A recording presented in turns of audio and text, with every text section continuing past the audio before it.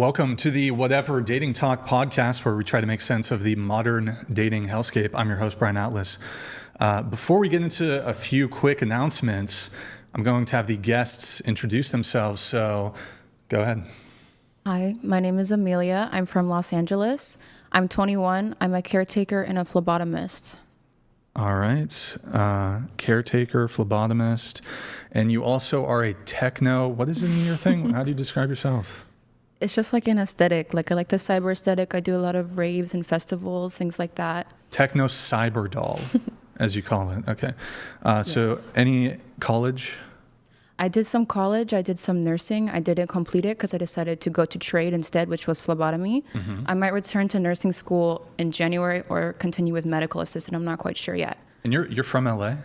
I am Or German, but I okay. live in LA, yes. But were you born in Germany? No, my family was, though, and my dad moved here when he was a baby. Because I detect a bit of an accent, although I can't quite place it. Do you speak German? Bisschen.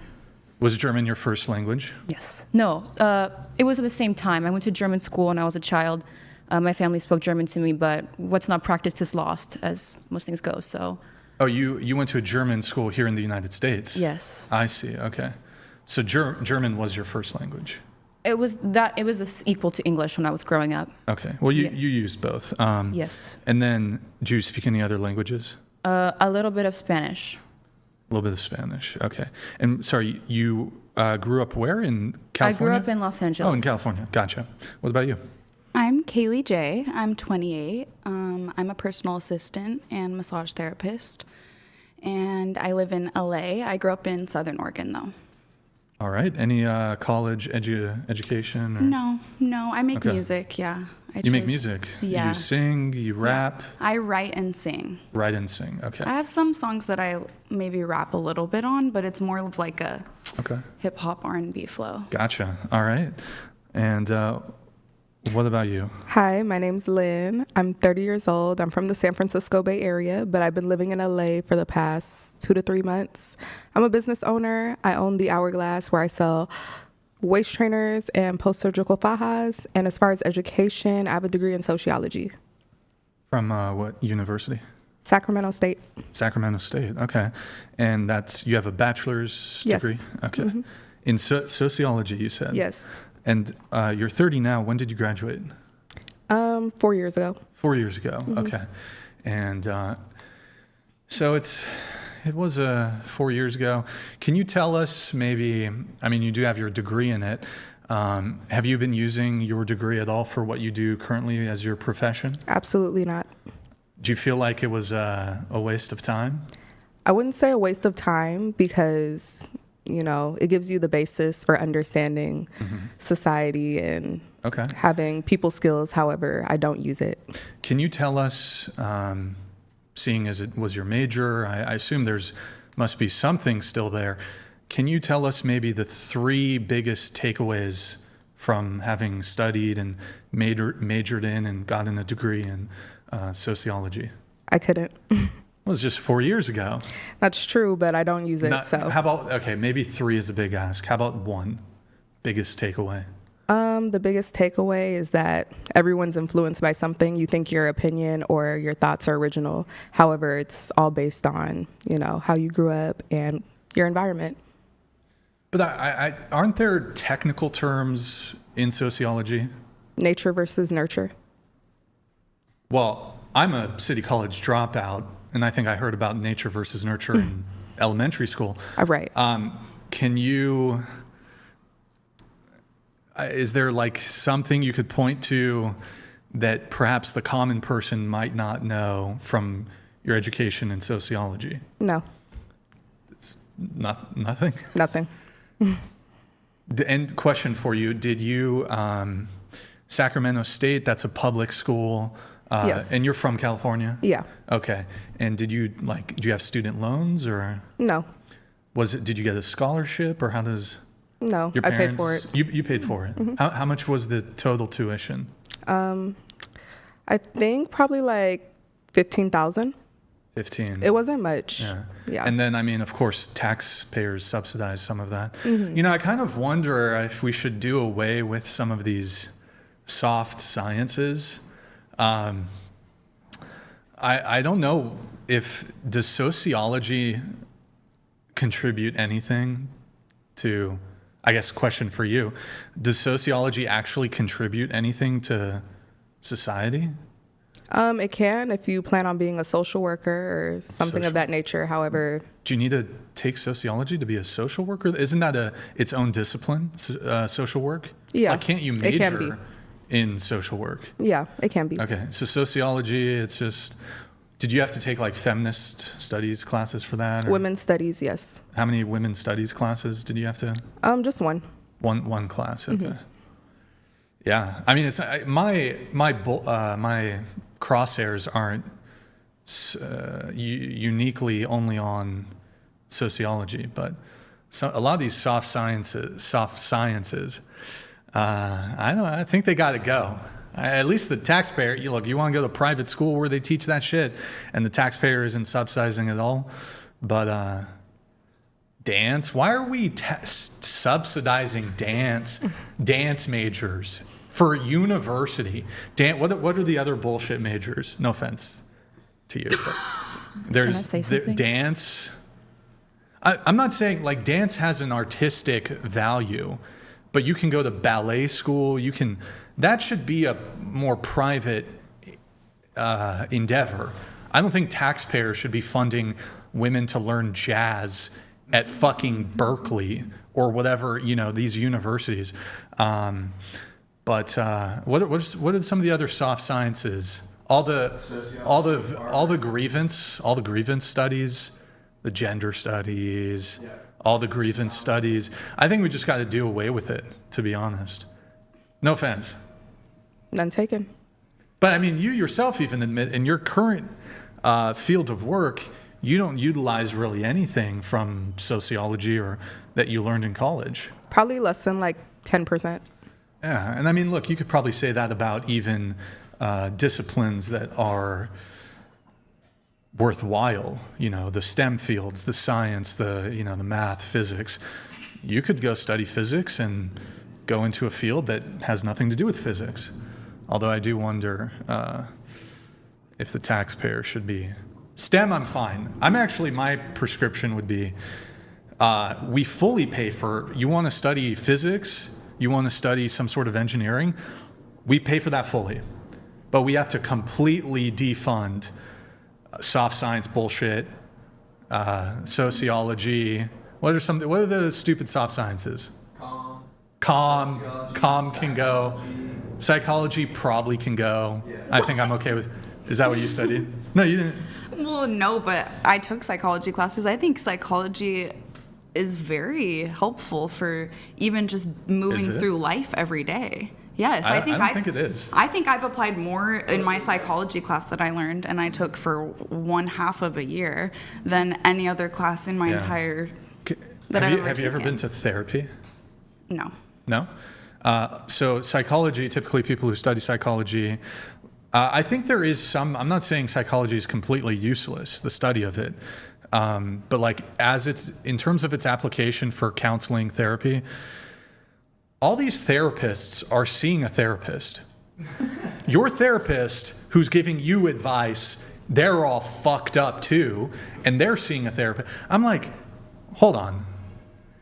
You're telling me how I got to think, but you're all fucked up? Really? I don't know. I think therapy's kind of bullshit, but that's another conversation. Okay, good talk. Nothing, one thing from sociology? I couldn't tell you. Nothing? You don't even remember? I don't know. You wrote an essay? You remember your essay you wrote? I couldn't tell you, honestly. All right. Okay, that's fair. That's fair. All right. What about you? I'm Tavy. I'm 22. I'm a barista and a life insurance agent, and I'm a college dropout. College. Okay, you were in college, though? Yeah. Okay. And, sorry, you said you're from where? I might have missed it. Stockton. Stockton. Like, grew up there, born there? Yeah. Okay. College dropout. So were you in City College, 4-year? City College. What were you studying? I was doing psychology. Ooh. And then I was gonna stop. Yeah. I was gonna stop that and then do radiology. So that way, my only goal was to be in pink scrubs with my bestie. But then we both decided we hate chemistry and dropped out. Okay. All right. Good times. Good times. What about you? I'm Samantha. I'm 25. I was born and raised in Los Angeles. I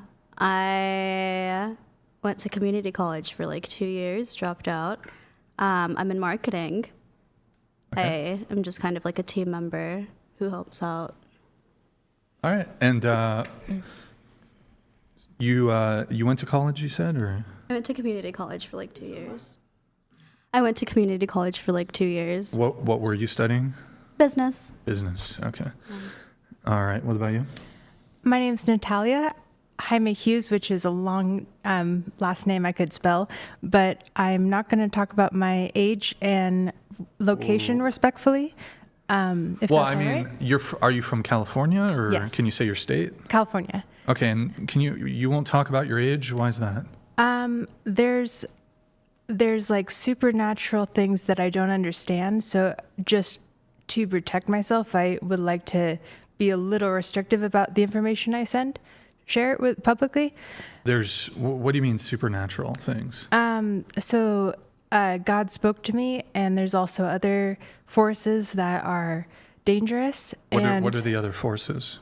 Like demonic forces. So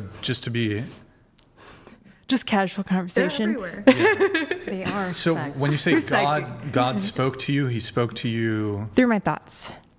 just now? This was in 2023, March 3rd, 2023. And there's a preclusion from you sharing your age. God spoke to you directly and said, if you go on any podcast, be sure not to share your age. Do I have that correctly? He didn't say that, but I just want to be careful about the information I share. How so? For what reason, I guess? Just to protect myself, because I'm going against very big forces, and I would like to protect myself and my family as much as possible. How would sharing your age? It's not about the age, but my point is, I also don't want to deal with bias, because I'm a young person and people in their 70s tend to run the government, and I would like to reduce the bias as much as possible. Well, even if you didn't reveal your age, I don't think people are going to assume that you're in your 40s, 50s, 60s, or 70s. So just on the basis of your physical appearance, people are going to come to a range, a determination on your estimated age range, which based on your appearance, probably most people would put between 25 and 35. Yeah, it's between the 20s and 30s. Well, you're fine saying that. So the bias that you're concerned of still exists. How would so the people in the government, I think the people in the government, because of your unwillingness to share your age, would actually have another bias and think you're fucking loony because you're like not willing to share your age. That seems a bit peculiar. They could certainly look me up and figure out all the information about me, like all the agencies that know a lot about me, but I just don't want to share everything. You're trying to hide from the agencies. I'm trying to hide from evil forces that are in the world, basically. Like in the government? In the whole world. But some of those are these government agencies. Would you like this? What, the CIA? What's the other like intel ones? CIA? NSA? NSA, is that one? There's tons of them. You do, just to be clear though, you think if the CIA was so inclined to give a fuck about you, which I doubt they do, you don't think the CIA would have a way to figure out your age, absent you disclosing it on the whatever podcast? It's easy to figure out my information, but I just, on a online platform, I just want to be restrictive is what I'm saying. Well, I'm not asking for your date of birth. I don't need the day. I don't need the month. I don't even need the year. I just need your age. And that could be okay. We could move on for this. 29. Sorry about that. Well, shit. Now you're fucked. Now the demons are coming for you. Well, I just want to I just wanted to let you know that things happen, and I want to be careful. Is my point. I mean, you just disclosed it though with a little bit. You think You think little chubby Brian over here is gonna put the fucking boot on your neck? Imagine that CIA interrogator. You completely folded to the most minimal amount of verbal pressure. Pure pressure. I got the answer from you in 3 minutes. You just completely folded, and there's demons after you. For the sake of folded. For the sake of time, I will fold, but I don't want to have. I don't want to. The very I just wanted to let you know kind of where I stand. That was very weak. You're not afraid enough of the demons for me. Well, anyway, I'm just trusting in God to protect me, but there's a lot of stuff that happens, and I feel like it's intimidation. So it's just how it is. Can I ask a question? Yeah, sure. Why, what do you feel like your mission is on the planet? Why do you feel like there's evil forces specifically off? We're not going to get into that right now. Oh, okay. I thought your question was related to her age denial. Okay. But perhaps we can get into some of that stuff a bit later. Anyways. All right, well, 5 minutes later. Okay, off to a good start. Can I mention my degrees and my job real quick?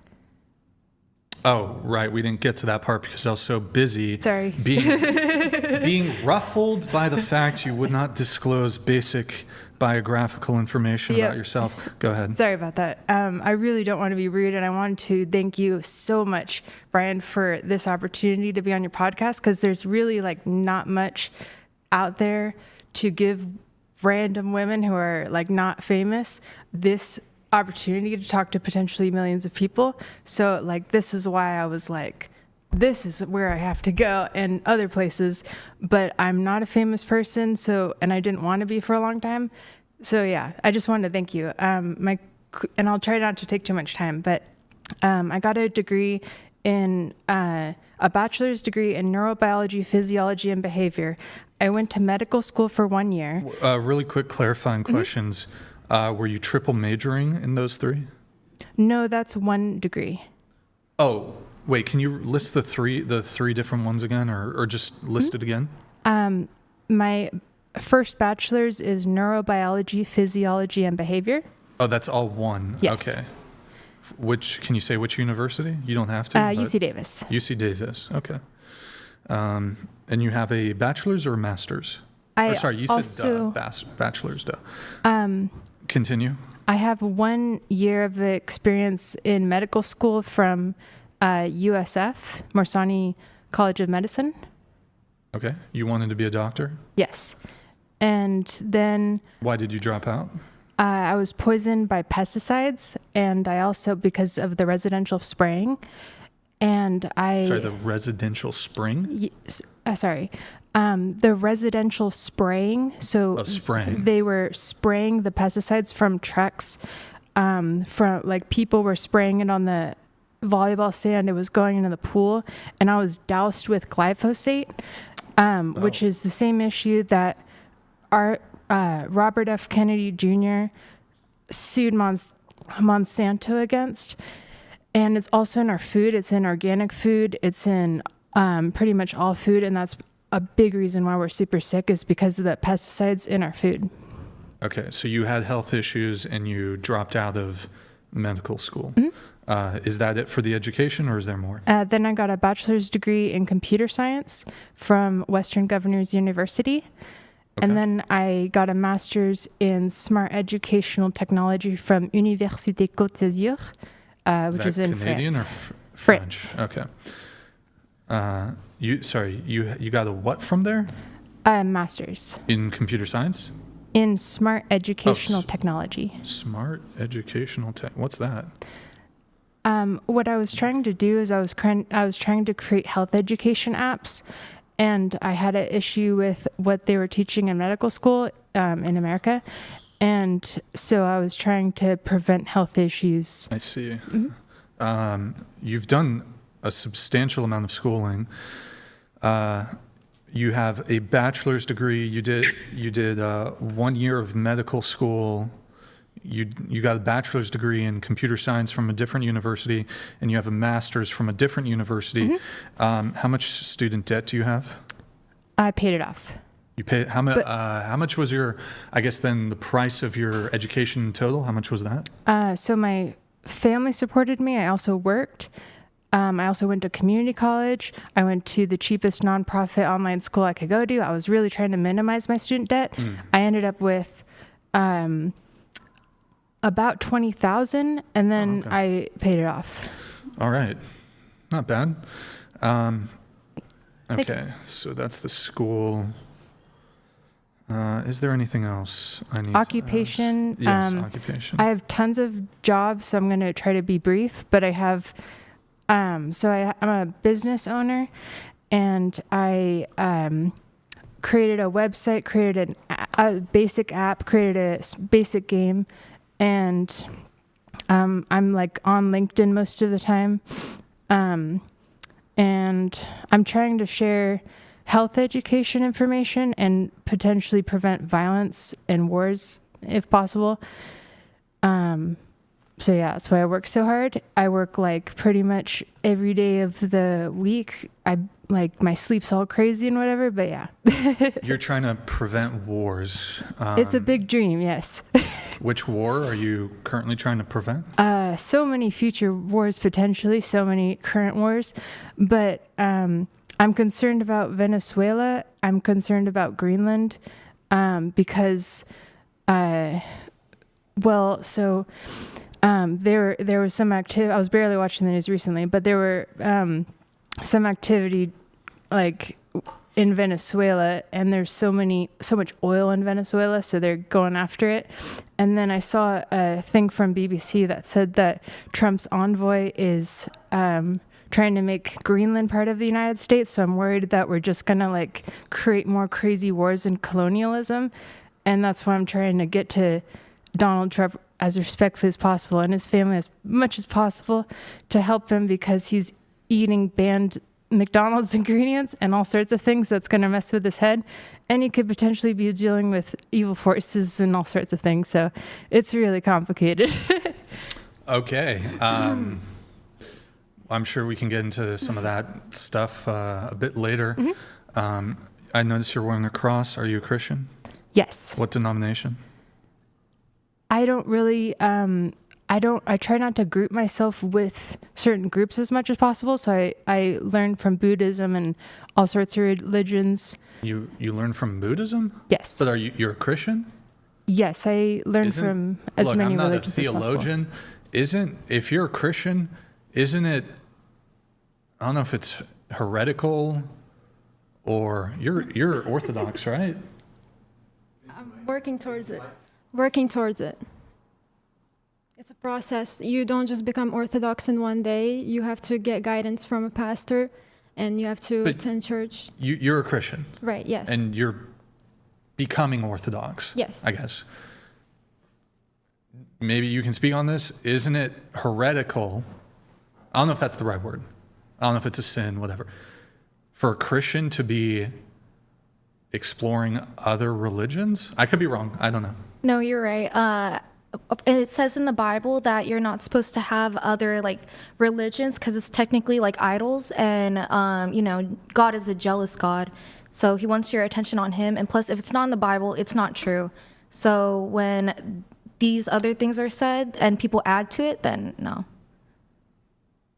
So, okay. So do you go to church? Yeah. No, you. Oh. Yes. Okay. What is the denomination of the church you go to? Presbyterian. Presbyterian. Mm-hmm. Okay. Okay. So you are Christian, but also study Buddhism, I guess. I don't know. Maybe it's not contradictory. A blasphemy? I don't know.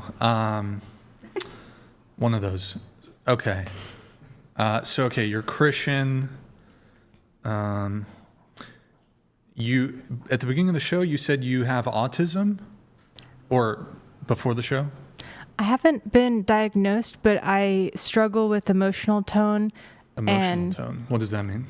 Like, I have trouble understanding people's emotions based on their tone. I also have trouble looking at people's eyes because I'm thinking so much. And I also perhaps have special interests, things like that. I was looking at the traits and I was just like, man, I really like nailed it on autism. Have you been diagnosed with anything? I don't want to say. Why is that? Because there's such a pressure towards taking medication for things, and sorry to interrupt, sorry to take so much time, guys, but like the medical system is so focused on taking God out of the picture, and it's like, well, what about all this evidence? What about healing? What about the body healing itself? What about the natural medicine? What about like physical therapy? What about Eastern medicine? Like there's so many things to help people help their body, and there's so many side effects with medications. The studies are so biased. I'm not asking what treatments you plan to undertake or could undertake. I'm simply asking you if you've had another, because you said you think you have autism. You may very well, you may not, but you have another diagnosis of some other thing. Definitely depression's most likely on there. I haven't looked at my medical records, so I don't know exactly what they've diagnosed me with. Okay. Is there anything else?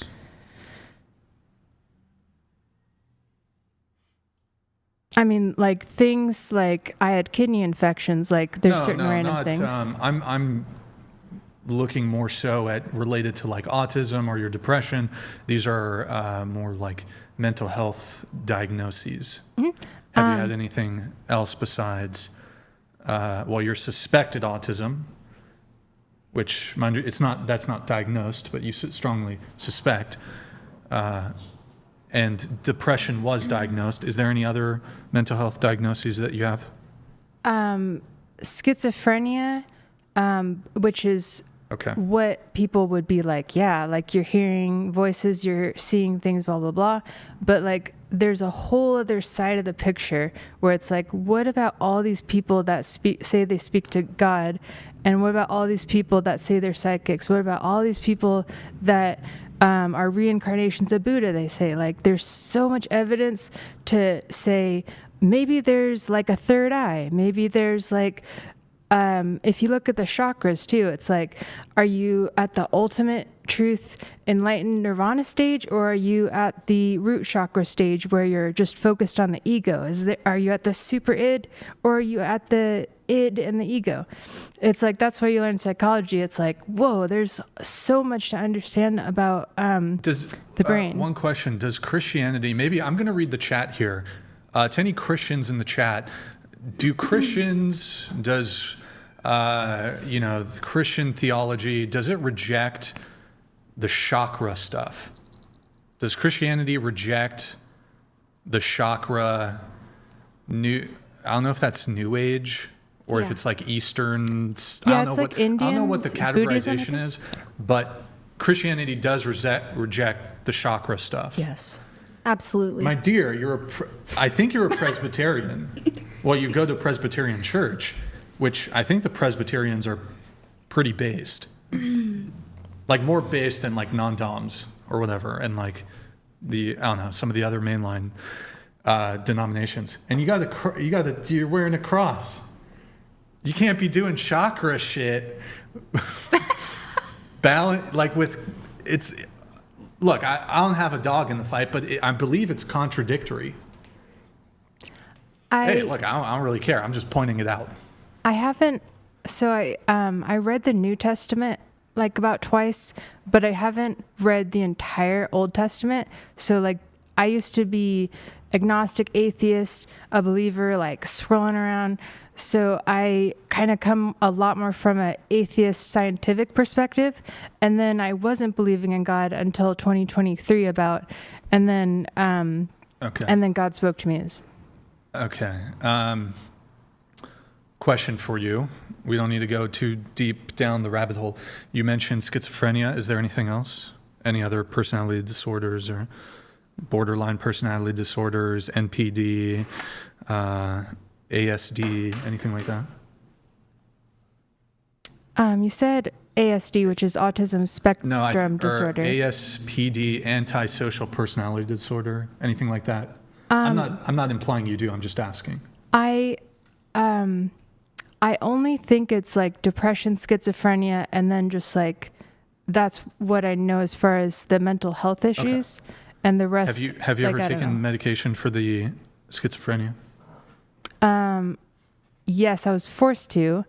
What age were you diagnosed? Let's see. This year. Oh, this year you were diagnosed. What was the context in which you received the diagnosis? You've never been, perhaps I'm jumping the gun here. You've never been committed to, have you ever been 5150'd or placed, had a mental hold or anything like that? So I went to the psychiatric. First of all, I'm like a super curious person. Like I try to learn everything. Sure. So like I go to places where it's like, oh, what's happening over here? Like I'm not like someone who usually abstains and protects myself and like hangs out with a certain crowd and whatever. Mm-hmm. So I was taking Accutane, which is for acne. Yeah. And the doctor was warning me this has suicidal ideation. Yeah. And I was like, all right, like I'm just going to tough it out. And I was literally crying, like within a thought, like just like crying.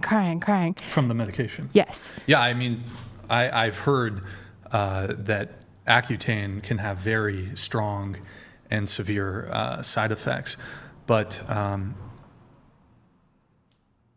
you were diagnosed a year ago.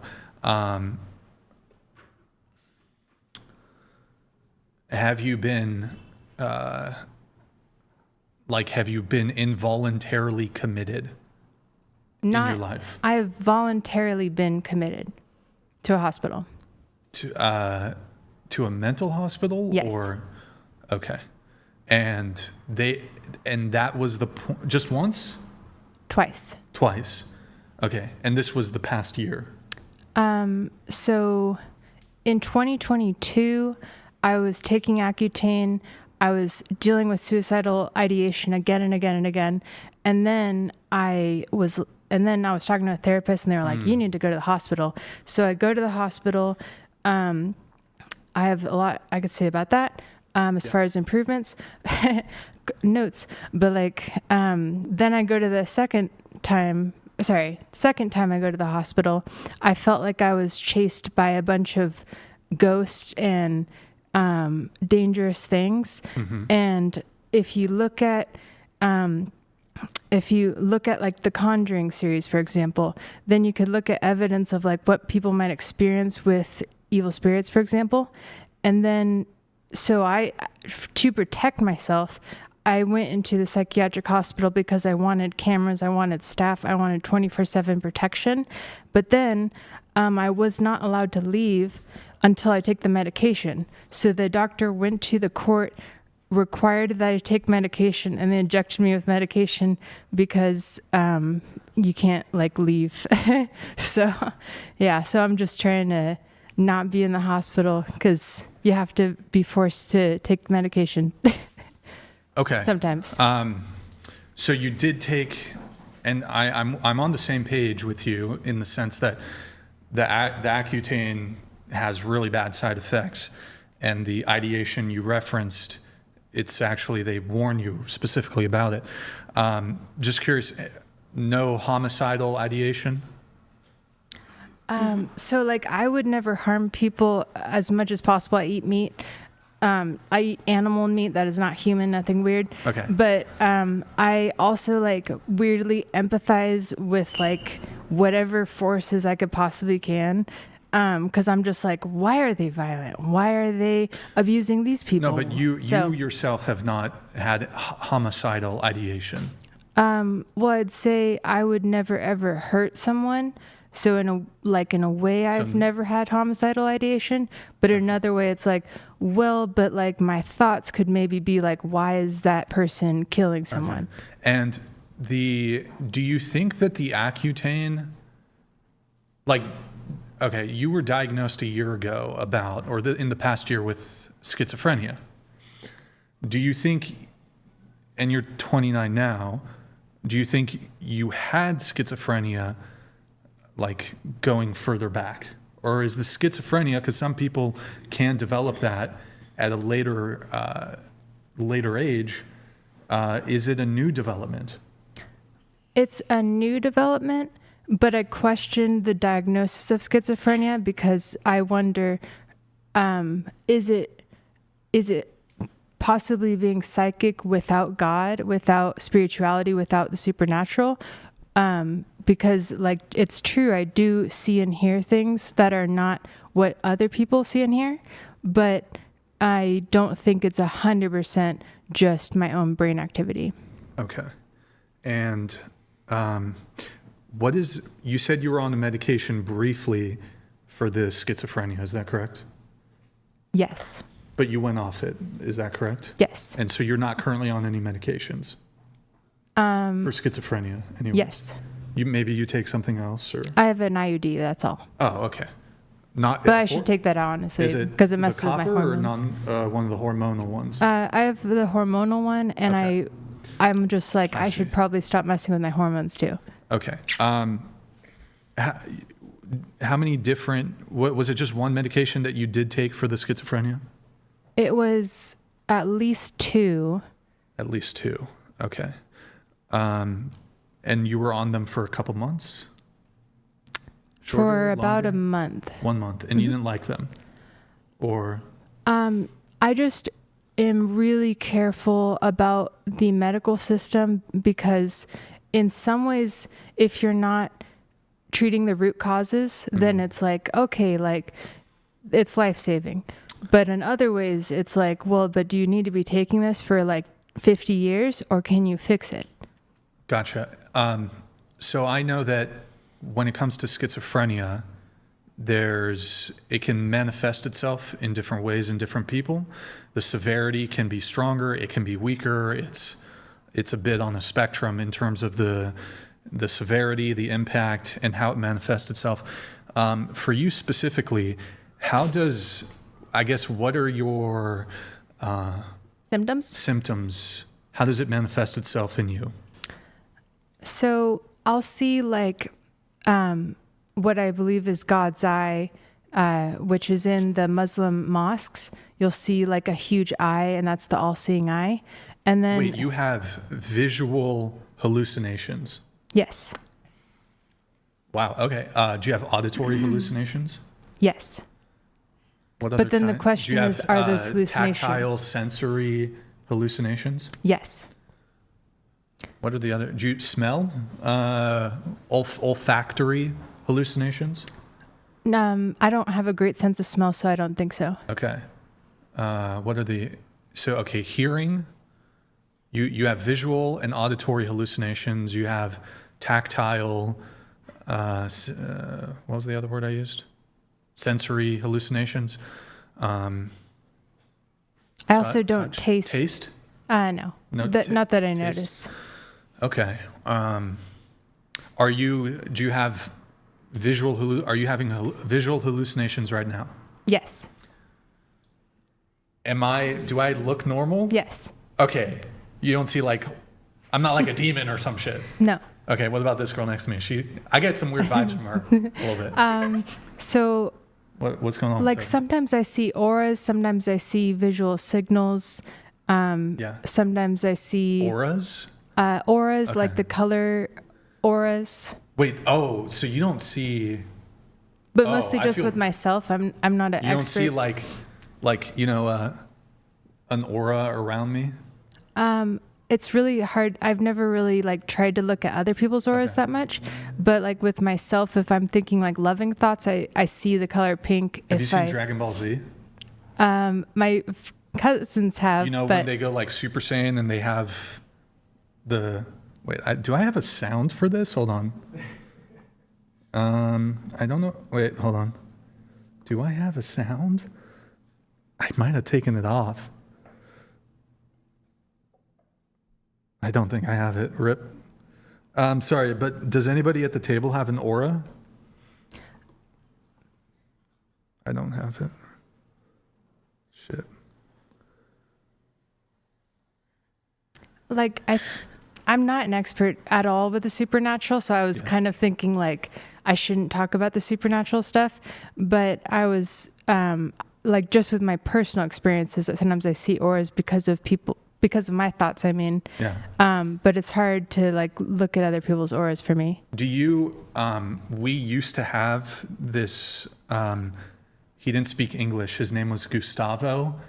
And unfortunately he like passed away. Sometimes I think his spirit haunts the whatever podcast studio. Have you seen a guy in a Chilean military uniform, like a visage, like a phantom? Have you seen? So like I'll ask God for certain things. My thoughts are kind of out of control a lot of the times. But did you see him? But have no, you seen, no, I generally do we have don't any see spirits ghosts in the studio? I generally don't see ghosts, okay, but I see like a light. It's basically a vertical light. I'll see like moving around really quick. So I saw like a white flash right there. From Nick? It's like hypothetically it could be him or it could be an angel. I have no idea. Okay. But so what you said, you do experience visual hallucinations. Are they 24/7? I mean, when you're awake, I suppose. They like reduced for part of this year, and then when I was asking like, how can I serve you, Jesus Christ, more, then it came back. More. Okay. And they're kind of lights. Are they ever like very detailed objects or people or? I'll see like cartoonish reactions. So like if I'm thinking of something that angers an evil spirit potentially, then I'll see an angry face. If I think of eating, I'll see like the big fangs.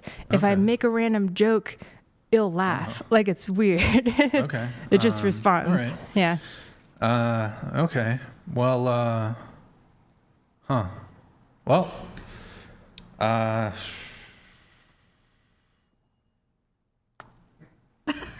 don't know. I'm kind of at a loss for words, honestly. I think we can go around the table again. I'm sure. Does anybody else here have, I guess since we're getting into mental health diagnoses, does anybody, you got, maybe we could all, this could be like a bonding moment. What do you have anything, any issues? Nothing? Come on. I mean, come on. When I was younger, I had really bad depression, but yeah, thank Jesus that's not present anymore as the way it was before. You're Catholic, right? I'm Catholic Christian. Catholic. Okay. Yeah. Yeah. I used to, but I think Jesus said I was saved for the most part from that. What did you used to have? Depression. Just depression? Major depression disorder. Yes. And okay. What about you? Any into the mic? I've never been diagnosed with anything, but I'm definitely autistic. Definitely autistic. Definitely. I can tell. What about you? I don't have anything, unfortunately. Unfortunate, maybe fortunately. I used to be crazy, but what does that mean? Like, drugs? Oh, that too. But like, I used to like carve into people type spirit. Carve? Yeah, like you stabbed people? Yeah, like wait, what blood. Does that mean? What was that? Wait, what does that mean? Can you? I'm sorry, I'm confused. Like like carved into people. Like when I had a boyfriend, I would be like, hey, like my initials, your skin, blood. Like consensually? Yeah. Oh yeah. Oh or yeah. Or you would force them? Oh no. Consensually. Do you still do that? No. He saved me. Jesus. Yeah. Saved you from the carving. Yeah. Okay. Yes. Is that so? Was it a kink thing or was it not sexual at all? I think it was a kink thing. I think I just liked blood for some reason. And then I did also used to be depressed. Yeah. Okay. What about you? I actually have episodic depression. Episodic depression? Yeah, I'm not always depressed, but sometimes I fall into episodes. So I'm not sad all the time. Tilt your mic down a little bit. Yeah. So grab it from, tilt it from, there you go. Okay, episodic depression. Okay. All right. Huh. Okay. Well, I guess we need your intro, so let's just get into that. You give us your intro? Yeah, I'm Alina. I'm 21 years old. I'm from Penza, Russia, but I currently live in Philadelphia. And I'm a student studying for a Bachelor of Business Administration. Okay. All right. Welcome back. I think this is your fourth I believe appearance? it's the fourth. All right. Welcome back. And any mental health diagnoses? No, when I was a child, I was evaluated for autism because everybody thought I was Checks autistic. out. Yeah. But it turned out negative, so. Okay. Really quick, going back to you, when I was asking about your medication, you said you had an IUD. The non-hormonal, or was it the hormonal one? It's the hormonal because I didn't want to have periods, but I don't recommend. Are you active? No. In a biblical way? Are you biblically carnal knowledge? Can you elaborate, please? Are you having carnal knowledge? Could you elaborate, please? Like a relationship? Have you been with a man biblically recently? Or at any time? In February, I broke up with my last boyfriend. Okay, and that was the last time you had carnal knowledge, sex, yes. Intercourse. Okay, sorry. Okay, but you kept the IUD though, just in case. Is your boyfriend, is he good? Or is he alive? Yes. Okay, just checking. So, I want to be careful about what I say because I want my family to watch this. I don't know. Just I was curious because I feel like, you know the saying, I'm going to make a joke. You know the saying, like, don't stick your dick in crazy? I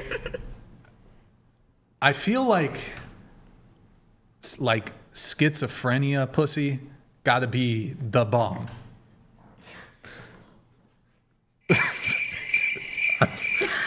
You know what I mean? You know what I mean? Like they say crazy girls, the sex is the best. You can't really get much better than schizophrenia. So I mean, you have that going for you. Sorry, it was a crude joke. Crude joke.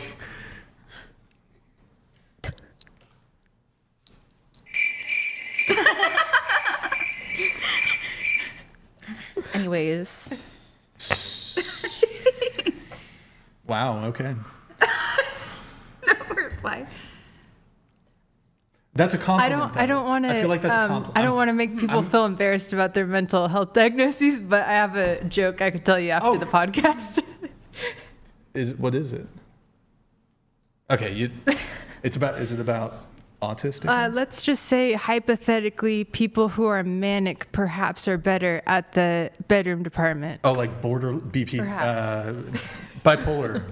disorder. Maybe. Yeah, they're crazy. It's not worth the trade-off. But my philosophy is, if you're going to be a crazy bitch, not you, but you seem kind of tame, I think.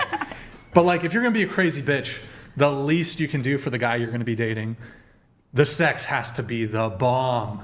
You can't be a crazy bitch and the sex is trash. You know what I mean? You know what I mean. She knows what I mean. You got to make up for the craziness, is what I'm saying. Now, some guys bite the bullet and they're like, this bitch is crazy. Not you. You're a very nice lady. I would never refer to you as a bitch, but I'm saying, I'm using it in that way. You know what I'm talking about. Because I'm part of the movement and the culture. But anyways, if you're dealing with a crazy bee, and she won't suck your dick, and the pussy's not, it's like, what, as a guy, what are you really even doing there? You know? To be clear, if a girl's got bipolar, I'm avoiding 100%. The other mental illnesses, it's an avoid. Even if she's really hot and the pussy would be bum. But I'm just saying. You know what I mean? Okay, good talk. All right, well, here. Wow, that was a good convo. We're going to have... I'm going to do the intro, then we're going to get into everybody's relationship status. So, this podcast is viewer supported. We rarely do sponsorships. YouTube hits us hard with demonetization so that we can continue to not be beholden to megacorp advertisers. Please consider sending a tip through streamlabs.com/whatever instead of super chatting, as YouTube takes a brutal 30% cut. Now, who's going to be the Medici family and stand up and let me create more? Or do you want to marginalize me till I'm out of my moment? Because look, I'm not getting sponsorships. Our CPM is kind of dog shit. YouTube's age restricting our shit, demonetizing our shit. I need y'all to support the show. So you guys be the Medici family and be my patrons. Okay, Streamlabs messages get priority. Read is 100, TTS is 200, TTS Streamlabs only. Bit of a moderation delay. Via Streamlabs, you can mute a microphone, pop a ball of champagne. Guys, it's our final show of the year. You got to pop a... I need to see some champagne pops tonight. And we're also going to get this... Do you drink alcohol? Mm-hmm. We're going to get her wasted. And then, is it worse? Is the schizophrenia worse when you're drunk? I haven't been wasted in a while, so I don't know. You're going to get so white girl wasted tonight? Well, all of you will get white girl wasted. I'll get white girl wasted too, along with you guys. So we got champagne bottles. We got crypto options. Now, if you want to just tip, damn it, and have 100% of your contribution go towards us, no platform fees, no cut, you can send that via Venmo or Cash App. That's whatever pod on both, on Venmo and Cash App. And I'll give you guys shout outs too during the stream. I might have forgotten. I don't know if you're watching. Shit, where is it? Where is it? Trisha M. I forgot to shout you out last show. Thank you for the 75. Curtis, thank you. Curtis Johnson, thank you for the 50. Troy, no, that's not, okay. We have channel memberships. To become a member, hit the join button. It's $5 a month. Thank you, everybody. Yo, Rachel, pull up that one from Rachel. It is can you read this one? It is absolutely forbidden to combine sorcery or divination or occultism with Christianity. Even the Bible warns about this. Yeah, my suspicions were correct. Good to see you in the chat, Rachel Wilson. Well, that would have been for her, but she's unfortunately stepped away to use the bathroom. All right, so thank you everybody for the memberships, $5 a month. We're also live on Twitch right now. Pull up another tab. Go to Twitch. By the way, guys, we got a great show, and we got some great stuff to get into. Twitch.tv/whatever. Drop us a follow on the Prime sub if you have one. If you have Amazon Prime, you can link it to your Twitch. Quick, free, easy way to support the show every single month. We got merch, shop.whatever.com. I am wearing the I Heart Big Labia hoodie. I'm going to swap out here soon into my other one if you go back. The Big Labia Matter one, then I'll probably end up in the 6X. So yeah, shop.whatever.com. Premium, comfortable. Like, yeah, the prices are, a little higher, but that's because we print on comfortable blanks that you'd actually want to wear. Super comfortable, super sane, not like these shitty band t-shirts that feel like cardboard. Follow us on Instagram, @whatever. Any women who want to be on the show, you can DM us there, twitter.com/whatever. And then go to, next. Stay here for a sec. Guys, it's almost the end of the year. I'm 9,000 followers away from 400,000 followers on my personal Instagram. Guys, go follow my personal IG right now, right this second. Nick, show them let's help them out. We got a fucking QR code to help you out too. There it is. You might have to make it smaller a little bit. Guys, get me to 400,000 before the end of the year. A little milestone, little Christmas come late, if you will. Follow me on Twitter, my personal Twitter, I guess. Can you zoom in, make it one bigger? Yeah, for the Twitter. One more? Okay, that's good. Tab over. Follow my cat. And then I'm the public service announcement. I'm the founder of the nonprofit and grassroots movement Big Labia Matter, or BLM for short. She's on the board of directors. Also, hold on. It's okay. Because all labia can't matter until big labia matter. So, fuck Kanye. Fuck Matt Rife. Fuck plastic surgeons, the surgery staff, and as a motherfucking crew. And if you want to be down with labia shaming, then fuck you too. Howard Stern, fuck you too. Dane Cook, fuck you too. All of y'all motherfuckers, fuck you. Die slow, motherfucker. My phone make sure all y'all kids don't grow. You motherfuckers can't be us or see us. We motherfucking thug life riders, west side till we die. Out here in California, nigga, we warn you, we'll bomb on you motherfuckers. We do our job. You think you mob, nigga, we the motherfucking mob. Yeah, that's right. But yeah, none of this like wizard sleeve, beef curtains, roast beef, roasty, Arby's talk. Get that shit out of here. I only date women with large labia, so this is really, like, it hurts me. Sometimes I cry thinking about it. Like all these women chopping their pussy lips off or just feeling insecure. I don't like it one bit. 10,000 labiaplasties a year in the USA alone. Economy, immigration, no. Fuck that shit. The most important, most pressing issue of our time, there's 10,000 women a year chopping their lady bits off, and it pisses me off. If you can't catch the full shows, we have a Clips channel. Link is in the description. We have a Discord, discord.gg/whatever.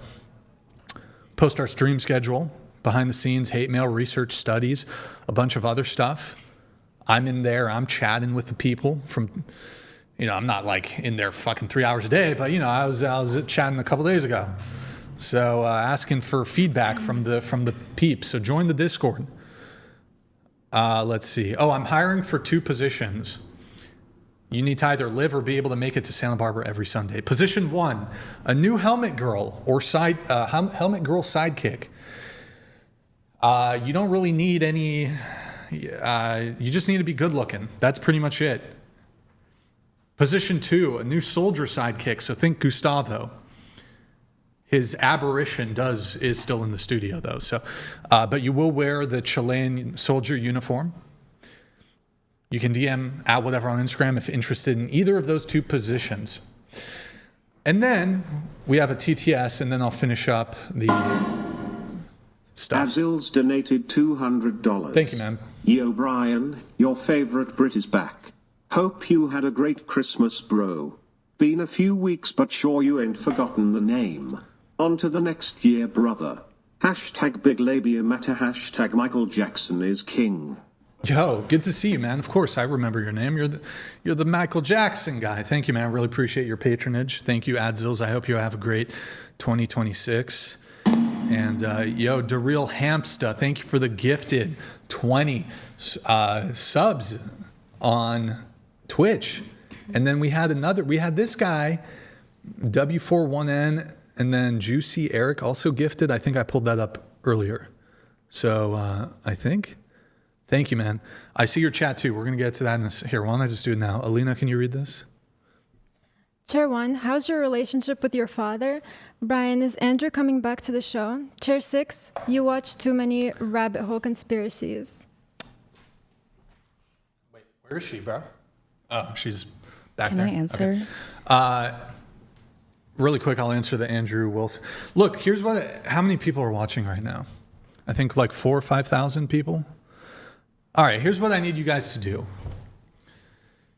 I need you guys to fucking bombard the shit out of Andrew. Be like, listen up. Mr. Wilson, get back on the whatever. You guys got to harass this guy. Like, not like in a terrible way. You just send him a chat message when he's live. You got to be like, hey, the invitation is there, but Andrew's a busy guy. He's a lot of big moves for Andrew. He's got a lot going on. So you guys got to lean on him a little bit. You guys got to lean on Andrew. Be like, get back on the whatever podcast. But hey, anytime, he's always welcome. Always welcome. W. Andrew. By the way, he did, if you guys want, he recently was on the PBD, Patrick Bet David podcast. He said said some very nice things about myself and the show. So thank you, Andrew. Really appreciate it. Thank you for the shout out, by the way, Andrew. W. Andrew Wilson in the chat. Brian, are you pregnant? Says somebody in the chat. Yes, I am pregnant, actually. Thank you for asking. I am pregnant. I'm actually a trans man. That's why I can do the gay voice so well, because I'm a trans man. Alina is actually the one who got me pregnant, believe it or not. She happens to have a penis. That's a crazy accusation. It is crazy, but it happens to be true. So, yeah. So anyways, big end of year reveal. So, you want to answer the... Yeah, he said, how's your relationship with your father? Yeah. That's one of my two best friends, one being my brother, second being my dad. He taught me everything I need to know of how to live by myself. I've been living by myself up until recently. I moved in with my partner. He taught me things that my mom couldn't teach me. He was a sergeant sheriff in LA County for 35 years. He taught me things about politics and social concepts and things that just wasn't taught in school.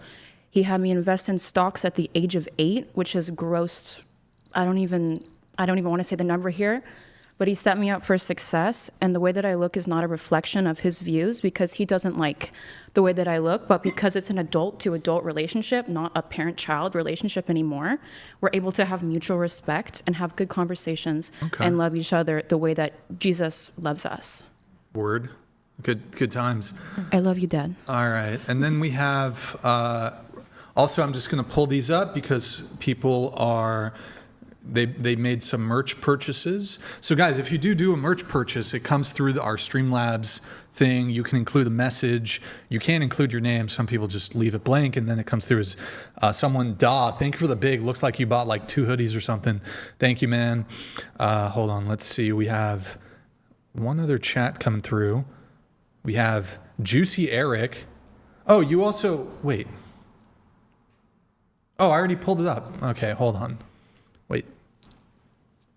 Am I getting confused? Here, let me do this. Can you read this one? Chair 6 is getting ghosted between the sheets. Brian, need a protection spell cast over you on this episode. Yeah, I have a lot of stories that I could mention about hauntings and things. Let's not get into it. Sven, thank you for the gifted 5. Appreciate it. Thank you for that super chat, by the way. Appreciate it. We read this one, right? Yes. Yeah. Okay, I accidentally pulled it up again. We have our good friend Adzils here coming in with the chat. Will Gustavo ever return? You'd be surprised with the comments and other. Hey, I actually spoke with him recently. We might get a cameo. We might get a little reunion. Actually, we're in 2026. So guys, we started the podcast in 2022. We're gonna. That's like almost. We've been doing this for like 3.5 years now, I guess. We're gonna be bringing back some old characters for like not a dedicated reunion episode, but we will have people come on as like a reunion, get a life update. So there's going to be some people coming back. So that'll be fun. But Gustavo, I'm pretty sure we'll have him come back. But I am hiring a new one, a new Gustavo. Final thing, Nick. Here, let me ask the chat. I'll ask the chat if we do this. So chat, we have one girl running obnoxiously late, but she's flying in. And there was a flight delay. So I'm not going to harsh on her too much. But we had 2 no-shows. But ultimately, with that girl who's coming late, we're going to have a full panel. For us, a full panel is 9. So look, we had 2 no-shows that I kind of put on blast. So the question for chat is, Do I pull up the Instagram messages of the 2 no-shows? Do we put them on blast, chat, or do I just, be the bigger man and just don't put them on blast? Yes, blast, or no? No blast or blast? Do we blast? Are we fucking blasting, boys? Okay, fuck it, let's do it really quick. All right, fuck these people. Hey, it's a fuck. You know what? Hey, hold on. Let me play this shit one more time. For the 2 fucking no-shows, these people are... By the way, one of them is 33. One of them is 27. It takes 10 minutes. 10 minutes. Sorry, 10 seconds to just be like, hey, fuck your podcast, I'm not coming. I prefer that. Anyways, whatever. Fucking... Fuck you too. All of y'all motherfuckers. Fuck you. Die slow, motherfucker. My phone make sure all y'all kids don't grow. To the no-shows. You motherfuckers can't be us or see us. We motherfucking thug like riders west side till we die. Out here in California, nigga, we warn you, we'll bomb on you motherfuckers. We do our job. You think you mob, nigga, we the motherfucking mob. Pull up the first one. All right, fuck you, Susie. So she DM'd us, hi, I'm in Santa Barbara, would like to be on your podcast. That's on next. Bro. This is just her bullshit, whatever. Fucking 3 kids, okay, whatever. Next. So we send her the confirmation. This is our, message. And she says, yes, I confirm. By the way, all the women here, I'm sure you can, did we send you 2 reminders? Yes. We sent you one on Friday. We sent you one on Saturday. So we're not like, we do send reminders, just, whatever. We send one 48 hours typically and 24 hours before. Pull it back up. So she confirms. Now, by the way, we tend to book people like way in advance, but for, this show, this was on Friday. But she says she confirms and she acknowledged the reminders. Next. Today, this is today, 4:11 p.m., because all these other lovely women were here on time. Thank you, by the way. I'm like, hey, are you coming? And she says, no, sorry. And I'm like, this woman is 33. 33, and it's 4:11 p.m. It takes, wait, there's more. It takes 10 seconds. I'm not coming. You would have known that not at 4:11 p.m., not prompted by me asking you if you're coming. Like, I don't know about what you guys think. I feel like, and this applies to dating too. If you have a date scheduled with somebody and say the date is for 4 p.m., you don't wait until 4:11 p.m. to be like, and for them to text you to be like, hey, I'm not coming. You don't do that. No, you tell the person, you give them as much advance notice as possible. I'm not coming. Pull it back up. Are you coming? No, sorry. Next. Okay, that's her. Fuck you, Susie. Next. It's like it's the dog. Do you have, or wait. No. Oh, that's somebody else. Oh, the other no show. Yeah, fuck you, Susie. What's that? Next yeah, next one. Okay, DMs us. Interested in being on the podcast. They're DMing us. And then next. 4:11. So you can't see it. Maybe just hide it temporarily. I'm just like, what's your ETA? Estimated time of arrival. Because all these other really polite people showed up on time. I'm like, hey, are you coming? You agreed? Whatever. And I won't make it this week. Bitch, you're supposed to tell us this shit 2 hours ago, not 4:11 p.m., you fucking scumbag. Now, pull it up. Pull up the next one. Yeah, pull up the next tab. Now this fight, and then she's trying to say that you don't know what's going on in her life. This is her dog's Instagram page. Click on the stories. Click on the stories. Live story. No, the stories, the profile picture. Click on that.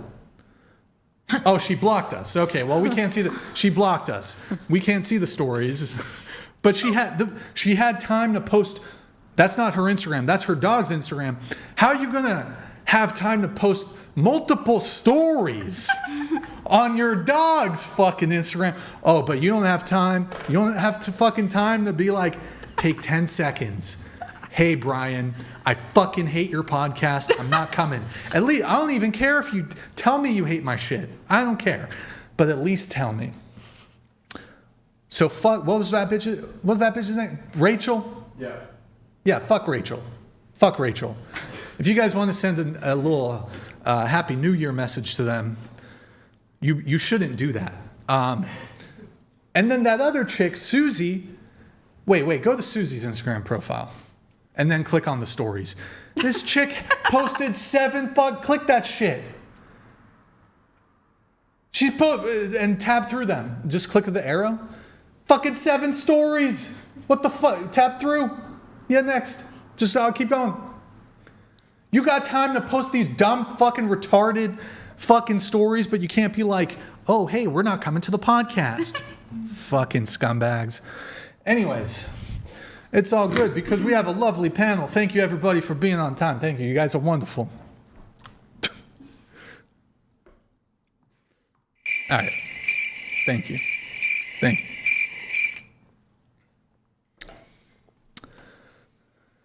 Oh, she was watching? She was watching.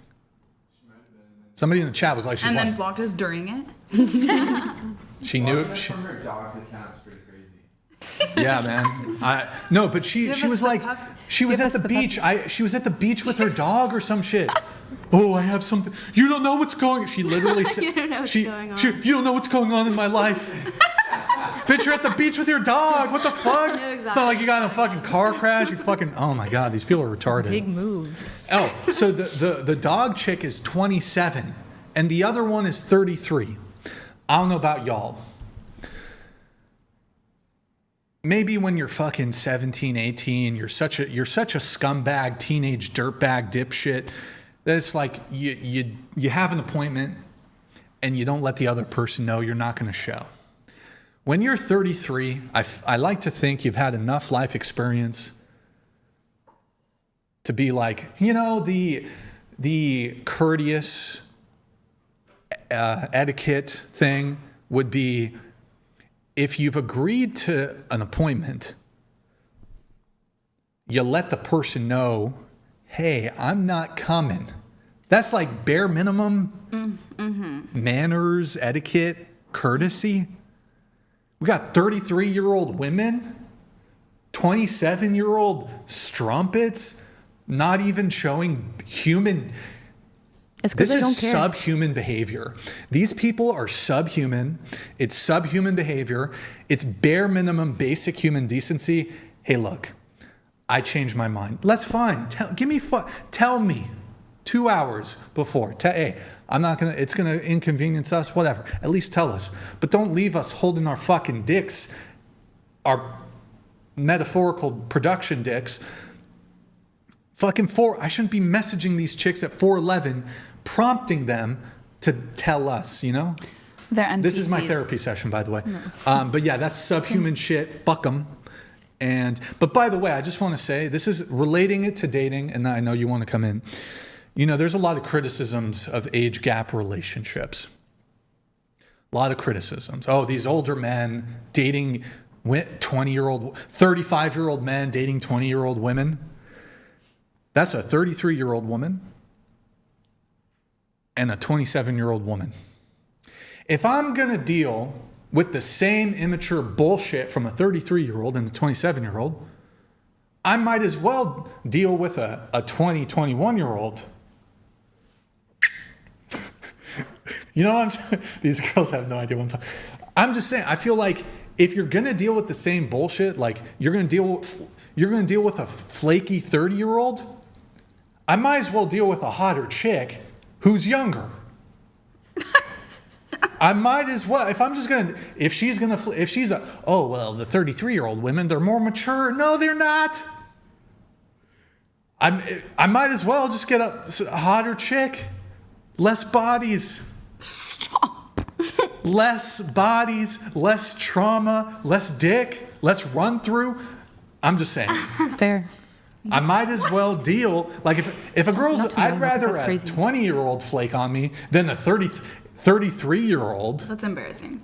Not like a 33. Like if I'm dating and I'm getting fucking a 33-year-old is 30 minutes late to the date. It's actually worse if she's older.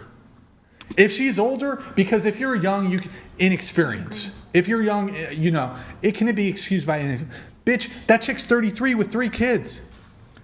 And maybe it's just one guy, right? It could be just one guy. But it's like, how do you not know? That's actually why I started like being okay with dating younger people, because I have always dated just naturally like older men than me. MILF. That's good. I'm so happy for you. And I felt like I was putting up with these people who were like, exactly, like you should be a grown-ass man. Like you should have the foresight, like you should have the communication skills, you should have all these things, and you don't, and that's pathetic. And then I feel like also you're jaded. You're like scared to be in love and be hurt again, and you can't pay for something because of the high school relationship. Like grow up. Someone has used you before, so every girl's gonna use you, and you're just like jaded by life when you're freaking past your 35. Like these men are fucking heartbroken, like on the ground crawling, just begging for love, and they don't know how to fucking still treat you or be a person. So I'm like, okay, I guess I'll be okay dating like some guy who's my age or like hopefully they'll be less jaded, and maybe we can teach communication, like we can teach a younger guy like, hey, communicate with me like this. They're more open to it. Like they're like, oh yeah, okay, that's what I'm supposed to do. Okay, just teach me. Hey, if you're a woman and you're a bit older and you want to date a younger guy, I don't have any issues with it. I tend to think women generally are more inclined to dating men their age or a bit older. But hey, I don't have you want to date a younger guy? By all means. I'm just saying, because I get this argument. Look, and by the way, on the age gap topic, I date women my own age. I'll date women younger than me. I've dated women older than me. In fact, when I was in my early 30s, I dated a woman like in her 40s. So I'm not like hanging out at college parties trying to pick up fucking college girls. But if a 20-year-old girl slides into my DMs, who am I to object? Can I ask how old you are? 36, yeah. I wanted to quickly respond when you were mentioning the... Wait, hold on. I'm not done with my monologue. Sorry, go ahead. So anyways, I'll let you respond here in a sec, but I do think there's this argument when we're having conversations about age gap relationships. What do you have in common what does a 30-year-old have in common with a 20-year-old? Or, oh my God, they're so immature. Bro, anybody who, by the way, I feel like women who deal with men in their late 20s, early 30s, this idea that this demographic of men they're so profoundly wise and mature. No. This idea that when you get older, you become some paragon of wisdom and you're so mature. No, these people are honestly, a lot of times they're fucking worse. Mm-hmm. These older people. Mm-hmm. So, and it's like, so if I'm going to be dealing with the same bullshit, I'd rather deal with the head, and it's more excusable to deal with that bullshit from somebody younger, because at least it's like, look, okay, they're naive or they're inexperienced, but you should really have your shit. Like, you shouldn't be fucking 30 minutes late to a date in your 30s. You shouldn't be, canceling on fucking no-showing. And anyways, whatever. I wanted to quickly respond. Wait, I'm not done. Sorry. I got to get this rant out. I got to get this rant fully out here. I'm just saying, I don't know. This idea that this idea that like the 30-year-olds are all mature, the younger, 20-year-olds that they're immature. It's fucking bullshit. It's total bullshit. In fact, I have this theory. It's called I'm just making up the name right now, theory. Are they a keeper? And the reality is there's a greater proportion of keepers at a younger age. Because you got to really, not to say that everybody in their 30s or late 20s is fucked up, but most people by the time they're 30, What? You're good. You're good. Okay. Let's tell her to stop reading well, better, whatever. Yeah, I got you. Sorry, I lost my train of thought. My bad.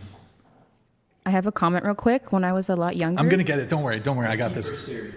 Yeah, the keeper theory. It's like there's a, not to say that there can't be a keeper in, you know, older age or whatever, but the proportion of them are fewer as you get into older age groups.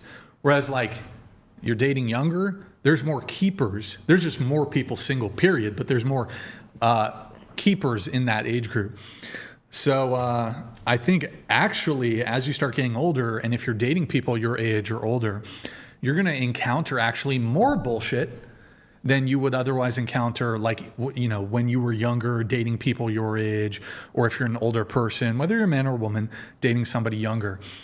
So ultimately, look, if I'm going to be dealing with this bullshit, you know, flakiness, bro, and it's not even just the age, like they can appear on paper to have their shit together. I remember I was some like chemistry, like this was a couple years ago.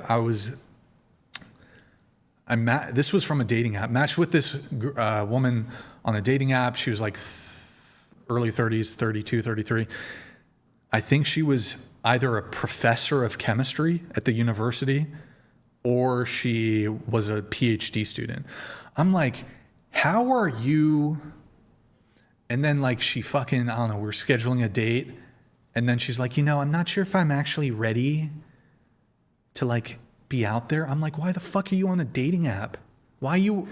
Shouldn't you have figured that shit out before you were on the dating app? And I'm like, why are you on the dating? And look, whatever, we didn't go on a date. It wasn't a big waste of my time. But I'm thinking like, if I'm dealing, I guess ultimate final point, if I'm going to deal with that bullshit from like highly educated career women who are in their 30s, I should just date the hot 20-year-olds.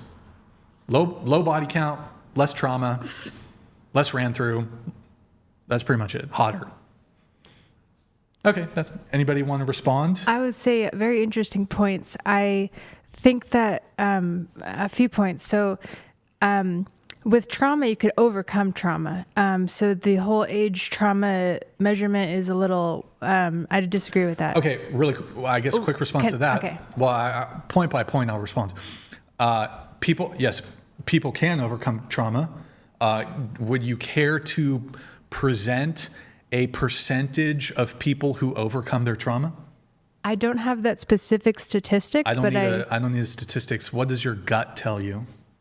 I don't want to. Okay, here's my philosophy. Most people don't overcome their trauma. I agree with that. I don't care. If they can, don't care. You're coming to me with all your bullshit, don't care. I'm not here to be your therapist. I'm here.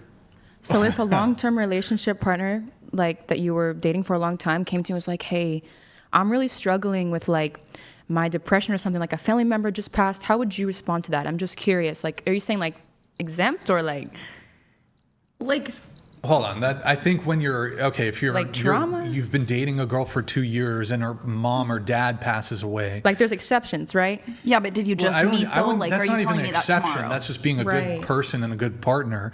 If they're going through something, then you can be there for them.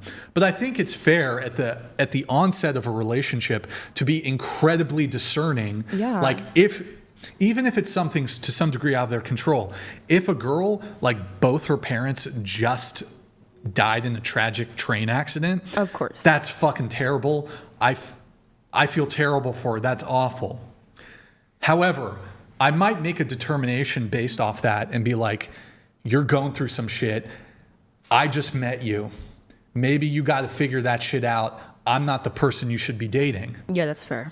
I don't know if I want to be at the onset, like I'm talking first, second, third, fourth date. I don't know if I want to be dealing with somebody. And look, some people deal with grief in different ways.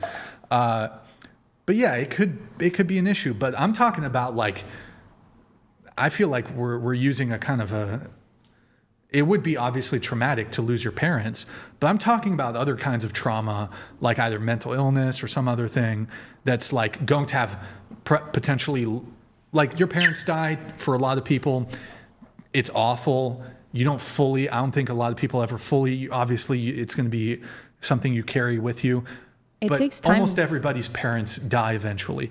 Everybody goes through it. Well, yes. People do, recover from that. I'm talking about like other kinds of trauma, I guess. I wanted to briefly mention that I got a bachelor's in neurobiology, physiology, and behavior, and the brain changes. So there's the prefrontal cortex that reduces the activity of the amygdala, which is the emotional center of the brain. So by growing your brain in various ways, by reducing your neurotoxic load, then you could potentially, and also taking probiotics, eating organic food, tons of things, meditation. A therapist really does help. Understanding psychology helps. Like what I do is I've avoided potentially violent relationships because I recognize here are the patterns of domestic violence, and I'm distancing myself from that because I don't learn how to like fight, and I don't want head trauma and things like that. But I wanted to briefly mention, you mentioned that people are just out of control of their lives. And we have an issue, especially in the United States, with our chronic disease epidemic. You're off topic. Yeah. Can I add something? Okay. Yeah.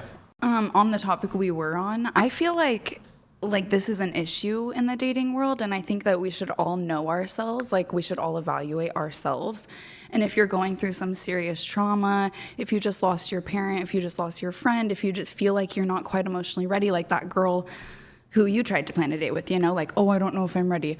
Okay, then delete a dating app. Like, go do whatever you need to do to figure out yourself and your life. Like, there's an issue in the world where people are like, oh, I'm just gonna go and, try to be in a relationship or try to find love, but like, you're not in a place for it. You're not emotionally even able to take care of yourself. You're not emotionally able to like communicate the issues you're going through. And you shouldn't carry all of that weight onto somebody else and be like, hey, want to carry everything for me and like be with me together and, be somebody that I just throw everything on and like, oh, that's what makes me happy. Like, I think we all need to evaluate if we're even ready for something, to be with somebody. Sure. And that is a big issue with even these people. Oh, I want to be on the podcast. Okay, but clearly you're not ready to be in the public eye, to make the trip out. That girl's like, oh, well, nothing is there that I need. Well, this is here. This, like, the entire thing, Like, we need to evaluate and focus on, like, what we are ready for and what we need from people. Sure. And if that's actually something that's reciprocal, and it's not just something that we're going to go into and we need somebody to take care of us. We need them to carry our loads. Like, if that is you, delete your dating apps. Like, stop going out and trying to meet people. Yeah. You're ruining people's lives, and you're taking energy from people who actually maybe do want a relationship, who do have time, who do have emotional availability. And like, the dating app should be cleared of all of those people who don't have that, because that is what they're for. You download it and you delete it to show up and say, hey, I'm here, I'm ready, or I'm not. I think it's just like a lack of thinking overall. And on the topic of like the dating apps, way earlier this year, beginning, I went on like one date with somebody that I met on Hinge, and then I went on a second one, and the second one ended with him crying, like sobbing, saying how he misses his mother who lives in Florida and how he doesn't want to go out anymore because he's just so emotional. I was like, I'm dealing with a man-child. I'm dealing with a mama's boy. I'm dealing with a little boy. Like, take yourself off the app. It's my mistake for even going on the apps in the first place, because like, I want to meet you in person. I don't know who you are, what you're about. That was the last date. That was the last time I used the apps. I met my current partner in person, but that was like just like an accurate representation of really who is on these apps, which I believe they're there more for the instant gratification and like I can get the like from this person, like like I am worthy of that. But it's like no one ever really takes it, like every once in a while, no one ever takes it to the next level. Every once in a while you hear like, I met my spouse on Tinder or something like that. That's great. I know some people like that, but overall, I don't think if you're on the dating apps base take, you're looking for anything serious. That's what it seems like recently. It's just this for gratification and to like show off, your best pictures and then not follow through. That's what I've seen. That's what I've heard and experienced. Maybe if someone else has a different opinion, I'm open to listening. I agree very much with what you said about people's lack of thinking. There's about half of the people in the world don't think, and half the people do think. And when I was poisoned by glyphosate, the weed killer that is in our organic food, in 81% of Americans' urine, according to the CDC, And RFK Damn, bro, I step away for 30 seconds and y'all let her hijack the shit. She's talking about glyphosate. Was that unprompted? How did y'all get to fucking glyphosate? It always leads back somehow. Try to keep it on topic if you can, please. Did you hear my story? It was about. Did you hear what I said? No. Okay. Was it related to? Yeah. We were on topic. I'll do like a 10-second recap when she's done. No, I don't need you to repeat it. Oh, okay. But did it lead into glyphosate? Respectfully, no. Okay, so. But I'm open. I guess just the final thought here, I do think related to the age gap conversation, I know it was kind of a segue from, like, those are obviously not women I'm dating or have an interest in dating, but it is kind of like, it is behavior that I see, even from adults, I guess you could say, that I think, and look, men do this too, men will flake on women, although I do think it is the case that I think in a dating context, women flake more than men do. I mean, my own experience, and this, by the way, all these experiences I would cite to are before the podcast. So there's not some cope about, oh, well, Brian, they didn't know about your toxic podcast, so they agreed to a date and then they looked you up and then they discovered your toxic podcast. No, it was well before I started being toxic online or whatever. So I can't tell you the number of experiences. I think from like 2021 till I started the podcast, there was like 2019 to 2022, I was doing a lot of online dating, and I was dating women older than me. I was dating women my age. So at the time, this would be between the age of like 30, 32, 33. I was dating women my age, really not dating younger, like 25 to 35 was probably the average range or whatever. And I can't, like, the amount of professional, like, women who had good careers, who seemed to have their life together, who were, in their mid to late 20s, early 30s, some even older, who would like be inconsiderate in terms of just kind of flaking last minute. I had, luckily, I mean, I've heard some not horror stories, but I've heard from other guys, they'll just get stood up. I think that happened to me once, luckily, but like the women would be obscenely late all the time. And, I try to give a bit of a grace. I think sometimes things can happen or whatever, but it did make me think that there's this related to the age gap convo. There's this huge idea that is being, this idea that younger women, so women perhaps say in their early 20s, or even 19, 20, 21, 22, are these completely chaotic, immature, unreliable, immature, whatever. And then, you have late 20s, early 30-year-old women who are the paragon of maturity. And it's just not the case. I had my time wasted so much by women in their late 20s, early 30s. And I was like, finally, I just came to this conclusion. Not to say that I wouldn't date a woman in her 30s. Like, no, that's not the case at all. But I did come to the conclusion that I at least reject this idea that like young women are immature and older women are mature. It's total bullshit. And it's actually I think a good justification for might as well just date younger, because you're going to encounter the same kind of bullshit with younger women as you will with older women. So you might as well date hotter, less trauma, less body count. Okay, anyways, moving on. We need to get everybody's relationship status. A little bit delayed on that. What's your relationship status? I'm in a relationship. All right, for how long? We've been dating for, I think, 11 months, and then we've been official for going on 7 months. Longest relationship? This one. Okay. Which is only like one of two. All right. What about you? Relationship status? Single. How long you been single for? I've been single for like 2.5, maybe 3 years. 3 years? Okay, longest relationship? Like 2 years. Is that the one that ended 3 years ago? No, that one was just a year. 1 year, okay. The most recent one, the 1 year, who broke up with who? I broke up with him on Christmas, actually, of the year.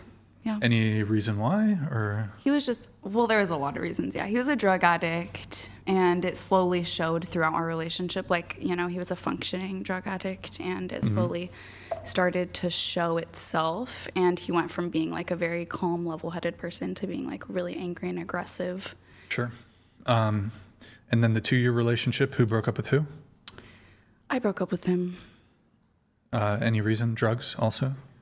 No, he was just like, that was my first and only like open relationship. He was a lot older than me. Like when we met, I was 20. He was like 37. And we dated for a couple of years. And he was just, when we first met, he was like, oh, I want to be open and still see other people. And I was like, yeah, of course, I'm super young. I want that too, you know? Sure. And then after like a year and a half or so, he would have these convos like, oh, I want to just be with you. I want to just be with you. Like, it's going to just be us, you know? And then, yeah, we would have like a really fun night, or we would go on vacation somewhere or have some nice trip. And then suddenly he would be telling me like about other girls. Okay. Relationship status? I'm currently single. How long have you been single for? About 3 years. 3 years. Longest relationship? 4 years. Is that the one that ended 3 years ago? Yes. Who broke up with who? It was a mutual breakup. Mutual breakup. Okay. So for the past 3 years, nothing?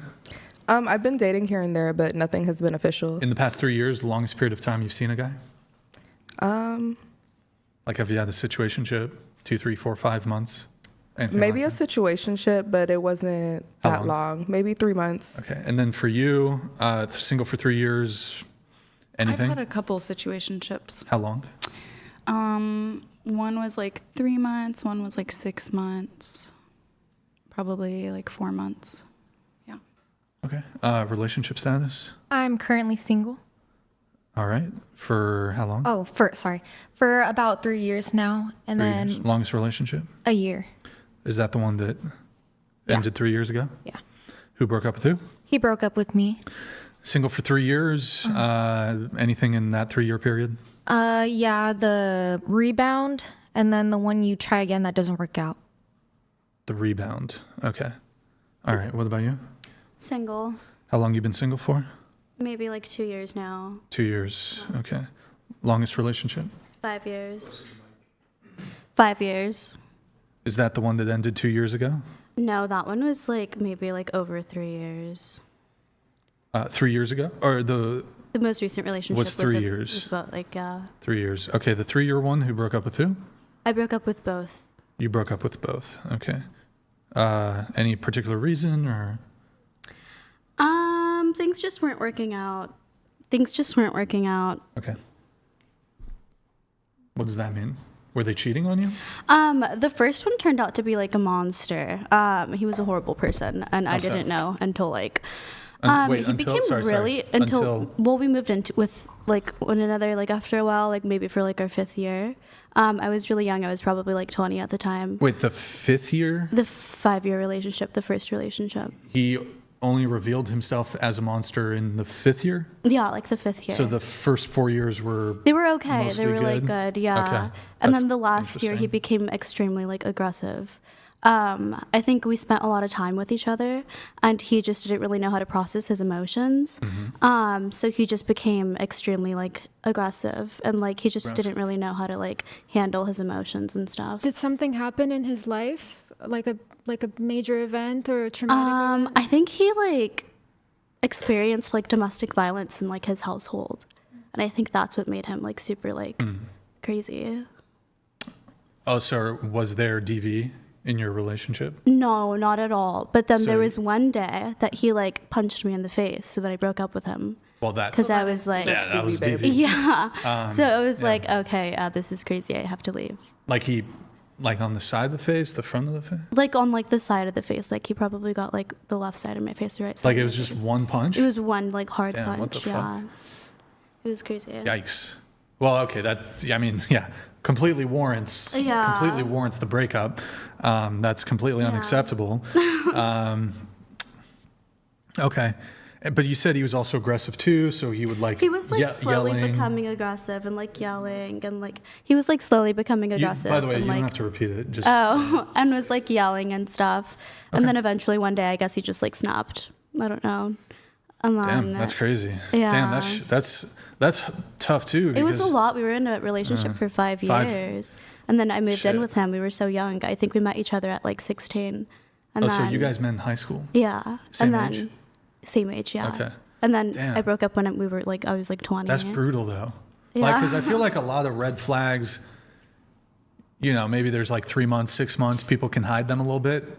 No, it was multiple years. It was so crazy, yeah. Now I feel like I can't really trust people. I'm like, you never really know what happens behind closed doors. I mean, it's definitely crazy. And like, yeah, what people are capable of. Like, you think you know somebody, yeah, and then to be in a 5-year relationship, and I mean, I'm assuming maybe prior to that there might have been, you know, people have arguments or disagreements or whatever. But then, like, imagine just spending essentially almost wasting. I mean, maybe you don't view it that way, but like only in the 4th or 5th year of a relationship for that to materialize, that's both scary and sucky.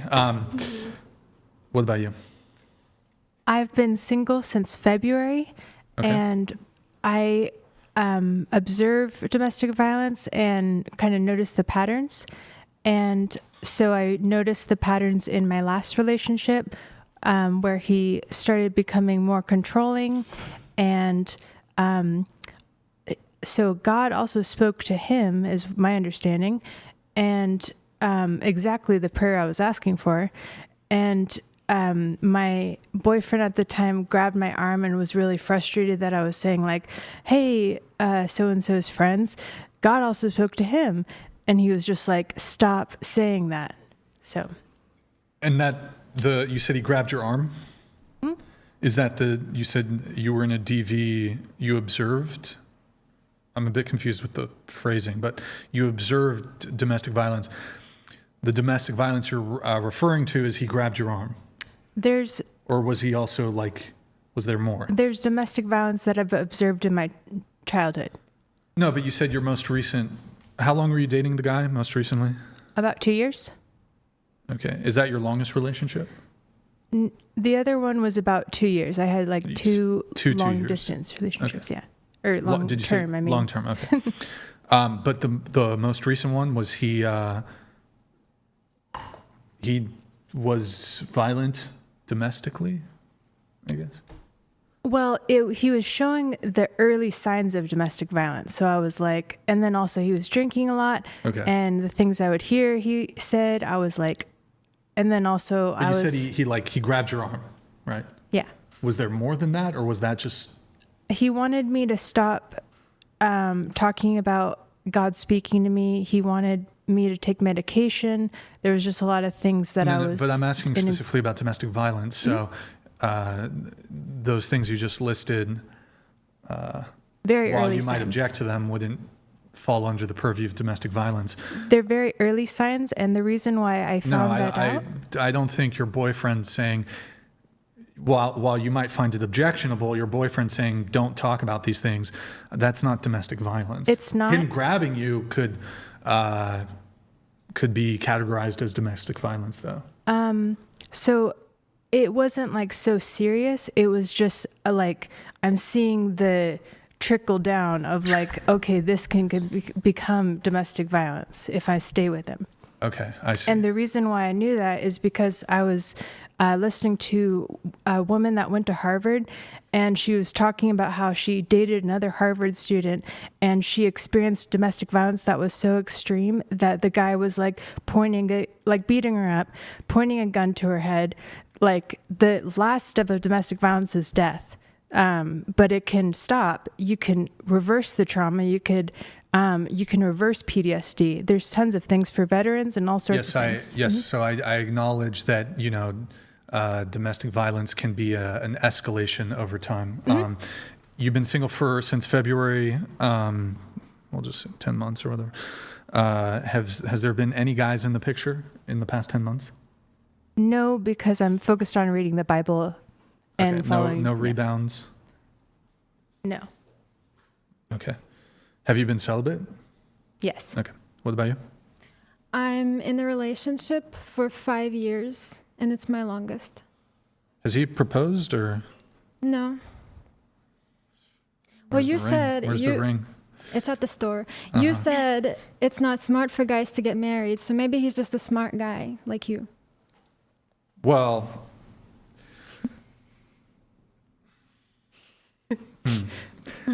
So have you told him you don't want to get married? Wait, I gotta respond to this. Yeah, so I myself, I don't want to get married. I think that there are certain risks as it relates to marriage. However, you're a Christian and he's a Christian, right? Mm-hmm. So I don't have objections for those who are religious. Well, I guess I should clarify. I don't reject to the religious motivations for marriage. Now, even if you are religious, regardless of whether you're religious or not, there are still risks. Whether you're agnostic, whether you're Muslim, whether you're a Christian, whatever, there's still risks regardless. But it makes sense to me, at least, if you're a Christian, the motivation for wanting to get married and the justification thereof. So I don't think I'm going to, this idea that because I say I dislike marriage, I don't know what that has to do with your relationship. Right. Unless he's a big fan of the show or something. I would never want to push a man into something that he's not fully ready for, and I want him to be ready, and when the time comes, it will. We met at a very young age, so when you're 16, 17, you're not often thinking about the bigger picture and what you want your life to look like and all of your life goals and what you want to do. You're kind of just more focused on, I like this person, let's date. It's not really that deep at that age, but when you start to get older, like into your 20s, you start to think about what you want your life to look like. So that's a stage that we're at right now. Sure, and I do acknowledge that the age is obviously a factor here.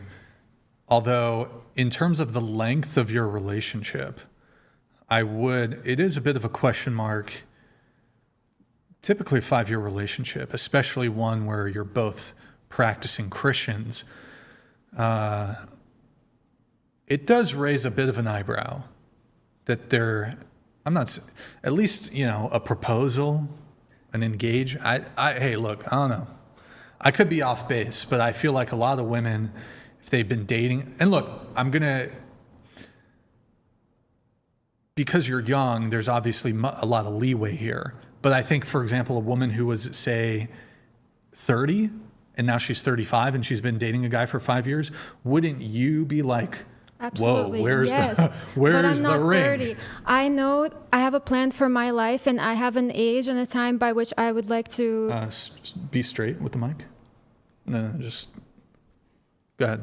The age that I would like to settle down and have children by. So I know all that stuff in my head. I would not be 30 meeting a guy and then waiting 5 years for a proposal. It's all about the age. The age is the main factor here. Alina, give a salute to Pasty George. In this camera. Yo, what's up, Pasty George? Good to see you in the chat, man. Good to see you. I'm going to have you read 2 chats here. We have Juicy Eric. I'm not. All right, go ahead. For chair 1, thank you for clarifying. For chair 6, you're not a true Christian. You actually insult them. Following ideologies go against the Bible itself. You're insane and need to be in 24/7 care. Response? Yeah, do you want to respond, chair 1 and 6? What do you disagree with exactly? I don't understand. I do want to say that I am ignorant about the Old Testament. I've read the New Testament, and I also want to say that I've been an atheist and agnostic, so I'm not an expert in the Bible by any means. So I'm sorry to offend you. I just want to talk about what I know, basically, based on the evidence that I know. So that's all. So I have a comment. I did my senior thesis when I was 18 on the spiritual realm and demons and angels and things like that. And it's always been a topic that's fascinated me. And I really wanted to see what constitutes blasphemy? What constitutes somebody being a false prophet?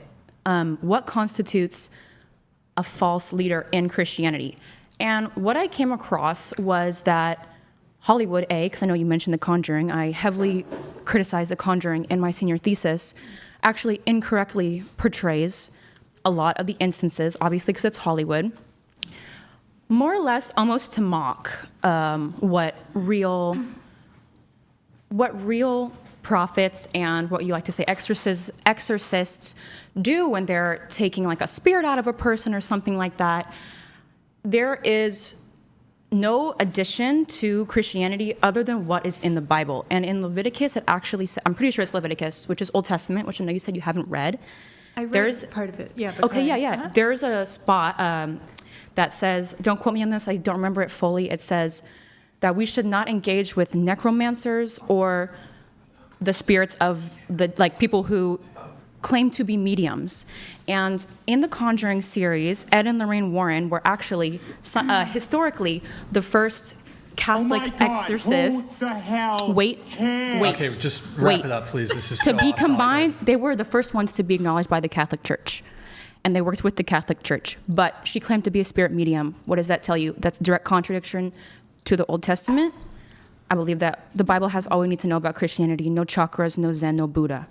I have, so again, I'm not an expert in the Bible or religion, but I have heard that, people say that you're not supposed to try to contact the dead, which is not something I try to do. I just feel like there is something trying to contact me potentially. Couldn't it be the manifestation of your schizophrenia? Well, I want to challenge the whole healthcare system, but how is that? Wait, what? What does that have to do with what I just said? But so it's our car's extended warranty. You have a definition of schizophrenia from medical doctors, and I challenge the healthcare system on their definitions of things. Some things are just not taught in medical school. Okay, I'm just saying, I think part of the reason you could, and from a loving point of view, that you could be having all these stuff you're dealing with is because you are channeling with the chakra stuff and all that. It is demon stuff, so it's so easy for them to get to a hold of you. What? Okay. How about this? If it is the case, though, that the chakra shit, the Buddha shit, whatever, is incompatible with Christianity, let's assume that's the case, right? Are you willing to make a commitment right here, right now on the Whatever podcast that you completely reject the chakra shit? I reject things that Jesus Christ would reject. So if it is the case that Jesus Christ would reject chakra, blah, blah, blah, whatever, all that stuff, would you reject it? Hypothetically, I would reject what Jesus Christ rejects if that includes those things. I just am curious as to why certain religions and beliefs and evidence are ignored. Okay, but right. But you're basing your beliefs off Jesus Christ, which Jesus Christ is only existent in one religion. Read this. Wife and I, 16-year age gap. I'm 42, she's 27. Best relationship we've ever had. I work and provide, and she's loyal, cooks, cleans, and supports. Was a Hooters girl. I definitely lucked out. Was a Hooters girl. I see nothing wrong with that. I think he won, and I think she also won. Shannon Lacey, thank you for your message, man. Wait, 16-year age gap, 42, she's 27. How long y'all been together? That's what I'm curious about. What was the age gap? Were you 35 and she was 20? What was the gap? Thank you, man. Really appreciate your message. All right. Has anybody here have a roster, starting with you, since you're single? Do you have a roster? Is that people I'm sleeping with right now? What is a roster? People I'm dating right now? It could include, yes, it could include people you're sleeping with, but it could also just be people who you're dating, I guess. I just started going on a couple of dates. I've gone on 2 dates with one guy and 3 dates with another guy in the last 2 weeks. All right. What about you? Do you have a roster? I wouldn't call it a roster. I would say that I'm weighing my options, but I am dating. How many people are in the picture right now? 2. 2. Mm-hmm. And then at any point in your entire life, you've had rosters at previous points, maybe? No. Just now, okay. And what about you? You've had a roster at previous points? I prefer to date like one-on-one. I'm a very big, if my heart is with someone, I'm all in, even if they're not. That's just how I am. Have you ever had a roster? No, I don't understand what this really means. Like going on dates more than one person at a time? Yeah, like basically dating multiple people, whether or not you're having sex with them. I wasn't, to B of conversation. And to A, there was like a time when I had like one date with one person at the beginning of the month. It didn't work. And I tried with somebody else later, but never like. Yeah, that's fine. Have you ever had a roster? Like dating multiple people at the same time? BC TV, yeah. The what? BC, before Christ. Oh, BC, before Christ. How big was the roster? I don't know. They just kept coming. Okay. Estimate? 10. 20? No. 15? No, probably 10. Okay. Ever had a roster? I don't think so. I mean, I've like dated like people, like at the same time, but your friend is. Oh my god, my ear. Your friend was. I've like dated people at the same time, but like. Your friend was squinting at you, which would indicate a disbelief in what you're saying. So okay, you've dated multiple people at the same time though. Yeah, like going on dates and like getting to know like other people, like at the same time. Yeah, I've done that. Like hooking up with. Hooking up at the same time as other people. I mean, I feel like it was like 1 month this person, next month that person. Oh, this person's gone. Let's go back to this person. Okay, sure. All right. Have you ever had a roster? Before Christ. How big was the roster? How big was it? I'm gonna have to pass for my family's sake. Well, I mean, there's not an implication that you were sleeping with them necessarily. Just a roster could just be, hey, I'm dating, you're dating Billy, Bob, and Brad. It's okay. I'm a waste of time on this question, Brian. Don't worry about it. Alina, ever had a roster? No, I think almost every single woman has a roster, because isn't it just people who you could be in a relationship with? People that you have, people that are your options? People who give you romantic attention, you don't even have to necessarily give it back, but they're still an option for you. Could be. Okay.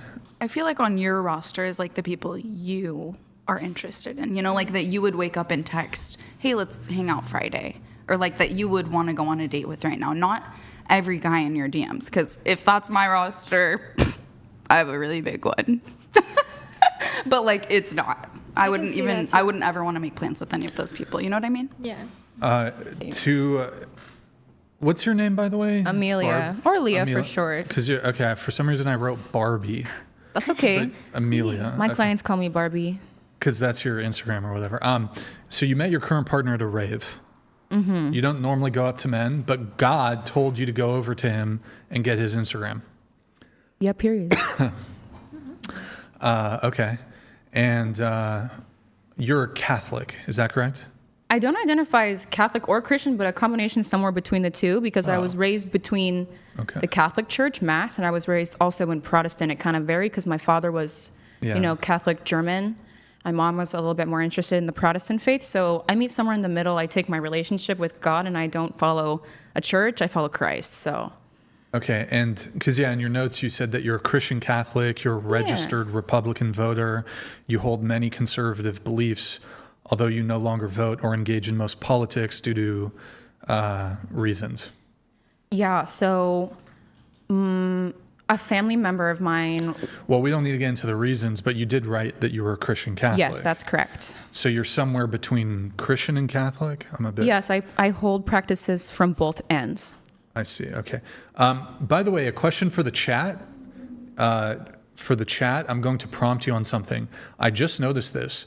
Her little cat ears or whatever, they have bells on them, and I am detecting a bit of a noise.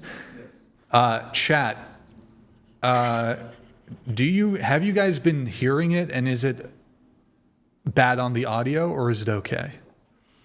No, it's okay. I think it's probably okay. Chat, are you guys hearing the jingling from your ears? Reply. It's annoying. So can you keep the cat ears on but take off the I can't do that, but I'll be more careful. Okay. Well, I mean, if it continues, you'll have to take them off. Okay. So Nick, can you monitor? Because I'm going to forget. I'm a bit confused though on the Catholic thing. So typically at raves, and you say you're Christian, you do right. You believe in freedom for a woman to dress however she wants, whether in a relationship or not. The right man will accept her the way she is. You also write you are covered in tattoos. You believe it makes you more attractive. Well, that's a different topic, but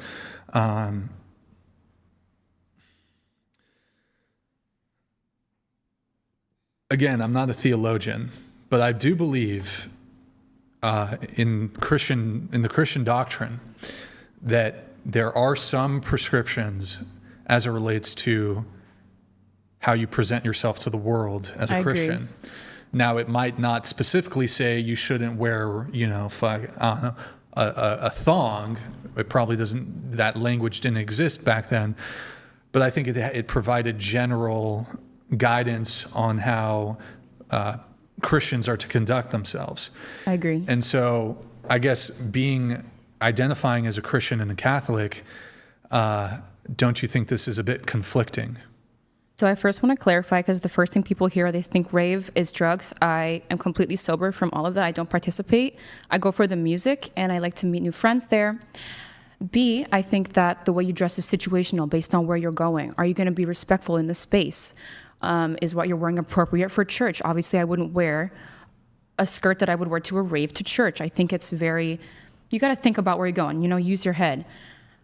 There's when it comes to, modesty, period, the Bible says all sin is equal. I know it might not be the best decision, in the realm of the Catholic Christian thing, but I pick my poison. I enjoy doing costumes, not to the point where I'm naked, obviously, come on now, but it's fun to do costumes. I do different costumes, and well, it's also fun to participate in various sins, but if you're a Christian or Catholic, you don't, or attempt not to. Yeah, no, that's for sure. I've had this discussion so many times. I believe that the way that I present myself actually opens up a bigger door for conversation when I express that I'm also Christian Catholic, because the amount of times people have come to me and say, I thought you were a Satanist. I thought you were a devil worshiper. I used to be way, way goth back in the day. My mom would come in when I was a kid, because this is not a phase. She would come and draw crosses on my wall because she thought that I was possessed or something. But the amount of conversations that I've had that have sparked from the way that I look, and also me being full of faith at the same time, I believe has brought more people to Christ than if I didn't look this way, because it's a conversation starter. It is. What are you doing at a rave? Oh, do you need some water? Do you need a prayer or a hug? I'm also a medical professional. You can help people if they're overdosing. It gives up who else is in that space, alternative space, doing the same thing? I'm just hearing a lot of cope and justification. You got to make this life livable. That's what I like to do. But so when you go to these raves, I'm almost wondering if it'd just be helpful to pull up maybe we just pull up your Instagram just so we have an example of kind of what it is. But can you describe your outfits even if it's not for a rave, but I imagine you kind of do dress a bit more revealing. Yeah. Not for a rave, I guess. I'm sorry, you're saying in general? I wear scrubs every day to work. No, I mean I'm assuming you're not wearing a thong to your phlebotomy job. I'm talking about when you go to events, when you go to raves, you are wearing pretty revealing clothing. Is that fair to say? Yeah, that's Private true. Chat, Nick? I'm not disagreeing with that. Okay. We'll just pull up your Instagram really quick. By the way, you want to just take the ears off? It's jingling. Is it that bad? It's jingling. I'm sorry, guys. It's not bad in a little bit. It's probably just better we don't. Okay, that's fine. Okay. Ready for the Instagram? Yeah. All right, scroll down. Just go. There, it's lower. All right, pause. Okay, so that's you. I mean, click on the one where she's in the cop costume or whatever. Okay. tab through those? The arrow? Okay, like, is this for a rave? Yeah, that was for hard summer. Okay, X out that, and then it's like see-through top with the nipples covered or whatever. You're wearing like a pasty, I guess. Ass visible through the mesh. Scroll down. Bikini photo. Don't click unless I tell you. Scroll down. Bikini photos, whatever. Okay, so, and you don't do OnlyFans, correct? I never have and I never will. Okay. Look, I don't really care if girls dress like this, but my confusion is, for example, if I was talking to a vegetarian and I saw them eating a hot dog, if people want to eat hot dogs, I'm totally fine with that. But if you tell me you're a vegetarian or you tell me you're a vegan and I see you eating a juicy steak, I'm kind of like, it wouldn't make sense. I'm fine with eating steaks, but it's kind of confusing. So you say you're a Christian, you say you're a Catholic. I heard all the kind of the cope and the justifications, but again, I personally, look, I have a preference for my own girlfriend dressing modestly. That's but fine. Like, whatever. If I don't really care all that much if women are posting thirst traps or whatever, it's probably better they don't. Probably better they dress modestly, whatever. But like going to these raves, and I do understand that in these rave environments, yes, it is common for women to dress super revealing, to basically be in lingerie, to be almost naked. I understand that in that environment, that's kind of normal, although I don't think it would be like weird for you to show up to a rave in, dressed a bit more covered up. It's not, and I have. But my confusion here is you claim to be, and it's in your own notes, not just the fact that you're a Christian Catholic. You say that, hold on, where is it? You said you believe in freedom for women to dress however she wants, whether she's in a relationship or not. The right man will accept her the way she is. This is in contravention, completely contradictory to Christianity. Wait, I have a rebuttal first because I don't want you to walk over me with my response to the first part, is that if we apply that same logic of because you dress this way, you don't look Christian, you can say the same thing about a person who identifies as Christian and cusses in front of regular people. You can apply the same thing.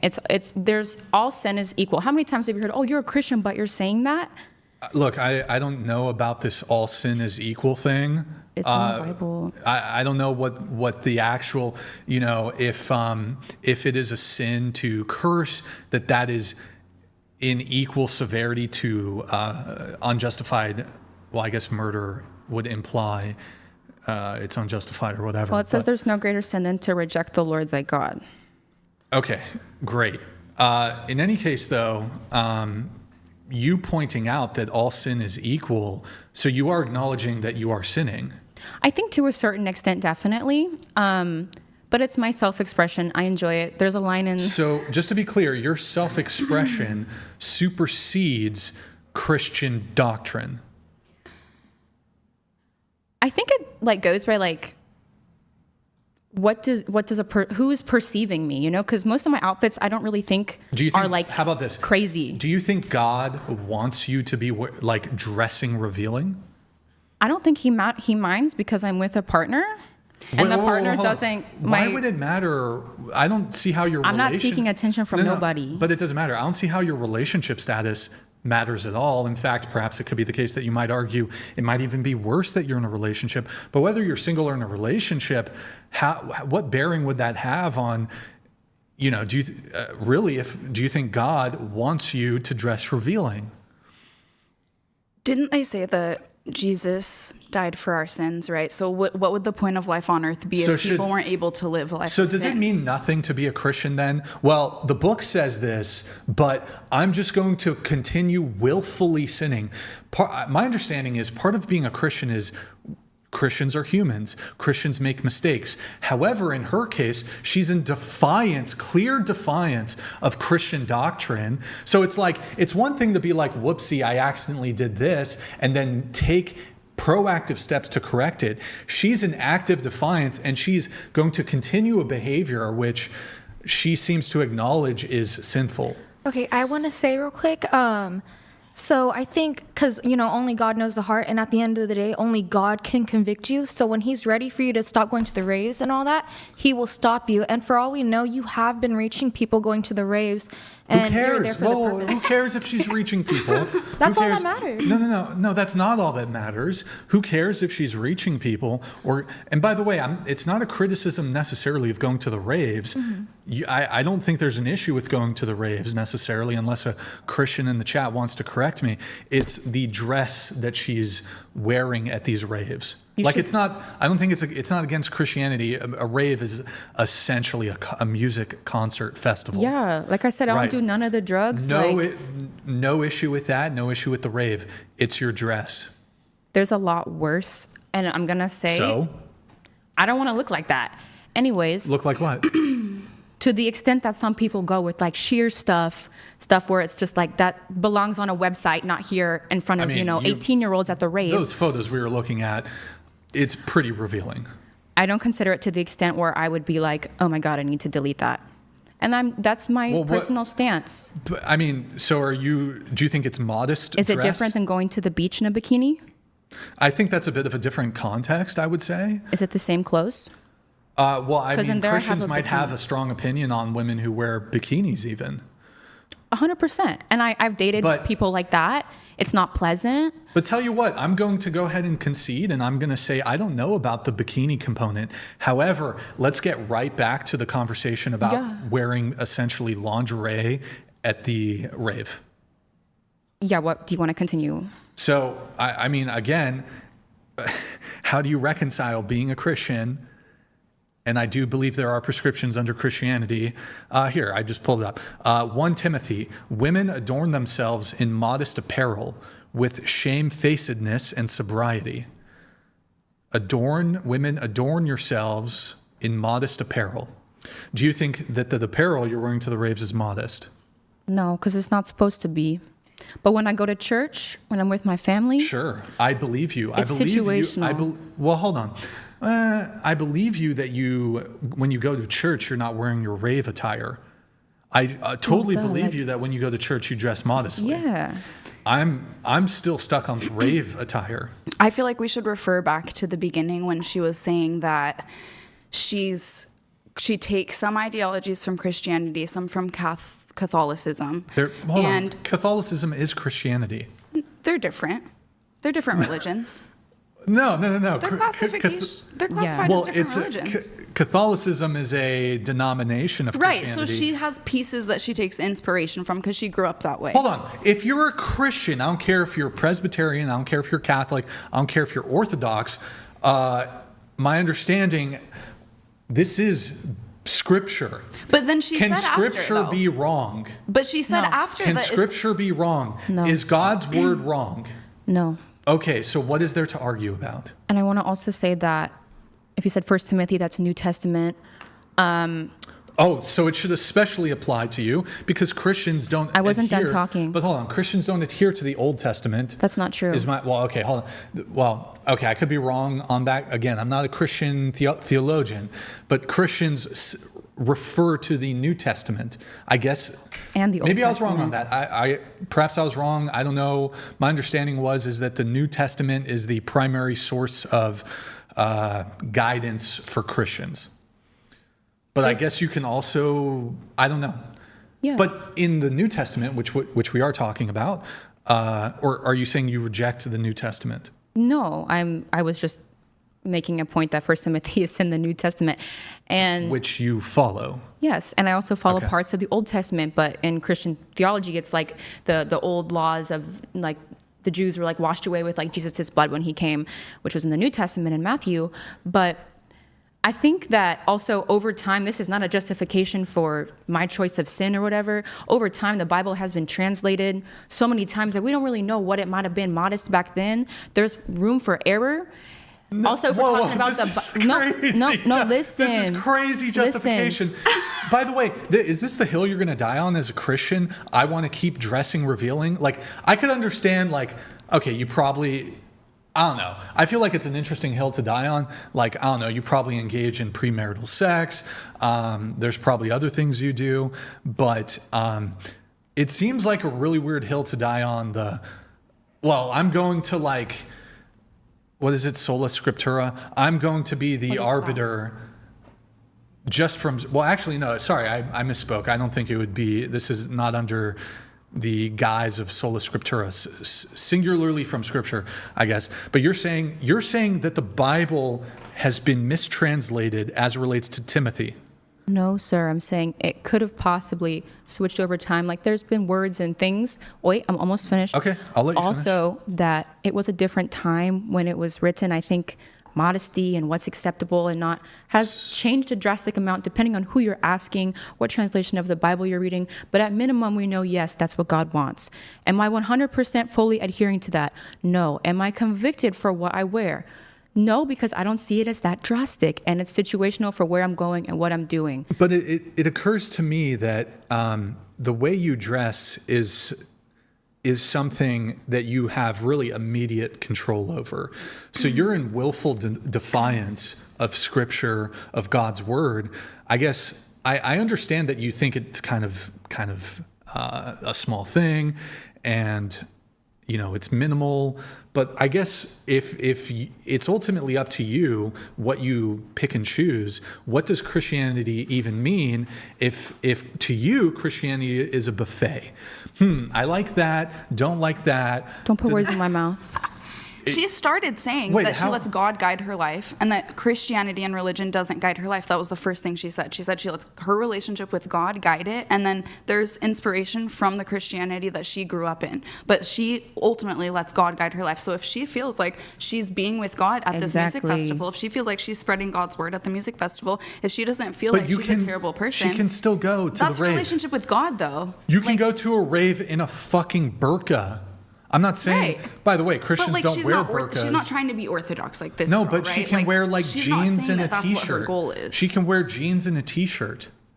She could. She doesn't need her ass hanging out in a mesh thing.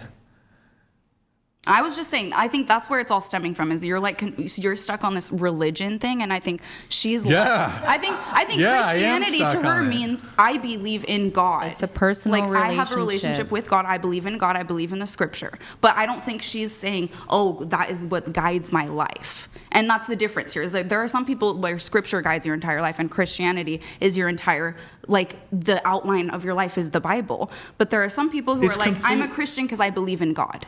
And that's mostly what it means to them. So it means nothing. It's completely contradictory. Well, some people don't believe in God. The Bible, God's word is final. God's word has final authority. Final authority. It's not I'm a 21-year-old chick who likes to go to raves and I'm going to supersede the Bible's authority and call myself a Christian. It's ridiculous. I'm a vegan. Nick, pass me the fucking hot dog back. It's crazy.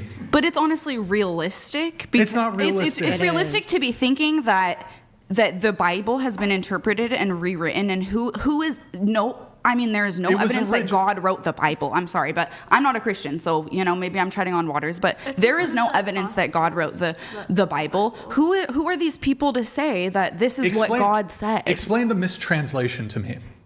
Explain the mistranslation. Of what word? From your perspective, since you're the arbiter of modesty of scripture, tell me what the translation actually intended in Timothy. I don't have the answer for that, but so why not just defer to what I'm saying? To control women. Because how would it be controlling? Honestly, if you think about it, for the time that it was written, I don't know. I might sound silly saying this. It might have been to do with all of the aggression that was going on towards women in the Bible times. Think about it. Wouldn't you argue that there's aggression in modern day? I'm not being beat by, I don't even know what I can say on here, but it's not the same extent that it was back in where the Bible was being written from. Just think logically. Don't have a rage bait reaction. I'm saying over time it could have gotten switched up a little bit. Words, get lost over time with the scrolls, the translations of the languages and things like that. I don't know. Baseline modesty as a society, we can agree is almost being covered up, right? But it's to certain people that means different things. I consider this outfit more on the modest side. I do. But it's when I'm going to church, it's extra modest. And it's I make this life livable. I have a relationship with God. I believe in God. This doesn't sabotage my entrance to heaven. You can live your life without wearing mesh, I'm basically naked clothing to like it doesn't dim your life if you were to wear jeans and a t-shirt to a rave. I disagree with the jeans part. It's better to wear shorts because of heat exhaustion. Okay. True. I believe in God. Then some mid-thigh shorts. So it's if you're dancing, sure, it's more comfortable to or you could wear like some loose, soft pants or something. In any case, I agree. You can do whatever you want, and I exercise my free will. Your free will is in contradiction to your Christian faith. It's not, though. I just described what my faith is and what that entails.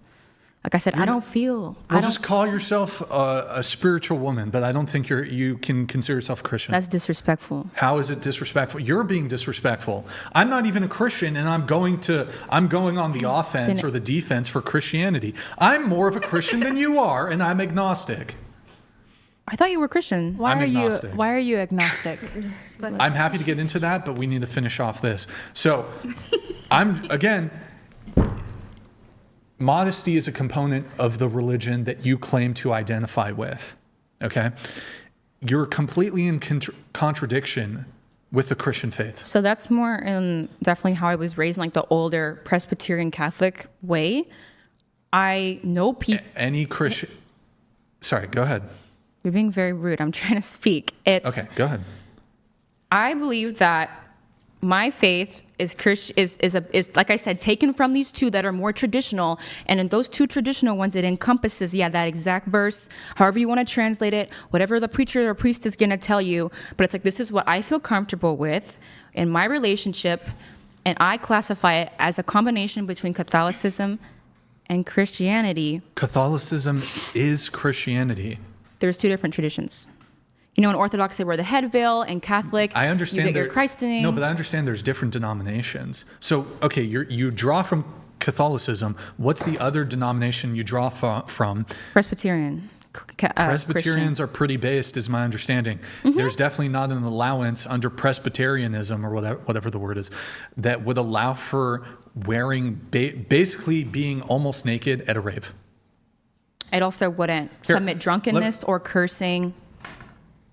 Okay. All the other things. I don't know about any of those other topics. Right now, we're just talking about how you dress. Sure. So, do you go to church? Occasionally. And when you go to church, is it a Catholic church or do you go to a Presbyterian church? I've been going to Mass, Catholic. Okay, so if after the Mass, was it the priest? This is priest, yes. The priest, they hang out afterwards or whatever. If you were to go up to him with your phone and be like, hey, I would never dress like this in church, but here's my Instagram. Is this an appropriate way as a Christian, semi-Christian Catholic? I don't care about his opinion. Hold on, you don't care about the opinion of the priesthood of Catholicism? Yeah, I think the priests have a lot of issues. Wait, why would you even go to church? Because I haven't really found a good place to go to church yet. So when I do go, it's with my grandmother at Mass. I'm trying out the different, Masses. Okay.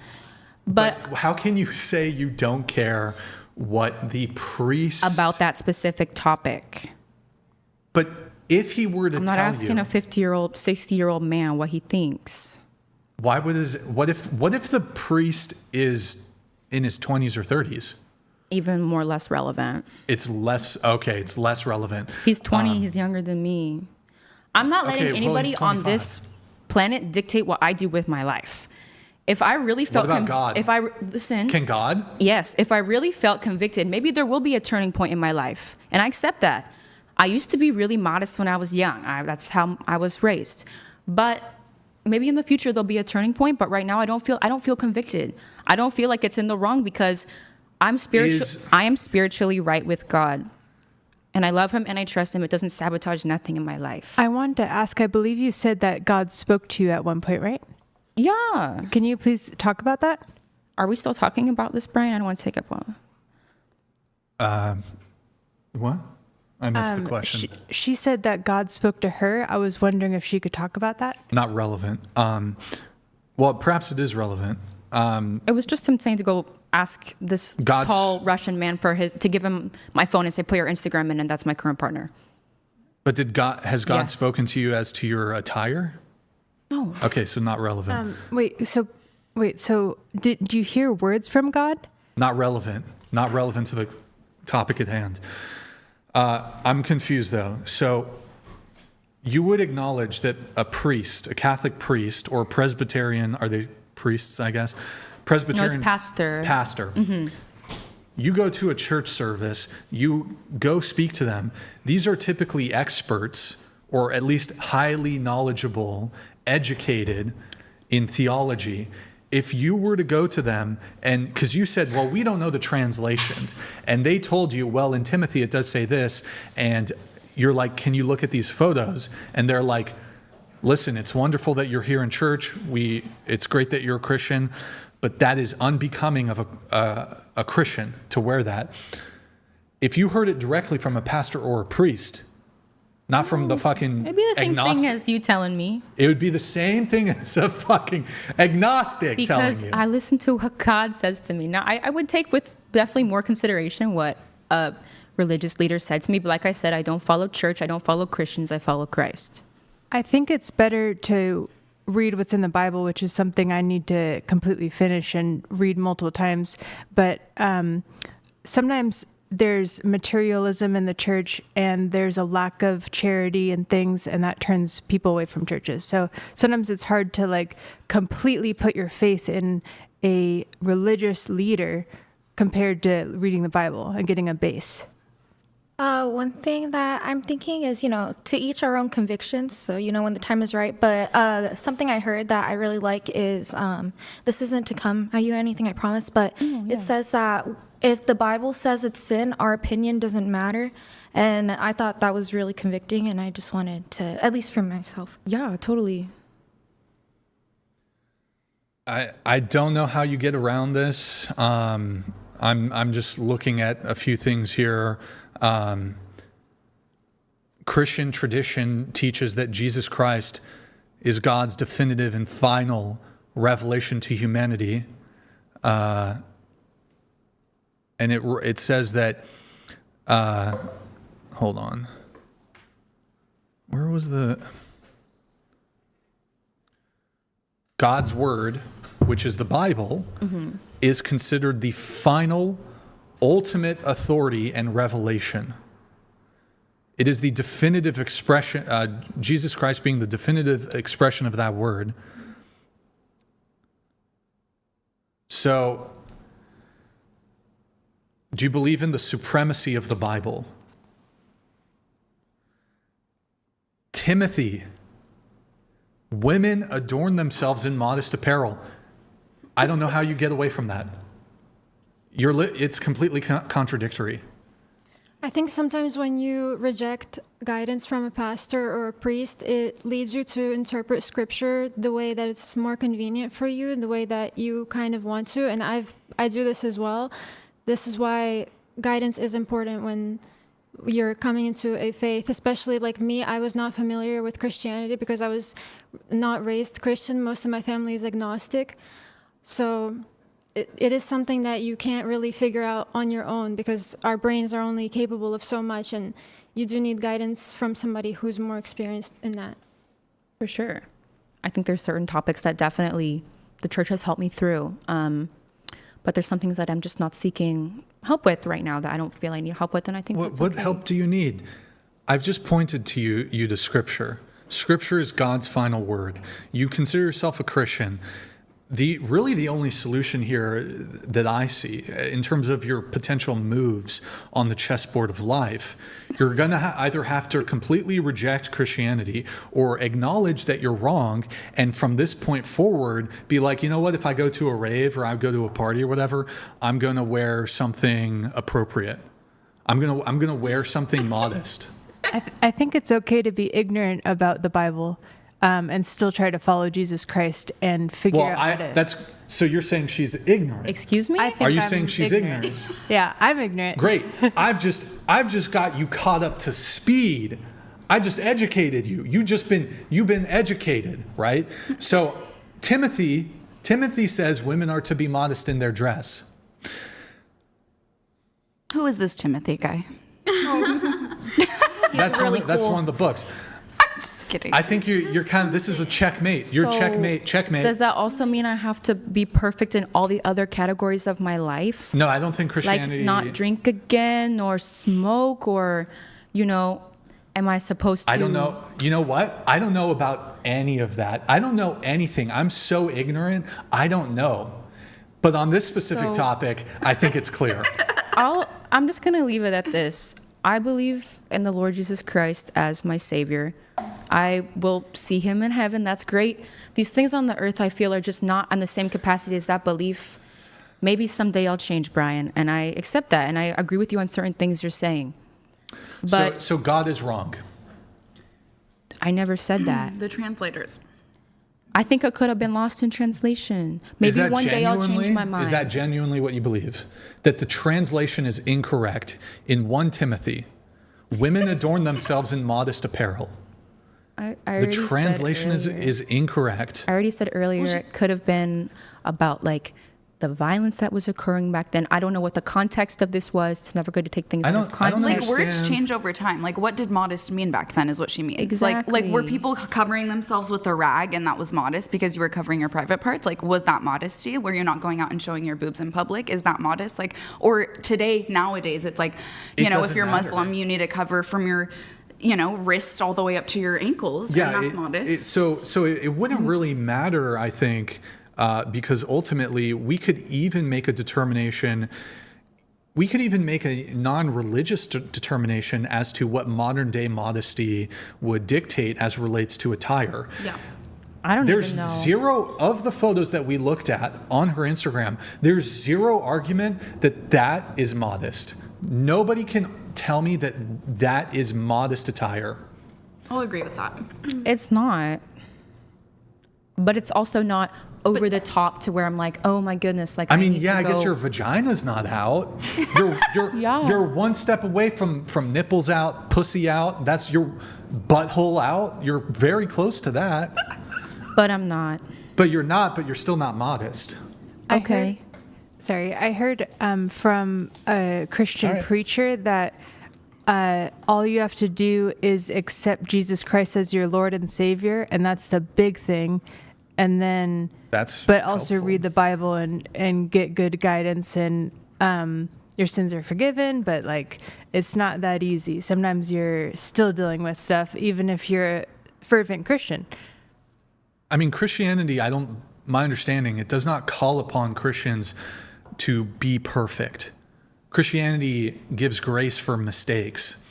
But I think if you're in willful defiance, if you're in contravention of Scripture, if you're disregarding Scripture and you're continuing a pattern of behavior that is contradictory, then you're doing something that is, I think, probably not reconcilable with the Christian faith. I mean, that's really all I have to say. I mean, at this point, we're just going around in circles, so I guess I'll move on, but I don't know.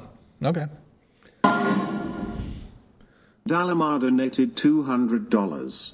Stop using Catholic to describe yourself just because your panties are wet over modern Gothic interpretation and Bunny's culture. She is not remotely Catholic, just another unicorn heretic using words. I hate to be rude, but there's a thing called karma, so just be careful.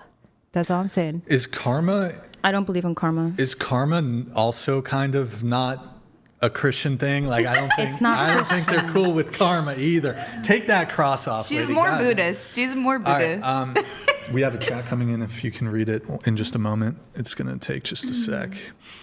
Guys, if you're enjoying the stream, drop us a follow, drop us a Prime sub. Go ahead. Chair 6, listening to false ideologies goes against Jesus' teachings. Chair 1, you're being ignorant. Submit yourself to Jesus and his teachings if you want to go to heaven. Read the Bible and pay attention. maybe this is like your first time hearing about it and all that. So now that it has been brought to your attention, you know, whatever you want to do next, then you can follow him in any way if you want. But if you never heard this before, then we can't really come at you if it hasn't been brought to your attention and then you willingly defied. Isn't there also something in the Bible that says that if you like wear multiple different fabrics, you're a sinner?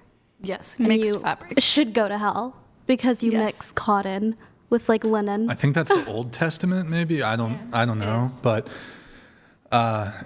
didn't like Jesus kind of like be like, yo, new covenant, don't disregard the right. Well, we should probably rewrite it again. I feel like it's been some time. I don't know. I'm sure you have some funny thoughts. I don't know. Think about it. But no, thank you. I will. You should just go up to the priest and be like, yo. I just have issues with priests. Like I said, I don't go to church very often. My grandma likes to go to Catholic Mass. I go with her. Okay. All right. But I'm still learning. I'm 21. Maybe in 5 years I'll think differently. I give myself that. I'm not that hard-headed. But thank you for putting thoughts, guys. Like, thank you. You are really young. You once dated a Muslim man for a short amount of time. Tell us the quick story about the Muslim guy. Yeah. Nick, what close part? The door? Like the.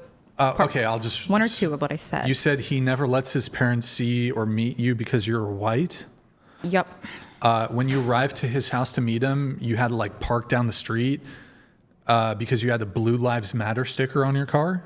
Yes. Okay, based. Well, no, he made me park. Yeah, he made you park down the street. Because he was scared of how his friends would perceive me before they met me and who he was. We weren't like dating, we were like going on a couple dates. Okay. And that was like the nail in the coffin. I was like, excuse me, if you can't accept me for who I am, like you're trying to hide this A from your parents because I'm white. B, and this was at his house, mind you. A, because I'm white. B, because of my political beliefs. What are we even doing here? Then later on, he suggested polyamory, and I was like, I can't. I mean, he's and Muslim. I was like, you are something else, boy. Go back to the rock you crawled out from under. And I was just like, he's a Muslim, though. I think they believe. And that was the first and the last time doing that. Okay. So, respectfully. So I guess opening up to the rest of the panel, I don't know if anybody has ever had a dating issue because of a political thing or whatever. Like, I don't know, either you did something or they did something and a mismatch in politics. I remember back in 2020, this girl I was seeing at the time, she dumped me. We'd only been together for like a couple months or something. She dumped me, I believe, in June of 2020 because I didn't post a BLM black square on my Instagram. I was like, I'm not going to do that. Like everybody just posted the black square. Yeah, I lost friends over that too. So has anybody had a situation like that? Well, okay, no, you go ahead. well, not the same thing, but I would say the most recently was I met this guy and we were out and he approached me and asked if we could hang out sometime.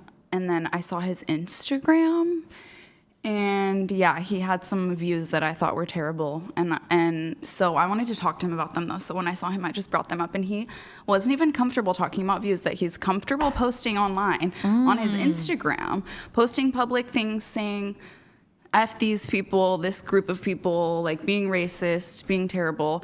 And I'm like, oh, so what are your views on this? And why do you feel like it's okay to talk like that publicly? And he couldn't even talk about it privately. So that's wild. Yeah, so I left, but I just really wanted to hear what somebody who's comfortable sharing something so publicly about political values and about people, about free Palestine, and he wasn't along that base of values. So so I just cut him off and I just left. But I've never been cut off by someone because of my values, I don't think. What kind of things did he post on Instagram? He had basically it was a freestyle rap on his page. Like he was a music, he's like some dude who's like, I make music too. So I'm like, okay, let's see if this guy's any good. And I'm looking at his rap, and one of his raps, he said, something like supporting Israel, and he said fuck Palestine and fuck Gaza. That's what he said. And I was like, oh wow, so you believe in genocide. I think it's crazy that he turned it into a rap. Like, that's just crazy. He put it in and then I bring it up and he's scared to talk about it in person. He's like, well, are you Palestinian? And I'm like, no, are you? He's like, well, I lived in Israel and I was in the war. And I was like, oh, so you're okay killing innocent people? And he is like, I really don't feel comfortable talking about this with any. You're not Palestinian and you're not from Israel, so we can't discuss. You don't deserve to have an opinion on the matter, is what he actually said to me. And I was like, well, at least mine isn't ignorant as fuck, and I could communicate about it. When brought to attention.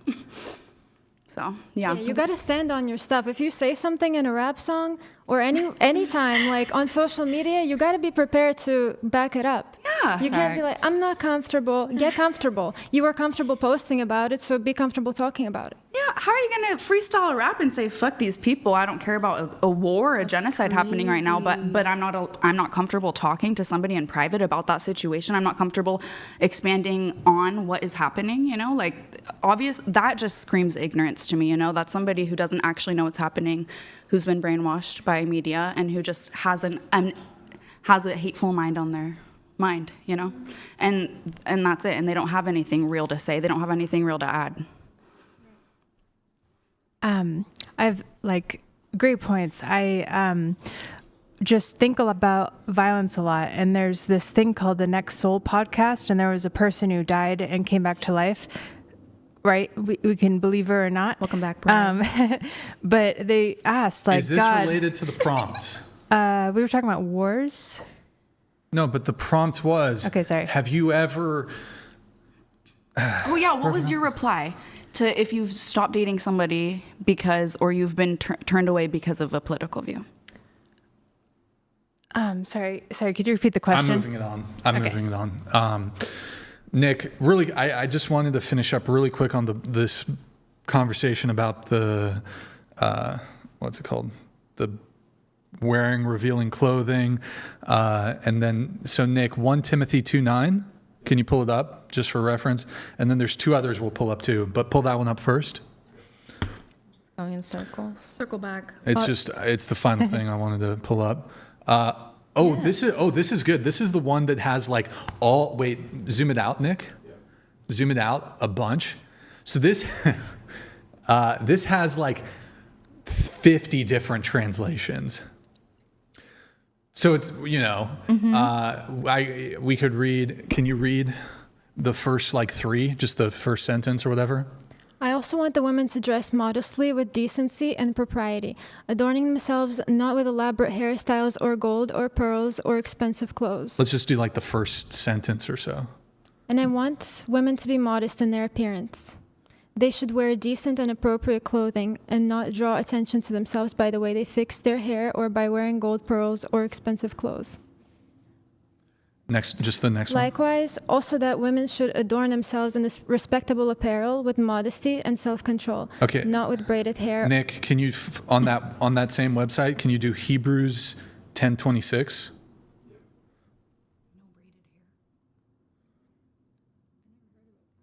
Hebrews 10:26.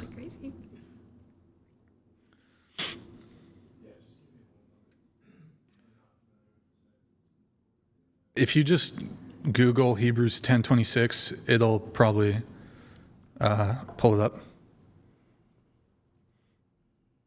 You got it? Okay, and then after, it's going to be John 2:4.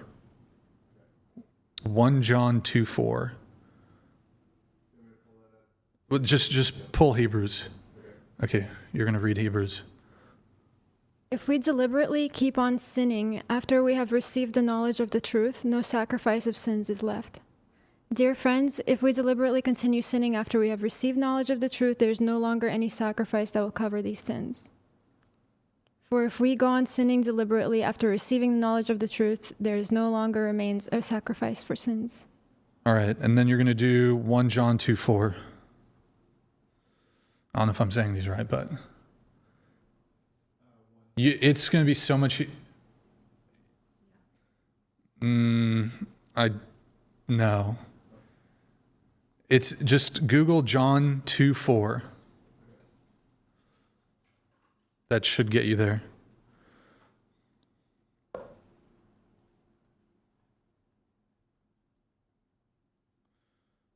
Shout out to Michael for sending me those. You got it? 1 John 2:4. Okay, you're gonna read. I don't think that's it. Here. 1 John 2:4.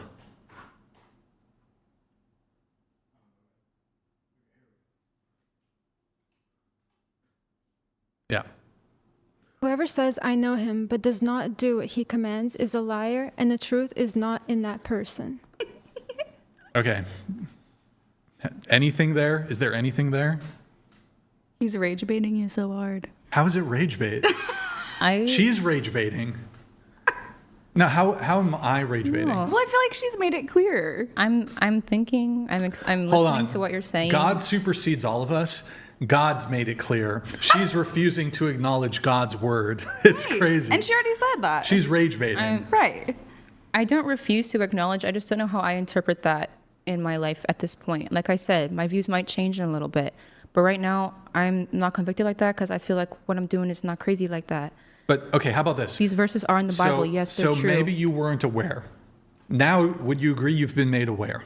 To a different extent, for sure. Okay. And Hebrews 10:26, if we deliberately continue sinning after we have received knowledge of the truth, and that Bible verse would be 1 Timothy, where it says women should dress modestly. Yes. There's no dispute about the translation. But I also cannot continue sinning. I have to also stop braiding my hair and wearing earrings according to that as well. Perhaps that's the case, but I think it's pretty clear. Pretty clear. Maybe those things, but let's just push all those aside. I think I've made a compelling case for dressing modestly. I don't know. I'm not even going to comment on any of the other things. I want to say that like one thing that's especially important is to focus on what Jesus Christ says in the New Testament and really focus on loving your neighbor. The fuck does that have to do with anything? Actually, Brian, I respect and agree with a lot of your point, and I'm going to think about that. What is there to think about? Why can't you just say right here, right now in the Whatever podcast, maybe I was wrong, you're right, God is right, the Bible is correct? The Bible is correct. So, but, okay, so like stop dressing like a strumpet. Okay. Stop dressing like that. Stop going to raves like that. Dress like that. I'll do some thinking. What's there to... It's a big, like... Anyone I really says enjoy expressing myself that way. That would be a big loss. And I know, like, to trust Christ is to die to self. It would be a big loss to stop dressing like a strumpet. No, that's the me loss. And my partner do like costumes, like for Halloween. So maybe I could do that better in a better reflection of God. If anyone says, I know him, but does not keep his commandments, he is a liar, and the truth is not in him. Well, John 2:4. They're talking about the commandments. There's 10 commandments that you have to go by. With the other, God's like, kind of like... The biblical scripture.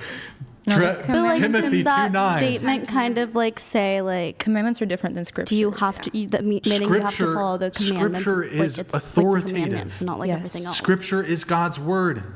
God commands you. God commandeth thee. But I'm saying, like, it's so ridiculous. It's so ridiculous. Okay, well that's it. Those are some other Bible verses that. Thank you for sharing that. That continue to contradict your whatever. Okay. I'm gonna think on it. Okay. Maybe I'll come back to another show with like a different perspective. Maybe John 3:16 would be a good one. Okay. Let's see. You wanted to talk about with your other notes, men versus women's roles and what a man should let his partner wear during a relationship. We talked about that. Yeah. You're an advocate for filler, Botox, plastic surgery. Not to the extreme, but as someone who has had Botox and filler, it changed your life. How did it change your life? I think absolutely made me like accentuate the beautiful God-given features that I had. If I could like make it look even better, like I had kind of like, I don't know, I feel like it made me look a lot better. And I'm okay with that, and I accept that, and I'm open about that. I've talked about that on social media before. That I've done no plastic surgery, but I have had Botox and filler, and I'm very open about that. Do you have before pictures on your Instagram? Not on my Instagram, no. But I started at 19, so that was 2 years ago, and I haven't had anything crazy done. But if it makes you feel better, you do you. But no. Who else here has had any Botox or filler? Show of hands. Where? I had Botox done in my nose and it messed it up, and now it's lopsided. What do you have? I'm so sorry. I try to fix it. I've had Botox, buccal fat removal, chin lipo, lip filler. Oh, damn. Breast reduction, breast lift, 3 rounds of lipo, 3 BBLs, and thigh lipo. What? Money, girl. Wait, what? 3 BBLs. 3 BBLs? Yeah. What was wrong with the first 2? So for me, I like a dramatic look. That's more of like my style. So Dramatic. yeah. Do you have breast implants? No, just a lift. And you had 3 liposuctions, and they take the lipo and they put it in the booty. Yes.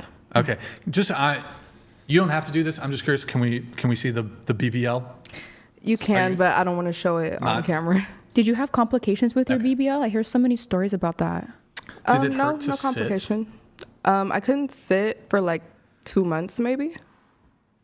And what do you do? You just like stand on. Do you lay on your stomach? So you're either on your knees or you can use a BBL pillow, but I don't feel like it's comfortable, so I'd rather just Was the stand butt? up. Did you have a small butt before the BBL?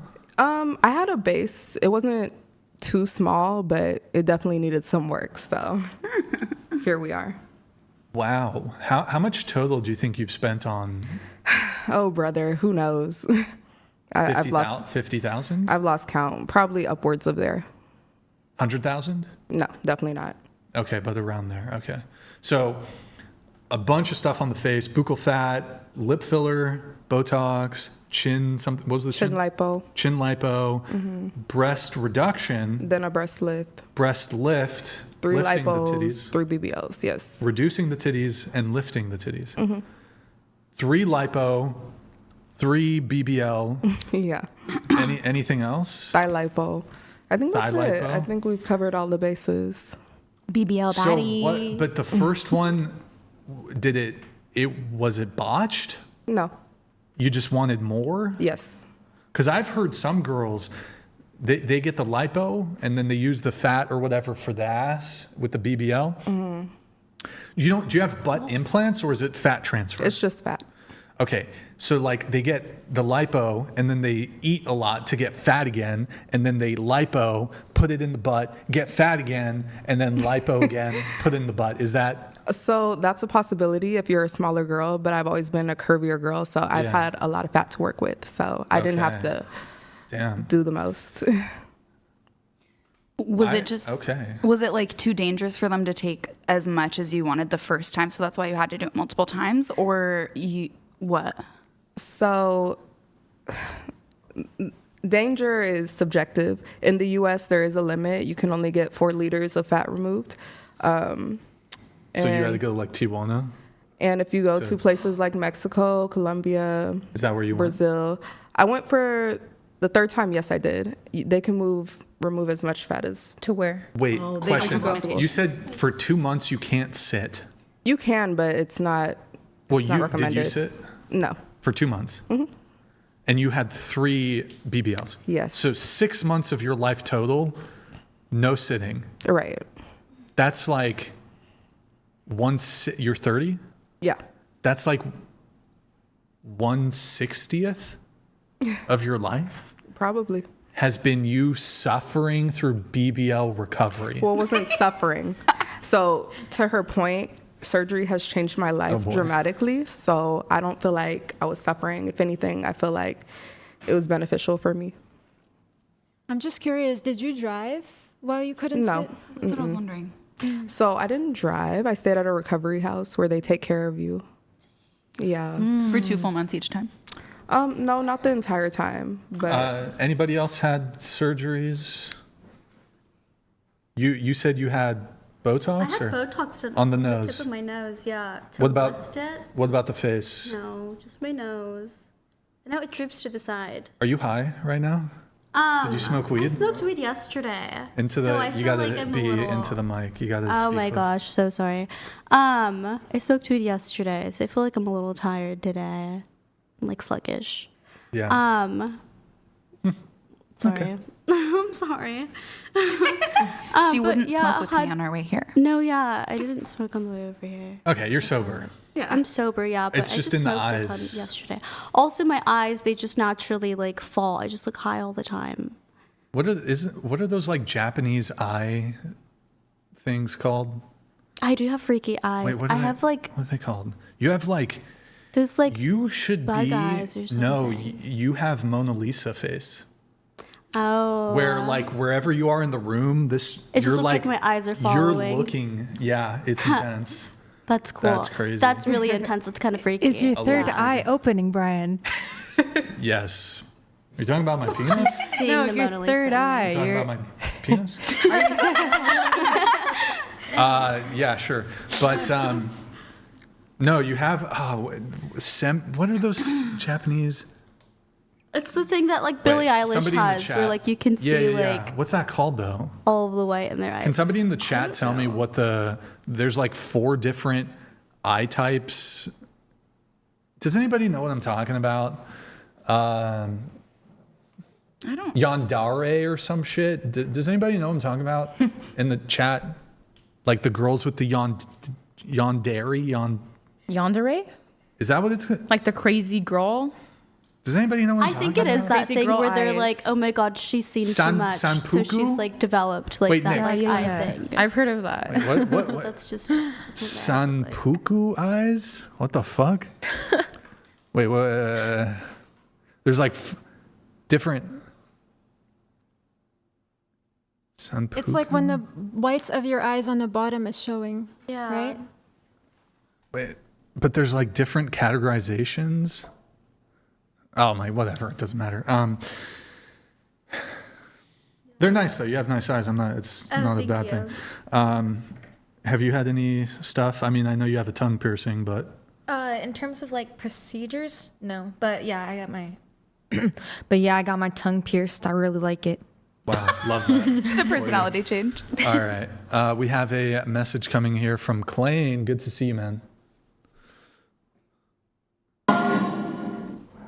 Clay donated $200 for Temu Victoria's Secret model. Do you think the same amount of Palestinian deaths would have occurred if it weren't for the Hamas attacks that precipitated the response? How would you have responded? Aw, you think I'm a Victoria's Secret model? That's pretty iconic. I think I'm so sorry that you're so ignorant to think everything started on October 7th, because this has almost been 100 years of a battle of people trying to steal and colonize the Palestinian land. So it's been over 100 years. October 7th is really irrelevant to the entire situation. Okay, can you read this one for me? Image and likeness of seen in man are word. The mind verbalized goes out as in a breath with the spirit. Heart will desire intent for that word. Expression of self. Jesus Christ, the perfect expression of all who is the Father, is John 1, John 5, Revelation 1. Jesus is Lord. John, thank you for the super chat. Very much appreciated. Clay, thank you for your TTS. Much appreciated. I guess just finishing up the conversation about the lip filler, Botox, plastic surgery stuff. I'm a natural body supremacist. I'm not a fan of the plastic surgery, the filler, the Botox, the labiaplasty. That's a big no-no. Big labia matter, by the way. Yeah, I don't appreciate it. I think it's a sad state of affairs that we have a society and a culture that has women feeling, and I'm not placing the blame on the individual women, but you have these massive financial incentives for individuals and companies to profiteer off of essentially women's insecurity. And that's the makeup industry, the cosmetic industry, the plastic surgery industry, Botox, filler, whatever. And what I would like to see is women accepting of how they look. That's not to say that you should, obviously hygiene's important. You should take good care of yourself. You should have healthy lifestyle. If you're, if you're a fat ass like me, you should try to lose weight. I'm on the journey. I'm on the journey also. But I don't know. Can we talk about what causes fat gain? God damn, lady. What? I'm gonna lose my mind when the root cause is how to reverse obesity. Calories in, calories out. There's more. Problem solved.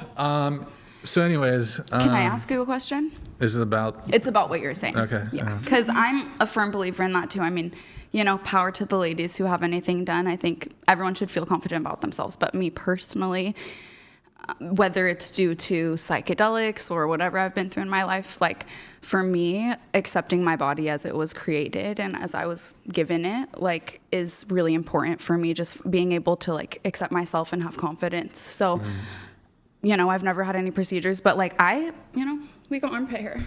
Oh, I have armpit hair. Wow. Okay, move the black thing. Can you just take the black thing off because it's kind of covering the armpit hair? Yeah, sure. Or put the. But it's so scarf cute though. Like, guys are so stylish. It's really cute. Wow. Okay. I'm so stylish and cute, but we trim it. We keep it classy and trim. That is armpit. Anybody else have armpit hair? You're her friend. Are you rocking the? I don't think I have pit hair right now.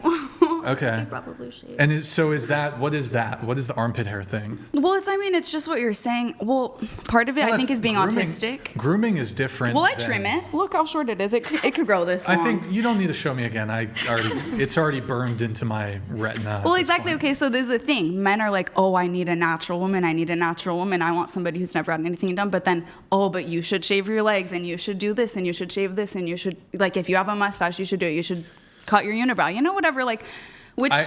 Part of it is natural upkeep, but at the same time, I think there is still an issue in society with, I want something natural, but you don't, people kind of forgot what natural is. Naturally, women have hair all over their bodies. And, for me, it's a texture situation that it's uncomfortable for me to have shaved hair. The way the skin rubs, it's, an issue for me personally, but, I think... Sure. I mean, my challenge here to you is that I think when men are referencing natural, that typically is related to, especially when the context of the conversation relates to artificial things. So the most extreme here would be plastic surgery, filler, Botox. Secondary to that would, perhaps to a lesser degree, would be makeup, which is something artificial that does not magically appear on your face, your armpit hair. That sort of is... that's something that can grow naturally. But I think what men are talking about, I don't think it's inconsistent for men to say, I prefer natural women, and that's related to they don't have lip filler, they don't have Botox, they don't have plastic surgery, they don't have fake tits. Do they have hair dye? BBL. What? Do they have hair dye? What if a girl does highlights? It could mean that. I think hair color in the hair is kind of low on the priority scale of what men mean when they're talking about natural, but because that would constitute natural, arguably, right? A natural woman would have natural hair. Yeah, sure. And are we talking? But we could even break that down further, because some hair dye would replicate the color of hair that a woman could naturally have. You could be if she's graying. No, but I'm saying a girl who has dark hair could have brown hair. She could, or women do have natural brown hair. However, if her hair is blue, women never can have natural blue hair. Yeah, of course. But I think grooming is a different preference. So the armpit hair, I think that's a different preference than a man not wanting a woman who's plastic. I think I agree, and it can be, but at the same time, it is it's on the same level of an issue because the way that shaving got introduced to society for women was the idea that a woman is dirty because she has hair. Like if you read old magazine articles and old promotions, that is how it got introduced. Women are dirty with hair, they don't take care of themselves, blah, blah, blah. So it's this idea that a woman is more beautiful or whatever, which is why people get surgery, because you're more perfect or whatever. So it's like you're more perfect and you're more cared for if you do these things. Do you shave your legs? Sometimes. Okay, yeah. What about like for occasions? Down there, are you rocking the jungle? I do a little trim. Okay. Yeah, and like on the edges, a little trims. Yeah. I mean, I don't know the history of, the origination of, some of that stuff. I'm going to go ahead and just say, yeah, you're probably right. But from just a purely practical perspective, at least in terms of what men find attractive in women, like if a woman is hairy or she like infrequently shaves, this is just like, look, just being blunt and realistic, if she's got like spiky legs, I guess this would be different if she doesn't shave at all and her hair is like not spiky and soft or whatever. Yeah. Although I don't know. It's actually just physically uncomfortable to be intimate with a woman who has like spiky legs or she's like spiky down there. Yeah. So, I mean, it's not spiky. If you don't shave it, then it's not spiky. Yeah, but I mean, also just, for other reasons, even if the hair in the pubic area isn't spiky, but it's like a fucking bush, that can like kind of complicate sex. In the way. It gets in, yes, well put. It gets in the way. Yeah, it gets in the way. So it's like, it could. I think there's, we can hypothesize about like historical reasons or whatever, but from like a modern day practical perspective, and women could probably say the same thing, at least about men's bush. It's like, if you got a fucking jungle, like, it's a little different though for men and women because, our hair is protecting, from STDs and stuff. If you don't have any hair, yes. I don't know about that. You learn about that in health class. It could maybe go both ways. Like the hair could trap the fucking, like catch the fucking pathogen or whatever. But then similarly, the hair could also trap in the pathogen. I don't know, whatever, who cares? But I don't know. I think we gotta get women, y'all gotta cut this plastic surgery shit out. Yeah, let the ladies be free. Can I say something? Sure. So men typically say that they want natural women, right? But if you look through their Instagram following, that seems to be contrary to the truth. And then on top of that, I feel like if you have money, you're going to change something about yourself. 9 times out of 10, the people who say, oh, I want to stay natural, or I love myself, and this and that, which it could be true, you probably would change something if you were in the financial position to do so. And men also get surgery. They get hairline, hair transplants. They get ab etching. If they're uncircumcised, they'll pay money to get circumcised. Steroids. I mean, the list goes on. So, it's a two-way street. Yeah, I mean, there's no doubt that men also do all those things that you listed. I have no disagreement there. I do think the frequency women participate higher. I don't know if that's the right framing, but women do get plastic surgery at higher rates than men do. But it is true that definitely, and it's on the rise for both men and women. But yeah, I don't know if some of those things are completely one-to-one comparisons to the kinds of surgeries that men get. Also, I think there's probably a bit more stigma. And I think there are some men who dislike plastic surgery. There are men who like the look, I guess, although that is a curiosity for me. But I think it's more socially acceptable for women to get certain plastic surgeries. Like, I think women would clown on a guy if he got like bicep implants or chest implants or ab implants, or like the synthol. Like, I think women would look at that and look at a guy who did that and be like, what's wrong with this guy? Like, there's something wrong with him. He should just get that naturally. Like, he should just work out or whatever. I don't know. I agree. I think, look, I'll just say this. You make a good point, though. I agree with you. These men who, on one hand, say, oh, I want a natural girl, but you look at who they're following on Instagram, they're probably not following these women for their philosophical takes. No. The IG models with the fucking fake titties and the lipo and the BBL. Yeah, that's hypocritical, and they're retarded. But I don't think that what they're ultimately saying is, like, maybe they're lying or they're hypocritical, but I agree with what they're saying, like natural body supremacy. All day, every day. For example, and I'll take it this far. You might be like, well, Brian, like, don't get me wrong, like, nice boobs, nice ass. I'm not going to say no to that. Like, I'm not going to say that that's not an attractive characteristic that women can have. But if you were to present me a choice, Brian, giving you a choice, you can have a woman with a perfect BBL. I don't know what that even looks like, but whatever. Or she's flat, like no ass. I'm taking the flat no. I'm taking no ass. Boobs. Brian, she's got the perfect gummy bear, fucking implants, whatever. Perfect. They look so good, whatever. I mean, you can still tell, whatever. Or a girl who A cup. I'm taking the A cup. Belly fat. Now look, I know I gotta lose a bit of weight, so I feel like I'm in a precarious position here. But I'd rather a girl with a little chub, a little belly, than the lipo belly. I don't want to date an obese girl, but like, give me like the same girl, pre and post op, like little belly fat. I don't know, lipo belly. It looks, no offense, it looks kind of weird. Do you genuinely find it more attractive if she has a natural body, or do you kind of find the plastic surgery body more aesthetically pleasing, but you don't want her to get this kind of attention from other men? No, it has nothing to do with other men. This is just my own aesthetic preferences. And then I also think, no offense to any of you who've had procedures done, I do think it can be proxy for mental illness.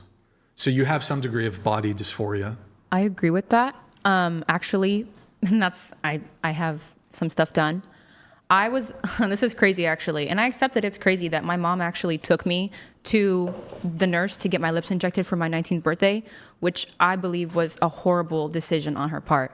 Fast forward years later, she is struggling with what you're describing, and I don't have contact with her, but that's exactly correct what you're saying, is that I think it does feed on mental illness, especially like the insecurities of young girls, what's pushed by social media. Yeah. In what universe should I have gotten lip filler at 19? Probably zero. At this age, I would get it now. I would have gotten it when I was 20, but when you're still a teenager. Any age. I think that it, honestly, do away with it. To each their own. Look, I think one day I'm going to have daughters, and I don't want them growing up in a world that is so hyper-focused on... Look, I acknowledge that looks are important.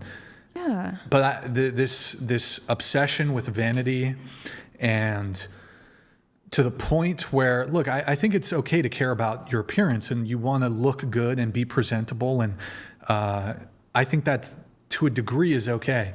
But to the point where you have women who, anytime you go under anesthesia, there's a risk. It's not just the financial price, but the potential health price. Yeah. You can die under anesthesia. BBL'S are notoriously dangerous. People have died getting BBL'S. You've had 3 BBL'S, the lipo. I don't want to... I think if all women just collectively agreed, hey, let's just not do this plastic surgery thing, wouldn't that just level the playing field a bit? I mean, obviously, people are always going to want some advantage in life. But I don't know, I wouldn't want my daughters, or even just regardless of my own selfish motivations for the well-being and mental well-being of my potential future daughters, even for complete stranger women, all of you, I don't want any of you living in a world where it's so much vanity, where it's like, I'm going to get like toxic chemicals injected into my face. I'm going to like get fat suctioned off of me. I'm going to implant plastic into me. I'm going to go under the knife. I'm going to go under the needle. I'm going to go under anesthesia. I'm going to potentially risk death for beauty. I think it's, look, you can take care of yourself. You can try to look good. But risking death? I don't know. Well, if your argument is death, then, I mean, that's not really valid because you can die at any point. This roof can come down and kill all of us. When you get in your car, you don't know if there's, going to be a collision. So if the argument is death or danger, that's not really a reason. I think that's a fair point. I think that if we're talking about driving, for example, you're probably, you're right. Every time you get into a car, you're taking a risk. In fact, I don't know the exact stats, but I'd probably say that, I don't know, actually. You're probably getting into a car, I think is more dangerous than getting a breast implant. I don't know, actually. We would have to see. I don't know. Maybe somebody in the chat. Nick, can you Google the comparative rates, maybe ChatGPT? What is more likely to result in death? A standard breast implant procedure or driving? But it'd have to be over the course of a lifetime. I don't know. Yeah, Brian, you have a really good point about warning people about toxic chemicals and how that affects mental health as well. Oh, thank you. Well, that's why I'm scared of Botox. But you can't live your life in fear, though. But they don't promote that it's toxic. It's a literal toxin. People for are your always brain. like, oh, what if this happens? What if that happens? What if anything happens? Like, you can't control. Sure. You can't control the outcome. You could get in your car and you're driving and you could die. Exactly. And it might not even be your fault. Some fucking DUI, drunk idiot. I think, though, the difference is. One is necessary. Mm-hmm. Yeah, the argument I was going to make is about utility. So, not traveling, but driving serves a specific utility. And for most people in the United States, leaving your house to get somewhere is a sort of necessity of life to some degree. I know some people are fucking hermits and they have online jobs or whatever. I don't know. But for most people, you got to go to school. You got to go to work. You got to grocery shop. And you can mitigate that in various ways. But driving serves a utility. Now, you might say, well, being beautiful serves a utility because I get treated better if I'm more physically attractive. That is an interesting argument. However, getting these procedures are completely voluntary. Completely voluntary. So, whereas, I mean, yes, you could, to the best of your ability, try to stay home to avoid driving. But I think most people acknowledge the trade-off. From my own perspective, I think the trade-off of like getting plastic surgery, like getting a fucking giant badonkadonk in your case, and like there's a 1% chance of dying. I mean, I'm sure your BBL is top tier. You've had 2 revisions or whatever. I learned that fasting and saunas really help with reducing the chemicals in the body. Bad chemicals. You're crazy, lady. You're all over the place here. What does that have to do with it? We were talking about plastic surgery, and I was just wanted to mention that. To reduce the chemicals that are in your body. You want to talk about cold plunging too? What do you want to talk about? Cold plunge? Oh, sorry. I heard it's really good when you wake up to get some sunlight on your balls too. Vitamin D is important. You get some sunlight on your genitalia. Butthole sunning. Yeah. Butthole. You gotta raise your butthole to the sky. Yeah. Get that sun. Every morning. Get that fucking. Anyways. For your health. Yeah. So I don't know. I'm looking at society. I'm with a bird's eye view, and I don't know. It's kind of sad. It's really cooked, and there's so much pressure to look a certain way, and I think at this point it's almost like a status symbol for women to look good, especially for their age. If they're an older woman or middle-aged, like Melania Trump, for example, it's such a huge status symbol to look good for your age in this day. That's why these pressures exist in the first place. Yeah. And I mean, look, even before I think the plastic surgery thing, I mean, it obviously, breast implants been around for a long time. People, 80s, 90s, people were getting breast implants. But it's really been, I want to say, starting in the early 2010s. I mean, it's crazier now, but starting in the early 2010s, like it used to be pretty rare to like going about your day seeing somebody with anything. Super rare. Like in 2000s, 2010s. Now it's like incredibly common. The uptick in plastic surgery procedures is huge, massive. But I feel like even, you know, if you, going back 90s, 80s, 70s, whatever, 2000s, I don't think women, even in those eras, even back then, when plastic surgery wasn't as big of a thing, y'all were being, women have always had insecurity issues related to appearance. And now I feel like it's on this fucking crazy level. Like maybe in the past it was like, all right, I got to be thin and put a bit of makeup on and maybe do X, Y, Z. But now women are going under the knife. Women are getting, I don't know. And men are too. And I think it's sad. And I don't know. Ozempic's linked to health issues as well. So it's really risky to try to lose fat with certain medications that are new.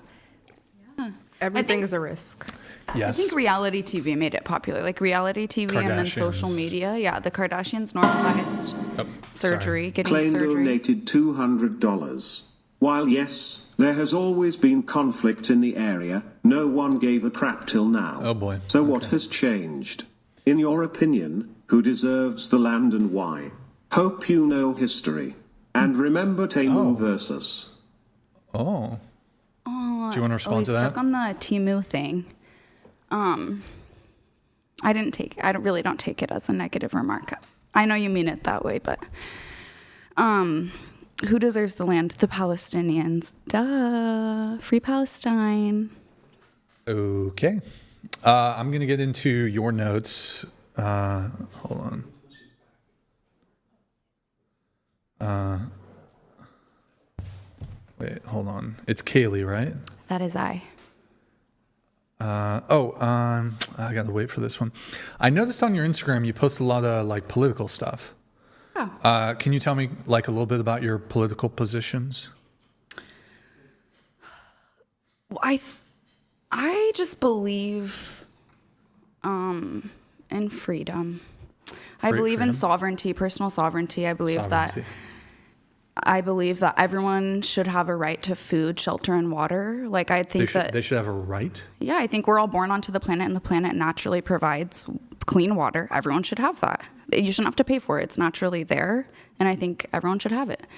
And that's mostly what I think. And when things go against those beliefs, then I think that's a problem. I think people shouldn't be able to infringe on other people's ability to have a safe place to live, to have somewhere comfortable, warm to sleep, to have food on their table. I think when people start to try and infringe on rights and say, oh, you don't deserve that because A, B, C, you're from here, you're this religion, you look like this, we believe this is our land, whatever you want to believe. I think any of those things, like that takes away from people being able to have like a healthy, happy life. And I just don't think that anyone should have a right to do that to anybody else.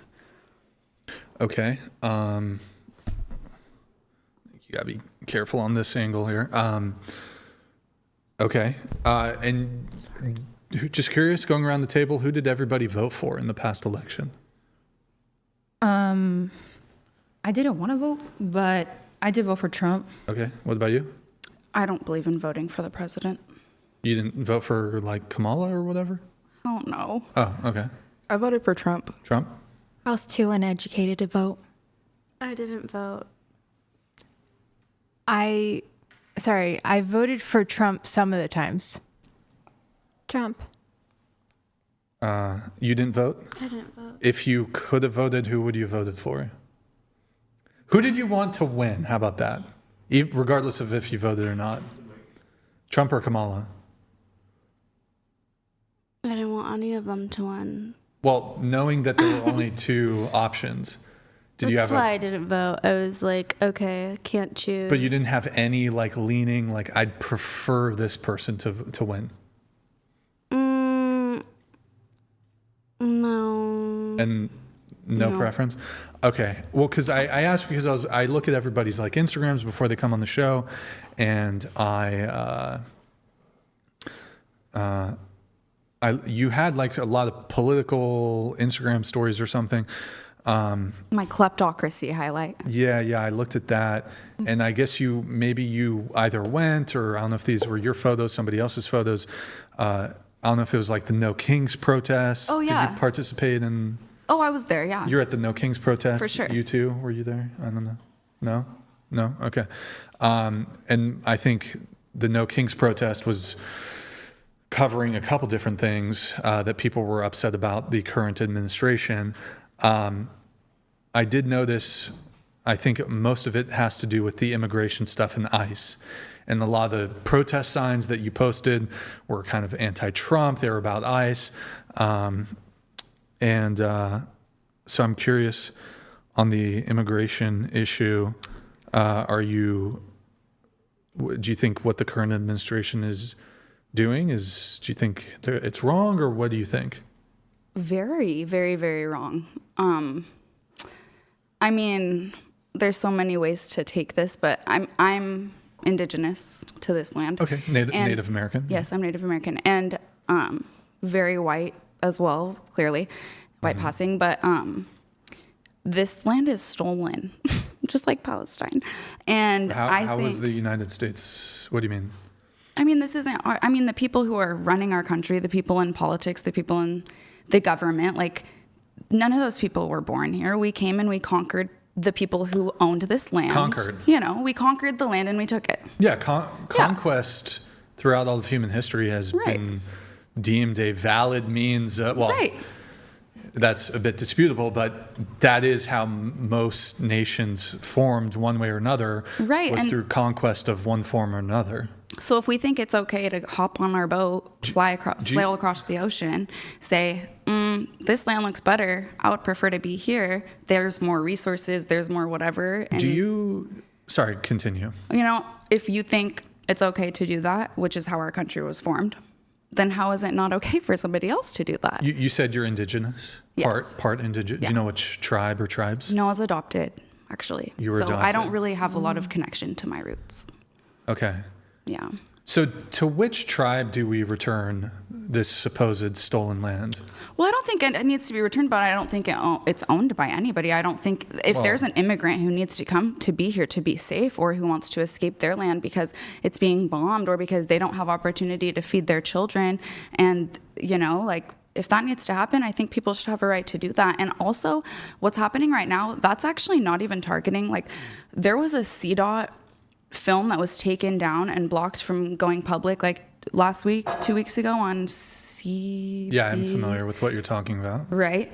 So that was exposing that what's happening with ICE and with the administration, it's actually not even focused on illegal immigrants. A lot of the people that were taken were fully legal immigrants who went through all of the paperwork, who have had constant jobs their whole times here, who have been adding to our tax system, paying their taxes, adding to society, and not having any criminal record. A lot of those men on that film, the documentary that was supposed to be exposed, that was then later exposed by a different network, it showed that a lot of the people ICE is targeting are not illegal immigrants, and they're not criminals. They're literally just immigrants, just people who are from a different place who wanted to move here. A couple things here.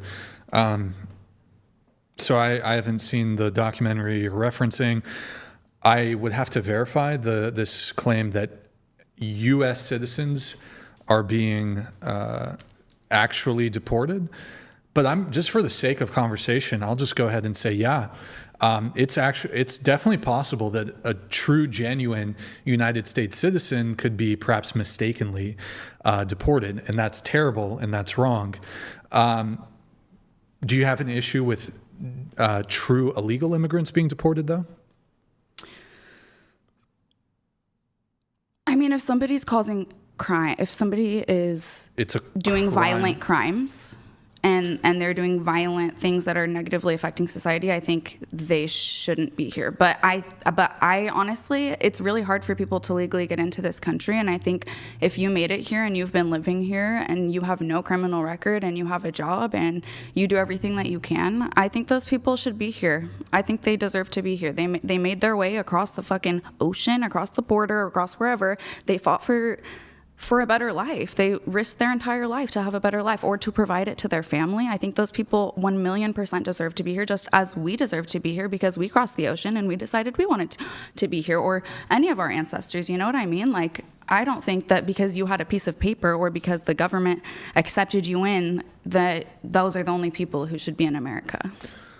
Okay. But I mean, there are immigration laws that do make it a crime to illegally enter. Right. Like outside of a designated port of entry. Right. Which I don't consider a violent crime that negatively affects society. It might not be violent, but there is this idea of, like, for example, like crossing the border illegally. That is a crime. Right. Yeah, so that's a crime. But I mean, I'm just confused. So I mean, I guess putting aside, yeah, we should not be deporting genuine citizens of the United States. To the degree that that's happening, I'm unsure. Although of all the people that are being apprehended by ICE and being deported, I mean, would you tend to agree that while it might be the case that some genuine citizens are mistakenly being deported, which is, again, wrong, shouldn't be happening, probably 99.something% of the deportations are valid? No. I don't think that's, I really don't. Well, do you I mean, disagree these men, when they got pulled over, when they got asked, they had proof of citizenship and they still took them. I think that the administration is racist and they don't want people of color walking around. I think that's the issue. Like, they're targeting people of color and people who look like they have Spanish roots or roots that are from somewhere other. I mean, Trump, there's literally a video of him saying, oh, where are all of our immigrants from Sweden? Like, why don't we have immigrants from Sweden? Because he just wants white people, which is disgusting. I think they're targeting people, and no, I don't think there is a 99.9% of them are terrible, like actual illegals. I really don't believe that. Well, wouldn't it make sense that of the people who are being deported, there's probably, because of the population that is here illegally, that is perhaps you disagree with that classification of a illegal immigrant, this population typically comes from South America, or well, Latin America, we could say, Mexico, and I guess that's not really South America, but North America, Central America, and South America. I do agree, but targeting people because they look like that and then being like, oh, well, even though you have proof of citizenship, you look like you do, you better get on the bus. The documentary, you should watch it. It was following multiple men who have whole families in America and who have been here for such long times, like 30 plus years.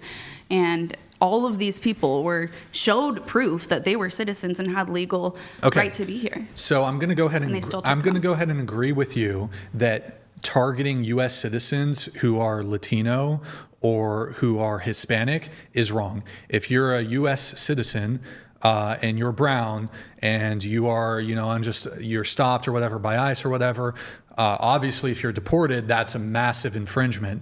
Let's put that aside though, because we agree on that. If you're a United States citizen, under no circumstance should you be deported from the United States. It's my position that I think probably 99% of deportations are genuine illegal immigrants. Can you agree with me that that's warranted?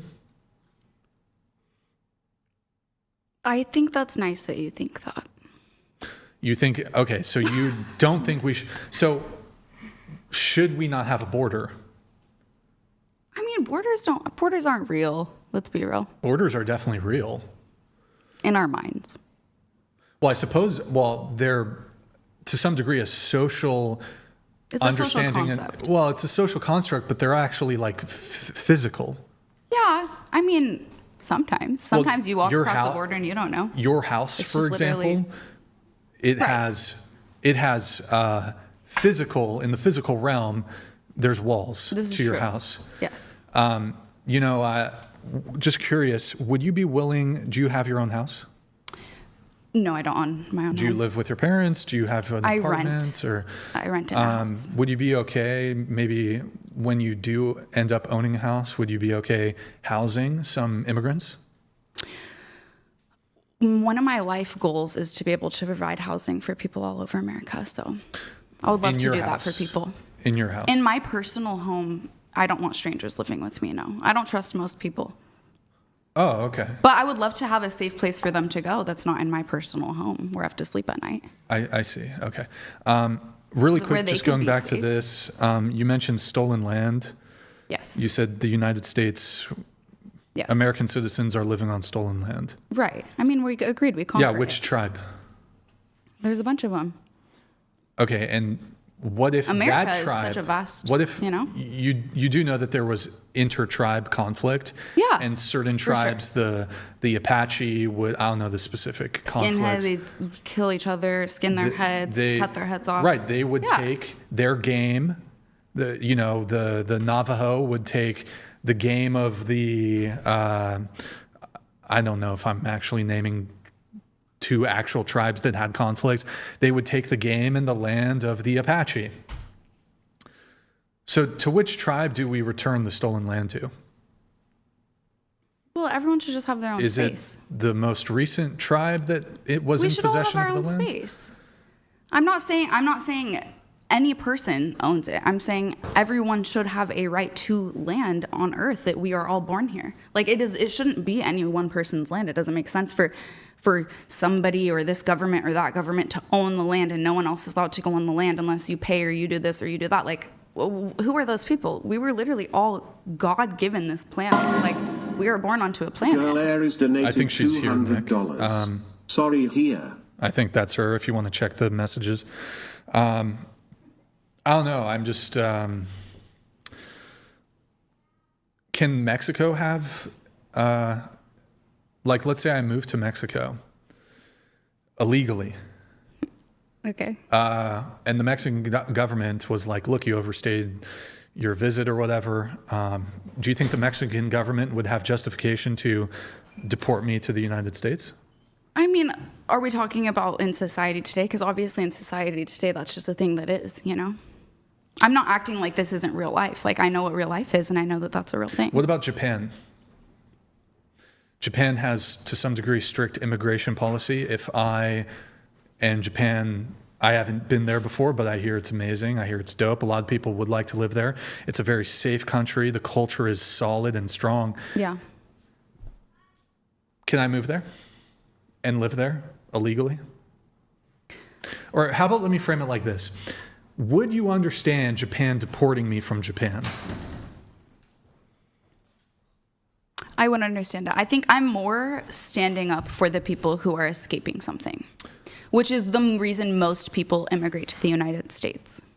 So people are escaping either a corrupt government that's owned by the cartel or an area that is run by the cartel where their kids can't sleep safely at night, where there's guns and people riding around, militia is happening, and you know, like, I think where people don't have opportunity to feed their children or where life is unsafe, they come to America to try to have a safe life where they can just So you're talking about live. Asylum? Yeah, I mean, yes, I think that's the reason most people immigrate to the U.S. illegally. You think most illegal immigrants here, it's asylum seekers? Yeah.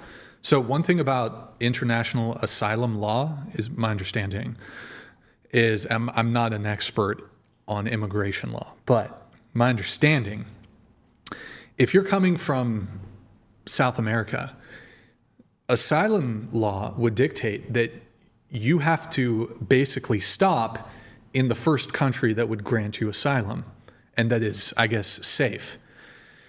In this case, there are certain South American countries, I believe, that have severe conflict or severe issues going on. Asylum law, though, would dictate that you need to, you gotta stop in the first country that would grant you asylum. Mm-hmm. So there's a lot of countries between like these South American countries and eventually the USA, in this case, Mexico, Mexico, while there are issues in Mexico, Mexico's kind of chill. Mexico has issues, but I think you'll have an okay life in Mexico. They're coming to the United States specifically for economic reasons. The idea of opportunity, the American dream, right? Which is what America is built off of. Wouldn't you argue that the pilgrims who came here were getting political asylum from Britain, the British government? Or do you think the Europeans should have just stayed in Europe? No, I think everyone should be able to go wherever they want. So you're okay with the pilgrims coming here and conquering the land from the Native Americans? I wouldn't say I'm okay with that. I don't really believe in like raping and pillaging and conquering and murdering people. But that's what the Native Americans were doing to each other. That's what everyone has done. The Europeans were doing it to themselves too. So do you think they should have came here or they should have stayed in Europe?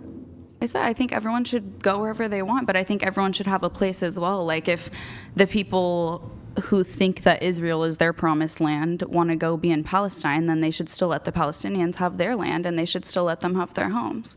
Just like if someone wants to come be here, they shouldn't come and take my house. They should go build their own house. Just like if someone here wants to go to Japan, they should not take somebody's home and not kick them out of their place and not bomb their streets. They should just go peacefully integrate into society. So I have a very respectful question for you. In the same topic of modern immigration and asylum seeking, how does what you're saying about no R word, no threats, no in the streets, how does that apply to all of the Africans, respectfully, who are immigrating to the UK?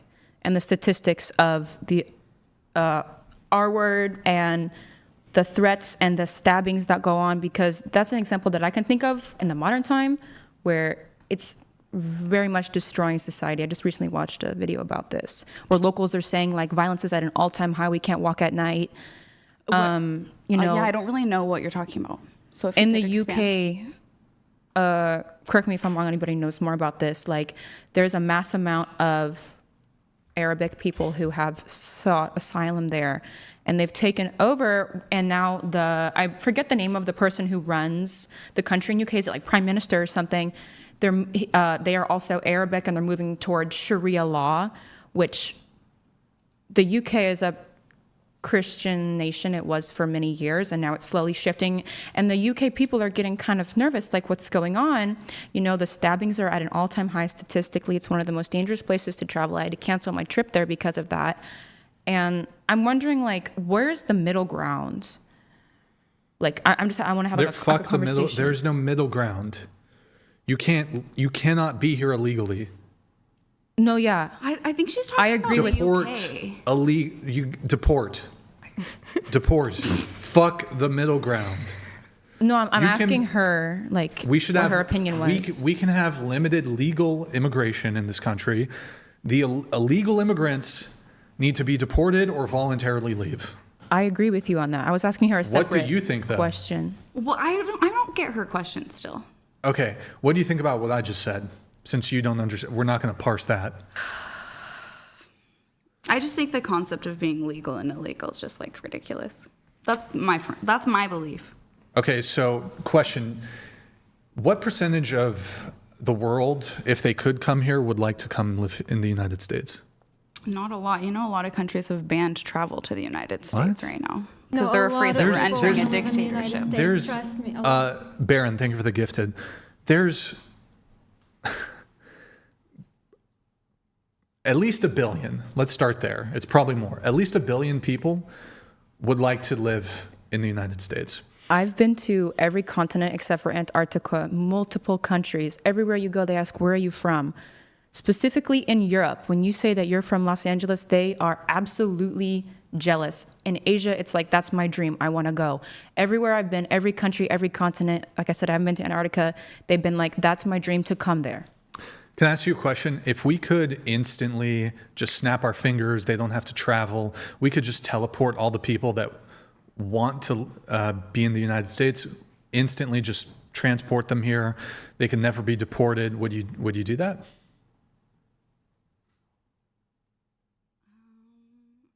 I don't know. You don't know? I don't know. Like, why do they want to be here? economic reasons, prosperity. Yeah, if they want to come and have a better life and they want to better their life and better the world and better the world around them.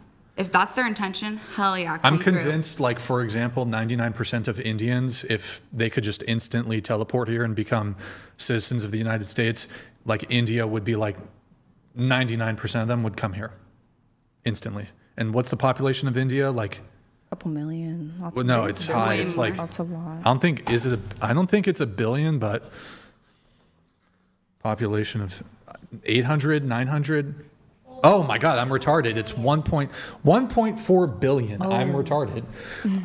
Yeah, I thought it was like 800, 900. Do you think it would be good for the United States? And by the way, it doesn't even have to be India. It could be China. It could be African countries. Do you think it would be? Do you think it would be good for the United States to just instantly have 2 billion people here? Well, I mean, obviously our infrastructure is not built for that, so that would probably cause economic collapse. Yeah. How much do you pay for rent in Los Angeles? I pay $1,000 because I just rent a room in a big house. Yeah. What if I could tell you that, look, there's a lot of reasons for, housing prices beyond just immigration. But what if I told you that you could, for that much money, if we had more supply, you could have a 3-bedroom house for $1,000 a month. What and a pool. You could have a pool and it'd be nice part, I'm just saying, immigration has a pretty big impact on the economy. Well, I mean, if inflation kept up with the housing prices, the housing market kept up with the inflation of the rest of the world, the average price of a home today would only be $150,000 to $70,000. So there's no, I don't think we really I don't think logically we could say immigration is the reason that we can't afford to live right now. There's something way deeper and way worse happening with just our government and with the economy and with the Federal Reserve. I don't think that has to do with immigration, and it's already happening. They're already basically making it so people can't own homes anymore. Well, I mean, I would agree that there's other factors as to, cost of good, cost of rent, cost of housing, but I don't think we certainly can't completely ignore the impact that immigration, both legal and illegal, would have on pricing for rent and housing. Well, if it is the case that there's, I don't know what the number is, 20, 30 million illegal immigrants here, they're not homeless. They're living in housing stock. Mm-hmm. That probably drives prices up. And are you millennial or Gen Z? I consider myself millennial, but some people like to say I'm Gen Z. Yeah. 28. I'm a millennial. Okay, I didn't have a phone until I was in 6th grade. I don't know, actually, but the reality is for millennials and Gen Z and eventually Gen Alpha, we're never going to own a house. Most of us are not going to own houses. Yeah. And that's fucking bullshit. That's fucking bullshit. And one of the reasons is because of immigration. It's not the only reason, but it's because of immigration. I don't agree. It is. And you see it in Canada. Their major cities, all these super wealthy people are just buying up housing in Toronto and Vancouver, all these places. And Canadian-born people can't afford, the prices in Canada are fucked. The prices in the United States are fucked. How about the U.S. citizens should be able to buy a fucking house? How about millennials and Gen Z and eventually Gen Alpha should be able to afford a house? They should be able to afford rent. And I think it's honestly more about the Federal Reserve. We need to ban and completely destroy and destruct the Federal Reserve and privatize owning of the U.S. dollar. That is the main problem. And most of those people are the people who are literally causing fires to happen in Maui, in the Pacific Palisades, and they're buying out all of that land. And those are not immigrants. Those are the rich, wealthy people. Sorry for the delay. Klein donated $200. Thank you, man. Nothing like being told by some rich privileged white girl telling us how terrible this country is. And what if I told you the current area of Israel belonged to them around 1200 BCE? Who deserves it? Do you have a response to that? I don't think they would be bombing and murdering every person on the land if they already owned it. Okay. I guess final thing, we're not going to linger on the immigration stuff, but do you think Donald Trump is a fascist? I think he's leaning towards that. Yeah. Okay, what is fascism? Well, I mean, white supremacy. He wants everybody to be white, and he thinks that America should be ruled by white people. I mean, and he thinks that there's a certain people that are better than everybody else, and like Donald Trump believes that's white people, which is a slight lean towards fascism, in my opinion. I mean, I don't know if I've seen much evidence for that, but you're saying white supremacy, but white supremacy is something separate from fascism. Can you tell me what fascism is? Okay. Fascism, when, I don't know the definition really, but fascism is like when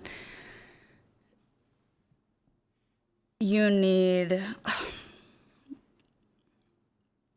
people to think and follow a certain thing, and anyone outside of that, like, they don't believe that those people deserve to be, right? Like, if you don't follow a certain strict guideline of rules, whether that's what the dictator or the leader or whoever's trying to cause that, like, separation between the people believes, like, you know, Hitler at the time, he believed that Jewish people were planning to take over the world. That's what Hitler believed. So he thought to save the Jews and to save, the Germans, to save the Germans and to keep their bloodline, to not have it be taken over by the rest of the world. Like, Hitler, by Jews specifically, is what Hitler thought. He thought that Jews/Zionism was a plan, which it was at the time. But anyways, so Hitler believed that if you weren't somebody who abided by this belief that they were going to take from us, so we need to keep what we have, like, then you don't get to be a part of society, basically. Like, if you're not willing to do this, and this to be able to keep whatever they had, which for them was fascism, their bloodline, what they looked like, blue eyes, whatever.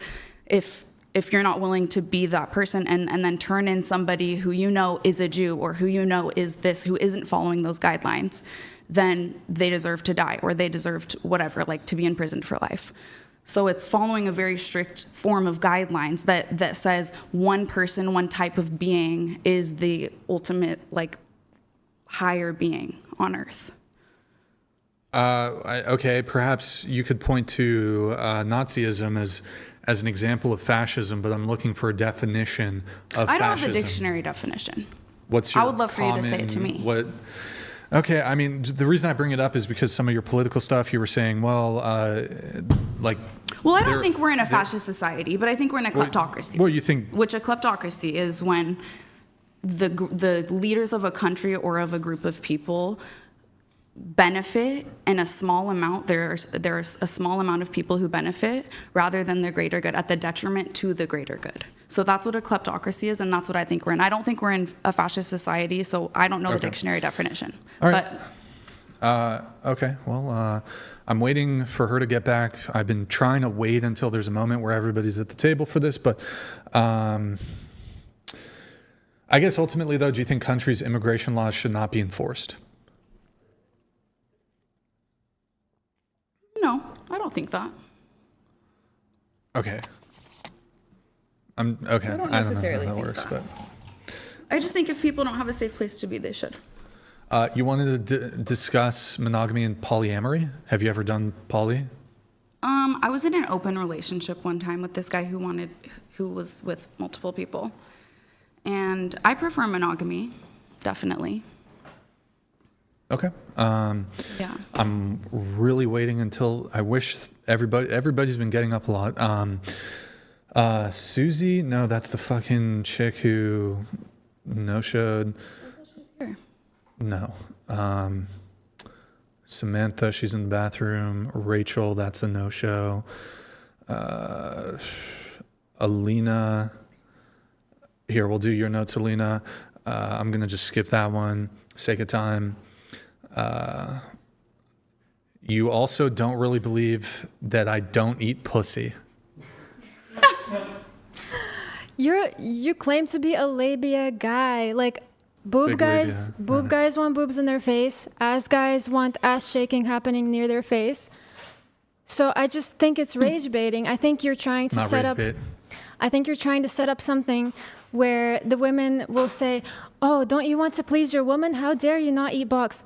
And then you can reverse it on them and say, "Well, it's not wrong for you to say that, but it's wrong for a man to demand his girl to suck his penis." So, me, I'm a steak and potatoes kind of girl. You know what I do to steak and potatoes? I destroy it. So you destroy penis? What if she has no, that's not what I mean. What if she has world record labia? And she's like, "Please, Brian, that's all I've ever wanted. I only listen to Pearl Jam. Please, you told me you wouldn't put your face in it." And she's natural. I mean, he's folding. So is this would you do it for the perfect woman, basically? No one's perfect. But she just has giant labia. Is world record. Is she virgin? Yes. And in this hypothetical, can we grant that she would never cheat on me? Yeah. She's the one you chose. You're already with her. You trust That's her. more appetizing, but I still have some hang-ups with it. So, some hang-ups. Yeah. I'm sorry, but it's kind of gay to not eat pussy. Why would that be gay? Why would that be gay? Why is it gay to not do that? Is it lesbian to not want to give Suck a man dick? Yeah, is that lesbian? It's kind of gay, yeah. Why would it be gay? I think it's a little gay too. I think when guys don't really like vagina as much as other guys. No, love vagina. Vagina's great. You don't if you don't want to eat it. If you don't want to eat it, I think it's a little gay. Oh no, this is kind of getting a little rapey a little bit. You're gonna force somebody. So I think force who? Yeah, a little bit, because I think people, whether you're a man or a woman, I know you're laughing, but I feel like you're gonna be like, "Oh shit, I just said some retarded dumb shit." I think people are allowed to have. What's that? You're going to say something really serious right now. Can you talk into the mic, please? You're going to say something really serious right now. Well, I think people are allowed to have sexual boundaries, whether you're a man or a woman. And so I don't think that makes you homosexual. It's kind of interesting. You guys are both more liberal, and you're probably pro LGBT, but you want to use gay as an insult. I find that kind of, I don't think that's an insult. I just don't think that you're fully straight. If you don't want to eat a woman's vagina. But the implication there is a man who has a sexual boundary is a homosexual. I don't think they're fully straight. How would that? Because the only men I've ever known who didn't like eating pussy were bisexual or kind of gay. Because you're not as attracted to a woman's body. You don't look at it and think, I want to eat that up. There's something that's a little less sexually, you have less of a sexual drive when it comes to looking at the opposite sex's parts and putting your face on it. I mean, that's kind of giving you're less straight than other people. Yeah, but you're using gay as a bit of an insult. I didn't mean it as an insult, but I just think it's gay. I mean, if you don't eat pussy, I think it's kind of gay. I wouldn't want to date I would think that a guy who was a little bit gay. Are you? No, I'm genuine. No, genuine. I think you're a little bit gay. Homosexual. You're genuinely not attracted to a woman's vagina if you can't eat it. Right? Yeah. Yeah. Yeah, so logically, this is completely incoherent. I think people are allowed to have sexual boundaries. They're allowed to not do certain things sexually, and this would have no bearing on their sexual orientation or their sexuality. So do you still like playing with a woman, with your hands? Absolutely, yes. Okay. In fact, a woman should come first, preferably multiple times, and certainly before you. Okay. And if you can achieve that through hands or if through hands ideally, but shit, if you even want to employ toys, you can, or just from intercourse. Okay, as long as it's not just about you putting your dick in and getting your nut, you know what I mean? Like, no, it's not a selfish. It's not a selfish thing at all. In fact, I want my girl I want her to come before me. If she can come multiple times, she's going to come multiple times. Okay. However, there's ways in which that I guess you could give somebody an orgasm that would be a sexual boundary for you and not wanting to do. So if a woman, don't get me wrong, receiving oral sex is great. However, if a woman doesn't want to do that, I don't think that makes her a lesbian. I don't think that has any implication as to her sexual orientation if a woman doesn't enjoy giving or doesn't give oral sex. Do you think would you feel like they were less attracted to you? No, not necessarily. If you dated a woman who just didn't want to suck your dick, would you be like, I kind of feel like not as, No, it's not a deal breaker. Don't get me wrong. Receiving oral sex is great. I'm not going to turn down oral sex.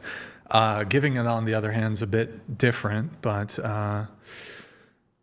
yeah, if a woman doesn't want to do it, I don't think it makes her a homosexual or more of a homosexual. Yeah. What do you think? Would you consider that they maybe might have like low libido? No, not at all. I think you could have a really high libido, but have a sexual boundary. Like, for example, a woman could have a really high libido, but not want to engage in or have receptive anal sex. That isn't an implication on her libido because she has a sexual boundary. Mm-hmm. Like, what if... Scoot your chair in. Okay. Yeah, scoot the chair. You're sitting too far. But I know, I'm soft-spoken too, so it sucks. But I just don't see I don't see how it would logically imply that you're gay or more gay, I guess. I think that just comes from hearing two gay men. They're realizing they were gay story. Both of them was, I went to eat a girl out and I did not think that was delicious. Like, it was not hot to me. It wasn't something that turned me on. It was gross. And they're like, and that's what helped me realize I was gay. So I think that's where that story comes from. And it's true recounts. But I didn't mean to offend anyone. Like, if you don't like eating pussy and you have a sexual boundary, have your boundaries. Everyone deserves their boundaries. And I think my beliefs kind of like stem from something similar because I'm like partially like bisexual, but I don't think I would enjoy going down on like a girl because it's like slimy. I don't know. Wait, so you would understand? I would say I'm more straight than a bisexual because I wouldn't go down on a girl. So I'm like, yes. I lean more towards men. Same. I like men more because. Okay, sure. I mean, look, if a woman, as a woman, you want to give oral sex, okay, cool. If you don't, I don't think that makes you less of a woman. I don't think it makes you homosexual or you become a suspected homo as a woman. If you don't suck dick, like, you can be 100% straight. I don't know. You're straight. It's okay. You're straight, yeah. Maybe you don't like bodily fluids. I don't like bodily fluids. They gross me out. I think people, again, are allowed to have sexual preferences, sexual boundaries. I'm sure for both of you, there's probably certain sexual acts that you're not inclined to participate in. And that should be respected. And it doesn't have anything to do with your sexuality. It cannot, maybe. Like, it cannot, but it also could be an indicator. Yeah, but we could say this thing could be an indicator for anything. Right. But I guess to your thing, Alina, I don't do it. I have, like, fucking, it was the Bush administration. It was the Bush administration. Mm-hmm. Maybe I think it was 2007, the last time I gave a woman oral sex. Yeah, it's been a fucking long time. It's just not my preference. I think also you definitely can't do that with, my advice to men, if you're inclined to do it, you can't be doing that on a one-night stand, or even some chick who you're just started seeing her because you haven't vetted her. I agree. Because the reality is a lot of the way y'all move, not all women, but y'all be fucking other men. And women and women and men are different. If I fuck a chick, if I fuck a girl and I shower, I'm good as new, basically. Let's remove STDs from this conversation. Okay. If I shower in soap or whatever, my fresh and clean, outcast. So fresh and what's that? How's that fucking fresh song and go? so clean. So fresh, yeah. I'm good if I shower because men's parts are external. Women, you're not really supposed to clean up. You're not really supposed to like douche. You're not supposed to soap up there. You're gonna throw your pH balance. You'll fuck your shit up. So if a guy comes inside of you and you deal with a new guy the next day, because a lot of y'all women, maybe I'm not talking about anybody at this table, but I know how some women move, and y'all be fucking multiple men at the same time. If one dude comes inside you, that shit lingers, and you've just created a fucking cocktail of cum and pussy juice, and it throws your fucking pH balance off, and that shit is fucking stewing in there. Another man's seed is stewing in your pussies. And so it's the reason for a man to be like, have a different, like a revulsion to this is because we can't with certainty guarantee that you're not fucking around with other men, especially in 2025 going into 2026. Y'all deal with multiple dudes. Y'all fucking multiple dudes. And so I'm not taking that risk. Maybe you can make the argument if that's your girlfriend and you know for sure she ain't fucking around, even your girlfriend can cheat. Well, I think for one though, but with a man, you have your pre-cum like oozing out all the time. Like that's terrifying. All I have to say though is, can we just mention how atrocious and terrifying it is that women will let a man come inside of them when they don't know them? That's scary. This is terrifying to me. I couldn't actually imagine that some woman would let someone on their first night meeting come inside of them and then want to go have sex again. I mean, if the girl's on birth control, that is sick. They be letting. That's disgusting. I mean, yeah, they're letting guys hit it raw. They're letting all this stuff, right? I'm not even talking about STD. That's another component here too. Also, the big argument here is they've actually found that men who engage in oral sex, so men who go down on women, they have a way higher likelihood of getting throat, neck, and face cancers.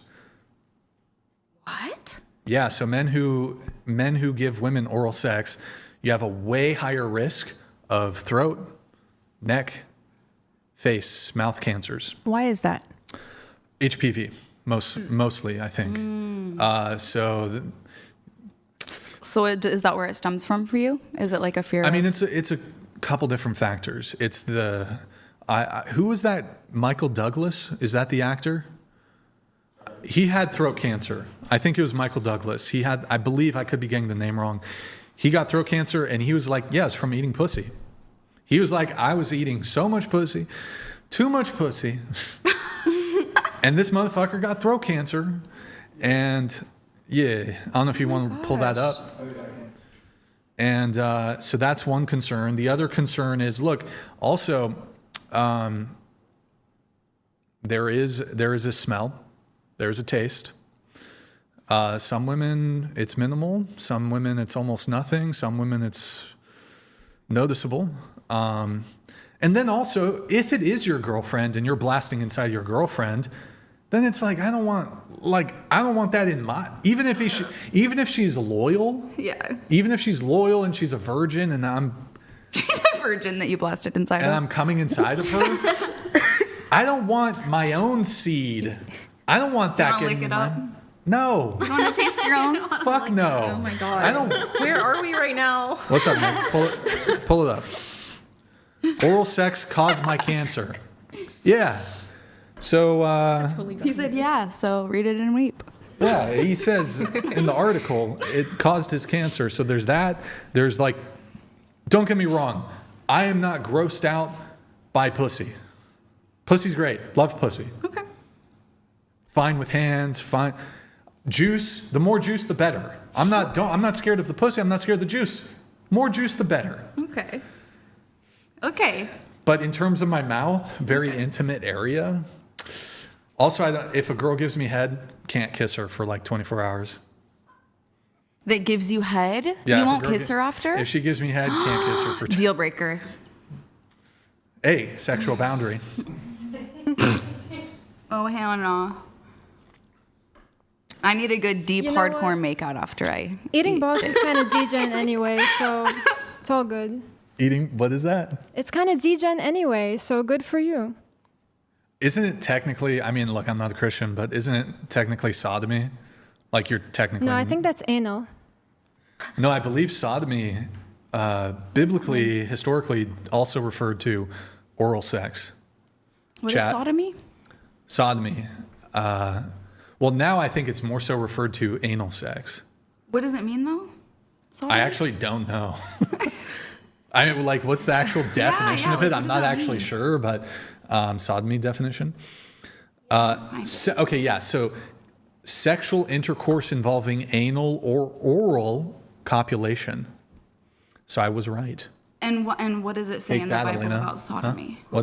What's that? What does it say about sodomy in the Bible? Like it says that's bad? Sodomy Bible, I think it's like a sin? There shall be no Deuteronomy 23, nor a sodomite? I don't know. That's referring to Sodom and Gomorrah. That gets really messy. Like, it's kind of hard to translate here. I don't know. I'm just... I don't know either. She was saying it was based, so I was like, yeah, kind of based, I guess. Okay. Nobody has any thoughts? Nobody? Well, I don't think it's really a sexual boundary for you. To me, it sounds like it's more bacterial boundaries. Right. I mean, because you're like a clean freak. Because you like big labias, and you said you like vagina, but you don't want to eat it. So I don't think it's because you're gay or you don't like it. I think it's just a bacterial thing. I mean, that's a component, but also neck problems. That's another reason. She can hover above you. They haven't invented their own chair yet. No way. Absolutely not. Absolutely not. Can't Someone do that. get making it. I'm trying to think where we. Okay. I'm going to do this segment. I don't know if it's going to work tonight. Nobody here does OnlyFans, right? And you've never done OnlyFans. Not anybody been a stripper? Anybody? Okay, no sex workers. Great. Fuck it. We're going to do it anyways. So I feel like, at least for the OF girls, they're just, all these simps are sending them money. Now, who here has ever had a sugar daddy? How about that? Sugar daddy. How about this? Have you ever had a guy just like send you money? Yeah. Like a guy, here's $200. Or a guy who gave you some fucking gift and you didn't deserve it. Yeah. All right, so we're going to do a role reversal. You women have had for years simp after simp after simp giving you free money, giving you gifts, all this stuff. And these guys, I've heard women tell me stories like, oh yeah, some guy, I was at the gas station and he just gave me like $30. Like, guys just give y'all money sometimes. I don't know. So I think we should finally do a role reversal. This is your chance as boss, babe, feminist. Maybe you're not that, but whatever. Fuck it. Even if you're not, this is a shakedown. I want all of you, one by one, go to who here, show of hands, who has cash on them? Cash. Do you have cash on? Apple Pay. No cash? I accept Venmo and Cash App. Do you have cash on you? I have Apple Pay and Amex. Cash? Do you have cash on you? No cash. Give me your cash. No. I'll give you my cash. What do you have? No. Yeah, go get it. Some amount. All of it, though. Sure. All your cash. Sure. Alina? She has like go get your 50 cash. I only have rubles. I'll take the fucking rubles. We've lost the plot. I didn't bring them inside. Bullshit. No, I actually didn't. Oh, look at this. Mary here, my employee, gave me $340. Scripted moment. I've got her on a leash. I've got you whipped, Mary. Actually, you really need to. Actually, there's more, right? You better. You know what? Go to the fucking ATM, Mary. Give me the rest. Give me the rest, Mary. Oh my God, wow, okay, she has more. Look at that. She gave me that looks like about $20 there. Thank you, Mary. Yeah, Mary, disappointed. I'm not angry, Mary. I'm just disappointed. I'm really sorry. She was late today, very late, Mary. In fact, I'm hungry. I'm hungry too. So get ready to get some food for me. So yeah, thank you, Mary. I think that was like $300, $400. Alina, can you get some cash for me? Who's gonna give me cash? You gonna give me cash? You gonna give me cash? No, not just for the novelty of being like this one time I simped for Brian. What the hell? I simped too hard like 3 months ago. Oh, she even give me the fucking coins. I'll take the coins. Wow. So she gave me 100. Those are precious pennies, limited supply. Oh shit. Wow. You're fucking. I love you. Is this a bit? Do you give it back? I love you for this. No. You are. Wait, this is like that. This is. I feel like I owe her an apology. This is I was dead a bit ass. harsh. I've been a bit harsh with you tonight. No worries. It's the food sometimes. No worries. Thank you. I'm not myself when I'm hungry. Wow. I need a Snickers bar. Where's that commercial? Wait, what's that face you're doing? Dude, I'm just like, what the heck? That was gangster? That was just so easy. Like, I wish I asked first. I know, girl. You're a Christian. You should have told me I could have hustled I'm sorry, you in. I know I'm not supposed to, but I think I'm jealous right now. I'm gonna have to pray. I'm not a Jew. Stop. Join hands. All right, guys. Dear pray God, to end this jealousy. Please bless us all. That is amazing. Father, I see what With you've done for others. $100,000. Please bless us all. Amen. Can you, hey Mary, can you come grab these coins from? You can stay here. Can you grab these coins from Alina? Oh my God. And don't pocket any of those, Mary. I know you want to fucking pocket those I coins. just gave you like $500 tonight. Yeah, don't pocket those coins. I want those coins accounted for, Mary. Oh my God. You better if you pocket any of those, you're getting a what's it called? Demotion? Can we ask Mary for water? Oh yes. If any of you need water, she will hook you up. All right, let's get back into some topics here. Let's get into some topics, boys. I just want to play this for. Grabs me, boys! Boom! Ninja loot! You know, you're thank you. I appreciate that. You're Thank you welcome. for the contribution. Thank you again I'm a for- starving college student. I'm a starving artist, struggling artist. So I appreciate you supporting with your patronage. You should post your videos on Rumble more. Yeah, you're Wink, right. wink. You're right. I should. Wow. Thank you so much. You're welcome. You're a legend. And I You're a thank you legend. again for this wonderful opportunity. Not many random women could just jump on podcasts. Of course. Well, you're welcome. I do want to make one thing clear, though. This is a recurring thing.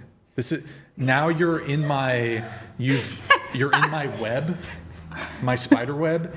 So once a week, I'm going to need you to send me a tribute.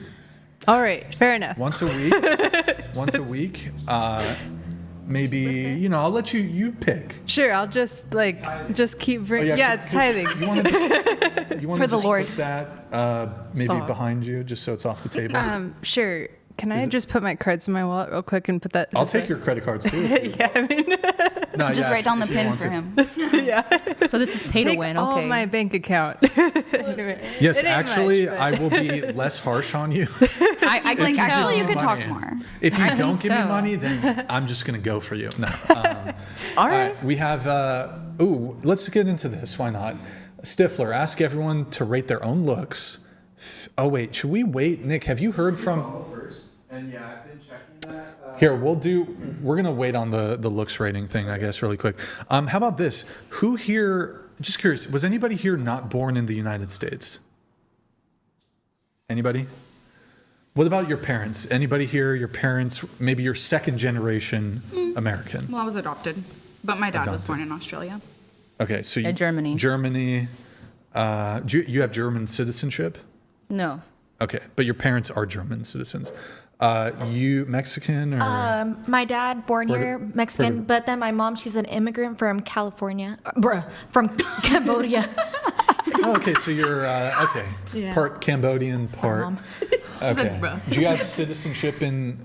You were born here. Oh right? yeah, I was born here. Just my mom was. You don't have dual citizenship. Nah. Okay. What about you? I was American. born here. My parents are American. Like Earl. Alina, From Russia. you were born there. Yes. What city? Penza. Penza. What was Penza? Never heard of that. Penza. Is it near Moscow? Not very close. It's about a 12-hour train ride. Okay. So I guess for you, and for you, in a morally neutral, blame-free hypothetical conflict between the United States and either your birth country or, let's say, the country of your parents' or family's origin. So for you, Germany, for you, Mexico, for you, Russia. Where neither side is right or wrong, to which country is your allegiance? Starting with Alina. Look, so I love this question, and I do believe that immigrants to the U.S. should have allegiance to the U.S. However, some countries, especially in times of world conflict, make laws around expressing allegiance to nations that are considered to be enemy nations to your country. So if you plan to have ties to your home country still, like you plan to travel there, for example, there's things that you cannot talk about or you will get in legal trouble. That's fine. Just curious, are you a citizen of the United States? Yes. I have a dual citizenship. Dual citizenship. Mm-hmm. Okay. And when did you move to the United States? In 2015. Okay. And so is one of your parents a U.S. citizen? No. So you guys immigrated here? My biological parents are both Russian citizens. Do they live in Russia or are they here? No. My mom is here. I have a stepdad because my father passed away. Okay. I see. So you guys moved here. Yes. Has your mom gotten American citizenship? Yes. Okay. So you did go through the naturalization process, though? Yes. So you took the oath of allegiance? I did take the oath of allegiance. Well, isn't it, even by virtue of you admitting that, if we know what the content of the oath of allegiance is, Nick, can you pull it up really quick? Yep. You saying that you took the oath of allegiance, which is, I hereby declare on oath that I absolutely and entirely renounce and abjure all, can you make it a bit bigger? Allegiance and fidelity to any foreign prince, state, or sovereignty of whom or which I have heretofore been a subject or citizen, that I will support and defend the Constitution and laws of the United States of America against all enemies, foreign and domestic, that I will bear true faith and allegiance to the same, et cetera, et cetera, et cetera. You guys can read the rest. I mean, even that admission alone, doesn't that give you some concern that you took the oath of allegiance to the United States? But it definitely does give me concern now with how things are going in the world. But Okay. when I was reading the oath of allegiance, I don't know if I'm schizophrenic or something, but I did see a part that said all countries except for Russia, unless you're Russian. Maybe I'm crazy. I don't know. What?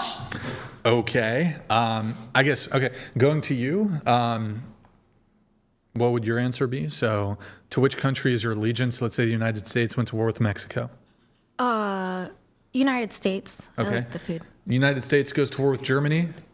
To which country is your allegiance? U.S. Okay. All right. That's pretty much it. Just curious on that. All right. Let's get into. Oh, we got to wait for that one girl. She's going to be here soon. Have you been checking the Instagram messages, Nick? Indeed. Rock and roll. 10 minutes, roughly. Okay. Okay. Hold on. Let's get into. Wait, Lynn? Yeah. You've dated a professional athlete.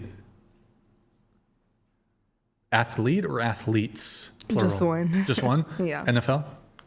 Maybe. NBA? Yes. Which one? I don't want to say. Aw, come on. You don't have to tell us the team, just... She signed an NDA. Now just teasing. Exactly. You said you were on Tinder in the past and you went on a date with someone on house arrest. Yes, that is true. Okay. And can you tell us like the quick 30-second version, or shorter, I guess, of the house arrest story? So I was on Tinder when I was about 18 years old, and I met this guy, and we had chemistry, so we decided to go on a date. And he does well for himself. We went to Nobu. It was nice or whatever. And at the end of the day, he's like, I have to leave. I'm like, why the rush? And then he pulls up his pants leg, and I see the ankle monitor. I'm like, oh, that's why you have to leave. That's crazy. You should have told me that at the beginning of the date. And come to find out, I Googled his name. He was on house arrest for domestic violence. Ooh. So there's that. Ooh. Well, that's why he didn't tell you. Right. But that's why I don't do dating apps. I feel like dating apps just put you in front of a whole bunch of people you were never supposed to meet. So I agree. Yeah. Sorry, like apparently violence is linked to lead poisoning, and there's like a third of the children are poisoned by lead too. So we have it in our pipes and everything. And so I was looking at like a map of like the lead poisoning per country, and I was like, holy moly, this needs to be addressed, because it's like the violence, the migration, like the crime, whatever, all the chaos. It's like, how much of this is due to lead? And heavy metal. Just Yes, heavy metals exactly. in general. They come trails, you guys. Mm-hmm. Heavy aluminum poisoning, everything. Heavy metal detox, we should all do. She's 100% right. so cilantro helps. I know it sounds silly, but take wormwood. Yeah. Take oregano oil. Yeah, I mean, certain herbs do remove heavy metals from the body. So, I recommend just like, you can detoxify from glyphosate. And I hate to mention it again, but that's like, it has heavy metals in it. So it's linked to a lot of stuff. I know I'm on repeat, but if you listen to RFK Jr., we'd be like... It's like, oh my gosh, I came back again to this fucking conversation. I want to repeat it because I feel like I can potentially prevent violence if I tell people to eat organic food, but the price is just ridiculous.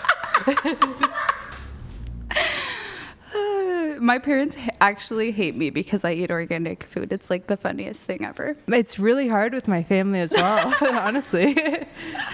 They're like, oh, Kaylee can't eat that. She has to eat organic. I'm like, sorry. Yeah, I get made fun of about like plastic and whatever, and I'm just like, but, like Dr. Shanna Smith.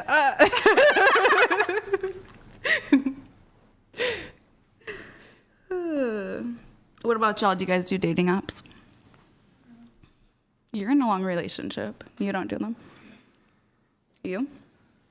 Sorry. Dating apps? No, I just don't date anymore. I just need to like focus on my own knowledge. Like people mention like, you're very ignorant about the Bible. And I'm like, exactly. That's why I'm just not 100% ready to be out here, but I'm going to be out here. So good. No, it's good to be self-aware. Yeah.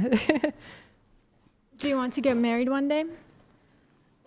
So I'm like so focused on, like health education, for example, that I just feel like it's really hard for me to focus on dating because I just want to work all the time and I just really want to focus. And I feel like I am neglectful because it's like, oh, I have to clean all the time. I have to cook all the time. And I'm trying to save the world over here in my own mind or on research or whatever stuff. So I'm just like, yeah, I just don't really have the interest in raising kids right now because I just like can't really focus on kids right now. I just am like, it seems like there's a lot of problems in the world and I want to like try to address them. But I'm just like, I don't want to be like in politics, but I feel like I just kind of need to be like going in there. Wait, one question. Okay, we talked a bit about the schizophrenia.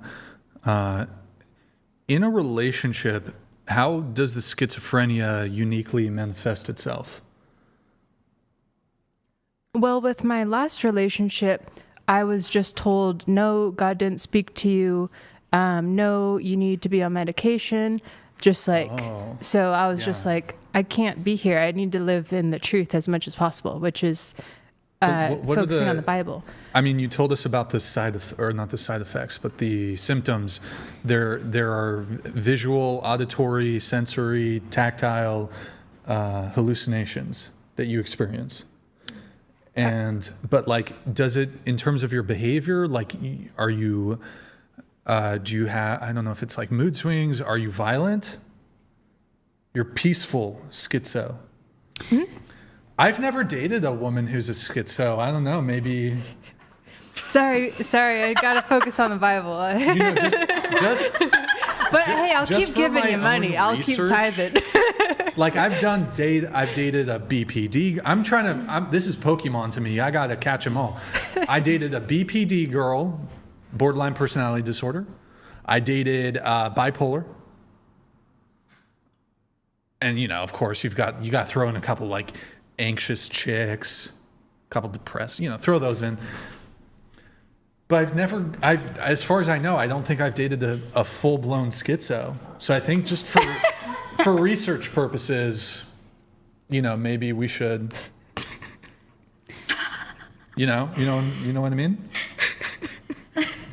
She's focused on the Bible. Yeah, I'm sorry. I gotta focus on the Bible. Sorry. Hey, don't let that IUD go to waste. But just kidding. I'm kidding. Is that like? Oh. I'm kidding, guys. I'm kidding.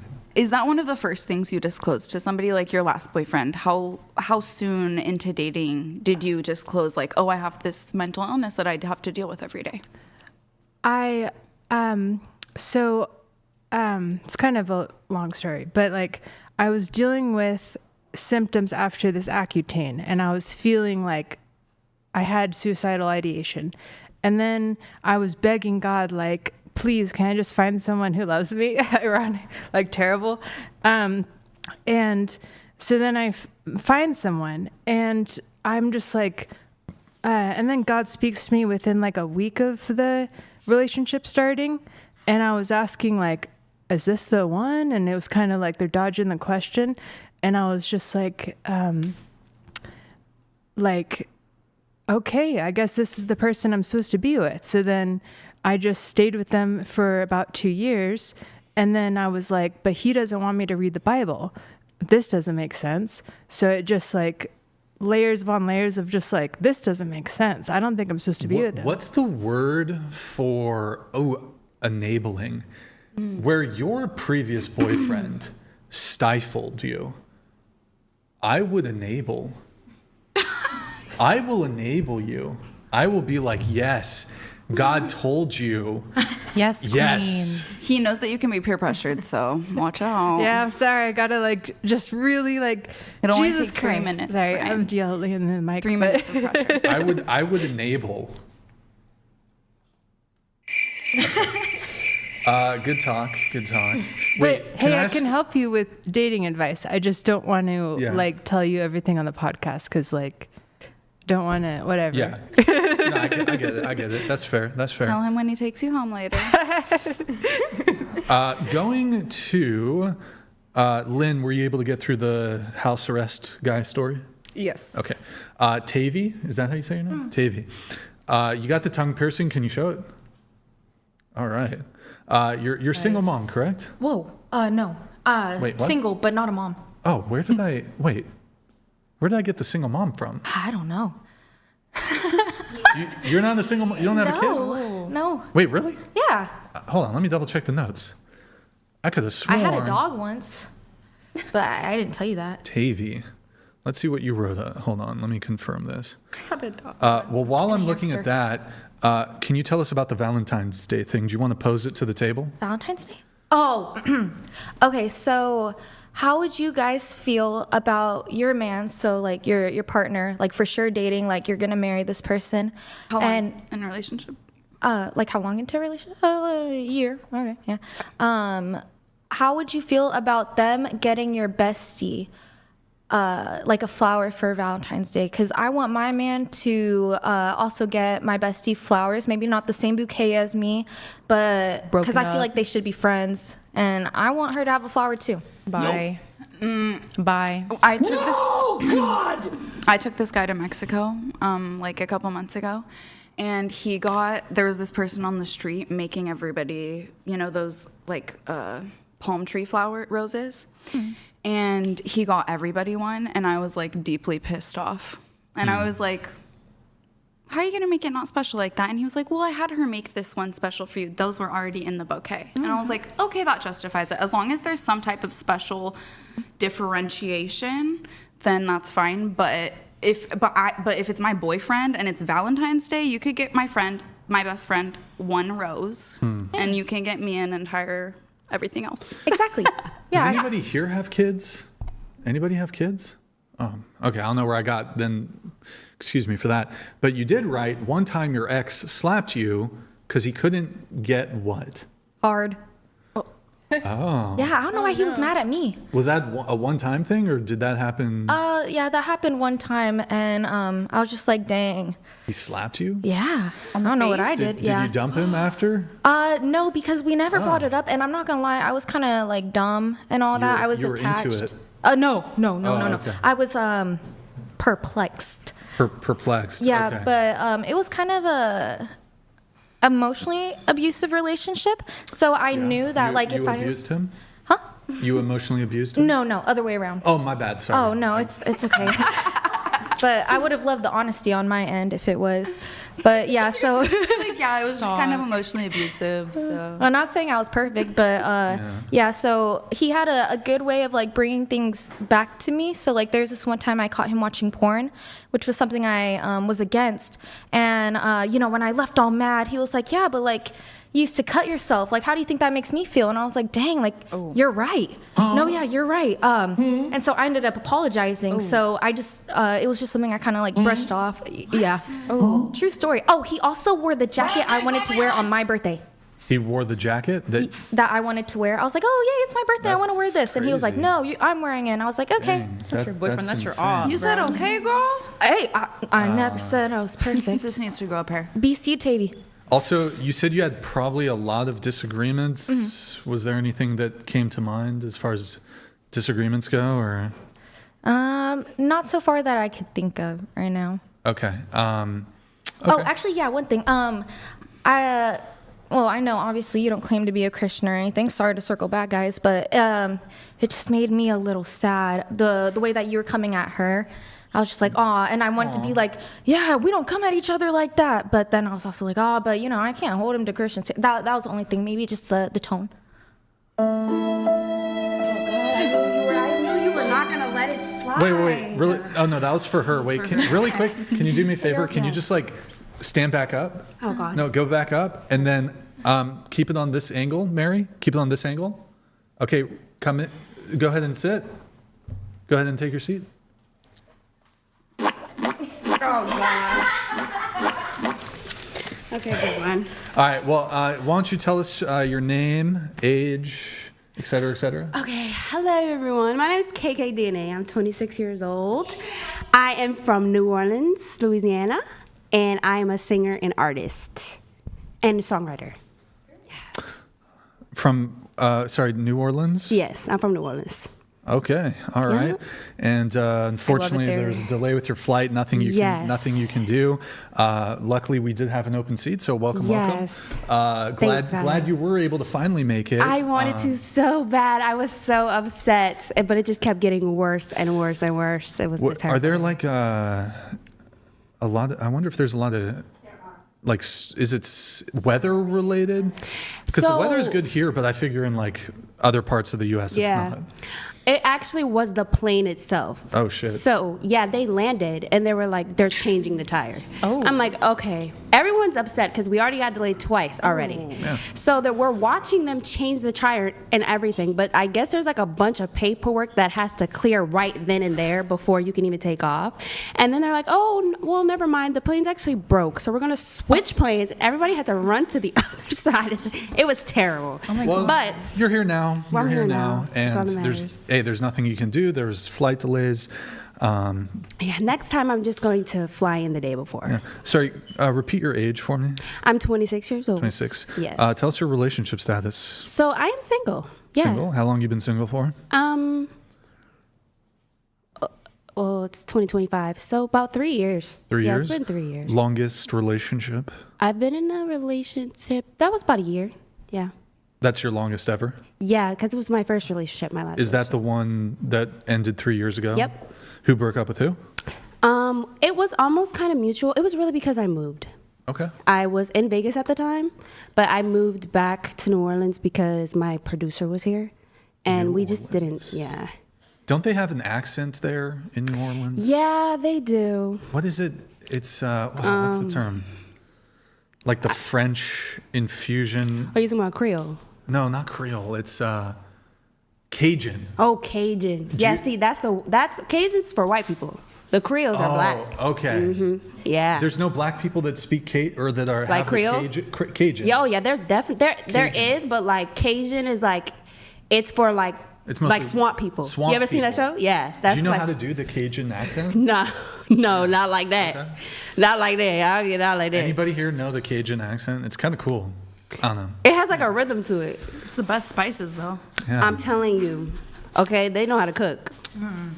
Let's see here. Going back to the show notes, why don't we actually, Barbie, we'll touch on one of your notes quick. As soon as my favorite schizophrenic returns to the panel, I don't know many. She's actually one of the more pleasant schizo.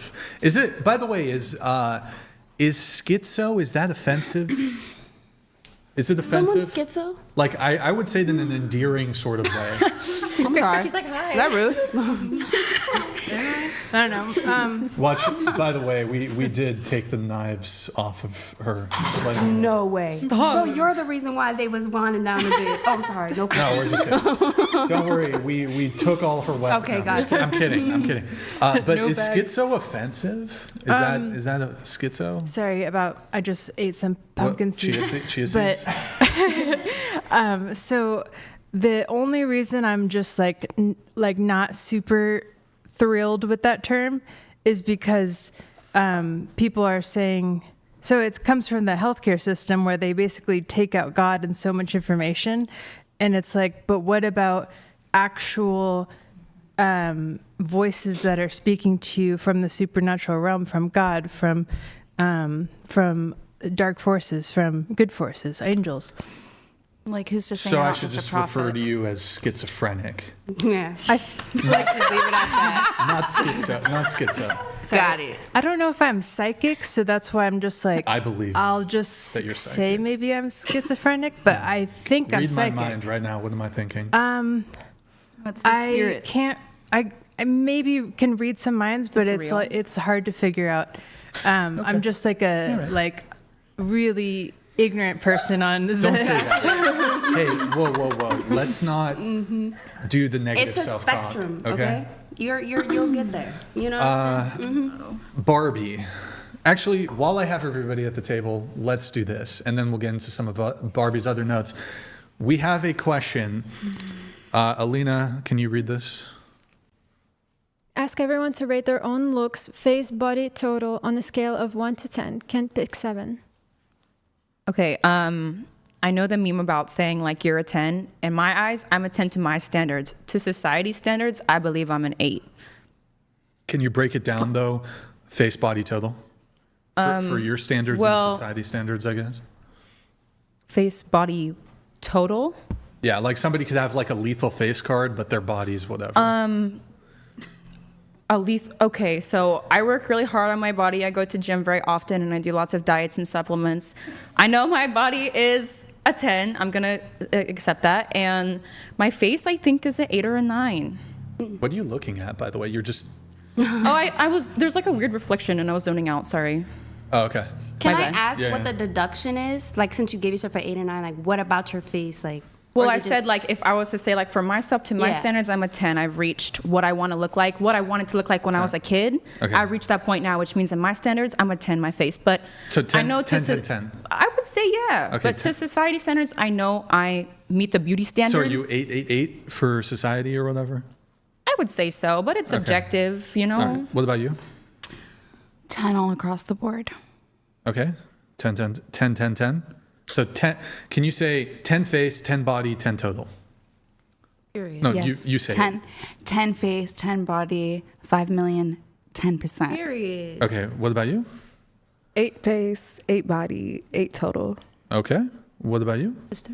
6.5 face, 6 body, 6 total, 6.5. I guess so. Okay. Yeah, sure. Okay, I recently gained weight, so I think I'm a 6. 6 body, 6 face. If I was 6 body, 6 my face. normal weight, 6 then I total. would be an 8. But right Normal now I'm a weight. 6. You look, I don't know. I She's mean, perfect. I like. You look good. I mean, come on. You want to lose more though. Yeah, I gained a lot of weight. So A lot of weight? I gained How tall are probably you? like 30 pounds. How tall are you? 5'1", How much do you weigh? like 120. Yeah, you're 120 fine. at You're totally 5. fine, actually. Yeah, but I miss being like. That's not crazy. bombshell and, like- But you would be 888. I would be. All right. Well, we can start Ozempic together. No, please do not take Ozempic. Weight Watchers. Okay, I won't. I'm gonna raw dog the diet. Saunas and about- fasting, and I have a sauna. I'm one step ahead of you. Should use it more. But it's infrared. So it's not working. Which is even better. I heat is good. I think the traditional saunas are better. I agree. I don't know about the traditional saunas get hotter. Infrared, at least mine, it caps at like 145. I need a toast. I need a, yeah, it's not. Well, if you're in there long enough, like you get a good sweat, but I need to get a new one. Okay. Rating. I'll put 1, 1, 1. Oh, come on. Because come on. Don't be silly. Don't be silly. Be on it. I heard that God said we are all one, so I'm just like, well, I guess. Yeah. Okay. Shut the fuck. Oh my God. Wait. Okay. Come Haters on. gonna hate, girl. Well, Right. the scale is 1 to 10. 1 being ugly, 10 being super most attractive person ever. I would rate myself a bunch of ones because I have like really bad thoughts, and I'm just like, I gotta like change those thoughts, and they take a long time. No, but it's about your looks, not your thoughts. Oh gosh, the inner beauty Wait, though. your bad thoughts? I have terrible thoughts. Do you want to?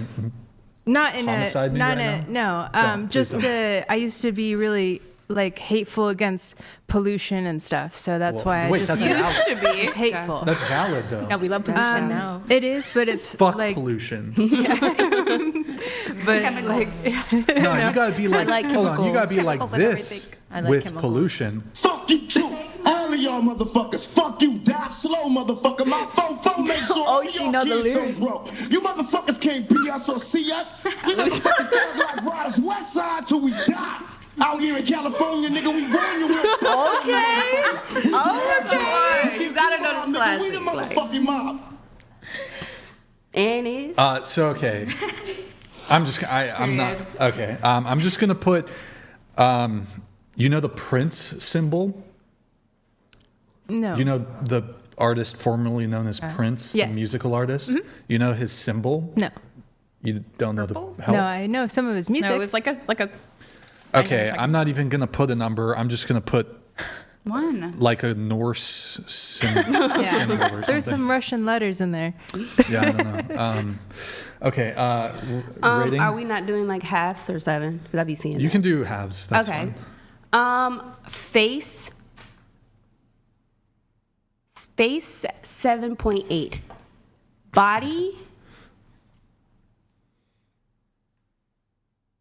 Body 6.9. Total 10. I know that shit makes no sense, but I makes just zero love my sense, but personality. okay. Well, the total rating is still the looks rating. Oh, okay. Yeah, So it's- probably I give myself like 8 all around then. All right. Yeah.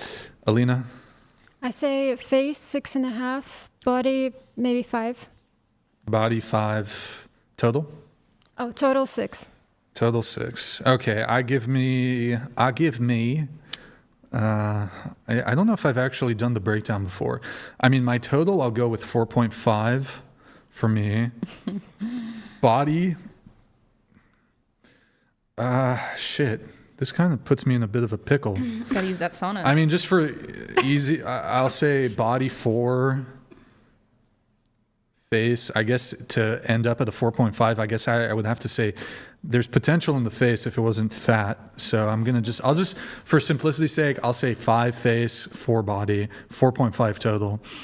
Okay, so we have a 10, an 8, and I think most of my attention will be there. Although I do think, Alina, you underrated yourself a bit. I appreciate that. I What, think what you would could- you rate me? Well, you rate your face 6.5. I think at minimum you're probably face. I'd give you a 7 face. I can't pick 7. Well, I can because I'm But I couldn't. the dictator. So. Oh, would you have picked 7 then? Okay, well, there you go then. And body, I mean, I haven't really given you an up-down glance, so I'm not going to do that. But I won't. I'll just say face, though. You know, I feel like it's rude to be like looking at titties and shit. Face, though, I think at least a 7. Chat, what do you think for her, Alina? Do you think she underrated herself a little bit?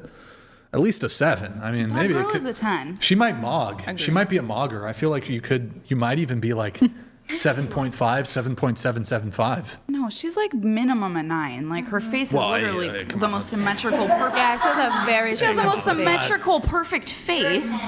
Like literally. Well, I mean, honestly, I think her big failing What more do you is want? Yeah, like her big failing. It's literally perfect. her interpupillary distance is a bit. Oh my God, you're like that dude. Maybe that could make it like a 9.9. You're like that dude. But she's good. She's like at a 9.99999. I honestly, find anything. I think, you know, some people in the chat are saying 8, saying she's elite.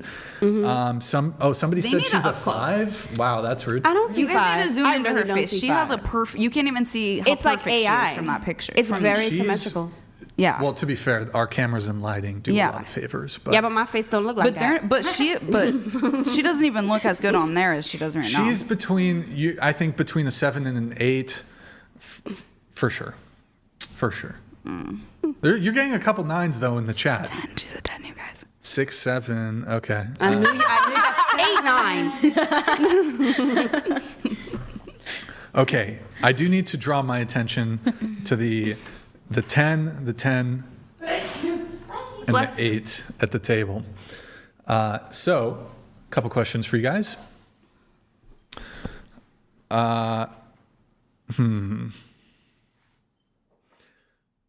Actually, you know what? My first statement is, why don't average women, why don't they view themselves as average?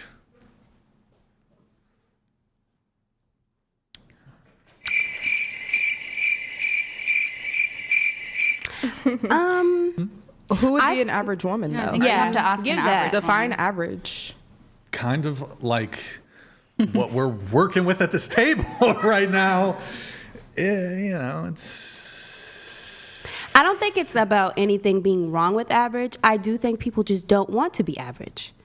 I think people want to be special. I think people want to feel special. And like, I think it's okay. I don't think we talk about enough how it's okay to be average, because average doesn't mean like below par. It just means like in group with everything else. I think like even just in all areas of a person, not just their looks. Like there's just certain strengths that certain people have and weaknesses that other people have. So that person may be beautiful, but they may like this, they may be average in this area, but people just, they don't want to be. They want to, you know, have confidence in themselves. I think it's more confident to be like, yeah, I'm a 5, I'm a 6, I'm average, acknowledging average. I guess, okay. Do you think in terms of your looks for the 2 10s, are you perfect? Yeah, God made me perfect. Are you religious? I didn't think. You know, I'm not religious, but I believe in God. Which God? I don't know, whatever one created God. us. You do believe I know that there was something that created God us. created you. Okay. Do you think, are there any women who, from your subjective perspective, are better looking than you? Oh, yeah, lots. Well, how could you possibly be a 10 then? Well, we're all 10s. Okay, sure, I can work with that. So are all women 10s? Probably not. But you just said we're all 10s. Everyone who is I we? think is better looking than me. Oh. Plus me. Wait, didn't you say I was a 9? No, I said you were a 10. I said you were a 10. I said bare minimum. Yeah. He's saying minimum you're a 7. I said no, minimum you're a 9. Like, like on the lowest. Let's not be. And if I was being honest, you're a 10 in my mind. I think you're a 10. But what's the point of the scale if everyone is just a 10? Well, I don't think everyone is a 10. I just think you are. Are there any women who are not 10s? I think it's a range of perspective, you know? For me, I think I'm a 10. for many reasons. One is I just have worked really hard in my life to find love for myself, but also people get surgery to have my features. People get surgery to have lips like mine. People get surgery to have boobs like mine. People get surgery to have a cheekbones that I have. They get implants in their faces. Like, I was blessed with beauty. And maybe it's not I've seen women who I think are more beautiful than me, but I don't think because there's a woman who I think is more beautiful than me, that makes me less beautiful. I don't think that's we're just so different. You know? So there are women who are better looking than you, but also they're a 10 and you're a 10. I guess a bit confusing, but are there any men who, based just on their looks, you think are out of your league? In the sense that, I don't mean below your league. I mean, are there any men above your league looks-wise? No. There's no man out of your league just on the basis of looks. No. All men, assuming they're single, maybe even if you're so beautiful that even if they're in a relationship, you could convince them or persuade them away. There's no men outside of your looks league. Well, I mean, I'm sure there's people who wouldn't find me as the attractive person that they want as their partner. No, but from your perspective, no. There's no men that you I could get any man. Any level of attractive man. Any man? Yeah. You could get any man? Like male models? I've dated male models. Huh. Okay. How about this? Instead of using 10, are there adjectives you would outright use to describe yourself? Adjectives? Yeah, like beautiful, gorgeous, stunning. To describe my looks? Yeah, your looks. I glow. I'm radiant. I like that. Radiant. And people see me as that. When you walk down the street, you live in LA? Yeah. Close to the mic. Yes. When you walk down the street, do people, maybe not every man, but maybe 50%, 1 in 3, 1 in 4, do they turn as you walk by? Yeah. All of them? A lot of them. What percent of men? I mean, you could ask, as you walk by. You could ask Sammy or you could ask one of my good friends, but it's like a thing. It makes my friends uncomfortable how many people stare at me. I mean, Kaylee has really nice boobs. Like, people love her, Oh, God. They just stare at me. It is. Even if my boobs aren't out, but like it is. It's just, it's a thing. It makes me go out less often because I don't. Boobs. No, because people are just they're enamored by like my radiance. Nick, it's not even, it's like an energy thing too. It's not just my It's face. an energy. It's an energy that I carry. Aura. People think that they want to approach me. They want to be my friend. They want to be close to me. A lot of people do gravitate towards her because she's just like a light. Like, she's very positive, sweet. I can see auras much like our friend here. And you know what? I hate to be the bearer of bad news. Don't see it. I don't see the aura. So I'm heartbroken. What do you see looking at each person? You sure about? Wait, what do I see? I don't know what that means. Context? The aura. What do you see? What's the aura? Oh, the aura? An aura is a color. Interestingly enough, the only aura I'm getting from anybody is her. What color is it? Oh my God. Indigo. That's good. Indigo, and there's like this sort of almost the aura has an aura. The internal aura is indigo, and the external aura is gold. Nice. A golden serenity. Wow. All right, that was gay. I haven't seen gold before. You guys, I can literally see it. Gay, right? That was definitely like No, you guys were saying, "Oh, Brian, you don't go down on women. That's gay." No, what I just said. That okay. Anyways, Stop. hold on. I'm gonna let this chat come through, but then I have to roast you guys more. Claim donated $200. These women out here doing girl math. 4,5,4,3,3,5,6,7. The delusion is strong with this panel. The average is above all but 2 on this panel. Beauty is universal. Y'all ain't got it. Thanks for the 200. Thank you, Claim. By the way, actually, do you have any cash on you? I don't ever carry cash. You don't have any cash? No, Shoot. I'm sorry. No cash? I got Zoe. We did a segment earlier that you missed out where I asked the women to just give me cash. And 2 of them actually did. Our good friend here, she gave me some cash. Very nice of her. Mary, my employee/slave, she gave me... She gave me some cash too. Are you down to Venmo or Cash at me? Like as a reversal, because you know how like women have sugar daddies and men just be giving women money sometimes. I feel like just once in your life, just as a bucket list. Yeah. I'm not saying you guys should do this regularly unless it's for me. You want to be just a girl? That's okay. I want the Gwen Stefani song. I'm just a girl. This is a 36-year-old man. That's right. Fucking finessing. Okay. Absolutely. I don't know how it's working, but all power to you. I just made 500 collectively. I'm doing good. Okay. Out here. Are you down to Venmo? I'm down. Well, Will you Venmo me? I have Zelle and I have Apple Pay. I will accept Zelle. Okay, perfect. You will Zelle me after the show? I will Zelle you after the show. Okay. I will somebody gonna tip just or curious. I got you. How much? I got that, like, whatever you need. You got me, boo? I got you, boo. You got me, boo. I got you. Tip me after too. I could tip you too, Bookie. Just for the interview. Period. Queen. Back to the looks thing, though. Back to the looks thing here. So, there's no man. Question, tell me this. Tell me a woman who's like a celebrity who we can Google, who you think is a 10. I think is a 10. Yeah, Kylie Jenner. Kylie Jenner, 10. Perfect. Okay, Nick, you can pull that up. And then tell me a guy who you think is a 10. Okay, so just to be clear, Kylie Jenner is your looks match? She's perfect. Is she your looks match, though? Oh, well, I mean, she gets surgery to have my features. Oh, my God. But she has a better body. Her body's bodying better, Like, she's right. If I could afford a little lipo, like, we would just suck the fat out once we became a woman, Mm-hmm. I broke my foot, had to sit on my ass for 7 months. We gained a little extra weight. It's okay. But, like, it's okay. I feel you. But it's like I'm a woman, You, me, and Samantha are all going to get on this journey together. We'll hop in your sauna. It's a one-person sauna. We'll take turns. Well, that's why I have to get a new one. I don't. He doesn't like talking in his sauna or sharing. Anyways, I remember that part. A guy who's a 10. Who's a guy who's a 10 for you? Ooh. A guy who's a 10? Yeah, like Jason Momoa. Some girls say he's a 10. No, wait. What's Jason Momoa?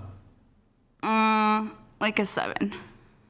Hold up. He's too big. Maybe he's now. like the bulkiest, biggest guy. Like, in his heyday, though. In his heyday, cool. maybe he how about was this, a Nick? 10. Google Jason Momoa Baywatch. We went and saw him perform a few months ago. We saw Jason Momoa at Venice Beach. He was playing his guitar and singing.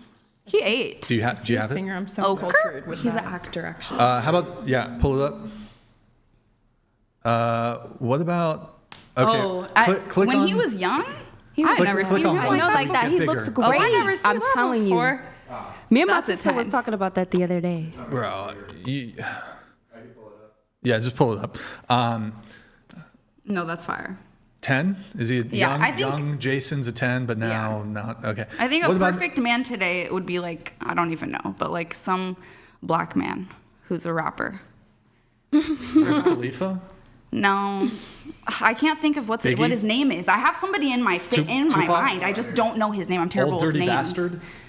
Old Dirty Bastard? Oh, I don't remember his name. I'm sorry, you guys. Michael B. A$AP Jordan is Rocky? a solid 10. Oh, Michael B. Jordan is perfect. Yeah, I think he's perfect. Michael B. Jordan. Yeah. Okay, so Michael B. Jordan. Perfect, Is man. that your looks league?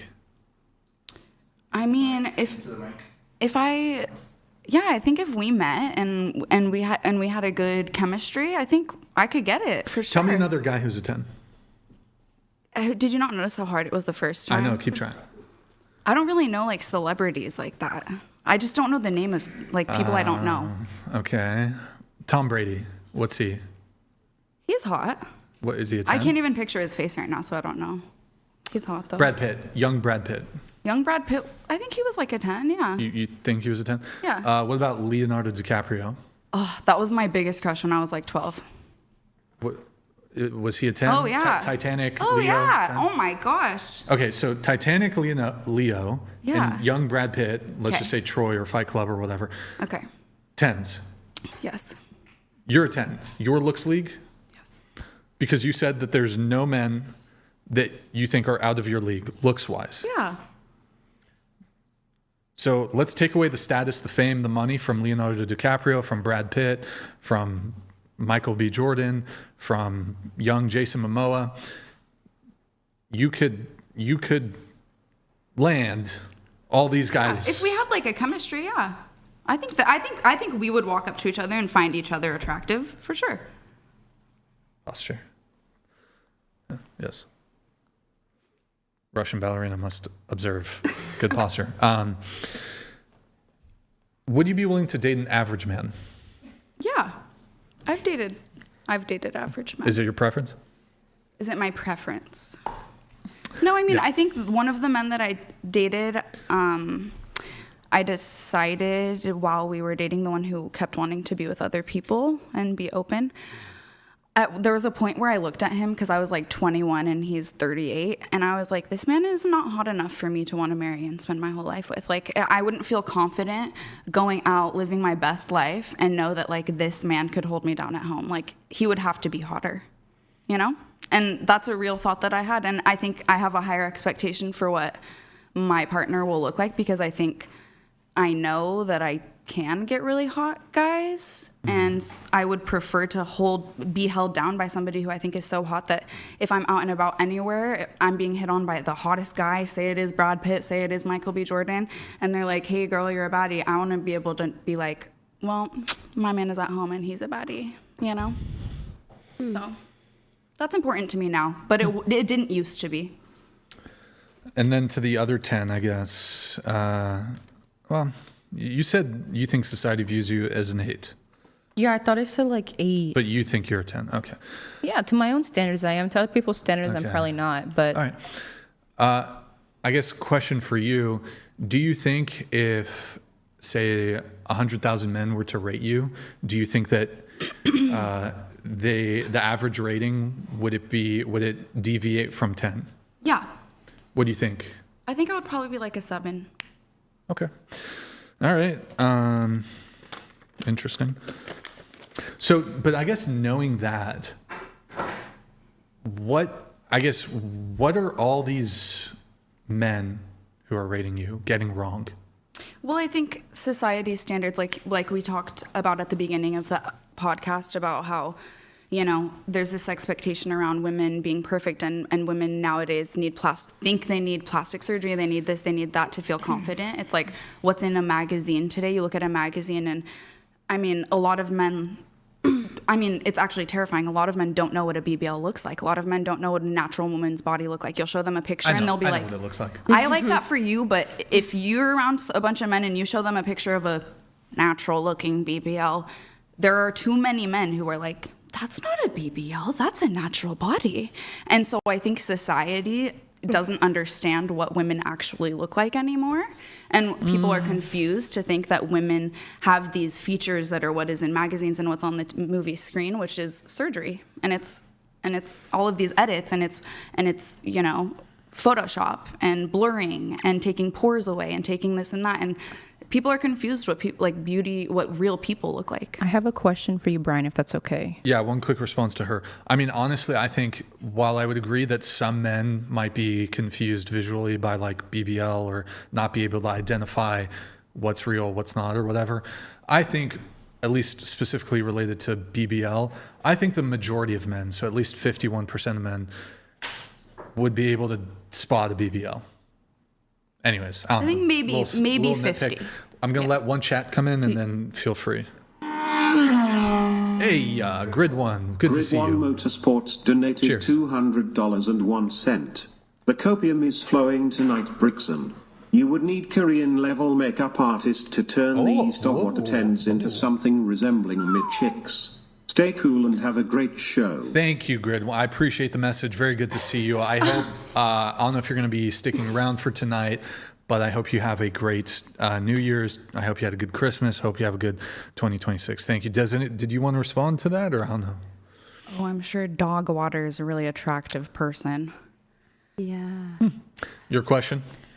Do you think that unrealistic standards and like the definition of natural has been skewed by the oversaturation of OnlyFans and also porn and editing. Do you think that that has an effect on how men view women, how men, especially young men, how they rate and how they view and how they pick their partners? Do you think that subconsciously it's based on all of the heavily saturated media that they're consuming? Because I believe that it is. So your question is, has men's assessment or impression of women been warped by social media and porn? Yeah, like the OnlyFans and everything. Absolutely. I think on social media, you have Instagram, you have TikTok, you have filters, you have makeup, you have lighting, you have posing, you have all these things that, I see these girls and some of the filters, you can even apply them to video now. Like some of I mean, sometimes they still fuck up, but some of these filters, if your background isn't all fucked up, there's no like vertical lines in the background, like a door frame. Right. These filters, like they can, do crazy shit to the waist. Like they can give a girl like literally like a 99 percentile. I think that's the right word. Like a insane waist that like maybe 0.001% of women might naturally have, or in some cases just like completely impossible. The face filtering is insane. The butt stuff, all that, it's all crazy. It's all crazy. So yes, I do think there's absolutely men who, they see some girl who's got those fucking lifting yoga pants or whatever the fuck, they got pads in, they're doing a super specific angle that don't show the hip dips or whatever. The women are doing a lot out there, they're doing filters, and the men, yes, if you keep being exposed to certain kinds of visuals and you're like, oh wow, that's really attractive, I want that, but if in reality, like very few women actually have that in real life, which is probably most women don't have like have the body or the face as it's portrayed on social media, then that's going to skew men's perspective, and that's going to be an issue.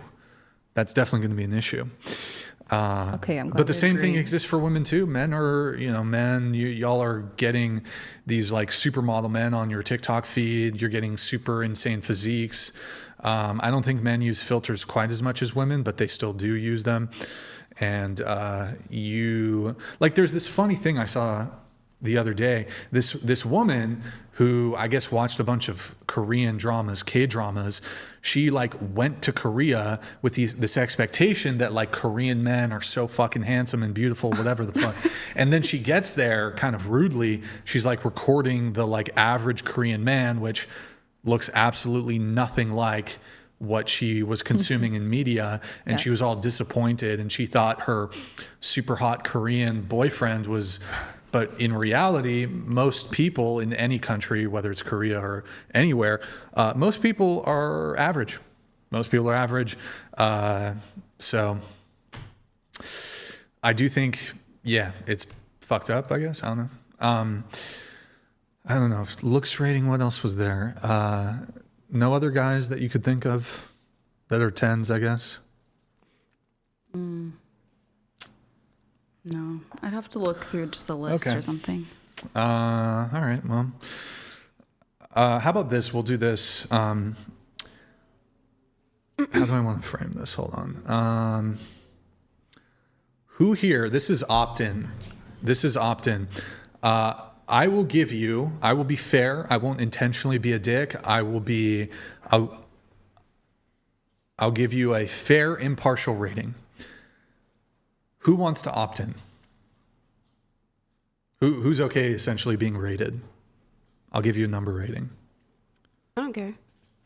Will you do it? I'm good.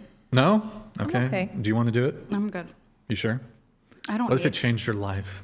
I don't need your opinion. It just doesn't apply to me. Yeah, I don't need your opinion. Thank you for the offer, but... I mean, okay. I'll opt in. W, fucking legend. Courage. Why not? No, thank you.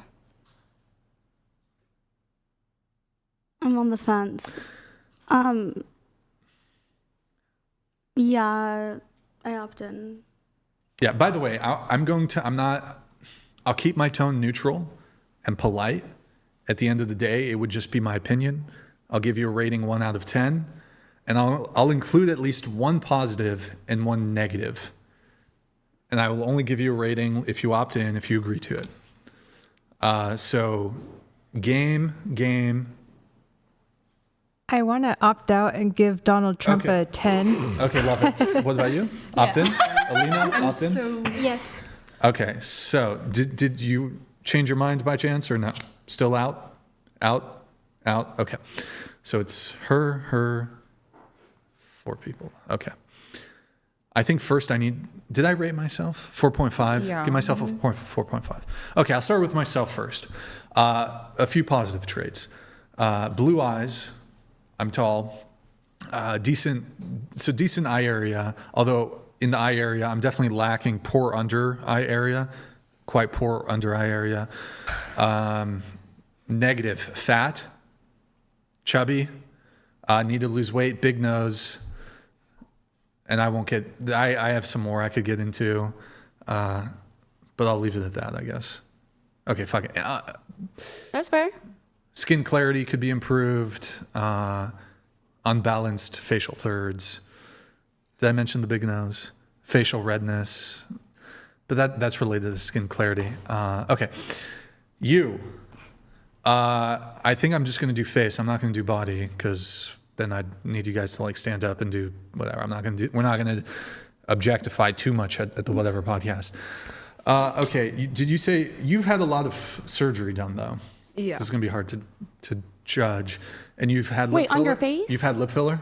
Yes. Okay. Although I want to think that actually your lips were nice naturally. They were. Before, right? Mm-hmm. It's bottom lip filler though you've had, Both. right? It's on both? Mm-hmm. Okay. It seems a bit more noticeable, the lip filler on the bottom as opposed to the top lip. Can you turn your face that way? Do you have a lip flip or filler? Both. You have both. Okay. Okay. I'd say I'd give you either a 4.5 or a 5 in the face. Rich. You have nice lips, although they've been enhanced artificially, which not my preference, but you have good facial symmetry. You have a nice nose. Your interpupillary distance is slightly off. You have good eyebrows. Skin clarity could perhaps use with a bit of improvement. Yeah, okay. You've got this like Mila Kunis, I'm pissed off thing going for you, so that's good. I think you are perhaps a bit above average. I want to say some people might say you're average, but I think I'd give you 5.5. You have nice eyes. You have... Can you turn your face that way? Yeah, my nose isn't the best. Turn it more. Actually cute. I think your nose is good, actually. Perfect. Yeah, I think your it's nose is cute. good. Really Although cute. you said you had the filler that I got Botox and it leans to the side now. Okay. Are your lips natural or no? They're natural, yeah. No lip flip?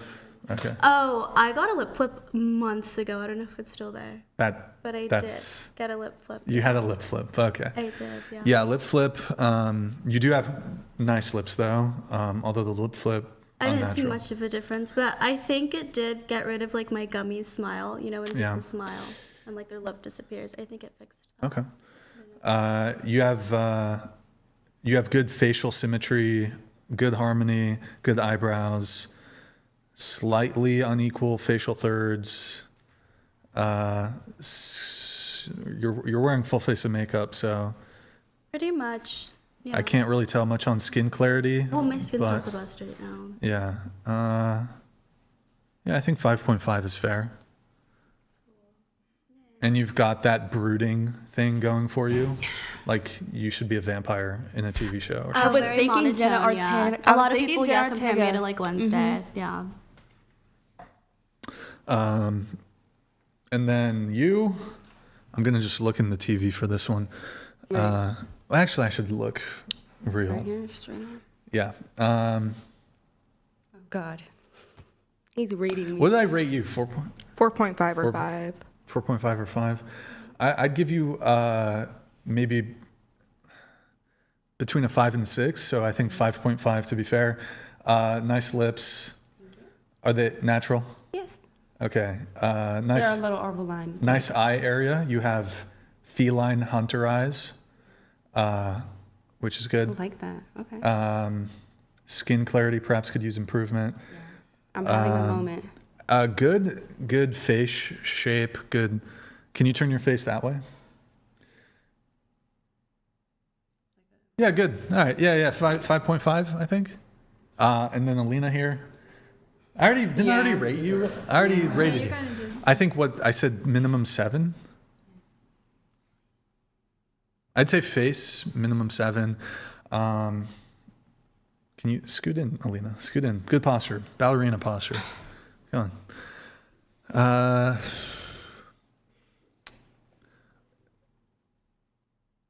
Unequal interpupillary distance. What is that? What does that mean? The distance, the distance between your pupils. There's like if your eyes are either too close together or too far apart. You basically want like one eye width apart, essentially. Very strong facial symmetry, strong facial harmony, pretty good lips. Perhaps the upper lip. Do you have lip filler? No. Lip flip? Upper lip could be a bit bigger. Am I being autistic right now? Probably a little bit. Nice eye color. It's what, hazel or whatever? Yeah. I think probably.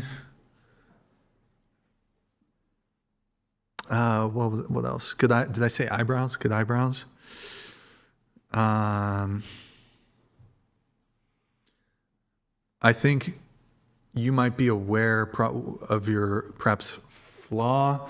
I would say face towards me. Your side profile, probably your nose, is slightly. You have a slight bump in your nose. Hey, look, I got a big nose. I'm fucked in the nose department, but it's pretty minor. But you do have a bit of a, From the front, the nose is good, but. Okay. All right, I've just given all the women at the table insecurities for the rest of their life, but. Not at all. But no, you're a very attractive woman. You're a good-looking woman. Overall. Hey, you opted in. Okay. All right. I have no issue. I actually want to answer your question from earlier. Wait, yeah. About the confidence thing and like why do people not want to be average? I just sat and I thought about it for a little while. I think people convolute like reality and confidence sometimes. I think that there's this weird thing. Objectively, if there's beautiful people, there's ugly people, right? And I feel like what makes it weird now that we're talking about it, it's almost like you're saying ugly people don't deserve to feel confident when you say that, oh, like I'm a 10, like I'm confident, I have to be. Because if it's like you're basing your confidence purely on your looks a little bit. I don't feel like that's really what confidence is. I think it comes from self-value and more like self-worth, more than just like what you look like. Because there's people that are like, there's people who are not like conveniently attractive, but they still are allowed to have confidence, or they have confidence in how they go about life. And then there's beautiful people, and they're so low in like confidence. So I think people convolute. The reason why they don't want to be average is because they don't want to seem like they're insecure. And I don't think that those two kind of go together. But I think you can be confident and also be self-aware and realistic and not delusional and be like, okay, my looks, I'm confident. I'm fine with how I look. Whatever. There's people better looking than me. There's people worse looking than me, whatever. I think you can be confident and be like, yeah, I'm average looking. Yeah. I'm a 6, I'm a 5, whatever. By the way, just to be clear, with these looks ratings, I'm like, I give myself a rating below average. Like, Alina fucking mogs the shit out of me. Like, just for people like, oh, Brian, who are you to judge Alina?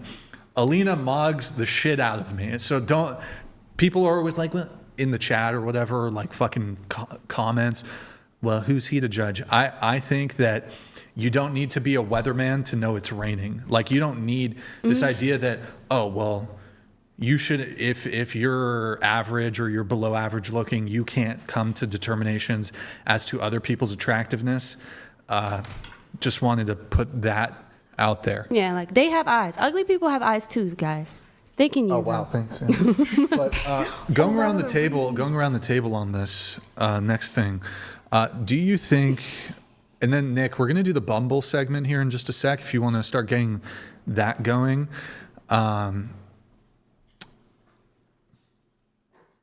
You okay?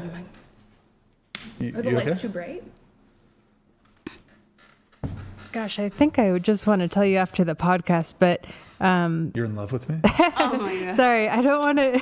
I don't want to reject you. Don't go into this cycle, Brian, with me, because I just. I don't care. Yeah. Anyway, I just really got to focus on the Bible and Jesus Christ. So I'm sorry, but let dogs lay, as they say. But yeah, I can't stare at that screen. I just have don't look at don't look at it. Yeah, even in the corner of my eye, I'm trying to figure out how to not look at that screen. Do we have?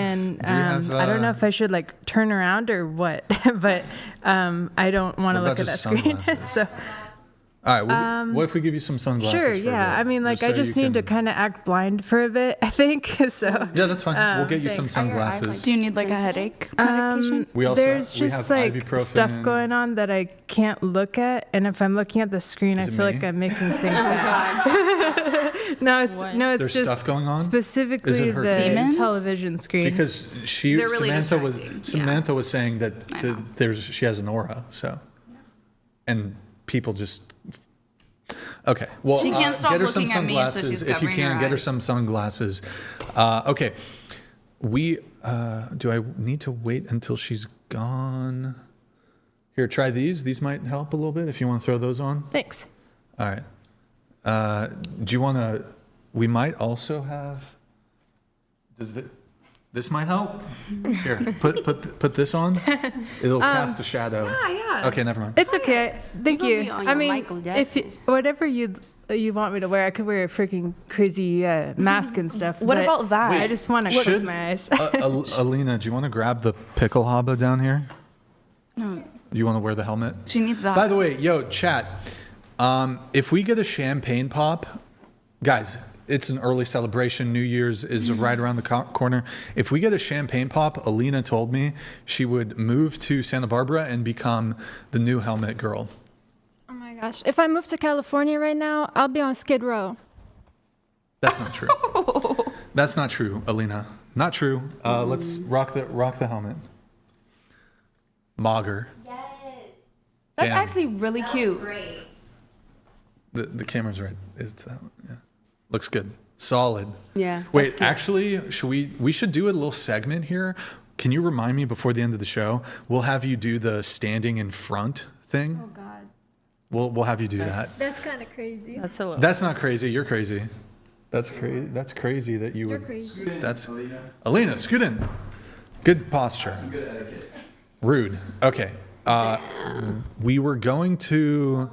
Oh, let's do age really quick, and then AI. Do we have the AI stuff? Yep. Well, we have. I need to wait for her though. Why don't we just jump right into the Bumble segment? Oh, she's back. We'll do one of the. Maybe we should do it all at once. I don't know. Here, let's do. Okay, we'll do age. Then we'll do Bumble. Okay. Do you think you'll be better looking in 10 years' time? Better looking. No. Okay. You're 28. Better looking at 38. Maybe. 48. Better looking than now. Probably not. Wait, can you take the thing off, the little beads or whatever? No, not your top. Can you take your? Is it these? No, the beads. The beads. Can you take the beads off? My necklace? Or like, I don't know, throw. Why? I don't know. It's jangling That's good. That's good. Whatever. We'll just leave. Okay. You're 28 now. Were you better looking at 18? No. You are 30, better looking at 40. Yes. Better looking at 50. Maybe. No. Okay. Were you better at 20? No. Better looking now at 30. Yes. You're 22, better looking at 32. No. You're 25, better looking at 35. Yes. 45. No. Okay. Yes. 29, better looking at 39. Yes, for all the age You increases. look like Bo Burnham. She looks like one of the Three Blind Mice. I love his music.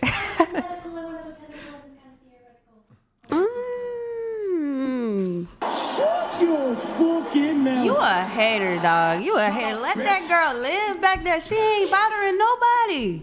She's bothering me. Better looking at 39. Are you still talking to me? Could you Yes. use my name? Sorry. Oh, I have to close my eyes. Yeah, Brian. Sorry, I'm like gonna just like act like a blind person for the moment. yeah. Just to make sure I'm doing the best I Natalia. can. Yeah, thank you. Yeah, that's good. I knew that. Better looking at 39. Yes. 49. Yes. 59. Yes. 69. Yes. Were you better looking at 19 versus now at 29? Spiritually, yes. What the fuck? Okay. You're 26. Yes. Better looking at 36? Body, yeah. Body? Yeah. What about face? I feel like I look the same, honestly. Okay, what about 46? I feel like that's when it'll start going down. Alina, 21, better looking at 31? Nah.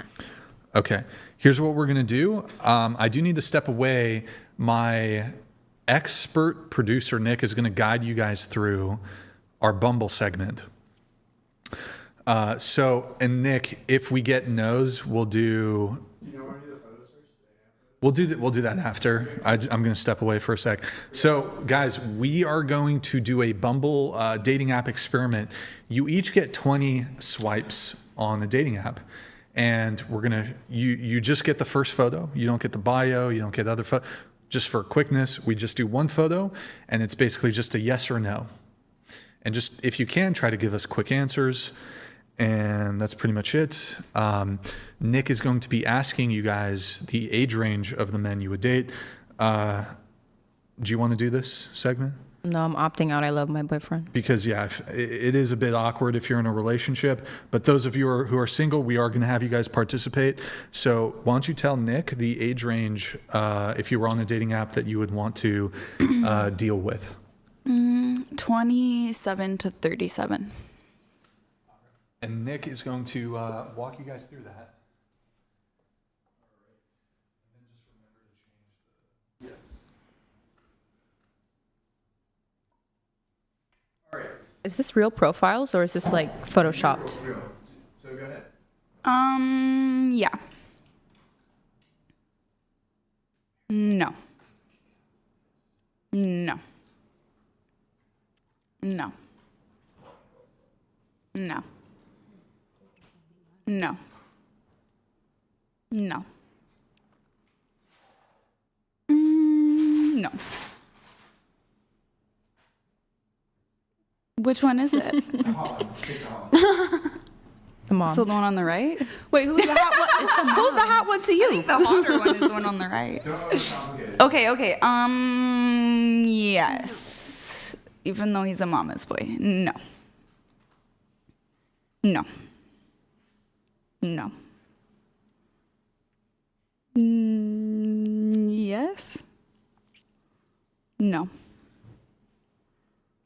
Yes. No. No. No. No. No. Why is it showing just a bunch of hicks? No. Or actually, that one I might say yes. Okay, next person. Or, you know what? Give her 10 more. Okay, 10 extra, bonus round. Okay. I would say yeah to him. Yes. No. No. No. No. No. Yes. No. No. Okay. Next person. So, what's your age range? 27 to 75. Okay, girl, sugar daddy. Yeah, I'm serious. All right. Holla at her. Good. No. Yes. No. Yes. Yes. No. No. No. No. No. No. Yes. Yes. No. No. Yes. No.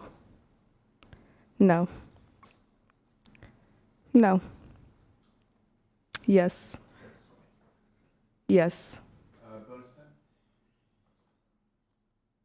No. No. Yes. No. Yes. Yes. No. Okay. Who's next? Can I do 23 to 29? Yep.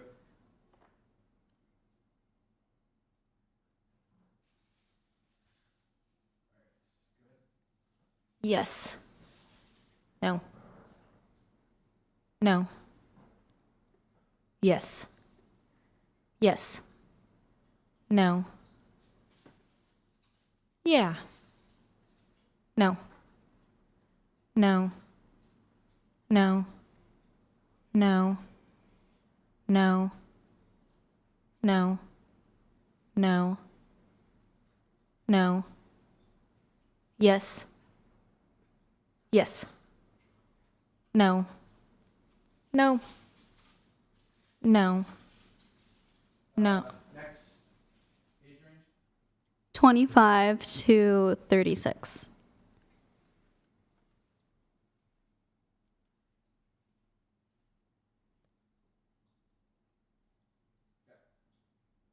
No. No. No. No. Yeah. No. No. No. No. No. No. Yeah. No. No. No. No. No. No. No. No. Bonus time. No. No. No. Yes. Okay. No. No. No. No. No. No. No. If it's the one on the right, then sure. Okay. Next age. How many years? I think it was like 2. Give her 10 more. Like 3 or 4. 10 extra. Okay, 10 more. No, I can't see his face. No. No. No. Yes. No. No. No. No. No. that last guy there. Yeah. That one's yeah. Okay. Sure. No. Okay, 10 more. 10 more. 10 more. No. No. No. Oh, he's kind of hot. No. No. No. Actually, maybe. Yeah. No. Not him. No. No. No. No. Yes. I don't know. No. No. No. It was kind of hot. No. No. No. No. No. No. Yeah. No. Yeah.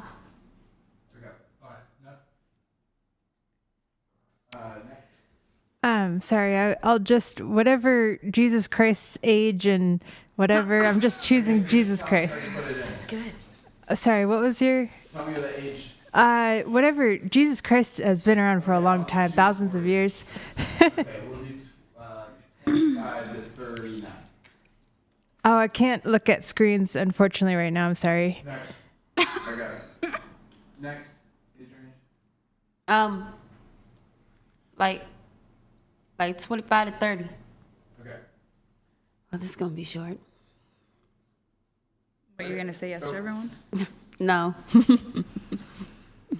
No. No. No. No.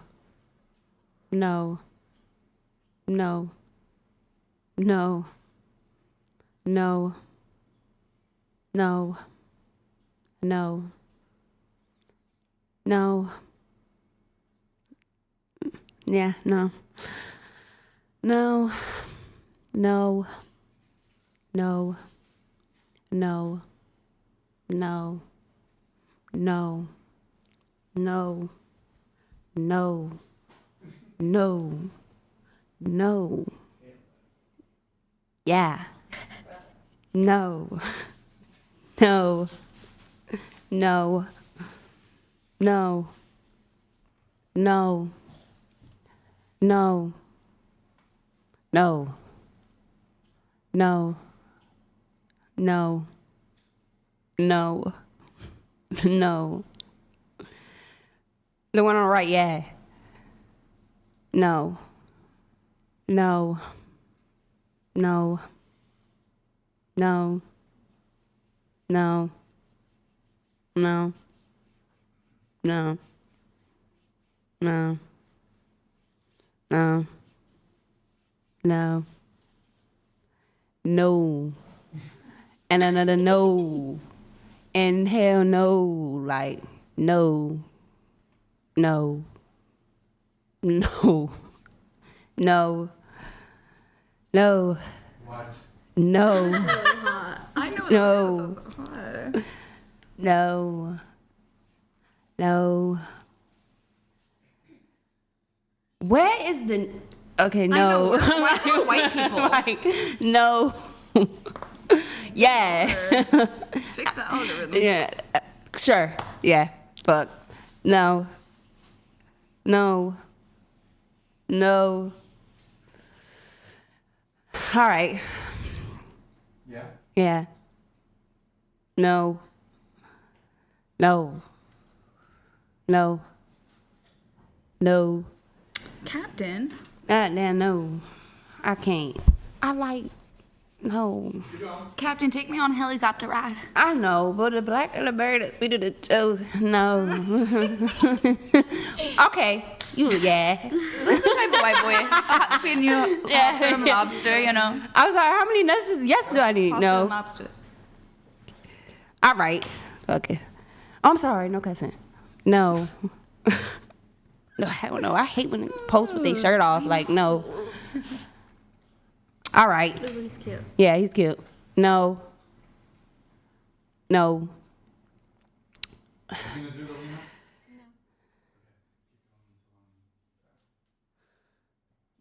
Okay. That one's a no. yeah for sure. Yeah, no. All right, Craig, I'm gonna give it to you. Fuck. Oh, shit. No. Yeah, Chris. That's what I'm talking about. Okay, no. Hey. Athlete. Nah. Nah. No. No. No. All right. Yeah. No. No. No. No. No. No. No. All right. No. Who is that? Why would you? Girl, Hell no, Chris, get off the dating app. Somebody sent that to her. Seriously. Yeah. No. No. Nah. Nah. No. No. Mm-mm. No. Mm-mm. No. No. No. No. No. I'm so sorry, y'all. You could really just keep doing that. Keep saying it. No. Okay. No. No. No. Yes. Oh, Dan. No. Yes. No. No. No. No. No. No. No. No. No. Nah. Nah. Yeah. Nah. Santa? Nah. Nah. Nah. What? No. Not me. Not I. Not this one. Can't be. Could not. Would not. Shouldn't ever. Okay. Okay. Hallelujah. By the way, Good Lord. I was looking at some of those, and you passed on some decent-looking guys. I like black men. You even passed on some black guys. Yeah, that don't mean I like every black man. I'm not That's fair. attracted to. Actually, kind of reasonable a little bit for some of the panelists, although you're very picky. Very picky. I don't know if that was like maybe 2 or 3 out of 100 or something. Really quick on the racial preference. Do you only date black guys? Yes. I mean, I have spoken to and dated 1 or 2 white guys, but the attraction's just not really there for me. Okay. Does anybody else have a preference on that? I prefer Starting here, I guess. European. Okay, white. I prefer just people of color. Yeah, People the of less super white looking, the better to me.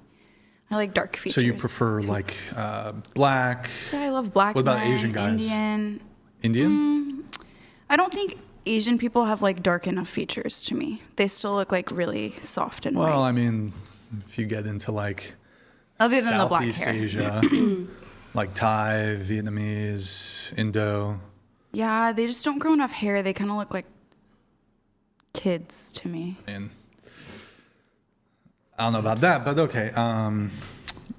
No white guys. You don't like white guys? No, I do like some white guys, but You more prefer- commonly, you will see me attracted to a darker man. Okay, what about you? I have no preference. You'll date white, black, Asian, whatever. Okay. Yes. No preference.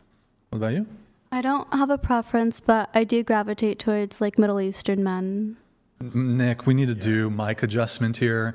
I don't know you if can't you hear it at all. shifted. No, it's just you've shifted. I think she shifted over. Move this way. Right? Scoot the chair to the right. Yeah, and maybe you could. Okay. Okay, good. Thank you. All right.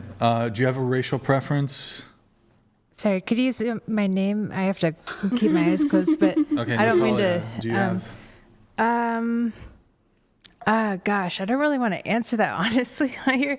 But let's just say there's a racial bias in my family, so I don't want to bring someone into that racial bias. Wow. Okay, makes sense. Alina, do you? I guess a slight preference towards my own race. Okay, why? For just a question for you, would you object to a white person who said they only want to date a white person? Would I object? Do you think it might be racist? Do you think it could be wrong? I think everyone has preferences. If you're not sexually attracted to, But I do object.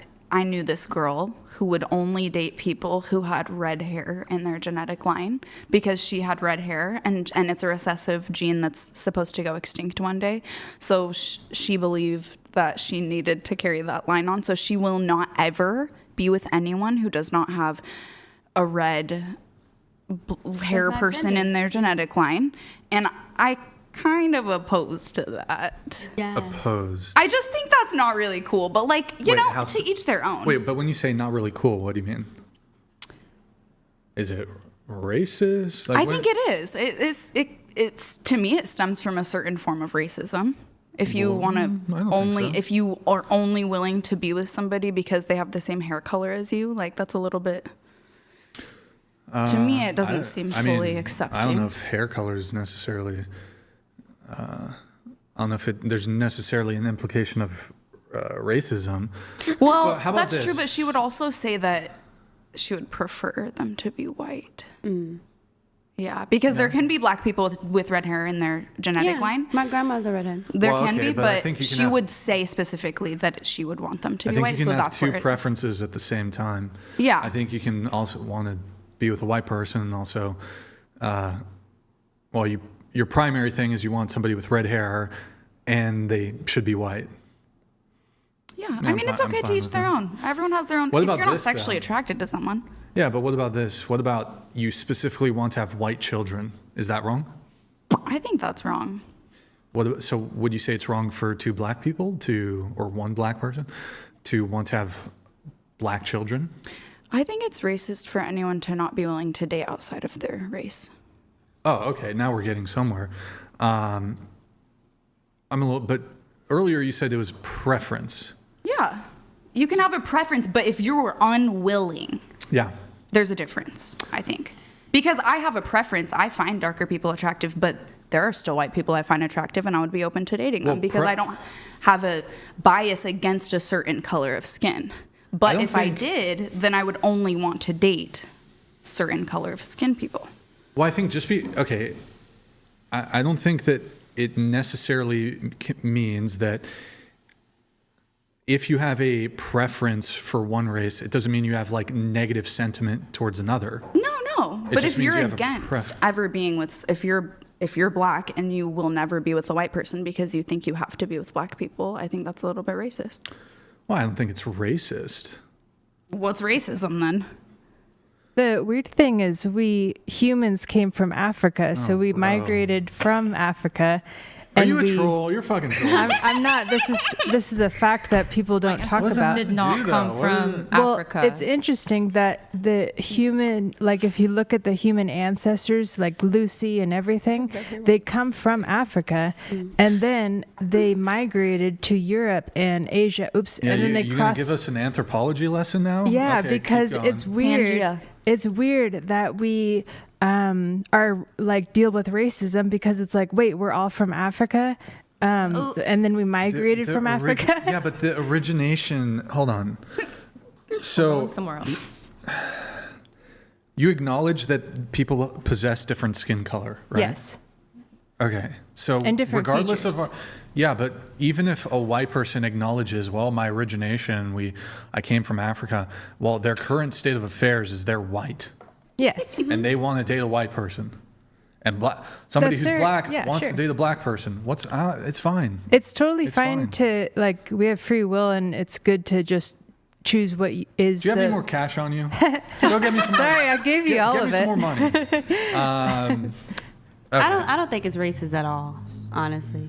I don't think it's racist. But you think it's racist? Like, let's say a white person's like, I don't want to have mixed race kids. I want to have white kids. That's racist. Why would it be racist?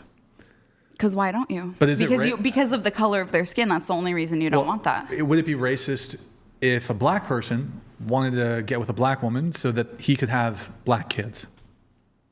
Is that racist? If he wanted to get with a black woman, no. But if he was opposed to ever getting with a white woman, if he fell in love with a white woman and was like, I'm sorry, I only can be with black people because I need black babies, I think that's racist. Well, I mean, I don't think you can really fall in love with somebody. How is that racist? Like, what is racism to you? Well, it's racist if you're opposed to being in a relationship with someone or co-creating with them because of their skin color. If you're against doing something with somebody because of their skin color. So by this logic, I don't think it's just only their skin color, though. If by this logic, but it is. Hold on. It's not though. I'm sorry. If by this logic, I didn't want to be with like an obese woman, does that make me fat phobic? No. I don't think that's the same thing at all. I think it's good to just try to avoid labels because you can change so quickly. It's like no, you can't. You can't change your race though. Well, I mean, not really. I mean, you could change your skin tone and stuff, but what? Only Michael Jackson. For example, if you call something racist, really? It's like, well, but can they move out of that racism? Can they move out of that bias? I don't know. I just like don't have a. I don't think of labels as a concrete thing. I think that people can change if they really want to. Okay, so I got to be careful what I say on here because of healthcare, my career. But I have never dated African American. Mm-hmm. I personally am just not attracted to those types of men. Does that make me like a bad person because my biological components, like I'm just not? Like, does that constitute something in the gray area? I'm like wondering what your guys' opinions are. Not at all. I think that's like fine. I think that's fine. Honestly. Yeah, if you're not physically attracted to someone. Yeah, you can't force it. So. Yeah, you can't. Exactly. But that goes down to the kids too. So it's like if you want white children, I wouldn't think that you're racist because of that. And that's why I find that interesting. Like, why do you feel that way? I really would like to know. Like, if she wants to, she's white. She loves white men. Can you make Let that them face have again, white please? Family. Can you make the face that you made again? I don't even know. Do it again. Say it again. Say what you said again. It was like, I said, if All right. she wants to have white children, I don't think that's racist. I think it's normal to have like preferences to maintain your culture. If you have like certain languages or certain traditions that go down your family, then like it makes sense to have that interest in like maintaining those norms. Yeah, so there's like this other component of like what I share in common with my boyfriend now is so much greater because he is Russian. He was born there. Mm-hmm. Oh, sorry, Belarus, but he speaks Russian.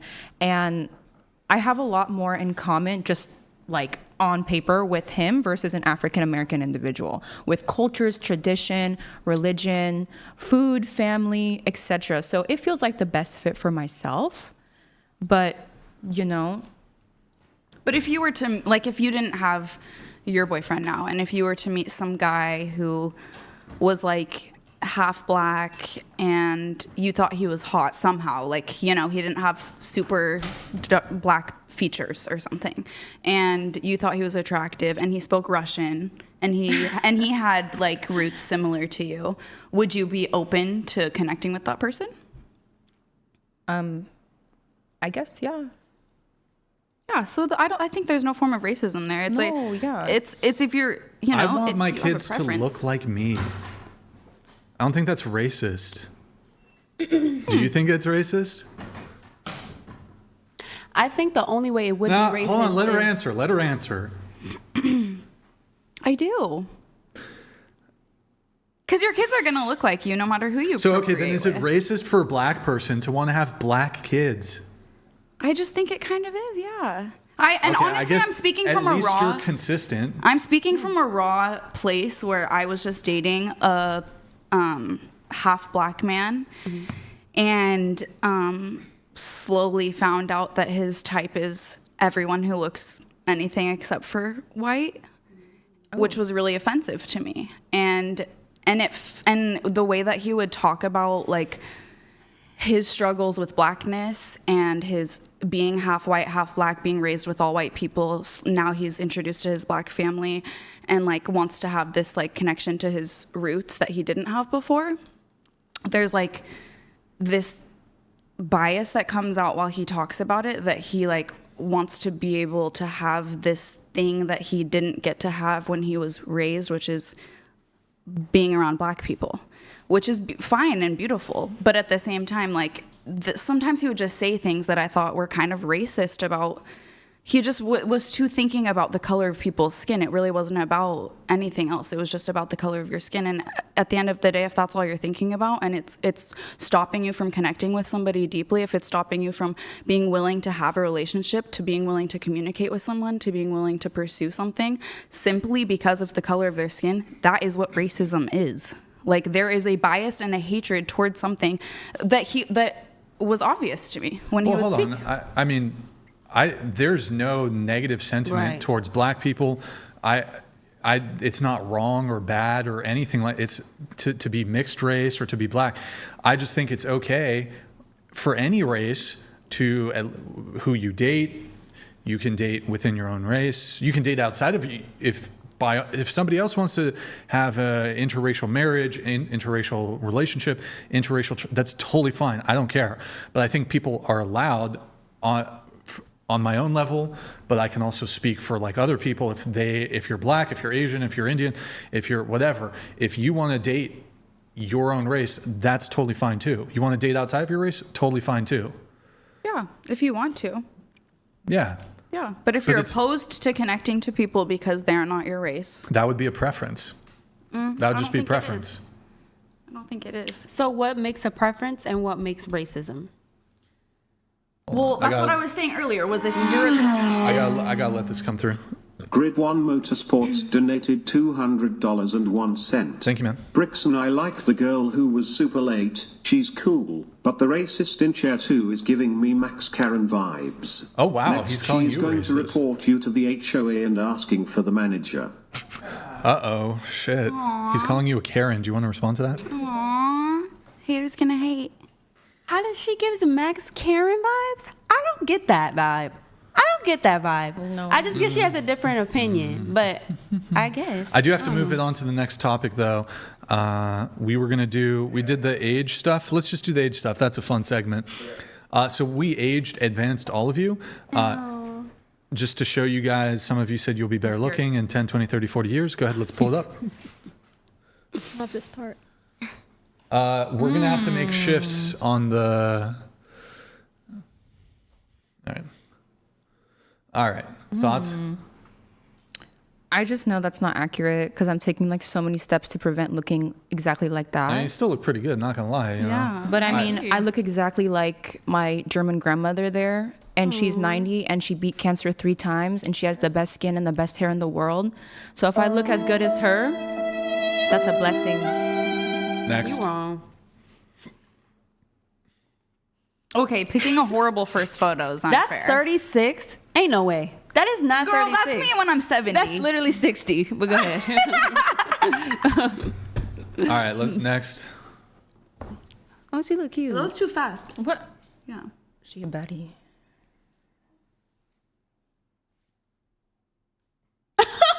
Crickets. All right. That's not accurate, but... Not accurate. Next. No. Aww. She literally looks the same, though. It's a yeah. Stop. I look like I cook good. Oh, no, at the end, though. That's where, I look like I cook good. All right, next. The smile is going to slap. Girl? Yeah. That's wild. Show it again. I look like a witch. Can you tilt your mic show it again. down? Yeah. Here, grab it from Down. Yeah, Like that's that? good. That's good. That's good. Okay. Here it is. I look like a witch. I look like the evil witch from Snow White. I look like the evil, like decrepit witch from Snow White. Decrepit? Good Oh word. my God. You do. She Good does. Yeah, literally. Not a nigga. Also, I noticed you're wearing a cross. Are you Christian? Oh, I grew up Catholic. I consider myself spiritual. I don't identify as like Catholic or Christian. What the fuck? Okay. Yeah, that's interesting. Next. All right. Well, she's not here, but.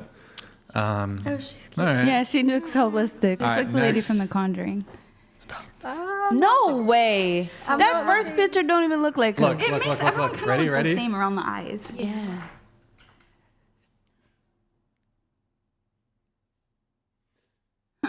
Yes. Took some MILF.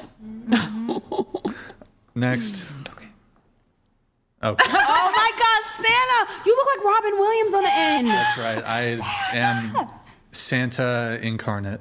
That's crazy. Is there next or gender? Gender swap? All right, the next segment, AI segment, we gender swapped all of you. So the question is, would you date the male version of you? She like Brad Mondo. Let me see again. Yeah, it's too fast. He looks like a zesty version of my brother, so no. No? No. Okay. Next. Guys, I'm sorry, this photo needs to be redone. Like, what is that? God, the eyes. Like, literally, what is that? No, skip it. Well, on to the next. No, I like the one with the beard, next. though. That's not even Why like am I? I'm going like this. Yeah. I'm going like this. You have to suspend a bit of disbelief. fucked up your so eyes. assume the eyes were Right, better. If the facial expression was anything not moving, honestly, it's kind of cutie. Okay, next. Oh my God. I'm sorry. Absolutely not. Wow. Okay. No. They changed your race. Yeah, Yeah. you're like Asian now. Yeah, that's crazy. Absolutely You're not. like Arabic. You're Filipino. It looks like it, but no. Is that a no? But no. Definitely not. Next. Damn, Pedro. Unfortunately, no. Oh my Bro, God. I look like my name's Diego. That's crazy. You look like you play good Yeah. soccer. Yeah. On the far right. All right. Good soccer Yeah. player. Next. I'm scared. Oh, Wait, what? What happened? Y'all skip her? Y'all skip That's chair okay. 5. You guys can skip me. Can you check the Discord on that?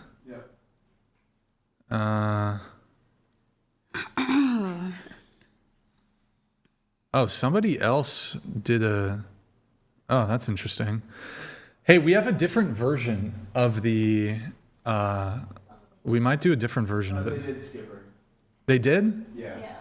Or it didn't upload. Where is it? The research tab? Maybe they'll send another one? No, it's there. What are you talking about? Research tab. Yeah, we're on it. It's there. It's right between. It's not even late. Her. Yeah, Chair 5. I see it in research. Okay, we meant to reload ours. It's like coming up as a poop emoji. What Are you the dragging? Just Are you looks dragging so it? bad. That's They put crazy. a poop over it. That's wild. if they were gonna do for that for someone, it would have been mine. For some reason, it was probably All right. To say I did my hair in that Uber. Okay, right ready? here, it's holding up. You got it? Fire. Thank you. Girl. You look good. I would say that. I would crack that. I would. I would crack that. Good Here, move the job. cursor, please. Don't Female have the model. cursor on the photo. Dang, even you as a man, like Okay, you're perfect. intense Would and you serious. would you date the male version of you? I would give him a chance. So generous of you. It's not your type. Not my type, yeah. All right. Let's do. Give me one moment so I can pull up our late guest off of the Discord. Damn, man, y'all got me. It's the late guest. I was wrong for that. I'm sorry, y'all. I won't be late next time. But that's why I'm gonna tip my man Brian, y'all. So we gonna be good. I've flown from that airport so many times. There's always something wrong. Yeah, are we good to go? Yep. All right. Every time. Would you date the male version of you? Bro, don't waste time. Come on. So, I'm so sorry. I just have to keep my eyes Okay, closed. next. Okay. She missed it. Her eyes are literally closed Here, behind look, her. look, please. Oh my God! Don't do me like that, dude. No. Wait, It's an pull evil it up. Pull it up. Yo, my eyebrows on fleek though. And your lips. Nah, she's definitely degraded. Yeah. I mean, there's like, I don't understand Are a you lot. wearing a skirt? Yeah, but I'm wearing shorts and tights under. Okay. I swear. All right, next. Wait, can I see that one more time? If you're single. The one on the Wait, right, speak vertical align. the one with the beard is kind of a Chad. So Okay, next. Yes. Also, Nick, can you go into the Discord? So you're going at the very top on the left, it's direct messages. You're going to have a direct message, the very top one. Please don't click it on any of the others, from Noe. Do you see those? Yes. Okay. Would you like me to pull those up? Pull all of them, the age and the gender for all of those, please. And then once you're done, take it off of DMs, okay? Got it. So what happened with the evil eye? What do you mean? Did it pop on the screen? What? Oh, I just thought I heard something about an evil eye. Never mind. No. Okay. No evil eye. Nick, just let me know when you got all those. And then Alina, remember, we have to have you do at some point later the in front of the camera thing. I have a question going around the table. Actually, you know what? Let's do the segment first. Going to your notes, Barbie, or wait, Amelia. Thank you. Yes. Where is it? Okay. Your notes. Really quick, we'll do the tattoo topic. You're covered in tattoos. You believe your tattoos make you more attractive, not less attractive, although you never get face tattoos. Yes. Okay. So if any other panelists want to weigh on this, so my position is this. I think, at least in terms of men's general assessment of women's attractiveness, I believe that tattoos, generally speaking, there are obviously men who have fetishes, there are men who have a type or whatever. I'd say in general, for most men, majority of men, tattoos are either neutral or negative. Does anybody disagree? Besides her. I don't disagree with that. I don't disagree. You don't disagree? No, that's the general stigma, and I accept that. You're just saying you believe it makes you more attractive. Okay, that's different. That's a different argument. It sets up like a perfect storm for a stereotype. They're ready? Okay, we'll do that in a sec. Okay, no disagreements? Okay. No. All right. I don't think tattoos are a deal breaker necessarily, but I would say most men, it's not like, I don't think you're going to be more attractive to a man because of your tattoos. At best, it's neutral. At best, it's tolerated. I think I think a lot of men, they're going to view tattoos on a woman, it's going to lower your attractiveness. I think for certain people, it's like an extra attractiveness. Also, like it's like preference. Yes, I prefer to date men who have tattoos. So it's just it's on the same playing field, you know. But I think it's different between men and women, though. I don't know if it's a majority of women, but I think women will deem tattoos to be attractive. Definitely, versus more so the latter, where most men deem it kind of like a red flag, or like, ooh, like what's she been into, or what is she substituting for in her life, where she likes to sit for 8 hours in pain and get this ink scratched into her permanently. It's a stereotype. When I was in high school, I graduated late. This is very quick. I graduated late because I have a late birthday. I was 18 in high school. I had some tattoos. I went to a Christian school. Private Christian school. I ended up dating for a short amount of time a very, very, very traditional conservative Christian boy who was in my grade. He said, "You got to get these removed. This is like, you know, a deal breaker." And I actually started that process, and it cost a lot of money. And then I broke up with him eventually because he started to go into like a spiritual psychosis, which was really bizarre. And I realized these are representations of myself, you know, Bible verses, things. I have my surgery date tattooed. But if somebody's getting like demonic stuff tattooed, that's on you permanently. Yeah. But men are allowed to have preferences, and I accept that. I wouldn't date a man with face tattoos. Going around the table, do you think that tattoos make a guy more attractive, more appealing? Yes. Not necessarily. Not necessarily. Do you think that whether you're attracted to the guy or not, like, can I ask you a question? Do you think that there are men who you would characterize as masculine, but you're not attracted to them? Like, whoa, that guy's really masculine, but I'm not attracted to him. Yeah. Okay. Do you think that tattoos make a man more masculine? Or can, I guess. I think if a man has really nicely done tattoos, then they could make him appear more masculine. What do you think? I don't believe so. And are you more attracted to men with tattoos, or? Honestly, it doesn't matter. I don't date men for tattoos, so. You could have them or not. It doesn't matter. Well, I understand that, if they don't have tattoos, it's not a deal breaker. If they do have tattoos, it's not a deal breaker. But you don't have any preference one way or the other? No.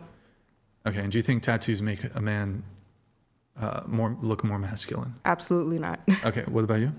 I like them. You like them? And do you think it makes men look more masculine? Depends. Like if it looks like it suits them, then yeah. Your thoughts? Tattoos? I don't know. I feel like people with shitty tattoos look really ugly. People who have nice tattoos look like hot. But like, if they're bad tattoos, then it just looks like shit. I agree. Let's assume the tattoos are good. I've dated more people without tattoos than I have than people with What about you? tattoos. No. Alina? It's pretty neutral for me. Just certain face tattoos would be a negative. Okay. Going back to your notes then. Actually, before we do... Yeah, let's just do the photos. All right. So this is a different batch. We're going to rapid fire through them. Here, let's just do this. What? Switch the thing. Yeah. Actually, try the GH5 one. Yeah, I'm preferring this. Okay. You know what? Let's just tab through. Next. Next. See, now these are That seems more realistic. a little better. Whoever did these, hey, I got it. But like more than the other. Next. Absolutely not. Okay, next. Oh, wow. Okay. I'm Sammy, you look poorly. She looks like a different person. Yeah. Girl, you look like Snow White. Oh my God. Next. Next. Okay. Your eyes became blue, I guess. Wait, they aged you in the first one too. I know, that's kind of like only a Next. few. It's a MILF though. Oh, okay. What? Oh, this is I was gender. just like, Oh my God. Gender swap. Would you date the male looks version of Smash. you? Sammy's like, Let me yes. see again, boss. A little too fruity for me. Is that a no? No. Okay. Next. Wow. Smash What? again. Okay. Also a bit fruity. Too fruity for me, yeah. Hey, Mary, can you get me a water bottle? Yes. Room. Would you date him? He's like kind of fruity, but he's cute. Next. Would you date him? Absolutely not. Is he a bit too ashy or? He's a bit too much of everything. I don't like his look at all. Okay. All right. Next. Would you date him? Oh, yeah. Yeah. Is that an Edgar? Does he got the Edgar cut? The cut is over? clean, though. It really is. I like The that. little eyebrows. All right. Yeah, okay. Yeah, actually, they're pretty generous there. They are. All right, next. Wow. He's the best one. He looks like your match. Would Raw you, next. Raw, like yeah. That means that I would date him. Wait, what do you mean by raw? Like it's like Smosh Pass, and then Take there's a like guess. raw, like over the Like cover. raw. Like I would let him fuck me raw. Yeah. Yeah. Raw like paper, my guy. You'll let him get you pregnant? He looks like a bit of a fuckboy, though. He does, Yeah. yeah. Like, if you were a dude, you would be the biggest fuckboy ever. If right? she was a dude. If she was, she is a fuckboy, is what you're saying. As a chick. Ooh. Are you a fuckboy? Fuck girl? Fuck girl. Are you a fuck girl? Takes one to know one. Ooh. Let's see. But yeah, that guy kind of mogs, not gonna lie. Yeah, like he looks really good. You should become trans, maybe. I should, yeah. You should become trans. Don't do it. Yeah, somebody If you were a sponsor dude, me, would you I'll have a be big on dick? TV. Do you think I'd have a big dick? I think I'd have like over 7 inches, yeah. Wait, Alina, you were all shaking your head like, yeah. What? I think she would. Oh, I thought you were talking about yourself. Wait, going around the table, just if you were a dude, this is the most retarded question ever. If you were a dude, would you have a big dick? Yeah. For sure. Yes. Yes. Yes. Average. Average. Okay, W. I don't know. Okay, wait. Oh, this is I don't know if I've ever asked this. Okay. So, look, this isn't exactly choir session here. Of the men you've been with, I'll keep it general at first. Maybe then I'll get more. Are big dicks rare?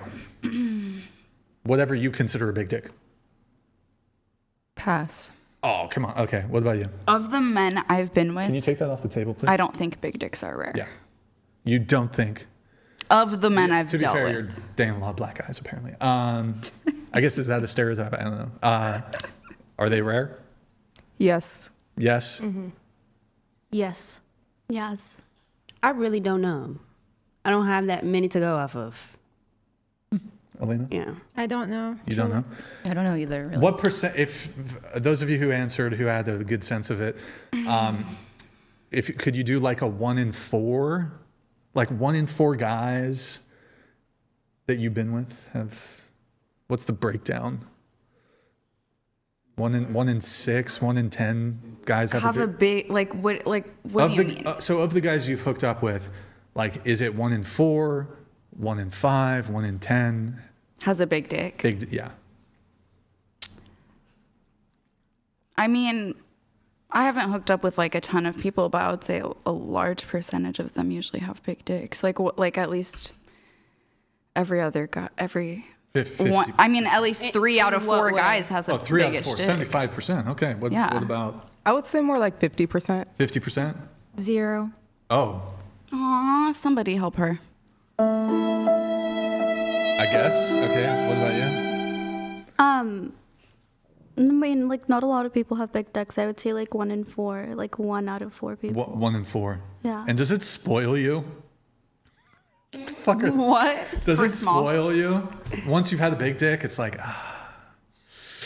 you know what I mean? Yeah. They have to put a lot less work in. Less work if they have the big dick. Yeah. But Like, in the what's big bedroom- though? In the bedroom and also like In in life. in life, yeah. Yeah. Are we talking length, girth? Like, does it matter? I'm It talking could both. be both. It could be both, I guess. Okay.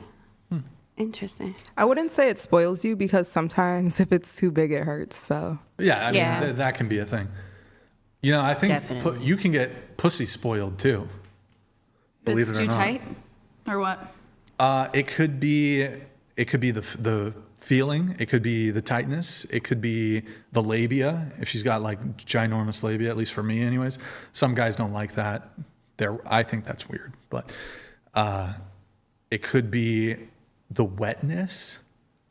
Like some women are more wet than others. Yeah. The juice. And you prefer more or less? More is better. More's More's better.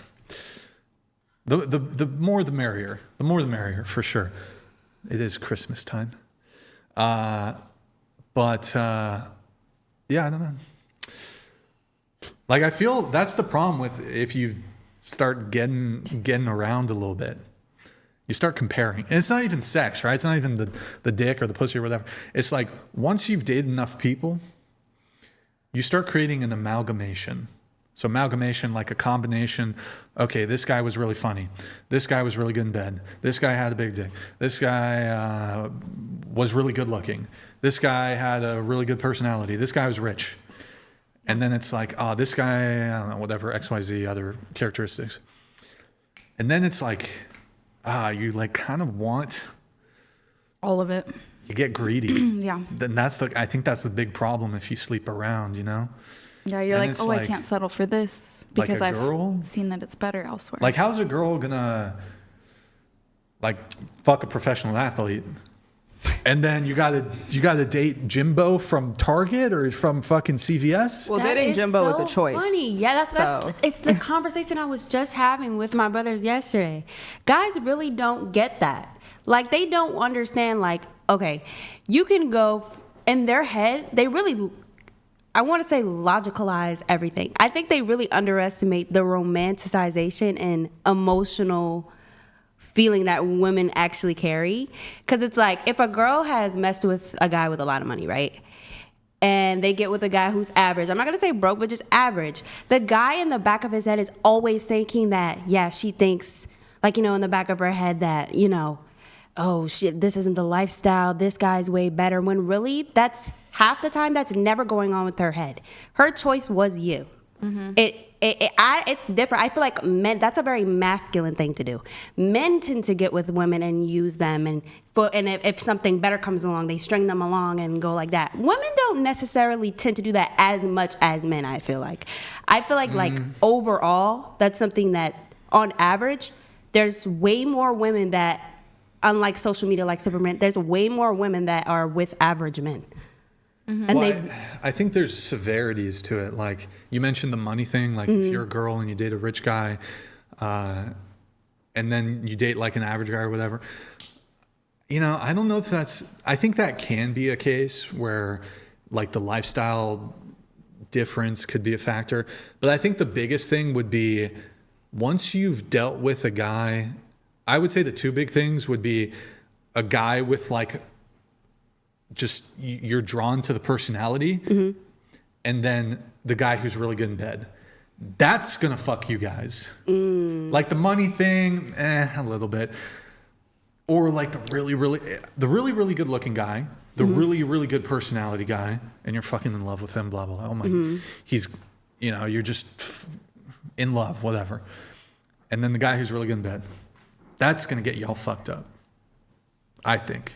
More so than money. More so than money. I agree with that. Whatever. I can agree with that. Because you don't know.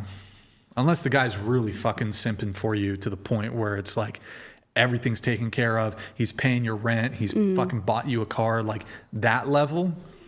Because a lot of times I think women will deal with will deal with a guy who's wealthy, and you know maybe he takes you on dates or whatever, but like.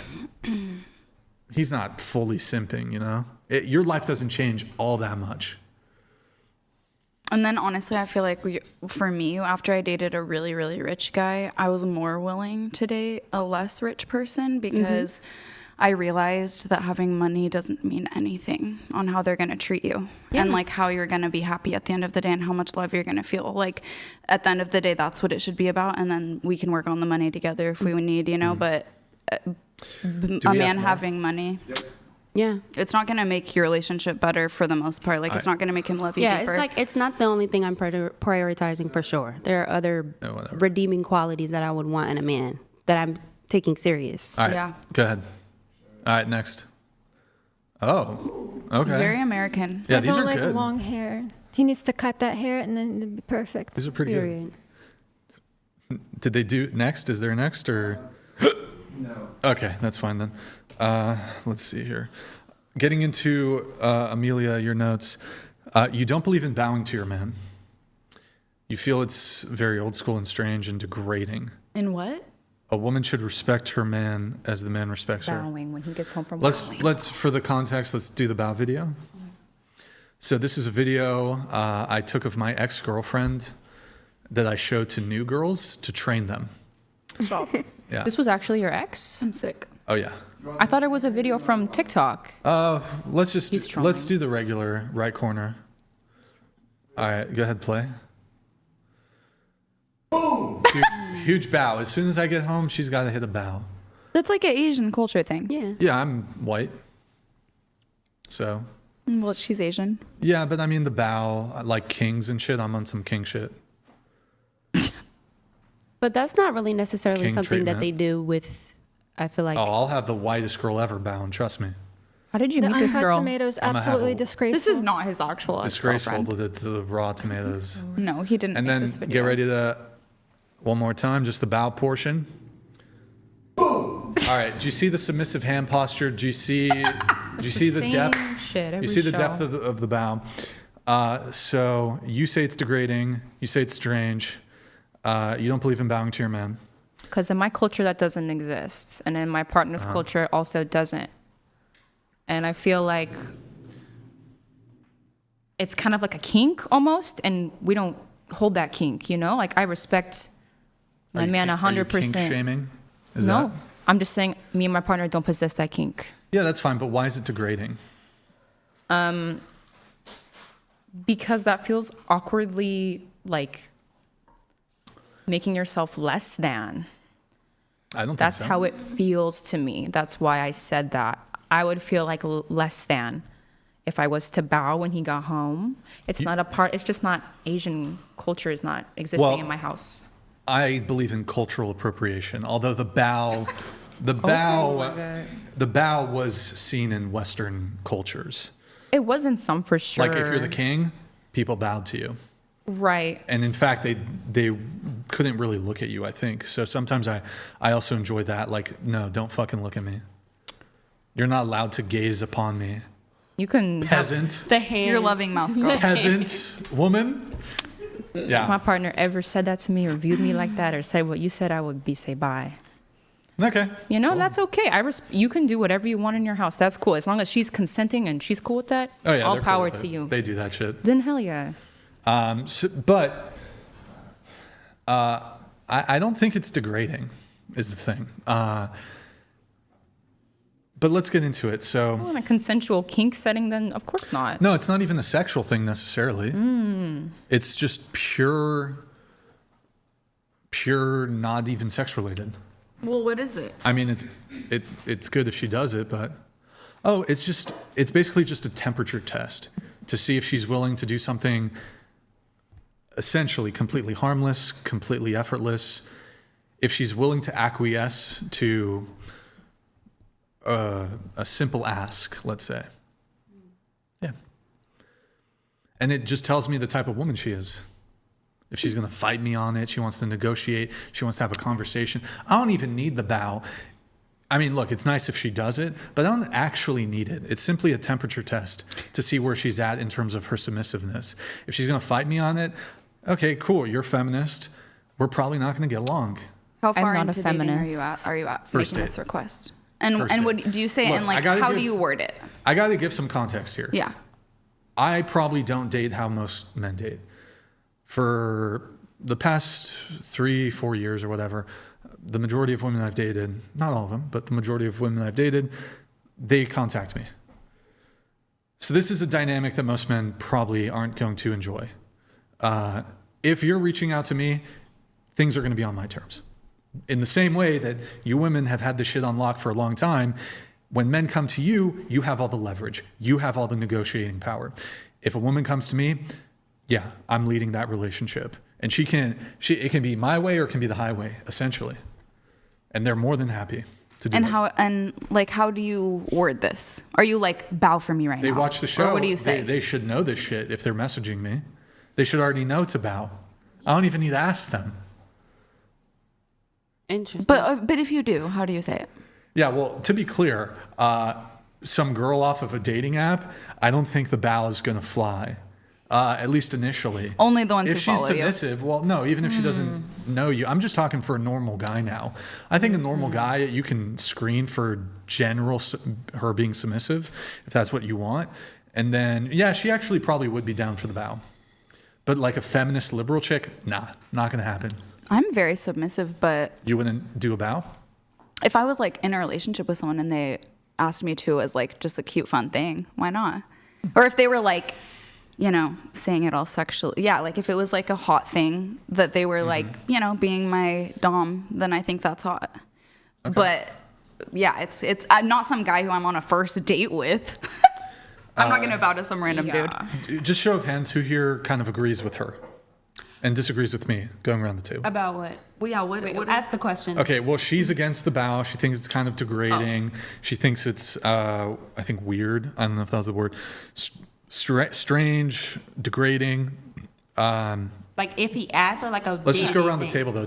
If it was like addressed to me in the way that Brian is describing it, like my partner was like, on first date, like you have to bow. On the first date, I think that's degrading. I think that's weird vibes. But I think it's hot. It could be hot if you guys are closer and you're into being a dom and I'm being into being submissive, which I am. Well, I think it's hot. In normal dating scenarios, not Brian's dating scenarios, it's probably going to be an unrealistic ask. At least on the first, at least initially. Yeah, no, it's weird at the beginning. Yeah. Perhaps. But if the girl comes to you, that shit's on the table. That's on the fucking table for sure. Your thoughts? So I don't think the act itself is degrading. I think it's simply a bow. However, on the first date, I probably would not do that, but... Your thoughts? Yeah. I would never. You would never. Love it. You're Christian, by the way, right? Yeah. Okay. So, yeah. We'll get into that. What do you think? I agree with Kaylee. If it were like something that was like fun and like cute and like a joke, then I would do it. But I wouldn't do it in a literal sense where it's like. What do you think? Yeah, no. Nope. Like I said, if it was a joke or a cute little thing, yeah, like I'm gonna do my little man. But like on a real life thing, probably not. Alina? Yeah, I think it's hot. I would do it. Alina. You did it to your boyfriend, right? Yeah. And he liked it, right? He's not much of a bow guy. He doesn't care for it. That's fine. Okay, Christian, wouldn't do it. You're Catholic, what is your? Non-dom Christian. Non-dom Christian. Can you tell me what the Bible says about submission? So in the Bible, it says to submit to your husband, to respect your husband, for he is the leader of the household. Husbands should love their wives the same way that Christ loved the church. That's direct. Yeah, that doesn't conflict with him requesting you to bow. Right, but it also doesn't promote it. Yeah, that's fun. Well, to the degree that... And I only bow to one person, and that's God. So in Ephesians, in the Bible, it says, wives, submit to your husbands. Right. So do you think submission is arbitrary? Like you are the authority on when you get to submit to your husband? I think I'm allowed to do what I'm comfortable and not comfortable doing. And also, respectfully, my boyfriend is not my husband yet. Right, but I'm saying if you were married, how about if you were married, would you do the bow? No. If your husband requests, okay, so cool, you're not submissive. Congrats. You're in contradiction once again. You're the Catholic, you're the Christian. But if I'm not comfortable with that, if that feels is it like... morally, is doing the bow in contravention of Christian ethics? I feel like it is, because it says like a man and a woman come together in a partnership, like together to build each other up, not to make each other feel like caca. I would feel like caca if that was like requested in the sense, like maybe if it was like a cute little thing, like we were saying, okay, whatever. But like if I was being like shut down for what I'm saying, my feelings, I don't feel comfortable, I would feel that would be the same thing as like, Jesus would never disrespect the church. How about this question? The same way I wouldn't want my partner to disrespect me. Let's assume have you ever had an argument with a boyfriend? No. You've never Not with my current one. Okay.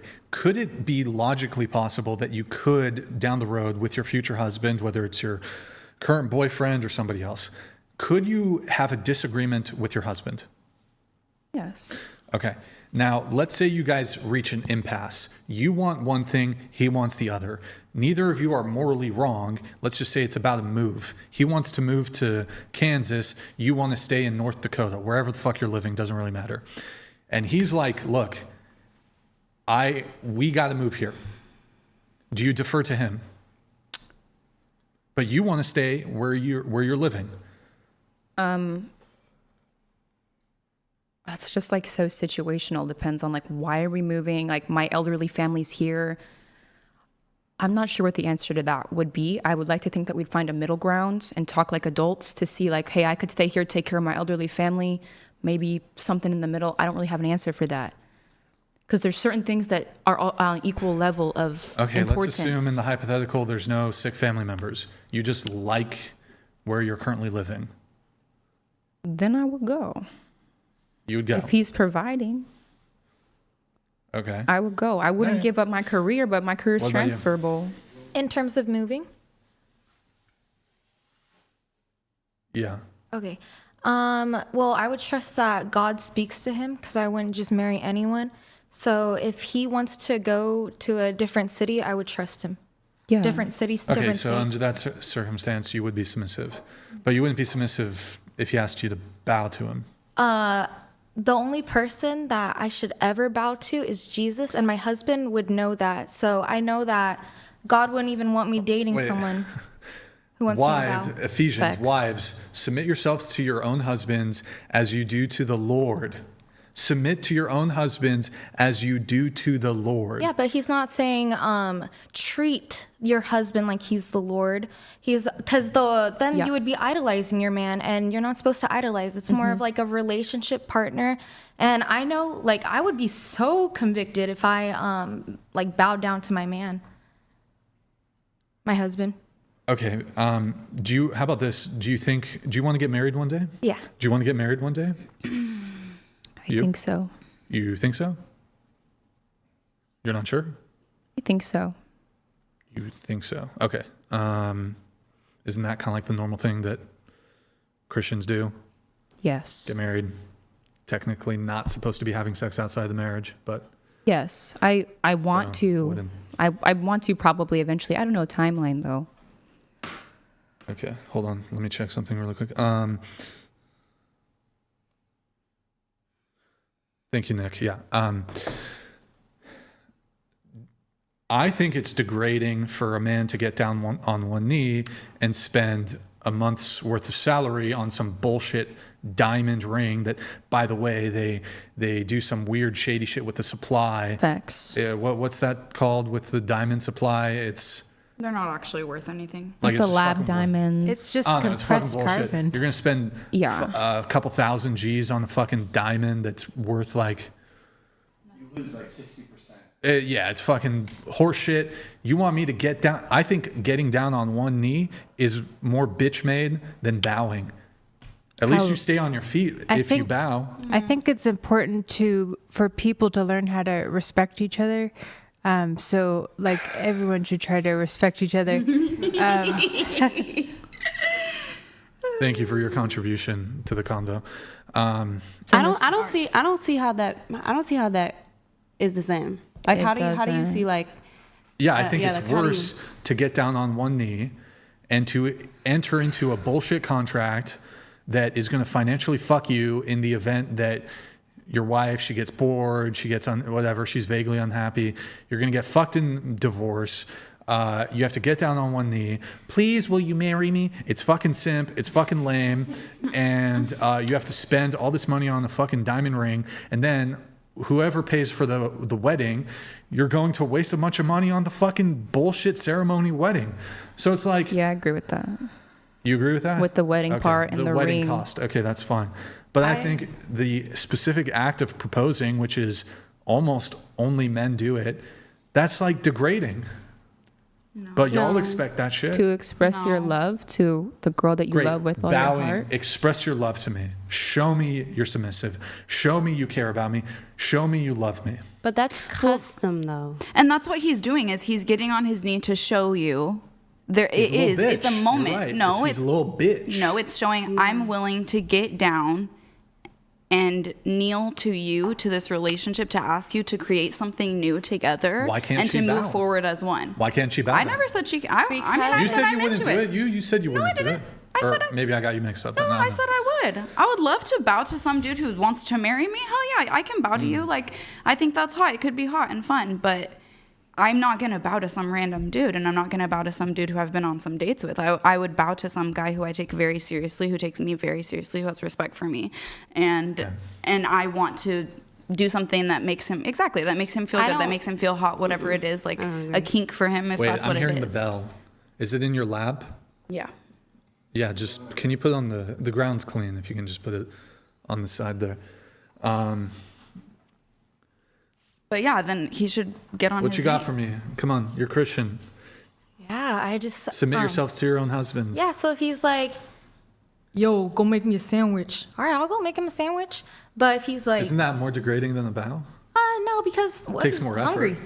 Oh, yeah, more effort, but it comes from a different place, I feel like. Because that would come from, like, genuine love. Like, oh, like, I want you to eat. But if he's like, oh, my ego's feeling low. I need you to make sure you love me even though you do this and that and that and that. Bowing is a form of respect. It's a form of respect. I wouldn't even bow to a priest.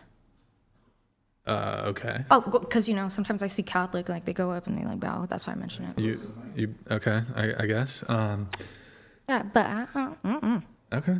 I just think it's interesting if we start to break down what women expect of men. I think you guys might change your tune a little bit on the bow, because I think the bow takes no time. It's effortless. Any woman can do it. It's not really physically demanding. So I don't know. From my understanding of the Bible, marriage is recommended, but the issue is people get divorced due to money is like the top reason. So it would be nice if we had financial education in schools more often for people to avoid debt and things like that. But it's not easy to avoid debt when you're in the United States. Yeah, definitely. A lot of divorces are due to financial reasons. But I guess while we're doing kind of empty platitudes, war is bad, peace is good, and it would be great if there were no homeless people and no starving children in Africa. Thank you. I have 30 pages of notes, but it's just too much for this podcast. But you're hitting the light. You're hitting. We'll get to it. She's hitting the notes. So how I want to ask, how do you feel like it's comparable, that analogy you just did about a man proposing and a woman bowing? Like, what about that is comparable? Well, the actual physical motion it's of the same nature. So it's like the bow is like in the same way you would kneel for a king, you would bow to a king. A kneel is actually more effort, more physically demanding, puts you in a lower position, and it is, I think, more submissive to a degree. You're looking up. So I think they're comparable. They're comparable in the sense that the actual action itself is lowering yourself physically. And yes. So, but what about just like what the meaning is? Because I just see it as very different. I don't even see how it's comparable other than the physicality of it. Well, it's comparable in the sense that this is something that women expect or want. I'm sure that's not something that women expect and want. That's a custom that men made, and only during a proposal. So I don't think most. Here's a. I don't think most women are going to be cool if I'm like just. Because it's tradition at this point. This is therapy for Brian in a way. It's talk therapy. I don't think women are really going to be all that cool with that. Some women are probably fine with it. I don't think a lot of women are going to be okay with the proposal being. Because when you are asking someone, at the end of the day, that's a real question. It's not just like a thing, like a statement. You are asking me to let you conquer me and to be above me for the rest of my life. That's me bowing down. I'm bearing your children. Like I'm already in a lower place in that between the marriage. No, that doesn't make you lower does. because you have children. I'm not saying that yes, elevates. It does. When you are that elevates a woman. Says the guy talking about how a woman with a lower body count is more preferable. What does that have to do with anything? A woman having your children. Everything. A woman having your children ought to elevate her in your esteem. It ought to, but it doesn't. It does. It elevates her in being your wife. As but it doesn't lower her. That's crazy. I'm not saying it. For other people, it devalues her, like in your sense, it devalues her for a future partner. She's saying she's giving her body to you. She's giving the future of her womb to you. Like you're putting her on a pedestal saying, you are the woman I'm going to put on a pedestal for my whole life. Will you be everything to me? Like, will you be the one that I'm with? It's not like, bow to me. Get on your knee for me just for some random moment. It's you are asking me to give my life to you. Like it is though. It's so much deeper than just, hey, can you marry me? Like, no, that the reason why we even ask each other questions is because we're supposed to do it politely. We're not supposed to just throw the ring and be like, hey, no, can you pass me that water, please? Like, you know what I'm saying? When it comes to the reason why I don't know specifically in history why, that custom was made, but I'm pretty sure the reason why men made that was because they felt like they needed to. Okay. Okay, sure. Okay. Yeah. Queen. Yeah, I guess that's a tradition. Then we can just get into like, well, what are the ways in which men or women or both are failing to adhere to traditional standards? But I guess, how about this? Why don't we do this? Just a reminder, who was against, like, who wouldn't bow? You, I think you.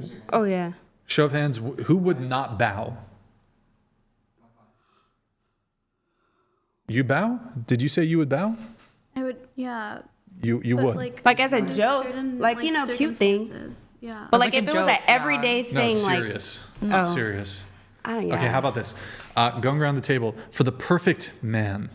Perfect man. So some people don't fully understand what I mean by perfect. You can, wait for a little bit, Nick, but you can show it later, just for 10 seconds. When I say perfect man, I'm talking about perfect looks, perfect personality, and whatever your determination is of what perfect looks is. Perfect personality, perfect loyalty, never will leave you. I guess you could technically want to leave them, although if they're perfect, why? They would never want to leave you. They would stay with you forever. Perfectly loyal, perfectly rich. So I guess technically like could be the richest person in the world, or maybe whatever, you're fine with 10 billion. Perfect father for your future children, if you want children. Perfect everything, right? Perfect man. For the perfect man, would you bow? My perfect man wouldn't make me do that. Okay, here, I'll frame it like this. I mean, there's yeah. a magic genie. And so the perfect man, it's not something he's asking you to do, but the genie says, in order for you to have this perfect man, you need to bow for him. So it's a third party who says, you need to bow to get the perfect man. It's very like loaded question. It's not loaded. Well, it just feels like, I don't know. I don't really have an answer for that because I am with my perfect partner right now. He would never make me do that. I want to say. He's perfect? For me, yeah. And I want to say like, well, none of us are perfect. Exactly. But, okay. So you could get the perfect guy. I don't have an answer for that because, I mean, I don't want to bow to nobody but God. No, thank you. Actually, so your current guy is perfect for you. For me. Yes. So your current boyfriend asks you to do it. If he's perfect, he asks you to do it. Do you bow for him? Hypothetically. The magic in the cute genie sense, yes. The magic genie. In the submissive sense? In the submissive sense, yes. I don't think so. But It'd be a long conversation. He's the perfect man. It's a long conversation. Got it. What about you? For the perfect, said yes. For the perfect man, you would? Yes. Yes. I do know the perfect man. His name is Jesus, and I be bowing every night. Okay. Realistically, though, if Jesus comes back to Earth, no offense, you're not the first pick. So, like in human form, if he comes back in human form or whatever, like he's probably not going to fuck. Just saying. That was a really nasty. He would never.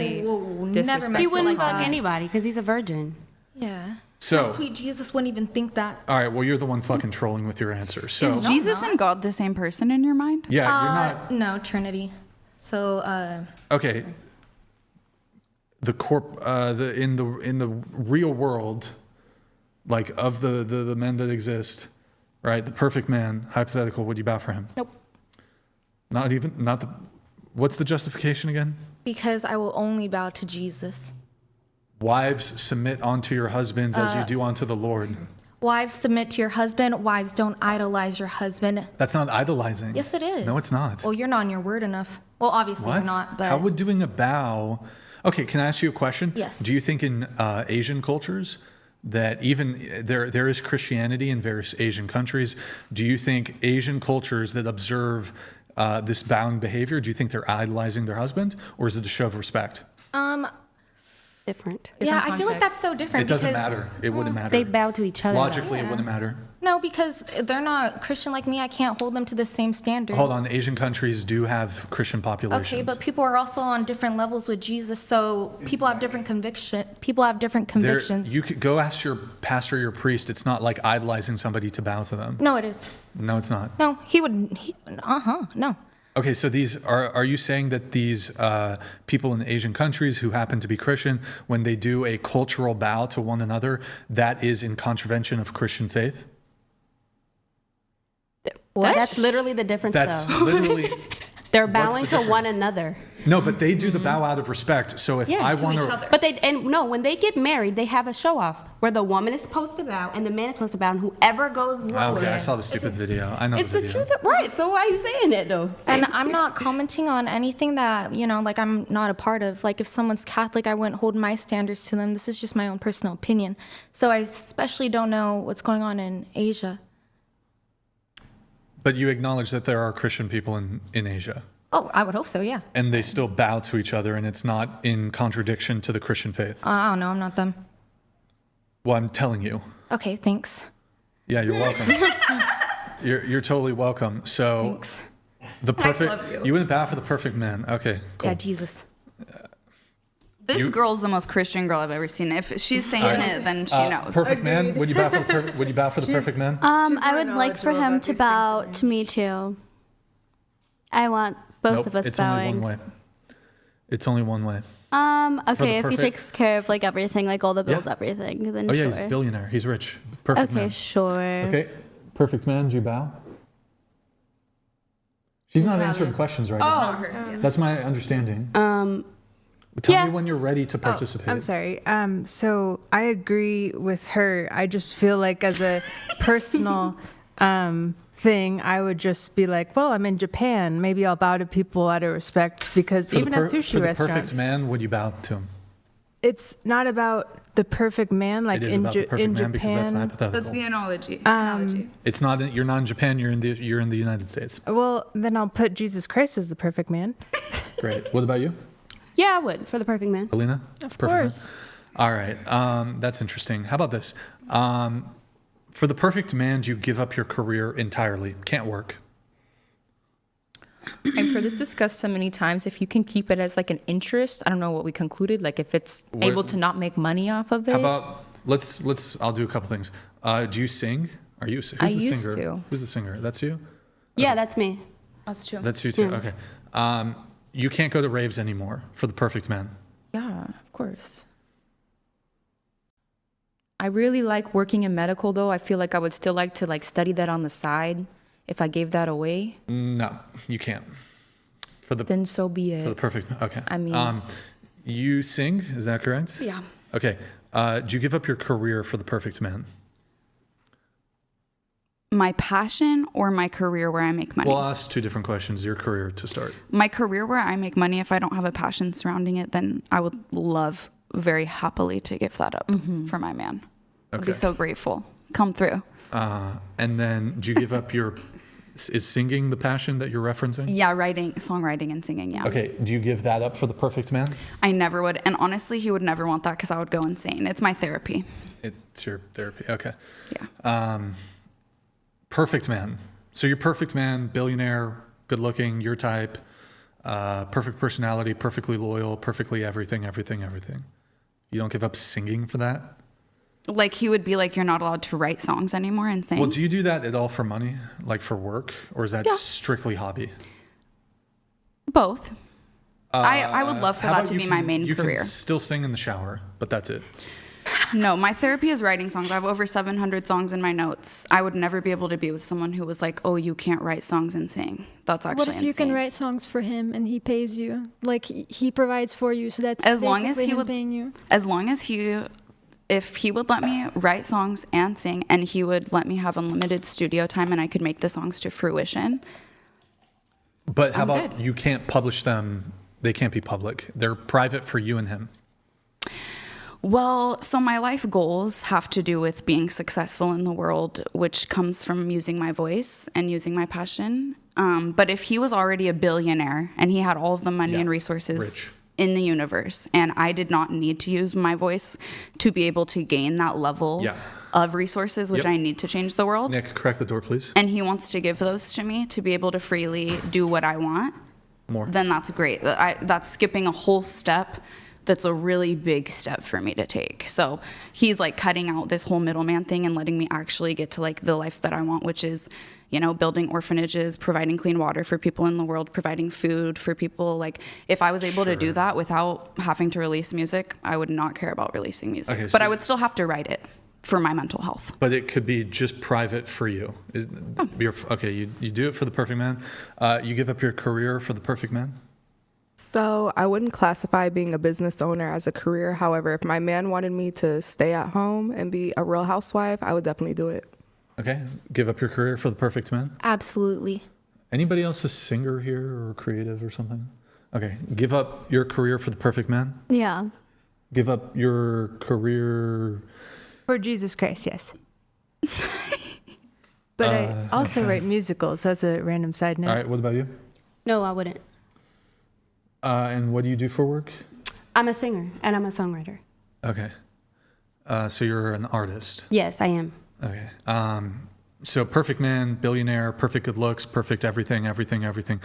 Perfect in bed, perfect personality, perfect loyalty, never cheats on you, never leaves you, perfect everything.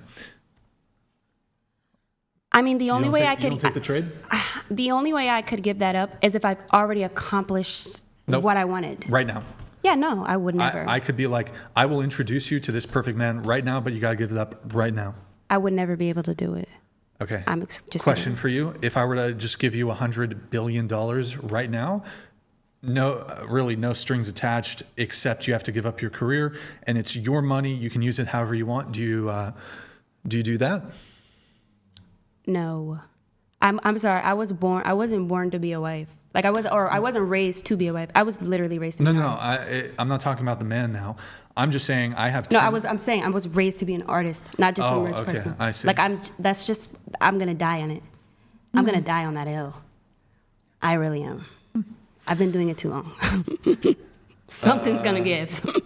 Damn, y'all don't really know much about sacrifice, I feel like.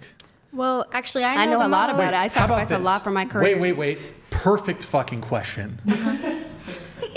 Perfect question. You have a child.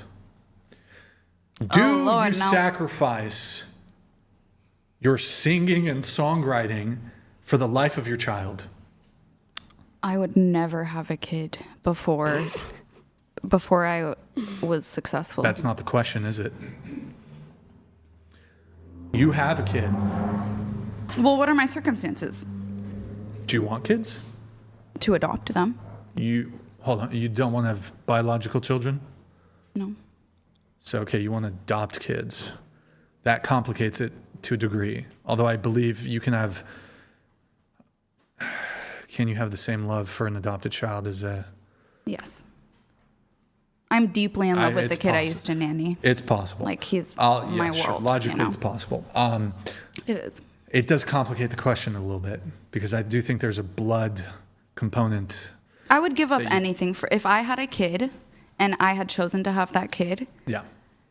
If it was for the better of their life, and for them to be... If it was saving their life... Yeah. Would you give I would do anything for them. So for your kid, would you give up your singing and songwriting?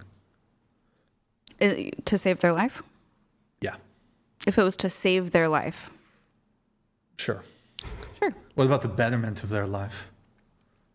I don't think that's possible. They would be better off if I was singing and songwriting. Well, I wouldn't be able to be a mentally fit person. Like, I wouldn't be able to be happy. Maybe you could just go to therapy for that, though. No. You do realize that a lot of people... My therapy is songwriting. As soon as I write a song and sing it, my therapy's out. It's total cope. People can survive in life without singing and songwriting.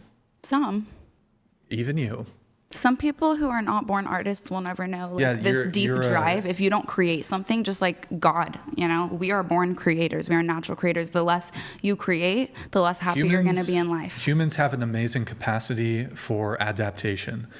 I think you could find other coping mechanisms. I think through your own force of will and constitution, if singing and songwriting was off the table, I think you could be a functioning adult human. I just don't think there's a world where that is, though. So if somebody like somehow prevented you from doing that, would you rather be dead? Yeah. I think I don't have a purpose on earth if I'm not going to get where I'm going to get with music. Which is where? Where are you going? Helping people. With music? Yeah, with my voice. Hold on.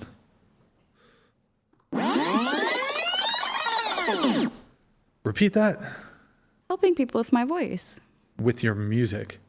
Yeah.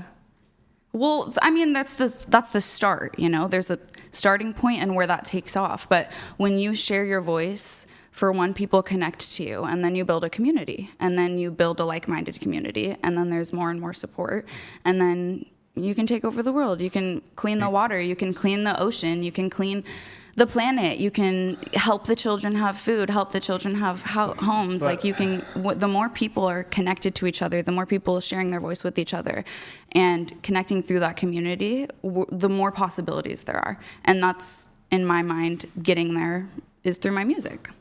I've already connected to so many people I would have never connected with. Could you do all of that with money? All of those things? Well, that's what I'm saying. My purpose in life is to get there with music. Like, God has shown me my path, given me my gift, and my gift is writing and telling a story that connects with people. How about this question? Through music. Let's say your musical dreams could all be achieved, but you can't do all those things you listed that were secondary to your achievement in music. So like paying for the orphanages or whatever. Getting clean water for everyone on Earth. Clean water. So let's say that you had to pick one. Clean water for everybody, building orphanages, all the other things. Yes. No music career. Yes. Or music career, but none of those things. The latter. So with the perfect man, I was telling you, if he had everything and I could do all of that stuff, I would love to skip the step of trying to get out in the world and whatever, spread my whole voice. I would be okay with I'm confused. doing it. No, but I'm confused. Let's say no, but in the But I would still make music in my free No, but time. in the scenario, hold on. But in the scenario, I said you can't do music, you can't songwrite. If you had to choose between the two, so it's songwrite, do music.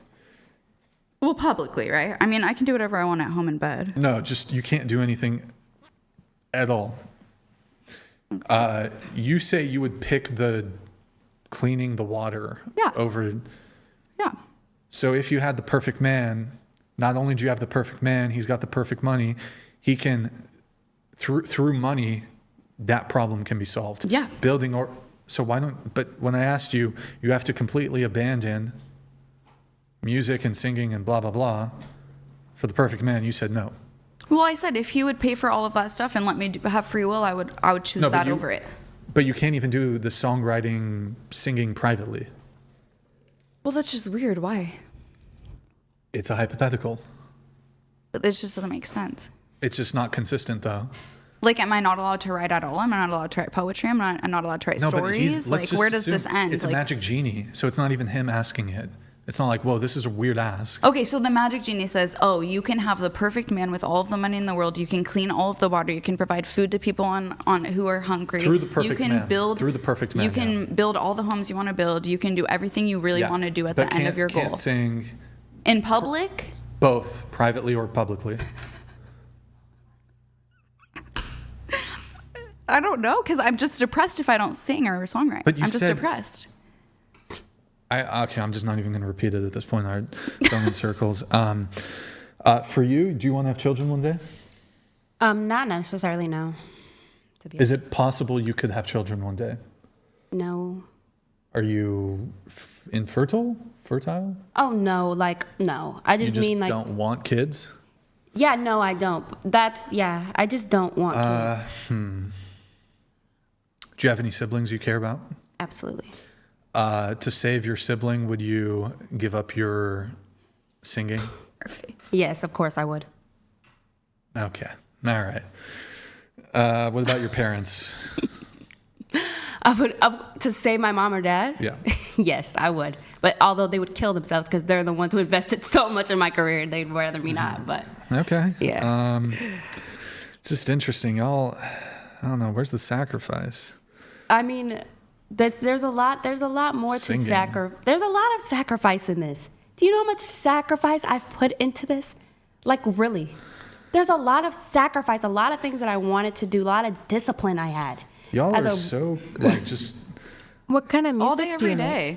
So, like, as an artist? So, like, R&B. But I write, like, pop, all of that. Rap, all of that. So, I work with a lot of different artists. Very cool. Thank you.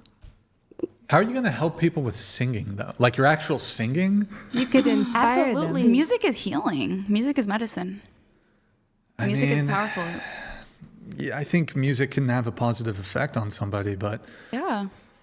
Or you may be one of those people, like, you know, they say there's like a thing, there's people who, like, when they hear music, it literally is it's a body thing, it's healing to people. Like, that's why there's so many people who have huge fan bases. It's not just because they like their music. It's touching them, it's healing them in some way. Mm-hmm. But it just may not be, you may not connect with music like that. And expressing, like, you help express something that people don't know how to. Mm-hmm. And you can express that for somebody across the world that you don't even know. Like, the amount of messages I've gotten from people in random parts of the world. Oh, this song, these lyrics, this, like, changed my life. This gave me confidence. This did this for me. Like, music is such a beautifully powerful connective tool.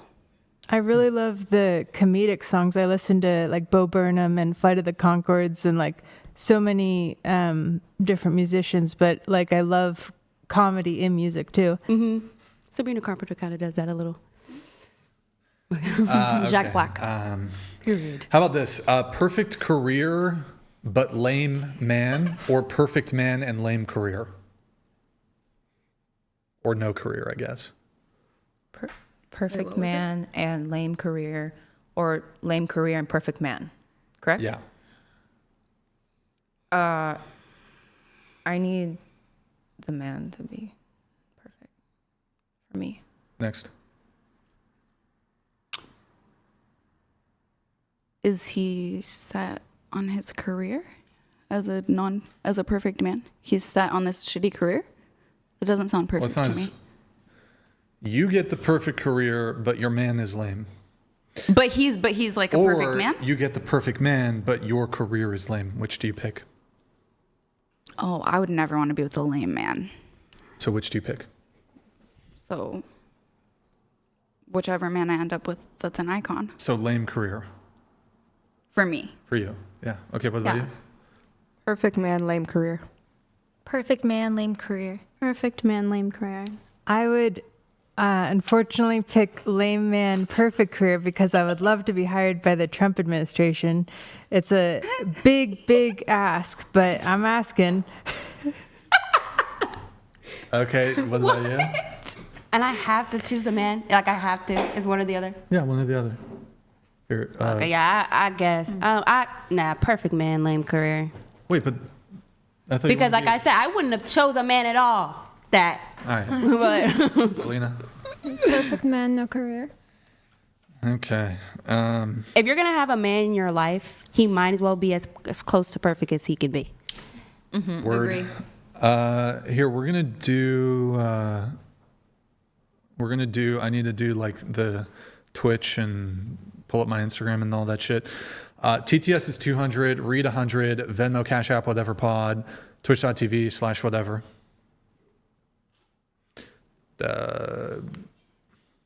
Yes, David. Guys, drop us a follow, drop us a Prime sub. It's been 31 minutes since we got a Prime. Drop us a Prime sub. Guys, get some merch, shop.whatever.com. Get some merch, discord.gg/whatever. Like the video if you're enjoying the stream. Also, can you pull up my Instagram, please? Guys, I'm trying, can you, the personal, can you hit refresh? Fuck yeah, let's go. Oh my God. Guys, I'm trying to hit 400,000 followers before the end of the year. So we have like basically 3 days at this point. So guys, I think we can do it. I think we just did 2,000. So I think we can do it. Maybe by the end of the stream, you guys can help me get to 394.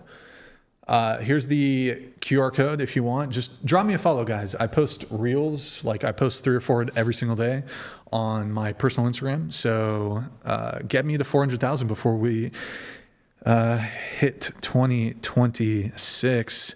And then let me think if there's anything else. We already did this. Hashtag Big Labia Matter. Okay. And then let's see what we had to. Okay, we're going to do some questionnaire stuff. And I think you don't want children, don't plan to have children, medical condition. Well, yeah, we're not going to get into that. Surrogate or adopt. You're pro-life, but you believe abortion should be accessible due to under-the-table abortions that happen. Yeah, that is true. Definitely, even if abortion is illegal, women will go get like illegal abortions, and there are probably health risks there because it's being done illegally. But as a Catholic and as somebody who considers themselves pro-life, it seems a bit conflicting. How do I justify in the 0.1% chance that an autistic girl ends up in that? I know it's only 1 point whatever. What do you mean autistic? Like a disabled person. Autistic people can have kids. That's not like. I work full time as a caregiver for fully disabled adults. I'm talking very low functioning. They're dependent on an external source. Listen, if that poor girl was to be assaulted, and she had a medical condition on top of, because most of the time it's stacked.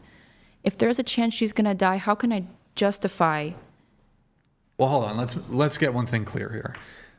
If your, I don't know what the right word is, mental incapacity or your mental retardation, fuck it, whatever. What's the PC term? I don't know. Special abilities, but I say special needs. If you're that mentally, yes, there is a degree of mental deficiency that, they can't consent to sex. But you said autism. Like autistic women. You didn't let me finish what I was saying. Well, I don't know. I think now you're twisting it. No, you could have been more precise in your statement there. Okay, I apologize. Yes. Yeah. So the individuals that I work with are fully dependent on external humans to take care of them. They can't consent. This has happened. They can't consent. This has sure. And there's like, I know of stories. So it's like, in that case, who am I to say if you're both gonna be at risk? Why not have it accessible for the individual, mother and child, like who has a better chance at? Because what's the latter? I don't like it. I don't like. Well, this is actually, I've never actually heard this argument. What if sorry. What if what is the term? What's the fucking term? Mentally what? Intellectually disabled. I don't know what the term is. If you're intellectually disabled and you're essayed, that's a new angle for the abortion. But it's valid, argument. right? But is it only if they're intellectually disabled? Like, you're not okay with anyone who's essayed? How about this? Let's go ahead and grant in instances of rape. Hold on. In instances of life of the mother, rape, and incest, abortions are allowed. It should be accessible, yeah. But how about like the 99% of abortions that are completely elective? There was no incest. Life of the mother is not a concern. There was no rape. Are you fine with banning abortion in those circumstances? I could never, but I can't speak for other people. So you're pro-life, but for who? I'm against it. I would ban it. You don't even want children. You say you're pro-life. Then what does it mean? Did you hear what I just said? I would ban it. Oh, you would ban it? Except for those circumstances, because it just doesn't sit well in my soul with my religion. All right. But well, I'm not going to have a deep dive on an abortion That's debate. that, but everyone... But, okay. What were we getting into? What was the next thing?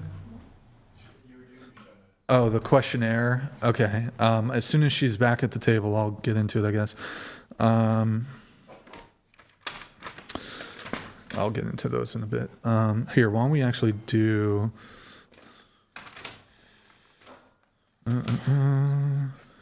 Samantha. You say people of color can't be racist towards white people. Why is that? Can't be or can be? I think they can be racist towards white people. I think if you are discriminating somebody against their, like, the color of their skin, then you're being racist. So a black person can be racist towards a white person? I think a black person can be racist towards a white person. Can be. Not can't? Yeah. Okay, so then that was just perhaps a mistake. You say that men are more privileged in society than women. Why is that? I think they're a bit more privileged because of, like, their mentality towards one another. I feel like women are typically pinned against each other when it comes to anything, and men have more. Each other? Yeah, that's like a known thing. Like, women are always pinned against each other. Like, when it comes to, like, reality TV, or when it comes to like a corporate job and stuff like that. Like, women tend to, like, hate on one another, which really sucks. They, like, divide them. When it comes to men, I feel like men are very, like, buddy and they get along with each other really well. So that gives them an advantage, in my opinion. I mean, I think that there's more collectivism among women than men. I don't know. I've had a personal, like, different experience. I think women like tend to, like, back each other more, like the sisterhood, the girl shit. I see more, I don't know if cohesion is the right word, but I don't know. Solidarity, maybe? Solidarity is a good word. There's more like female solidarity, I think. I would say I see more solidarity in men than I do in men? women. Yeah, Oh, no. unfortunately. No. Yeah. Okay. Let's see. Tavi, you say you agree women are oppressed in the USA. Yeah, because... How so? Well, I think of it more towards safety. Like even just the other day, I was having a casual chat with my coworker, and she told me that she almost got kidnapped 5 times. I'm like, dang, that's like more than usual. Like, dang. And I don't know. I don't hear a lot of guys getting as targeted or kidnapped. I know it happens, but I just feel like when it comes to that, and I feel like safety is such a big thing. So, I mean, maybe it is the case that women are more likely to be kidnapped. Mm-hmm. However, I don't know what this has to do with oppression. Oh, that's that when I thought of oppression, I thought, kidnap,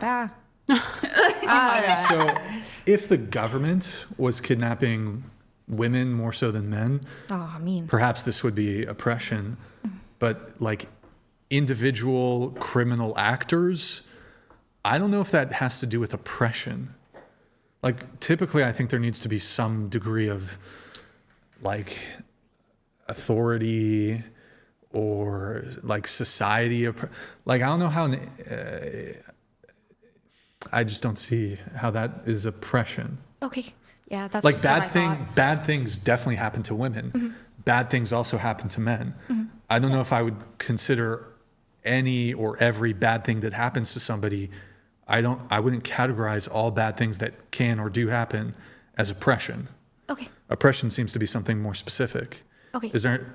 Okay. I'm just like, okay, I guess I didn't understand the definition of oppression. Okay, here I can Google it just for clarity.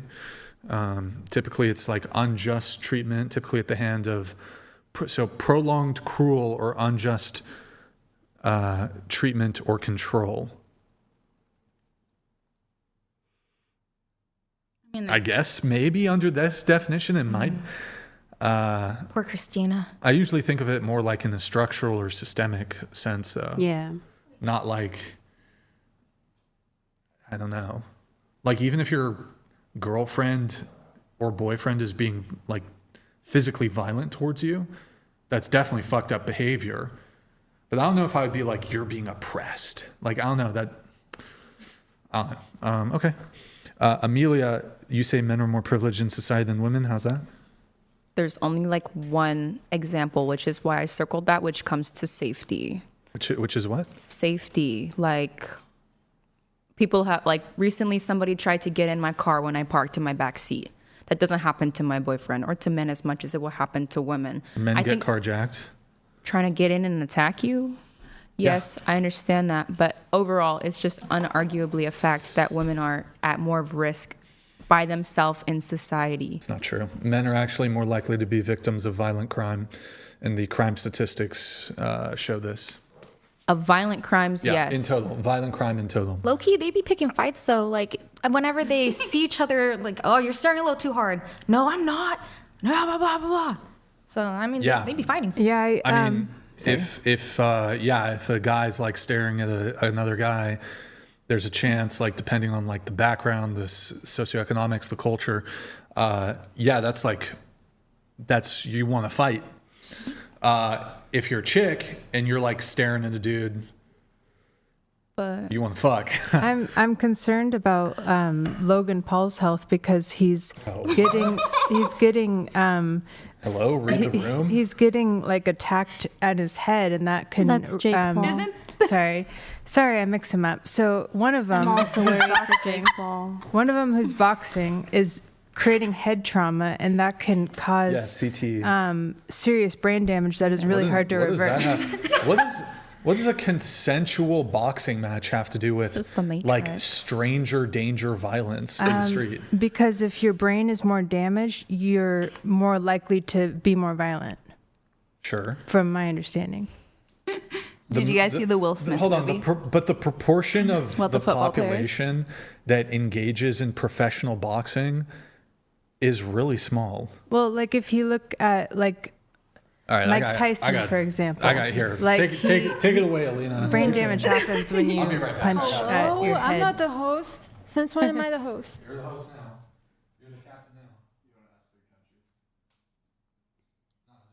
Stop, whatever, I don't give a fuck. Guys, I'm so hungry. Me too. If I could eat anything, I would have ramen. What about you? Just literally anything. Like a fruit. A watermelon. Ooh, yummy. Tahini? Oh, no. Oh. Fresh. Maybe with some lime on it. Ooh, that's good. Facts, chat. What y'all want to eat, chat?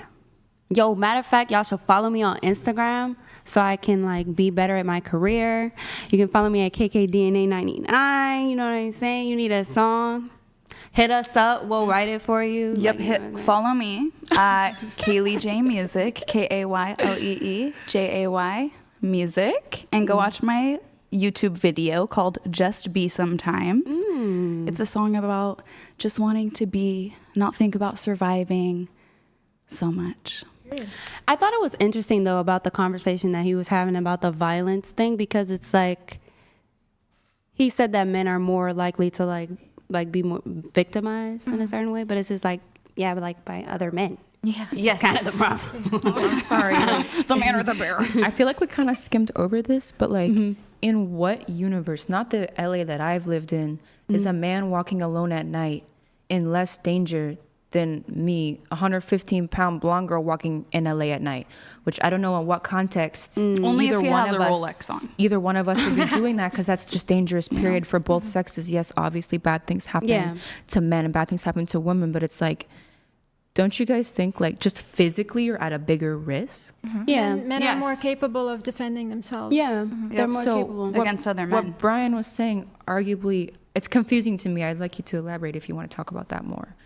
We're talking about how violent crimes, we're all a little bit confused how they're more often against men, and how she's confused. Because I was saying like in, I don't know in what case, we'd be walking down LA at night, my partner versus me, you know, who is statistically at a higher risk of being grabbed?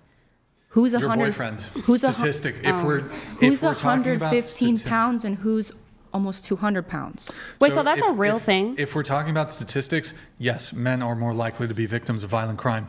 Anecdotally, I don't really know. By other men, you know? Yeah, but that like, doesn't matter. who do you think is more scared at the gas station at night? I don't know, actually. I'm not sure. Speaking from experience, it feels like the females. One time? Who's more likely to be victimized versus who feels more scared? I don't care about how you feel. Like, well, yeah, it is. It's just happened to me before. It is maybe true that women feel more scared, but your actual threat level might be not match up or coincide with the actual threat level that exists. No, real question. Can you like? I did not know that. Can you bring that stat up? ChatGPT it. Yeah. Who's more likely to be? ChatGPT lies. So Google ChatGPT lies. Okay, it's better to Google. use. AI is not a good or accurate form. Google will give us AI answer too. Don't use Google either. Who's more likely to experience violent crime, men or women?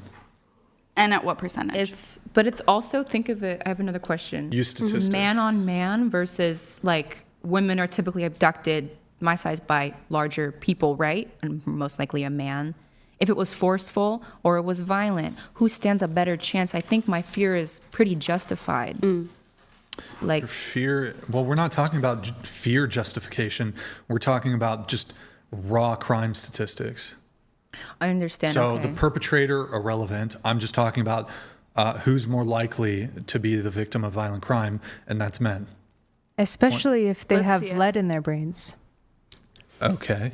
Is it because men, like, because they have more money usually and they walk around with, you know, like with things on that make people attack them for their things, or what? Like, what is it? Nick, do you have the? Most of it is due to gang violence, honestly. To what? Gang violence. And then the gang violence too. Again, lead is a big reason. And this is 2025. Hold on, dude. It says women are less likely. What? It was agreeing with your bias. I just saw the title, and maybe it actually confirms my. It did. Does it confirm? So there's. I thought it was about to be some fucking bullshit. Fucking women. All right. National Archives, so yeah. All right, pull it up. Let me see what it says. I was hoping for just an AI thing. Just pull it up. Pull up what you have. Pull up what you have, please.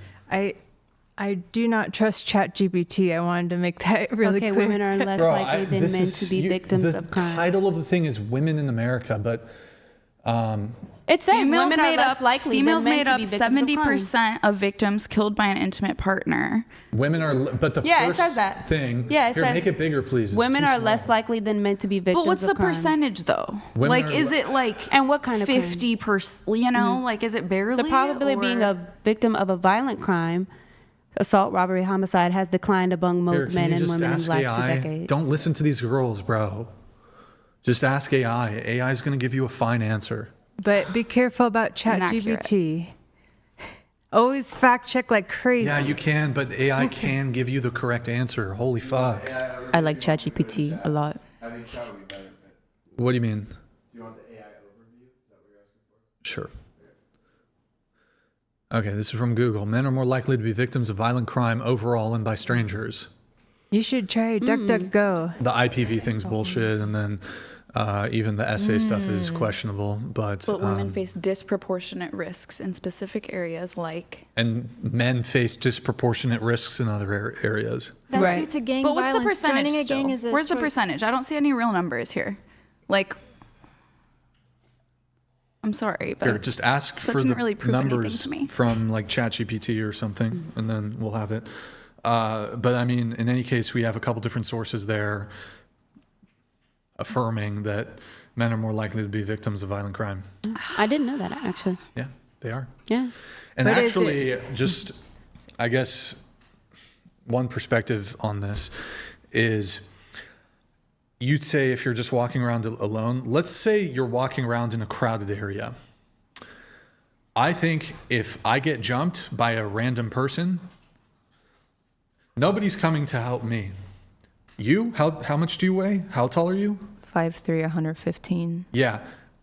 If you're in an area where there's other men present and some fucking whack job man starts beating on you versus beating on me, I'm getting my ass whooped and nobody's coming to intervene. The police? Because the odds are disproportionate. If how do I some guy defend? starts, hold on, if some guy starts thrashing on you, you have free bodyguards. And in fact, if stranger men see a stranger woman getting beat up by a stranger man, or any man for that matter, that guy's gonna get fucking curb stomped by totally random other men. This is undeniable. Maybe. No, not just maybe. Yes, it's a thing. It's absolutely a thing. If men will intercede on behalf of completely random, non-familial, fucking random ass women. We would hope that, but my friend just got attacked in West Hollywood. Tons of witnesses by some random homeless man started beating her face in, and not a single person tried to help her. Not a single person until the cops pulled up. I'm not saying that this is 100%. And she's a beautiful, tiny little blonde girl. Like if someone was gonna help some cute little girl, it was gonna be her, and no one helped her in the middle of West Hollywood. Were there other men around? She was in the middle of West Hollywood. There's tons of people. So what I'm talking here is not a monolith. I'm not saying in every single instance where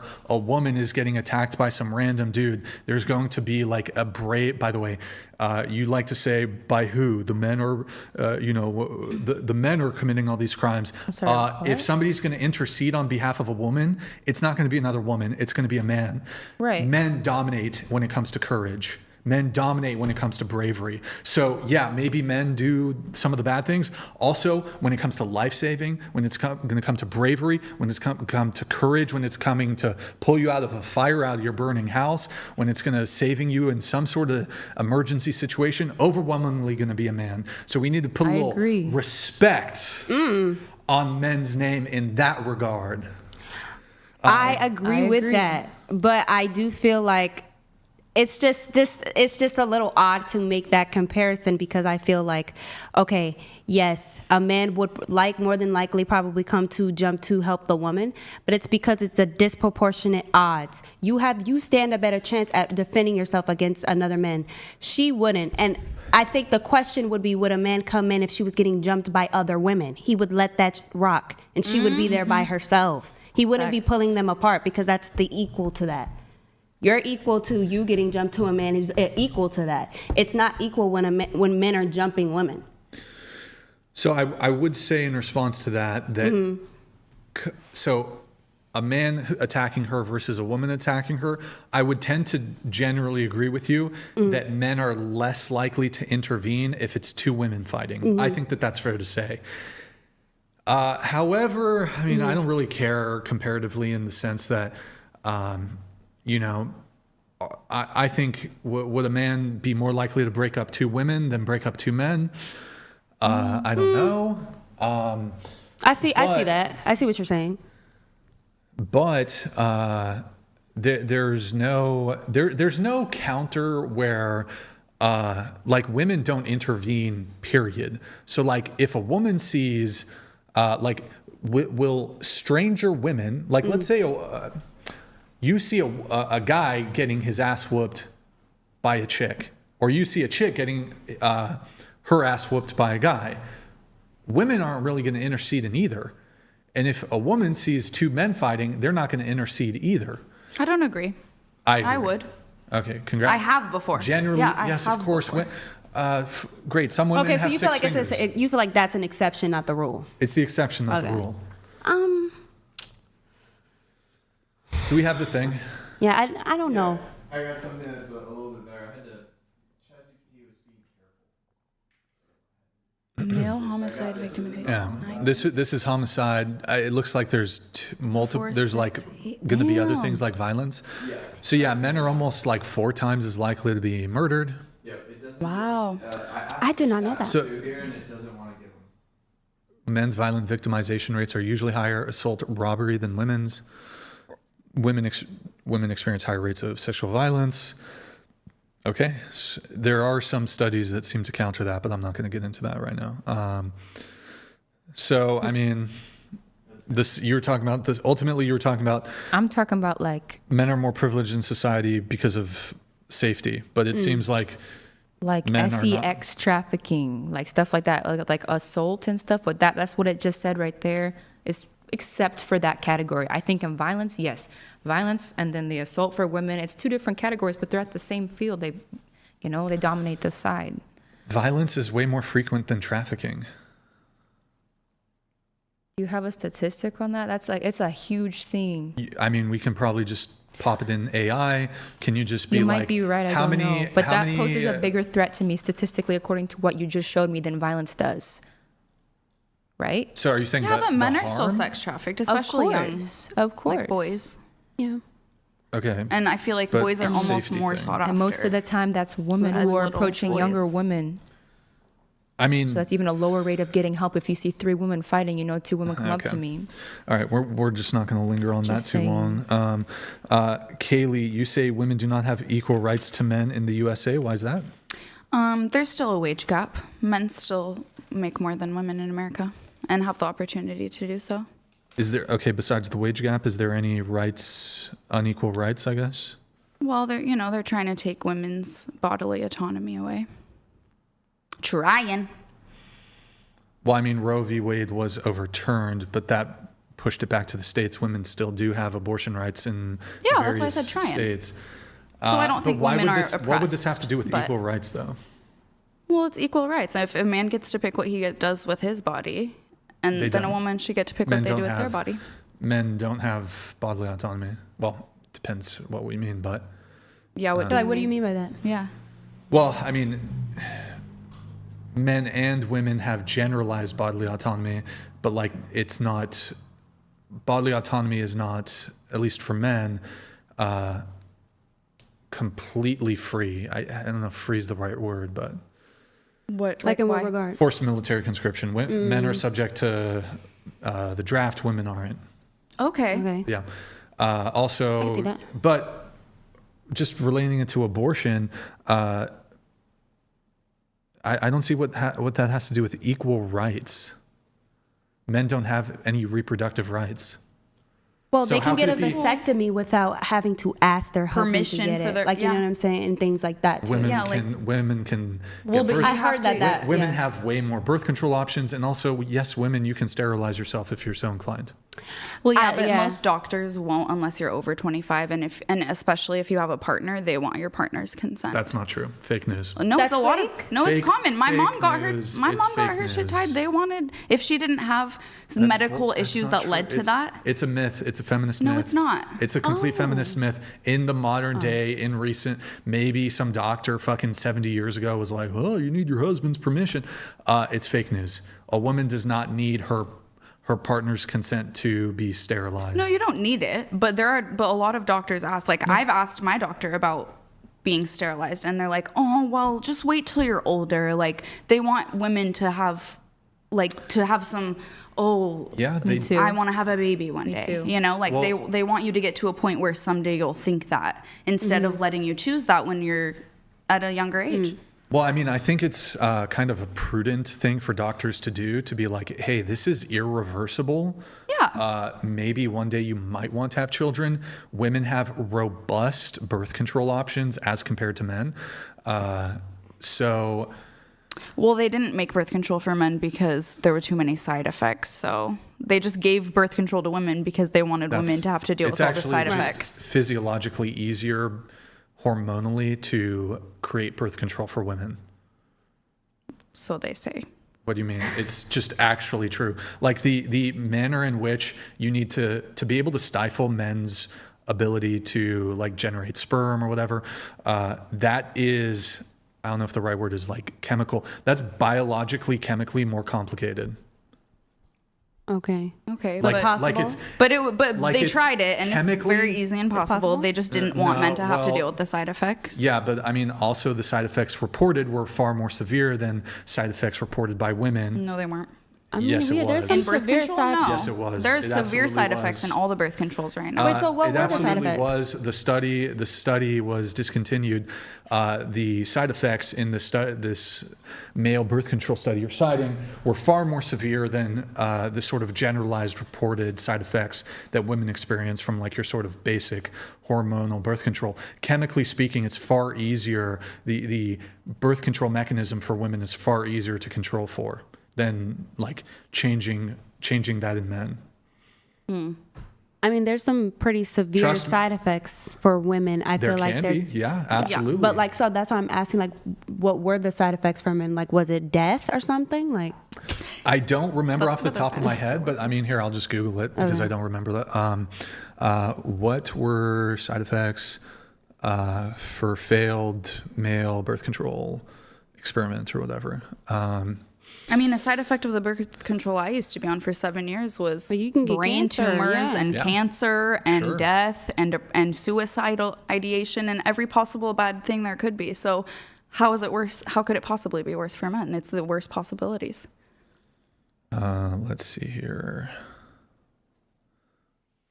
The researchers decided the side effects were too frequent. Mood-related effects were especially concerning. The risk-benefit balance wasn't acceptable at the time. They're saying major mood swings, irritability, depressive symptoms, emotional changes. I think they're downplaying a little bit. My understanding was it was very severe side effects for the men. Not to say that can't happen in women, but my understanding is a lot of women, while they can have really bad side effects from the birth control, I think for most women, birth control is decently tolerated. Well, they've made so many different kinds that, if one is causing those issues in one woman, you can try again, There's a lot of options, but okay. Instead of equal giving rights, up though, equal for rights. Women do not have equal rights to men. You said the abortion thing. I don't see. I was mostly thinking about the wage gap and opportunity. Yeah, but I mean, just really quick, men don't have any choice once a woman gets pregnant. Women do have quite a few different choices. I think if you actually wanted to have equality between men and women, you would actually have to completely to match women to the current status of. So I think women are up here right now when it comes to reproductive rights, men down here. In order, and you can't really bring men up here, I believe. So in order to have equal rights between men and women on the reproductive rights abortion topic, you have to bring women down here to match men to make it equal. That means completely getting rid of abortion rights. No. So women could not get abortions. What? That would be literally her body. Technically, technically, I see what he's saying. If you think about it logically, would that be equal? So if a woman gets pregnant, does the man have any say whatsoever? No. Okay, so then to create equality between men and women, you would have to bring women down to not having any say. That's the only way you would have equality. That's why feminism isn't actually about equality. Or them having equal say. Well, hold on, but even the pro-choicers are going to have a massive issue with a man having a say as to if a woman gets an abortion. I see. That's not going to fly for pro-choicers. But that's what would have to happen for it to be, would have to come, they would have to come down from that authority. But that's never It's never going to happen. Of course not. Pro-choicers would probably fight that more than, I feel like they would object. Actually, let me think about that. I think pro-choicers would, if they had to choose between men being able to force women to get abortions versus not allowing to get abortions, I'm almost thinking they become pro-life. I'm almost thinking. You really think they are that? To prevent men from being able to dictate to women that women have to get an abortion, I think they become pro-life. I think that's the case. I do not agree with that. I'm too tired to follow. Like, I kind of got lost. He's basically saying that he doesn't think the real problem when it comes to men having a certain authority or say if a woman can have a baby or not. He doesn't think the actual problem is if the woman wants to have the baby at that point. It's the fact that the man has to say, oh, so if you have say in if I can have this child or not, or let's say you can tell me not to have a baby. Oh, I'm pro-life then because you have a say, kind of thing. Is that kind of like what you're saying? No, but it's sort of, I guess, yeah. In some dumbed down way, I'm lost. No, I'm saying that, okay, well, so if we're having a conversation of making things equal, so... Well, but okay, if we're making it equal, then men need to be able to carry the child too. Okay, because it's not equal that one person has to carry and give life to this thing. That's not equal. The decision obviously should be up to this person, and it is more equal that it is up to them because they're the one who have to go through the experience of bringing this life to be. Versus this other person has literally no attachment to this in the physical at all. There's no mechanism for men to carry a child. Well, I know, so I'm just saying exactly. It doesn't make, you can't make it equal. It's never going to be equal because a woman still has to go through that. So if you drop a woman's ability to choose down, that's still not equal because the man isn't going to have to do shit after that. I mean, so there's equal and then there's equity. So I think equity would be in any state where a woman can have an abortion, men should be able to completely... let's say the woman wants to keep the kid and the man doesn't. Obviously, you can't force the woman to have the abortion, but the man can completely relinquish any parental responsibilities and not be subject to child support. If women can murder their children, men should at least be able to abandon their children. And they do. What's that? And they do on the reg. So if you're a man, and you don't want to have a kid, and the woman keeps the kid, that woman can force you through the state, through the government, to pay child support. So you can be like, look, I don't want to be in the kid's life. Yeah, he can do that. You can't force a man to be a father, but you can definitely force the man to relinquish large portions of his income to financially support a child that he didn't want. Well, nobody forced the man to ejaculate inside of a woman. Great. That's a great Bronze Age argument that we could use against abortion. Nobody forced the woman to have consensual sex. Nobody forced the woman to allow the man to come inside of her. So these same arguments would have to be, you'd have to accept them for abortion. I personally Or is it only men that have responsibility? Is it only men that are accountable? Women, you get pregnant, you can get out of it. You have no accountability. It's both.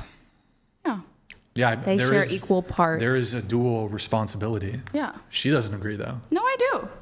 You said, yeah, but you would not accept the argument. You wouldn't accept a pro-life argument of, well, you just shouldn't have opened your legs. You shouldn't have got pregnant. You should have used protection. You should have been on birth control. No, you probably believe, are you pro-life? Or sorry, pro-choice? My mistake. Pro-choice? Yes. Okay. I suspect that if a woman, assuming let's say she had consensual sex with her boyfriend and she got pregnant, let's say it's an unwanted pregnancy, and let's say she's not ready or she's not financially ready, she just doesn't want the kid, I'm assuming your position would be, yeah, she can get an abortion. Yeah. It's her body. Okay, so why don't you grant that same exemption to men?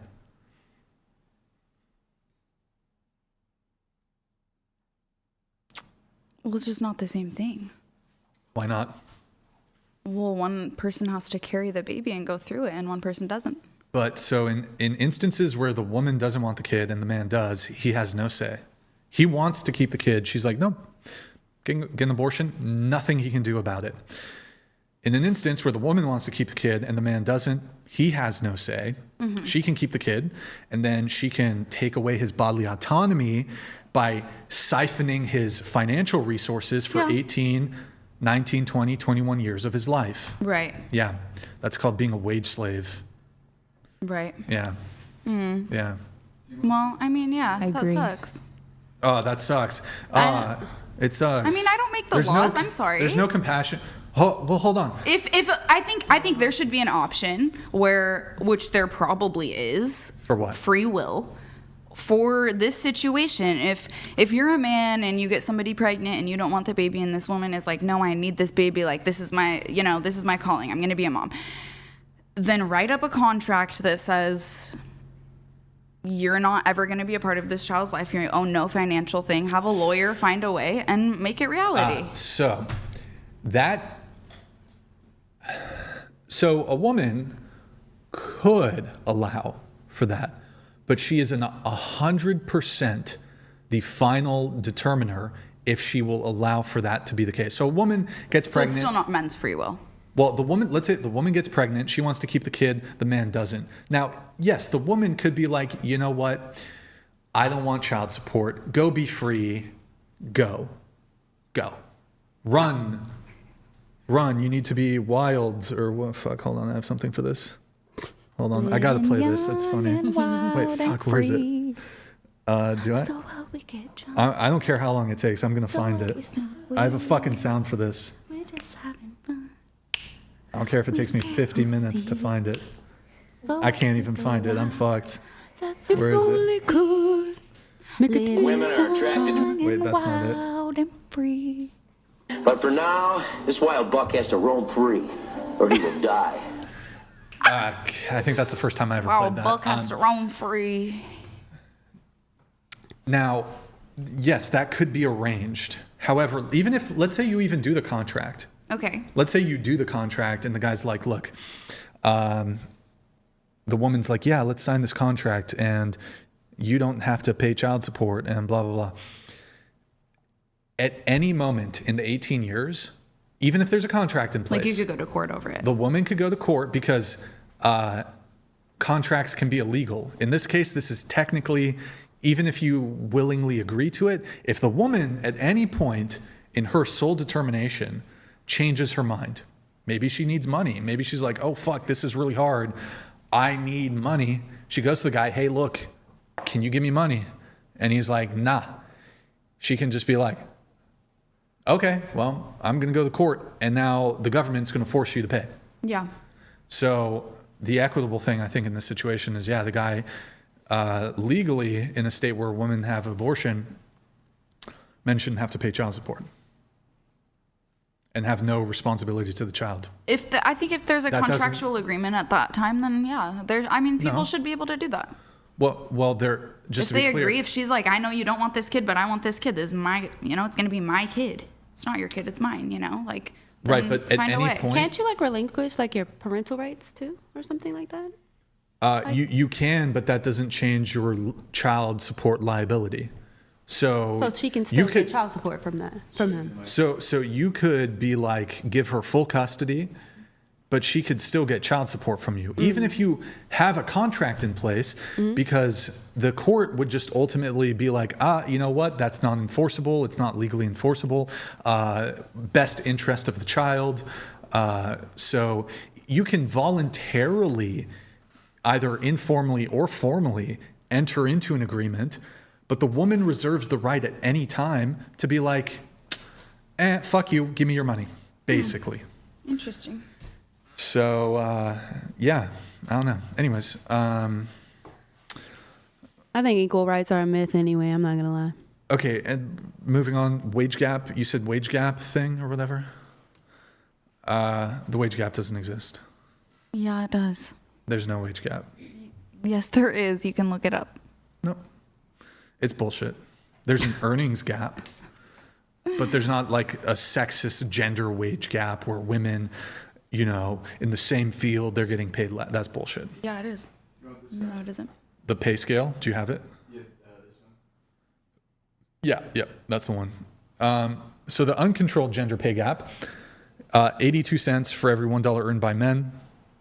Controlled gender pay gap, this measures median salary for men and women with the same job and qualifications.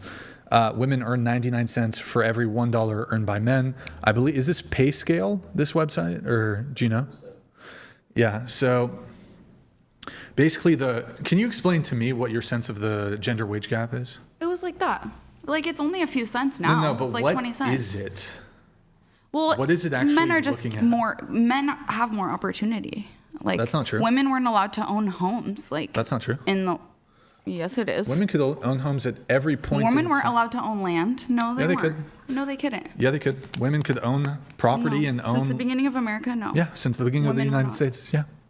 No. So, okay, let's say you're a man and you have 2 daughters and no sons, and you die. To which man who is not your blood relative does your property go to? Well, I mean, that's different. So women weren't allowed to buy and own land. Well, they could if they have money. You're telling me. Well, but they didn't. Exactly. So that's where it all started at the beginning, when men had more opportunity, and it has slowly still been a thing because that has still affected the way society is run. You're telling me America, the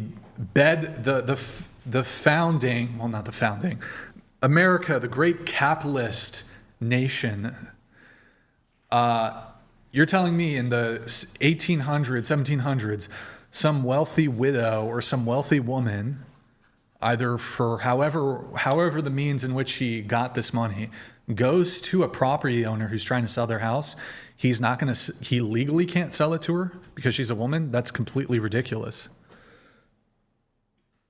Okay.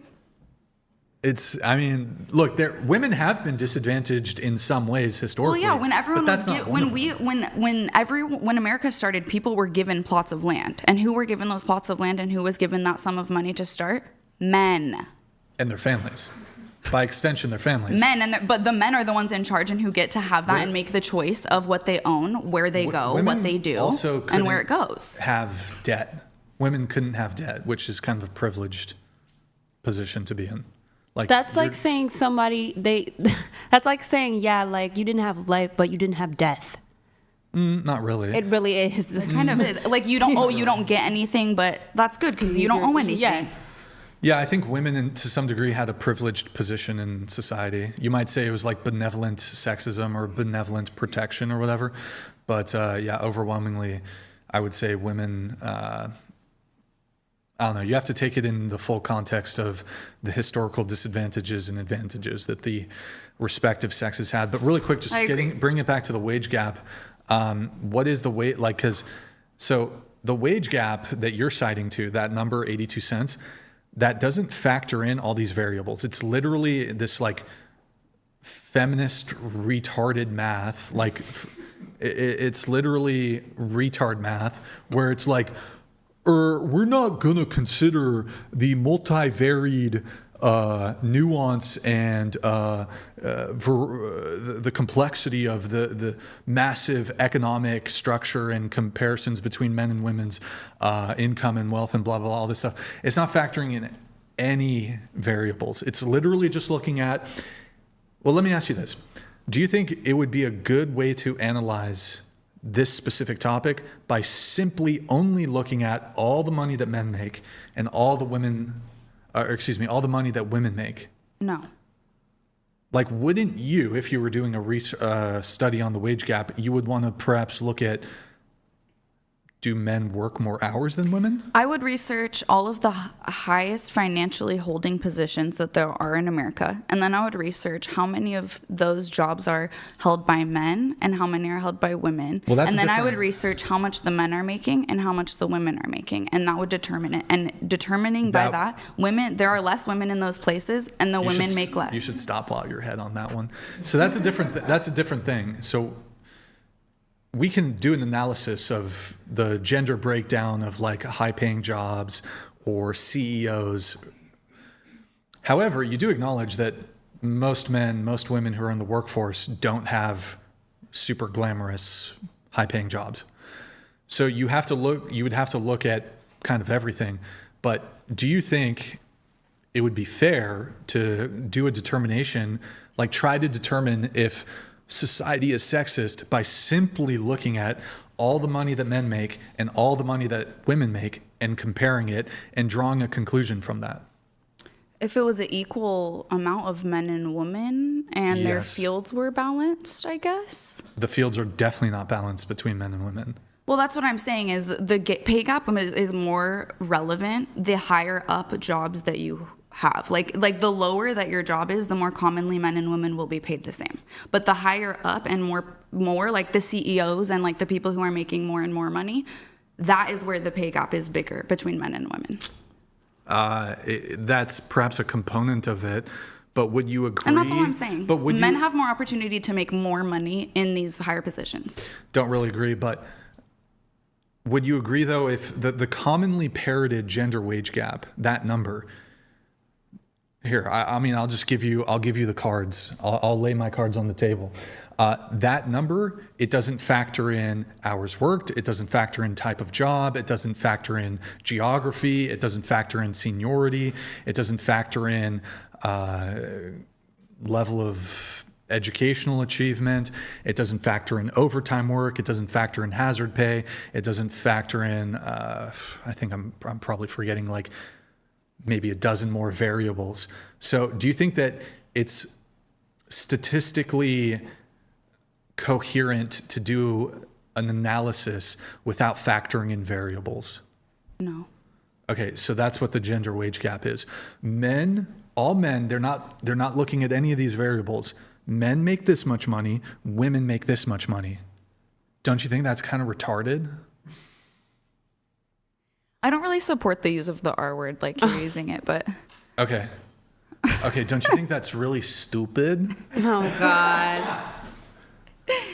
I mean, yeah, it doesn't show everything, That's why earlier I wanted to see the statistics of the violence against men, because you do need to see more details to really see more about what's real. Mm-hmm. Yeah, but so... Always. How about this? Do you acknowledge that there is a gender gap between men and women? Men work more hours than women. Oh, I'm sure that's true, because men are expected to provide in America. Or in society, In most societies, men are expected to provide. Speaking of, this gets me into my final point on the gender wage gap. But a lot of these variables that we're talking about, so men work more hours. Okay, well, so if you start controlling for hours worked, the gender wage gap that is alleged to exist starts to shrink. And then as you start adding in more variables, you control for the type of job, you control for geography, you control for all these things, it shrinks to the 99 cents. Now, that's just doing an economic assessment. Men should pay on first dates. Men should provide and protect. Amelia, you agree. Kaylee, you agree. Lynn, you agree. Tavi, you agree. Samantha, you agree. Natalia, who's taking her schizo meds, agrees. Just kidding. Joke. Alina, agree. Do you agree? That men should pay for dates? On first dates. Yes, if he asks, for sure. Have you ever asked a guy out on a date? I've never. Convenient. Men should provide, protect. Every single woman at this table says men should pay on first dates. Men should provide, protect. I would argue the wage gap, even removing all the economic factors like men work more hours, men work more overtime, men work more dangerous, dirty jobs, men are more likely to have injuries and death in the workplace. Women's own dating preferences are the sole, wage gaps bullshit. Women themselves, with your own stated standards, men should provide, men should pay for dates. You create a social pressure on men to be more motivated. Men actually created that. Yeah. No. They men used to trade somebody's father would trade with somebody else's father, their daughter, for their cows or for their land or for whatever. When's the okay. Back We're talking right now. Well, I'm saying, but everything leads into what it is now. That it stems. Yes. Dowry, that shit is bygone. It's not though, because this is the new form of it. No, that's ridiculous. It comes from Completely something ridiculous. that men created. Y'all decided women were up for trade and that women were worth a certain thing that you wanted to value. Are you feminist? Sure. I don't know. Do you believe men and women are equal? Do I believe men and women are equal? Yeah. Like, how? I mean, I think men and women both have their own superpowers and we're both beautiful, divine beings. Should we be treated equally under the law?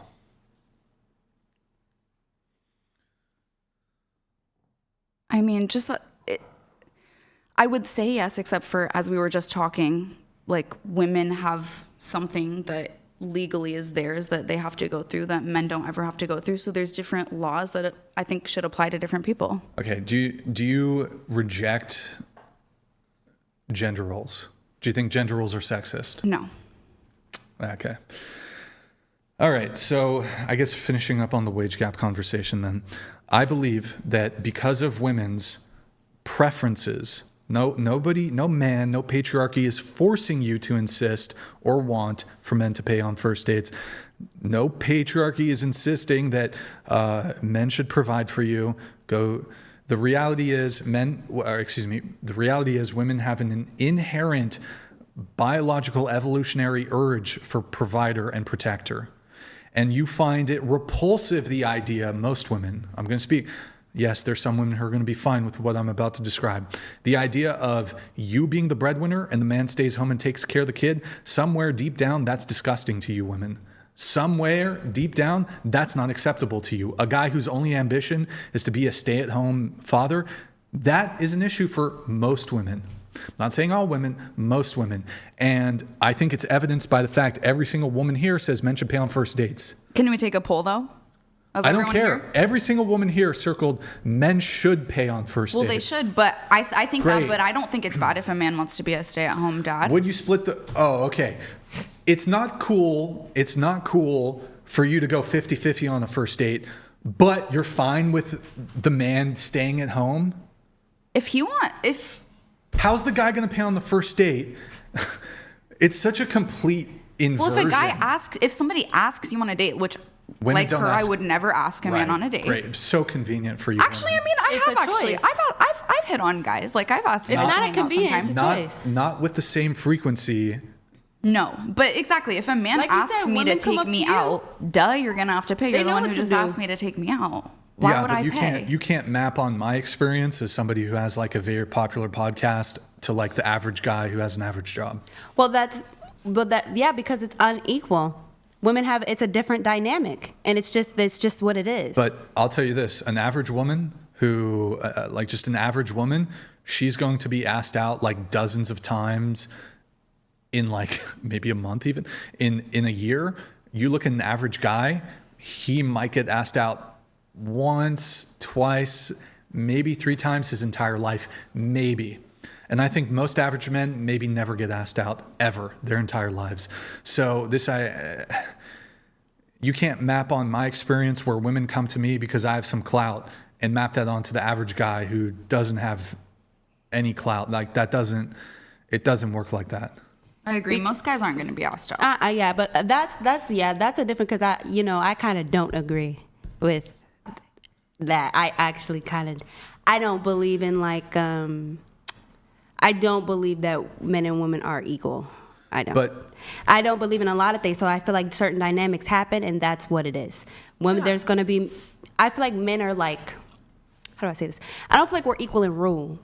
I don't feel like we're equal in rule. I feel like we're equal in value. I feel like we're human. We all deserve life. Like, stuff like that. But I feel like certain things should go to the woman. Certain authorities should go to a woman, or certain authorities probably should go to a man in this case. So that's a little tough for me. But I feel like, as I said, like, you are, like you said, you've got some clout. You've had that, this is that, and the third. But that's the average woman, regardless. And that's not a woman's fault. At the end of the day, like, if a man is going to approach her, it's because that's just in a man's nature.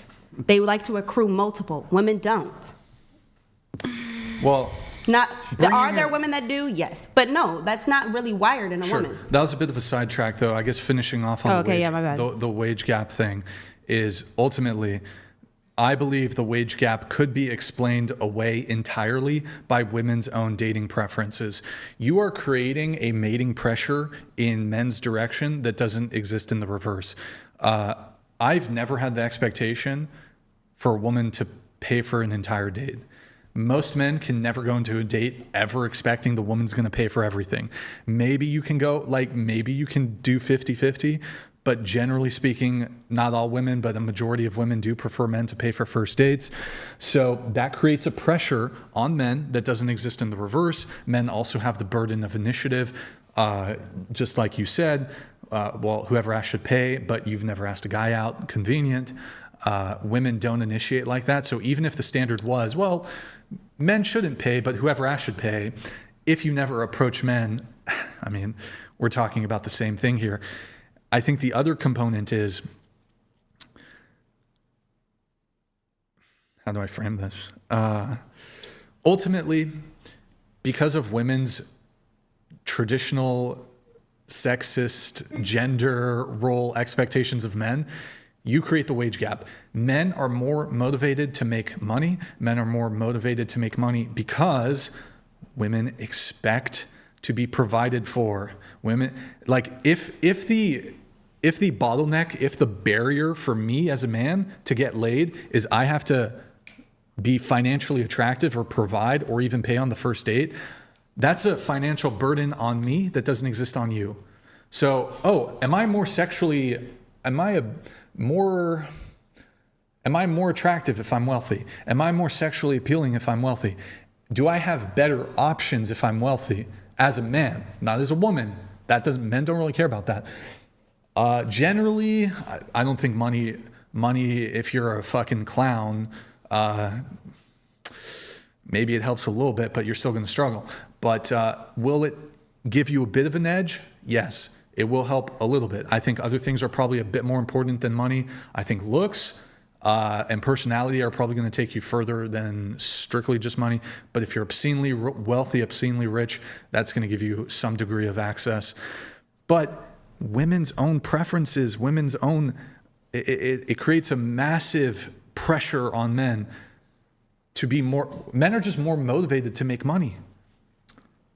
If you want dick, does your job or your money situation have anything to do with your ability to get some dick? No. Now, to be fair, broke men can get pussy. Usually they got to be charming or good looking or something else, or just, I don't know, be in college, I guess. Be young. That helps, because young women probably don't care that much about money. Like if you're a college girl, you don't care that much about money. Maybe some of them care. Most college girls, they know the college guys are broke or, don't have money, right? But if I'm not willing to pay if I go on a date with a girl and I'm not willing to pay, that's gonna maybe fuck my chances up of getting a date, getting a girlfriend, getting sex, whatever. Men are very romantically and sexually motivated. I think they're more romantically and sexually motivated than women are. Yeah. Maybe that's due to testosterone. Maybe that's highly debatable. I think men are more. The romantically, that's a little debatable.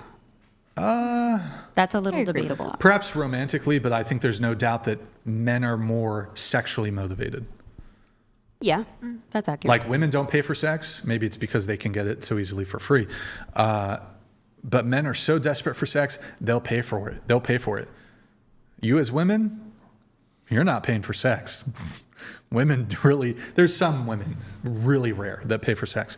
But anyways, I don't know. I don't think the wage gap is an example of equal rights, I guess. Let me see if there's anything else for that. Here, let's do this. Was there anything else? Men should pay on first dates. Men should provide. Men should be chivalrous. Husband should be willing to die protecting me. Hold on. Tavi. You say men should pay on first dates. Men should provide, protect. Men should be chivalrous. Husband should be willing to die protecting you. But you're going to keep your last name or hyphenate in marriage. I don't think there's anything wrong with hyphenating the marriage. I mean, is that traditional?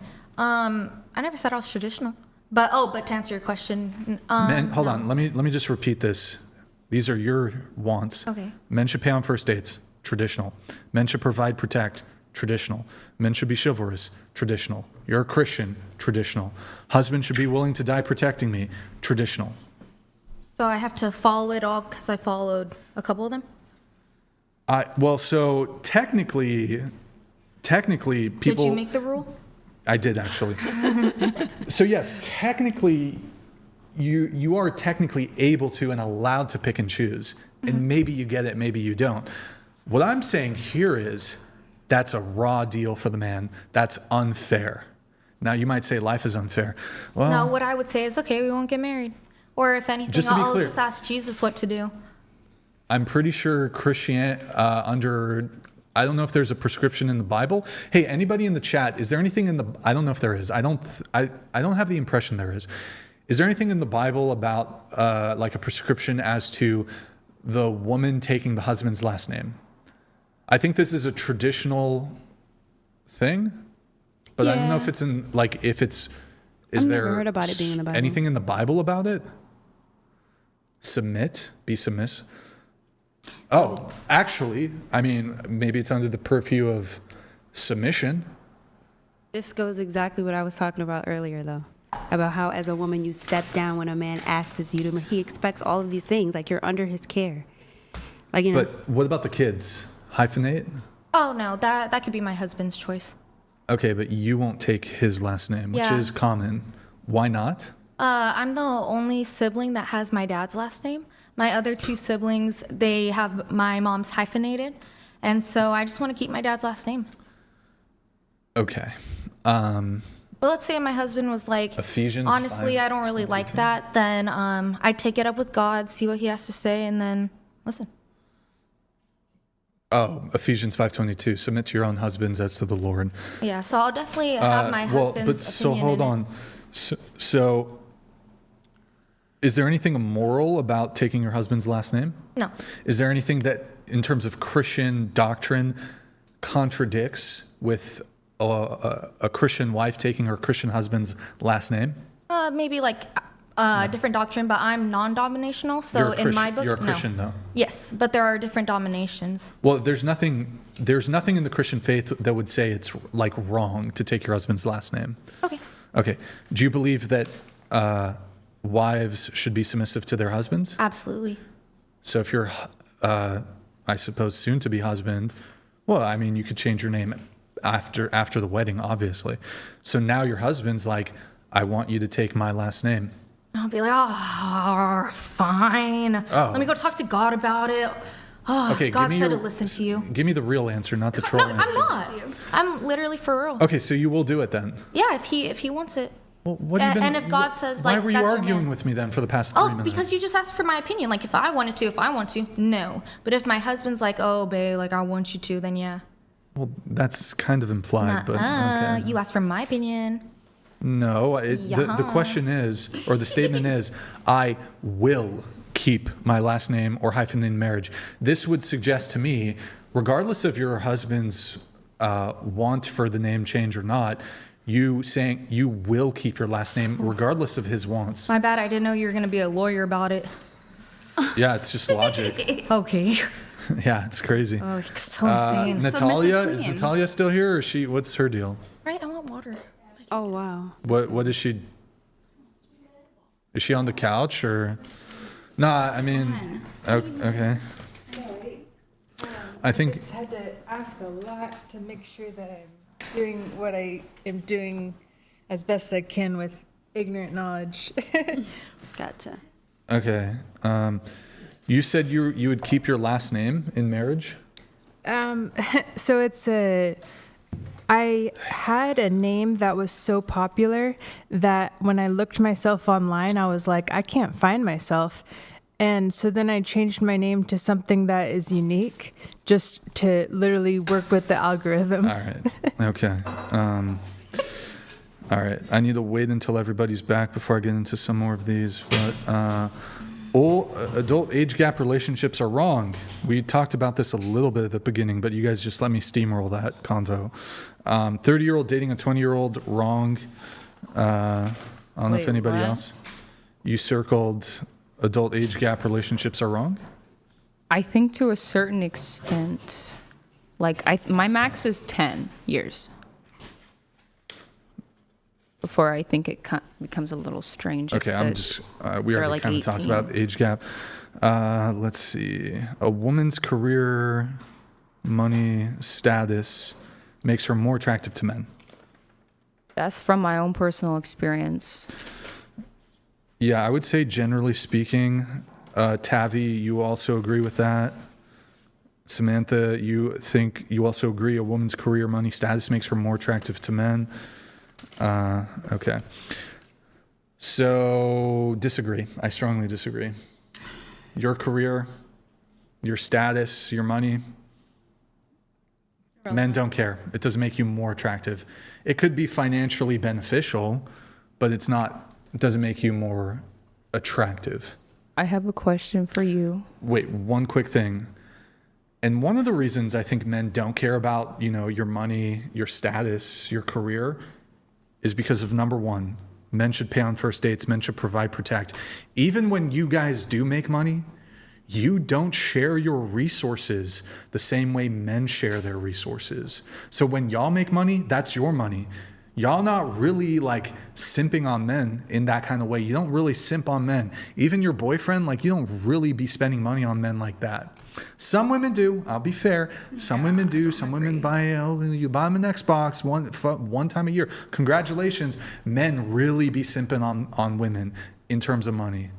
Men be giving money to women they're not even fucking, they're not even sleeping with. I think it just depends. Yeah, but that's because he wants to. He's not doing that for no reason. Yeah, he's a fucking simp. He's a trick. He's a mark. He's a sucker. But when I have my money's super up, I'm so happy to give it all to my man if he's struggling. I just spent all of my money to get this this guy to Mexico, get him there, have the best time, whatever he wanted to do, because I could and I wanted him to be there, And I think I don't dispute that women do these things.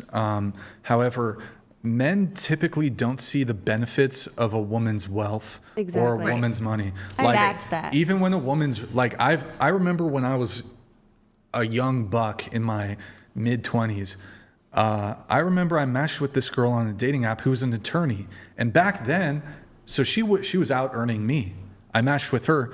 And in her bio, she's like, yeah, I'm an attorney. I make good money, blah, blah, blah, but I still expect the man to pay on dates.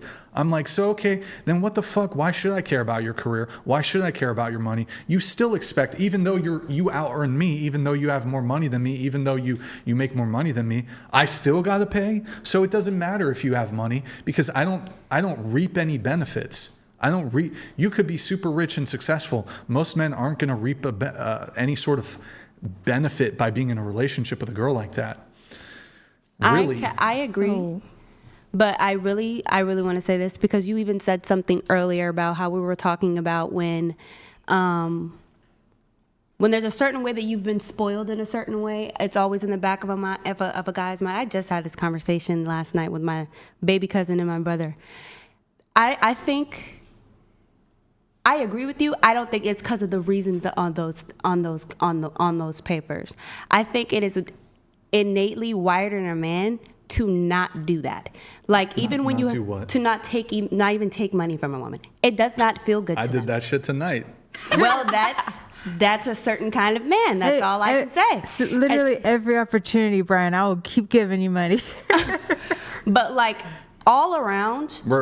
She's simping. All right. Well, all around. You gotta. I expect the Venmo and Cash App payments once a week. Okay. Oh God. Is Brian this like a bit? Is this a bit? No, but he got get yourself strict.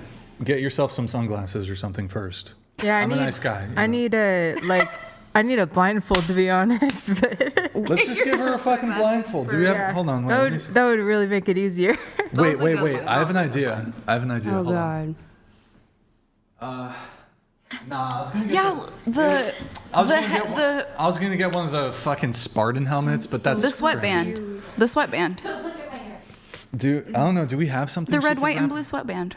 Where? This? That's gonna. I don't know. Too tight. I don't know. That's why I was thinking earlier, the Spartan thing, but that's too big of eye gaps. Here, show us your mothering nature.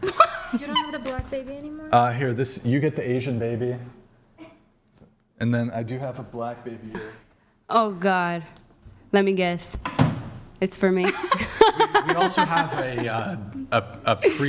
what's it called? Why is this here? A preemie? Yeah, he's a bit small. It was born early. Okay, I think this has to go to you. Yeah, it's only to the black one, and so. It's only correct. Oh my God! You do it to the only black baby. See how? See?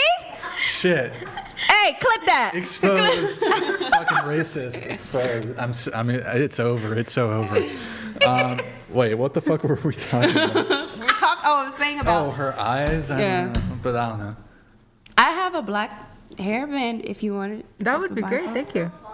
Okay. Here, just hook her up. Somebody help this girl. Yeah. Somebody help this girl. Let's Mine will probably be better. I don't know, a trash bag? I mean, I was thinking, what are we going to use for a blindfold? Never a trash bag. I still have my question for you. Yeah. I still have my question for you. Anyway, that's right. I try to be humble. Look, ultimately, I don't know. I just don't think women share their resources with men to the same degree in the same way that men will share their resources with women. So even if she's also I think that women, a successful woman, she's going to want to date a successful guy, generally. Yes. I think women want to date same or up when it comes to a male attorney, a male doctor. How about this? A male doctor will date a female nurse. A female doctor ain't dating a male nurse. A male attorney, he'll date a barista. A female attorney, she ain't dating a barista.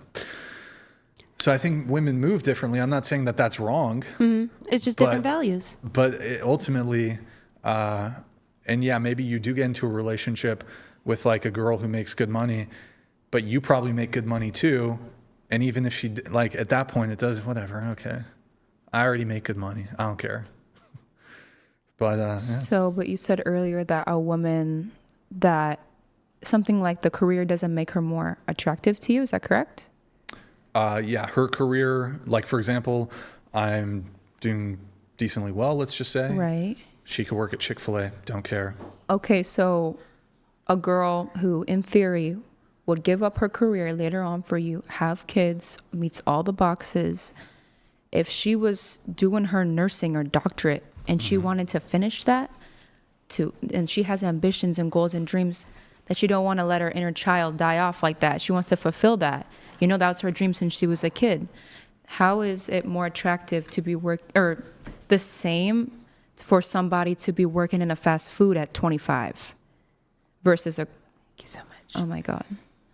Yeah, I'm listening. I'm just curious what your opinions are, because for me, I don't really understand. I want to understand what your thought process is there. The thought process. Because doesn't that make it infinitely more attractive that she has goals and ambitions and she's not working a dead-end job, that she's working towards something maybe as you are, but she'll still give that up for you in the future because that's what you want? I don't think it would really change the attractiveness level. A woman's ambitions to each their own. Should be to serve her man and have a bounty of children and raise those children and take care of the man, take care of the family, take care of the household. A woman could be work at Chick-fil-A and have ambitions that transcend material and financial gain. She could want a bounty of children, and she's infinitely more ambitious than the woman who wants to be the CEO. I think that's sure. I think that's more ambitious. The woman who wants to fucking create a dynasty with a fucking real motherfucking G, than just, I want to be a boss babe and make money and be a CEO and have like maybe one kid by the time I'm 40. Nah, the real gangster woman is the woman who wants to have 10 kids with a motherfucking G. The top G. So when you're that's gangster. So yeah, because for me, hard R, I love it. That's gangster. That's gangster. Gangster. Oh God. For me, like piggybacking off of that. For me, it is it's attractive when a man has ambition and has a drive, has a passion. So for you, you're saying that attraction comes from a woman having that ambition, drive to to having a family. Yes, ambition for family, ambition for children, ambition for me. I like that. I think that's I can see that. I don't like knock anything you're saying, because at the end of the day, like, I just think you're using the wrong words. I think a wife's ambition is, not everybody's meant to be a wife. Not everybody's meant to be. This is how you create people who are unhappy and bitter and bad mothers, because they feel like they've given up dreams or certain things that they really didn't want to. And I think that we should trust women when they say that they don't want children, or that they are more they feel like they belong in artistry, or I don't know, doing nails, hair, things like that. I think that's two different types of women. I don't think that's a woman's thing. I think that's a wife's thing. Hey, look, I mean, I'm not super hard line on this. There are some women who don't want to have children, or maybe just want one kid or two kids, and they're not. Whatever you don't want to have kids. I honestly don't even care. Some people are like, "Oh my God, you're so." I don't care. If you don't want to have kids, that's totally fine. Don't care. I'm just saying the woman that I want, from my perspective, from my worldview, the ambitious woman is not the woman who wants to work some fucking wage slave corporation job sitting in an office under what are those lights? The LED wants to sit under fucking fluorescent lights looking at. Honestly, most of these corporate jobs are fucking adult daycare. Your little email jobs where it's fucking adult daycare. It's fucking, all these jobs are bullshit. You're barely doing anything. You're serving a corporation. Serve me instead, and I will give you a bounty of children, and I'm going to take care of everything. You're never going to have to work a day in your life. All the bills are going to be paid. I'm taking care of all the finances. Take care of me, take care of the family, take care of the house, take care of the kids. Perfect. To each their own. I think if you, that's a beautiful dream. You need to find a woman who wants to be married, and you'll easily find that, like I think that is a consciousness that's. Oh, shut. Oh, my God. I'm not going to get married. But hey, whoever I end up long term with, everything's going to be taken care of. She never has to work. She's never going to have to work a day in her life. So why not you want marriage? Her to birth your children? 7, preferably. While you're not married to her. While you're not married. Yeah. Yeah. So like, here comes my ignorance on the Bible. Like, oh my God, stop saying that, girl. Sorry. Preach your ignorance. Wait, by the way, this isn't a religious thing. It would be contradictory, in fact, to religious, to Christianity, for me to not want to be married. Yeah. I'm not. Definitely. I have pro-Christian sentiment. Love it. Maybe one day I will become a Christian, but at the moment, yeah. So I'm not coming at this conversation from a religious perspective. So nothing at all? No marriage. Or spiritual? No marriage. No. But I can be loyal to one woman and stay with her for the rest of my life and have kids with her. Why wouldn't you want to get married? Why not have a wedding? L marriage, raw deal in the West. Fix the laws, then we can talk. Is it like a financial thing? Yeah, financial Would thing. you like have a cute little wedding and stuff? Tell you what, if she's a billionaire, I'll be the stay-at-home you could have husband. a prenup. Then I'll get married to her. Then we can get married. You could have a prenup. I don't care about prenups. Prenups are bullshit. So where's the point where you tell this woman, like, oh, I want to be with you forever and I want you to have my kids? If it's not like proposing marriage. It's just... It just is? I don't know. Let's say how does she know that's where you guys stand? Do you know what I mean? Shit, I'll tell her. Oh, we've been dating for a year and a half, 2 years. Let's pump out some kids. Yeah, that's crazy because I just feel, so what's more important to you, marriage or children? Because I just don't see one without the other. Marriage is not important to this man. You would agree that you can have children outside of marriage, right?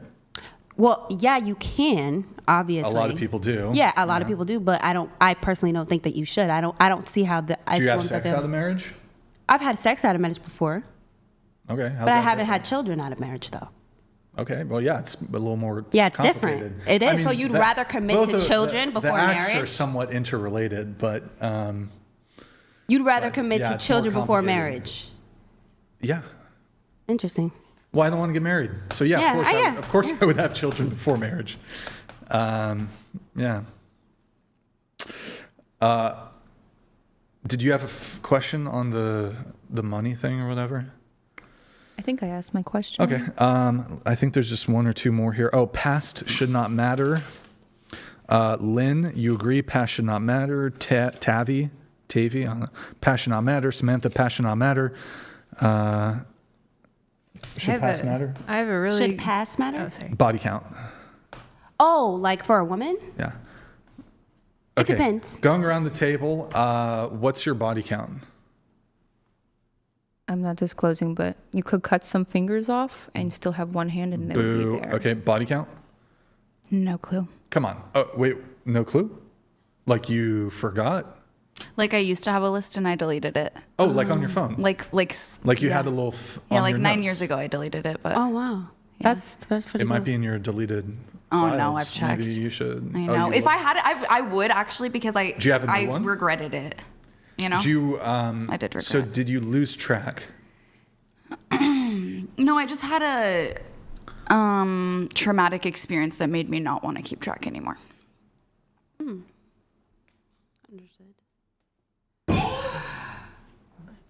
I'm even a white baby. I'd be such a good father. Don't have a baby with this man. You lost track, though, of the body count? There was just a traumatic thing that happened that made me not want to keep track anymore. Well, just to be clear, body count, I think it only factors in consensual. Right. Yeah, so if it was non-consensual, I wouldn't consider that body count. Yeah. For the sake of But that's when I stopped counting. Do you have a range that you want to estimate? No. Ballpark? No. Guesstimate? I don't think that's anyone's business. Wait, do you put the body count passion on it? Damn, who's going to be a trooper and answer this question? What about you? I'd rather not. Come on, be a good sport. Come on. Body count? Plead the fifth. Body count? More than 5, less than 20. More than 10, less than 20? More than 5. More, yeah, I know, but more than 10, less than 20. Maybe like around 10. Okay, give me the Asian baby. Yeah. Don't throw it. Be gentle. Here. Take it.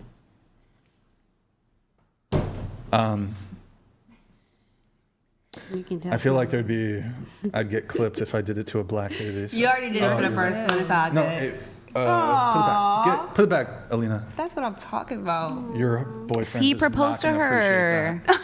Proposed to her. Wow. Okay. Body count. You in the blindfold. Blindfold. Yeah, sure. Call me blindfold or something. Yeah. So, girl. Natalia. So like there's these things called rituals that you don't realize that you're actually potentially like do you know creating bad things. Let me just interrupt you with sex. really quick. Do you know how the Constitution had a preamble? Well, you got that pre-ramble. The Constitution has a preamble. Which preamble? The preamble of the Constitution of the United States.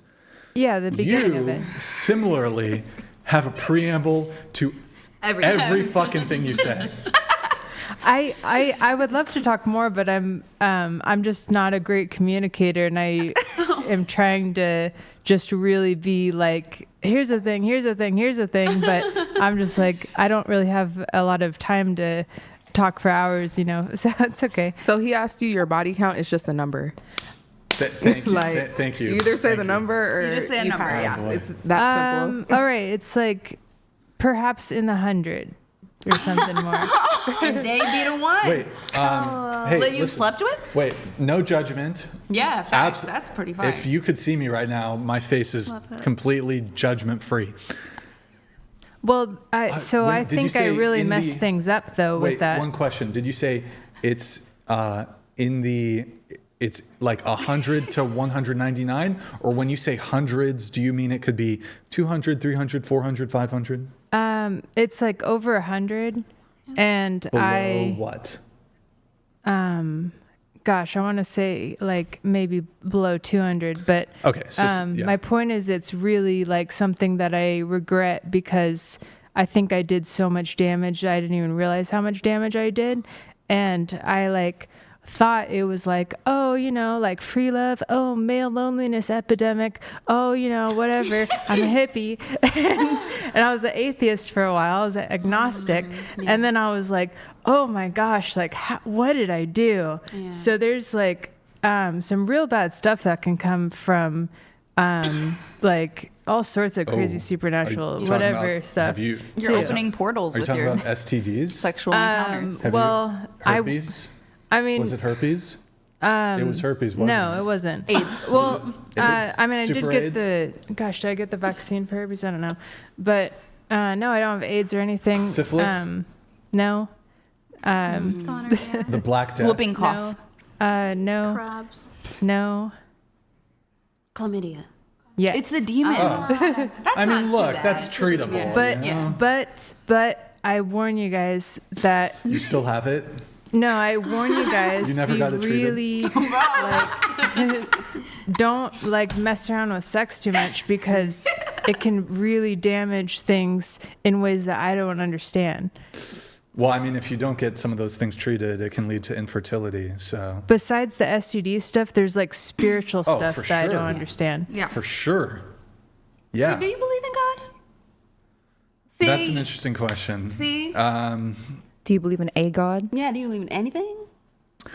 I'll say this. I have very pro-Christian sentiment. Okay. I think religion and Christianity is a force for good. However, my own personal belief is not there at the moment. Maybe one day it will be there, but I wouldn't lie. And I think part of being a religious person, believing in God, believing in some higher power, should point you towards being a truth teller. And I would not lie. So at this point, no, I don't have a belief, but that belief may manifest at some point down the road. And hopefully, maybe, I don't know if hopefully is the right word. Maybe it does.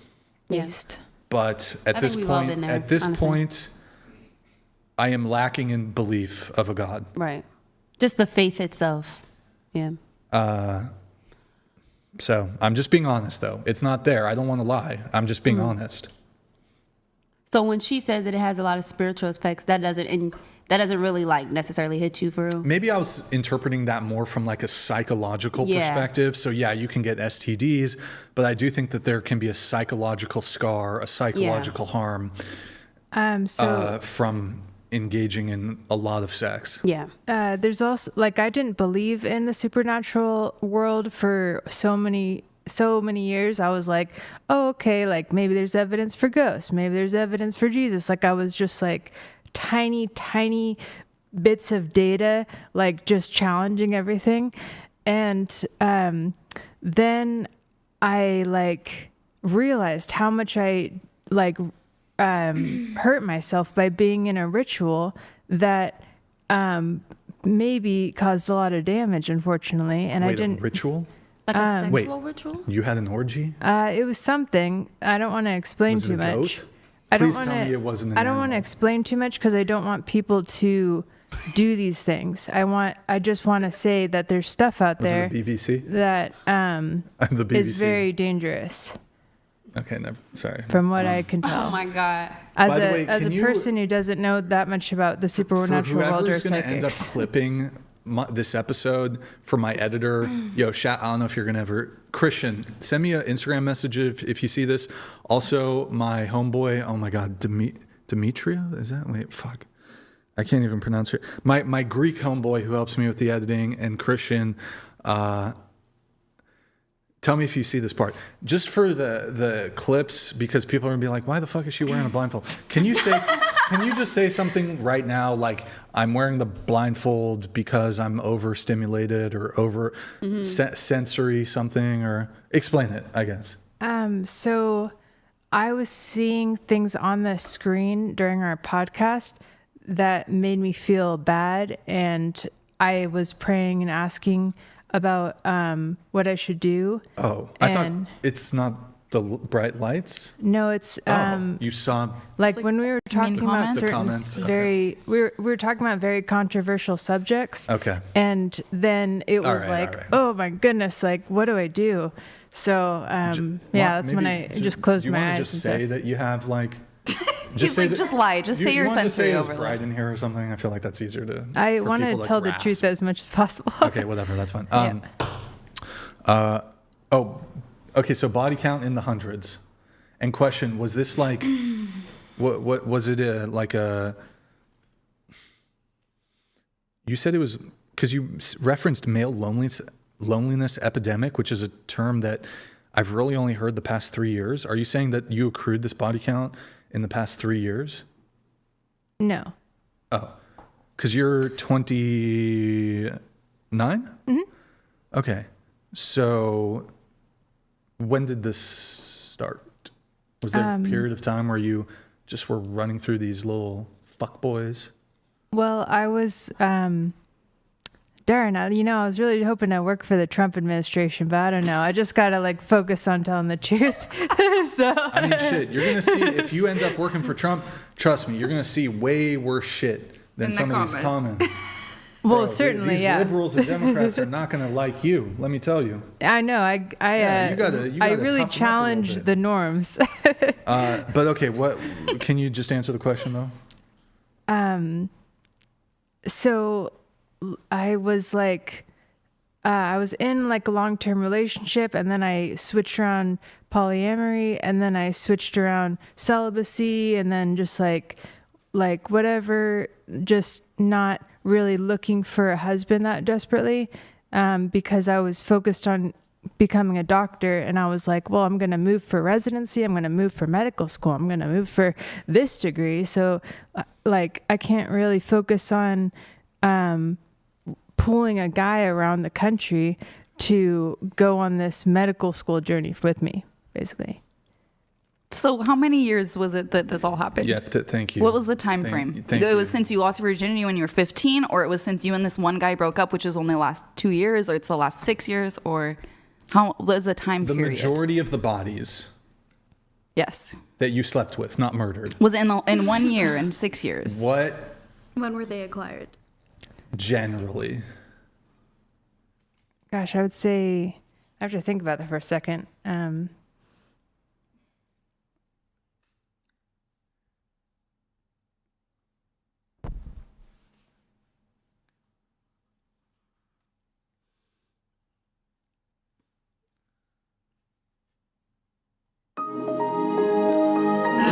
Sorry, it was age like 20 to 26 about, or something like that. One eternity later. All right, thank you. Appreciate it. Body count?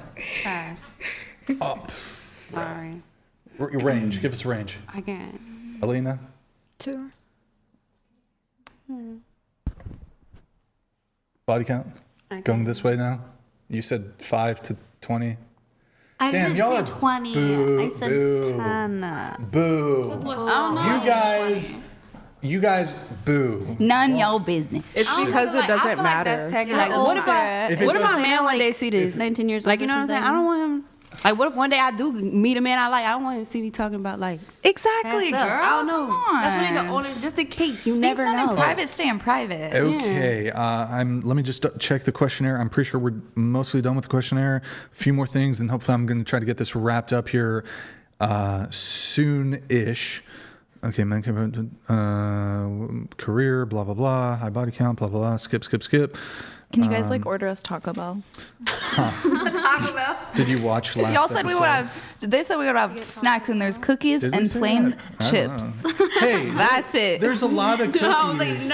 There's cookies and chips for 9 hours, y'all. Since 4 p.m. I'm supposed to eat cookies and plain tortilla chips. Here straight from the studios. I ain't went to sleep yet. And energy drinks. That's what. Hey, we're very. I'm starving. We hook it up here at the Whatever Podcast. We hook it up. I'm hungry. Use some of that money you just put in your pocket. I want to please. Sammy. Yes. Sammy. Yeah. Do you like? Are you fine with Sammy? Okay. Sammy's okay. A woman should not be rejected because of her weight. What did I do? What did you do? You circled that. I said So she do you shouldn't be agree with rejected that? because of her weight. Okay, if somebody's not physically attracted to another person, then rejection is okay because that's their preference. Yeah. Yeah. I don't think anybody should be what is it called? Bullied for their weight. You look like Mona. Did I tell you? Mona Lisa. I already said that. Yeah. Doesn't she gets Jenna Ortega. Doesn't she kind of look like? Everywhere we go, every person goes, dead person Wednesday. living. I think that's what it is. And I'm living for it. Wednesday. What is behind your eyes? My eyes. I don't know. Just some kind of Is there dead anything glare. there? I think I do overanalyze everything, and I'm like, what's wrong with this person? This is probably why, they're acting that way. I think I overanalyze people. I psychoanalyze them. People are saying I'm wrong, I guess. I don't know. What are they saying? The girl from The Ring? Okay, that's a bit insane. I'm just saying I look like a dead person living. That's crazy work. She looks perma-stoned. People are evil. They are. Dead glare. They are. Dead glare, That's crazy. But I guess what's the thing with a woman should not be rejected? If you're a guy and you're like, I don't want to date this woman, I don't think you should be like, oh, I don't want to date you because you're a fatty. No, that's rude. That's okay. She shouldn't be rejected from life. I think that people should accept her for who she is. It's a dating podcast. Of course, we're talking about dating. She said hire fat women. Hire fat women. Your next helmet girl should be fat. I mean, I have Mary. She's not fat. Girl, you ain't fat. Yeah. You think you're fat? I think I'm really fat right now. I'm not going to stand up. Let's see. He's trying to make her flex her whole entire insecurity. I know. She's stand up and show everybody. Right. He's like, and do the face from The Ring. Lift up your shirt and show them your stomach. Oh, they know. And put your hair over your face and look over at me. No, run into the camera. Look, now start running and screaming. Some guys are into that. Some guys are into it, yeah. I'm like the little emo ones, and I'm like, oh great, I like the emos too, so that's fine. Alina, can you read this one?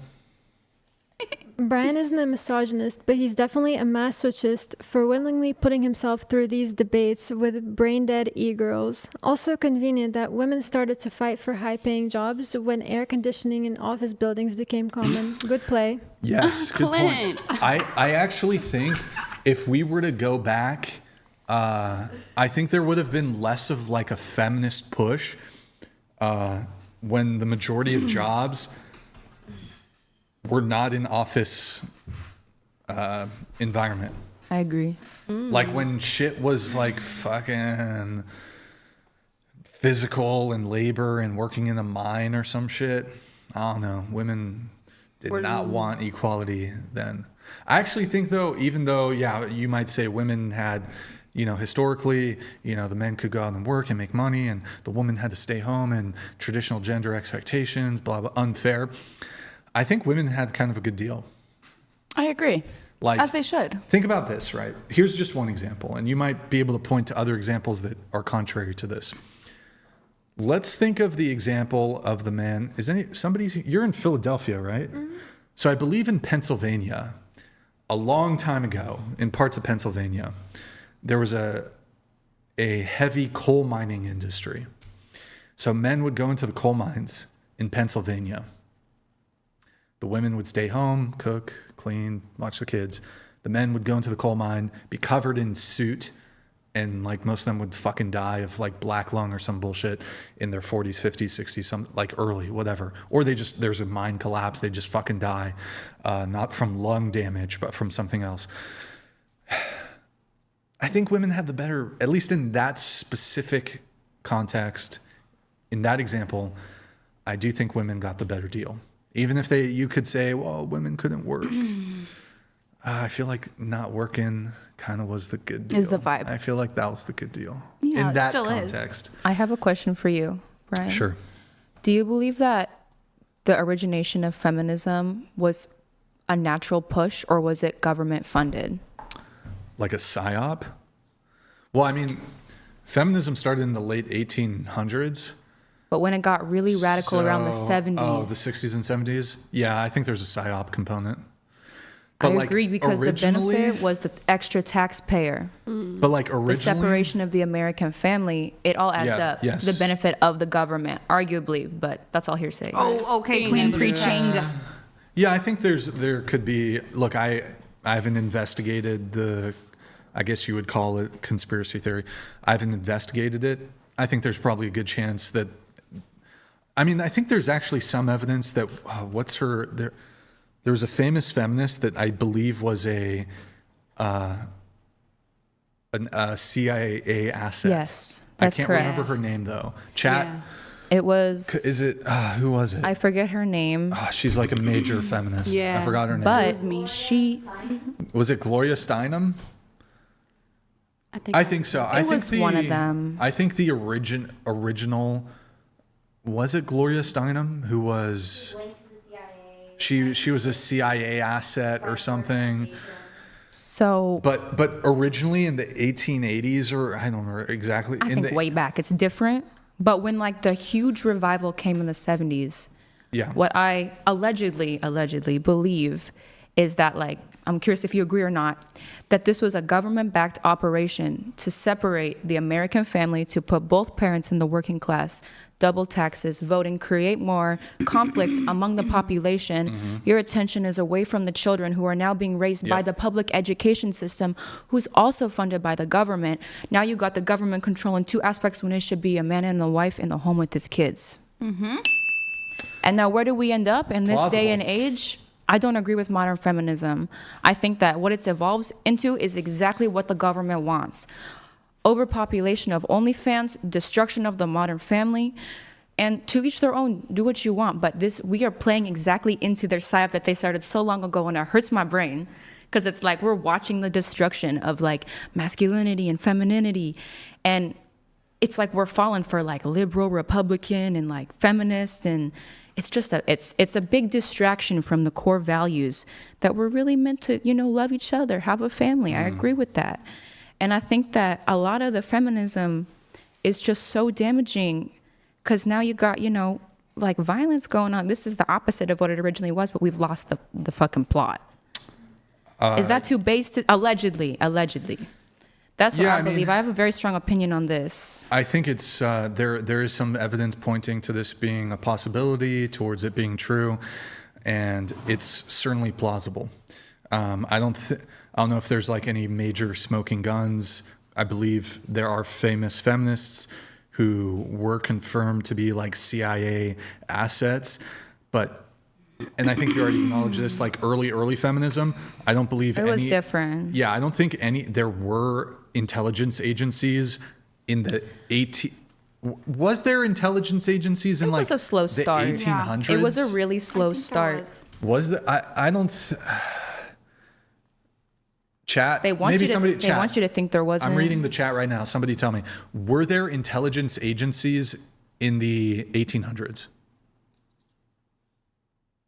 Anybody in the chat? Secret societies? There's always been. I mean, there were for sure there were conspiracies, and there were elites, and there were powerful people. Do you believe there still is? Throughout all of human history. But like an intelligence agency psyop, that's something else. Kings had spies, Brian. True. Okay, the Pinkertons. Weren't the Pinkertons like just... They were like hired muscle to some degree. were the Pinkertons like a conspiracy? Well, I don't know. Whatever. We're getting. Right, I mean, we're going down the rabbit hole. Thank you for answering my Psyops question. is, though. It's just a hired muscle, basically, or that's meant to be kept secret. Let's see. Okay. By the way, I don't know if anybody's seen the show Deadwood. Great. So good. Such a good show. A bit slow, at least by today's standards. I still think it's a really good show. A bit slow, like probably it's like 20 years old, but it's got like, I don't know, I like it. But they had the Pinkertons in Deadwood. And what's that name? Fucking Woo? Yo, chat, who's seen, one in the chat if you've seen Deadwood, the series that was on HBO in like the mid 2000s, I think. Fucking Swearingen, that guy, cocksucker. All they just say, they did a compilation of how many times the term cocksucker was said, and it's hilarious because they said like 300 times they said cocksucker in this entire show. And then Swidgen, that's funny too. Good show, guys. A little recommendation for you guys. A mosquito. I just killed it. Did you get What it? the fuck? Hell yeah, girl. Oh my gosh. I killed a mosquito. We saw it at the same time. You was like, now "Don't let it eat me." have I killed one in malaria. the bathroom. You have malaria. It's on Where the are window. they coming from? I don't know. Come Okay. here. Final few things from the questionnaire. I'm going to blast through these. What is just these questions here? What is the minimum yearly income to be your future husband? Quick answers if possible. I don't even know what's like a legible answer. Like, to be honest, I said like 60, 70. I don't know. It doesn't have to be crazy. If we love each other, we love each other. Okay. I put we'll figure it out. Oh, come on. I don't know who he is yet. But would you date a guy who works at McDonald's? Like your future husband? I don't think I would match with a guy who works at McDonald's. No. 6 figures, you think, or what? Yeah, I think if I was seriously dating someone and they were wanting marriage, which is what I want, and wanting to build a future together, then I would expect them to have a job that could pay for both of us to live. I see. Oh, by the way, for the chat, I'm really disappointed that there were no champagne pops today. Facts. Speaking of Deadwood cocksuckers, but we will half the price of, just for funsies, because it's our final show of the year, final show. We're halving the champagne pop price if anybody wants. So champagne pops will be $499, $499 if anybody wants to have a little celebration here at the end of the show, a little champagne pop. Yes. Minimum income? I said 100,000. What about you? 100,000. What about you? I said the same. 100,000? What about you? As much as I possibly can. Well, but what's the minimum? Because, yeah, you'd want billionaire. I know. Damn. Okay, skip. Yeah. Alina? I said 90. What is it? Come on, just tell us. Like, I really don't know. If I could The get minimum. I'm trying. Like 500K? Nah, like I want mills. Okay, give us a number. 3 mil? 2 Mills. mil? Two. No, A couple. what minimum, though? More Just than 2 one. mil? Yeah, sure. Minimum $2 million a year? Okay. It's very possible for me. Oh, it is. I have that. It's I have possible those for options. everyone. You have those Period. on? Wait, can I you tilt your definitely- microphone down? Yeah. How do I do that? Grab it from the back. Tilt it down. Yeah. Too much? Yeah, good. You have those. You could right now. You could date a guy. Absolutely. Marry a guy who makes $2 million a year. I don't know about. I don't want to be married. I'm just saying, if I were to get a man and I find a man, he's definitely going to be very rich. That's just me, because I have those options and I can do that. The question is, will you settle for less? I would not tell her for less. I would just be by myself. You would just end it all. Okay. That's why I'm by myself. I'm just letting you know it's going to be really. I think it's really like if I'm a betting man, I don't think you're going to get a guy who makes $2 million. I could see how you could say that, but in my culture, what culture is that? The black culture. Oh, you know what I'm saying? I thought it was the New Orleans. Oh, like, oh no, I ain't gonna lie, not a lot of people got it like that, but black. I'm rich. A lot of rich people. They don't have a lot of. Wait, the black culture? Yeah, in my top culture, I would be top tier, and I get top tier men. That's what I get. It's not even if you know, you know. You're saying that you're betting that I wouldn't. I'm saying that I definitely can. I could do it right now.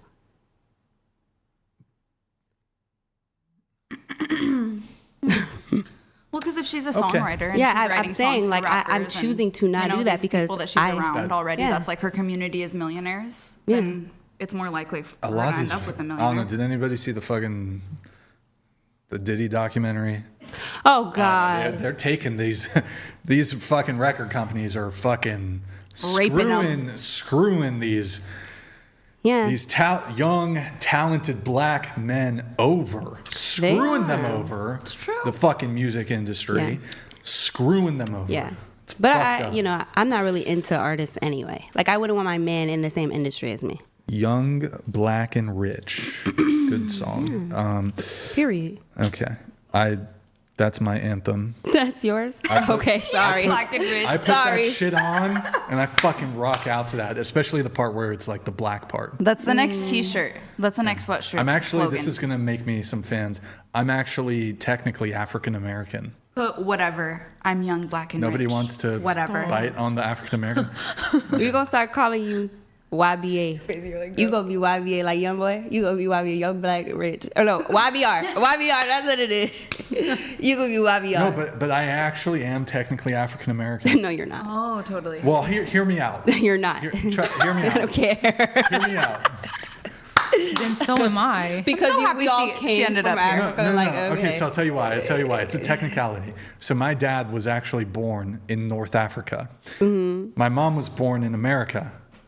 So if my dad was born in Africa and my mom was born in America, technically You're African American. I'm African American. Do you take any traditions or identify with any part of that culture? So my dad was born in Algeria, which is in North Africa, which at the time of his birth anyways, he didn't stay there long because of Civil War. Algeria was a French territory. Mm-hmm. So technically, because of his birth in Africa and my mom's birth in America, we have a... You are colonizers. You are black by... you are... Algeria is not black. They're like Arabic, I guess, or I think they're Arabic. Algeria is not black. Where did they meet? I'm not going to get into that. In the U.S.? No, I was just curious, like what the circumstances was. If that's okay to ask. They met in the United States. Well, I mean, like at college. Yeah. So would you consider yourself an African American? Okay, not relevant. I'm just curious. I'm not black, if that's what you're asking. Right. So you said that you're technically... I'm technically African American. Oh my God. You know how words can have multiple meanings? You're right. You're totally right. You know, like bitch could be like an insult to a woman. It could be an endearing term to a woman if you're a rapper. Or it might mean a female dog. Yeah, you're right. I'm African American. Yep, you are. You guys are not enjoying this conversation. You're not. Like I'm just saying. Here, tell you what. Will you call me... Oh, no. God. Hell no. How about here? I'll do it for you. Would you call me? No, not that one. All right, then you're not African American. You're my Caucasian, though. I'm Caucasian. You're my Caucasian. What's up, girl?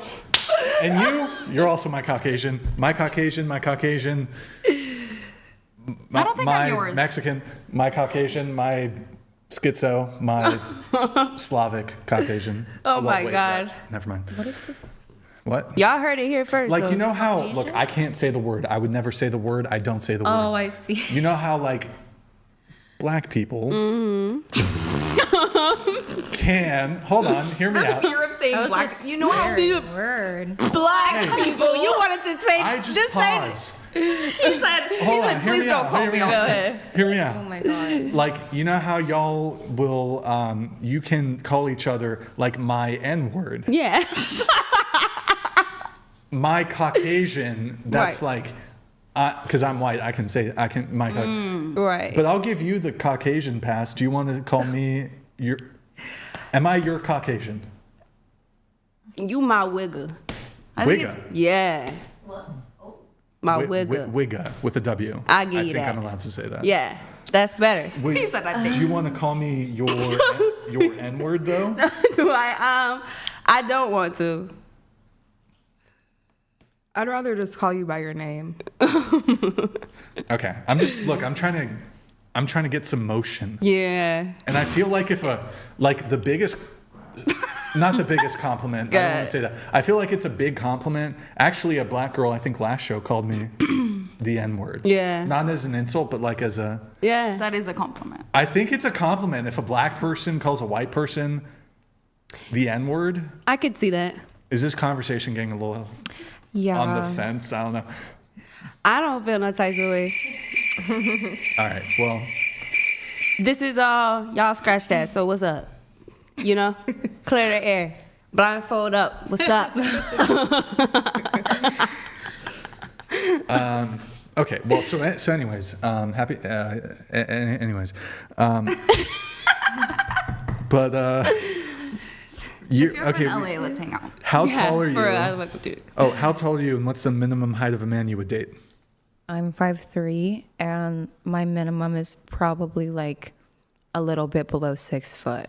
Okay, what about you? 6 foot. What about you? I'm 5'5.5", and I would prefer to date a man my height or above. Mary, could you get me water? I'm 5'2", and I would like my man to be 5'6" and taller. What about you? I'm 5'4", and the minimum height 5'7". What about you? I'm 5'1", but I'd like to date somebody who's like 5'10" or taller. Okay, what about you? I would say it kind of depends on their martial arts skills. But Where are we right now, girl? I would say, like, I used to think like my same height or higher.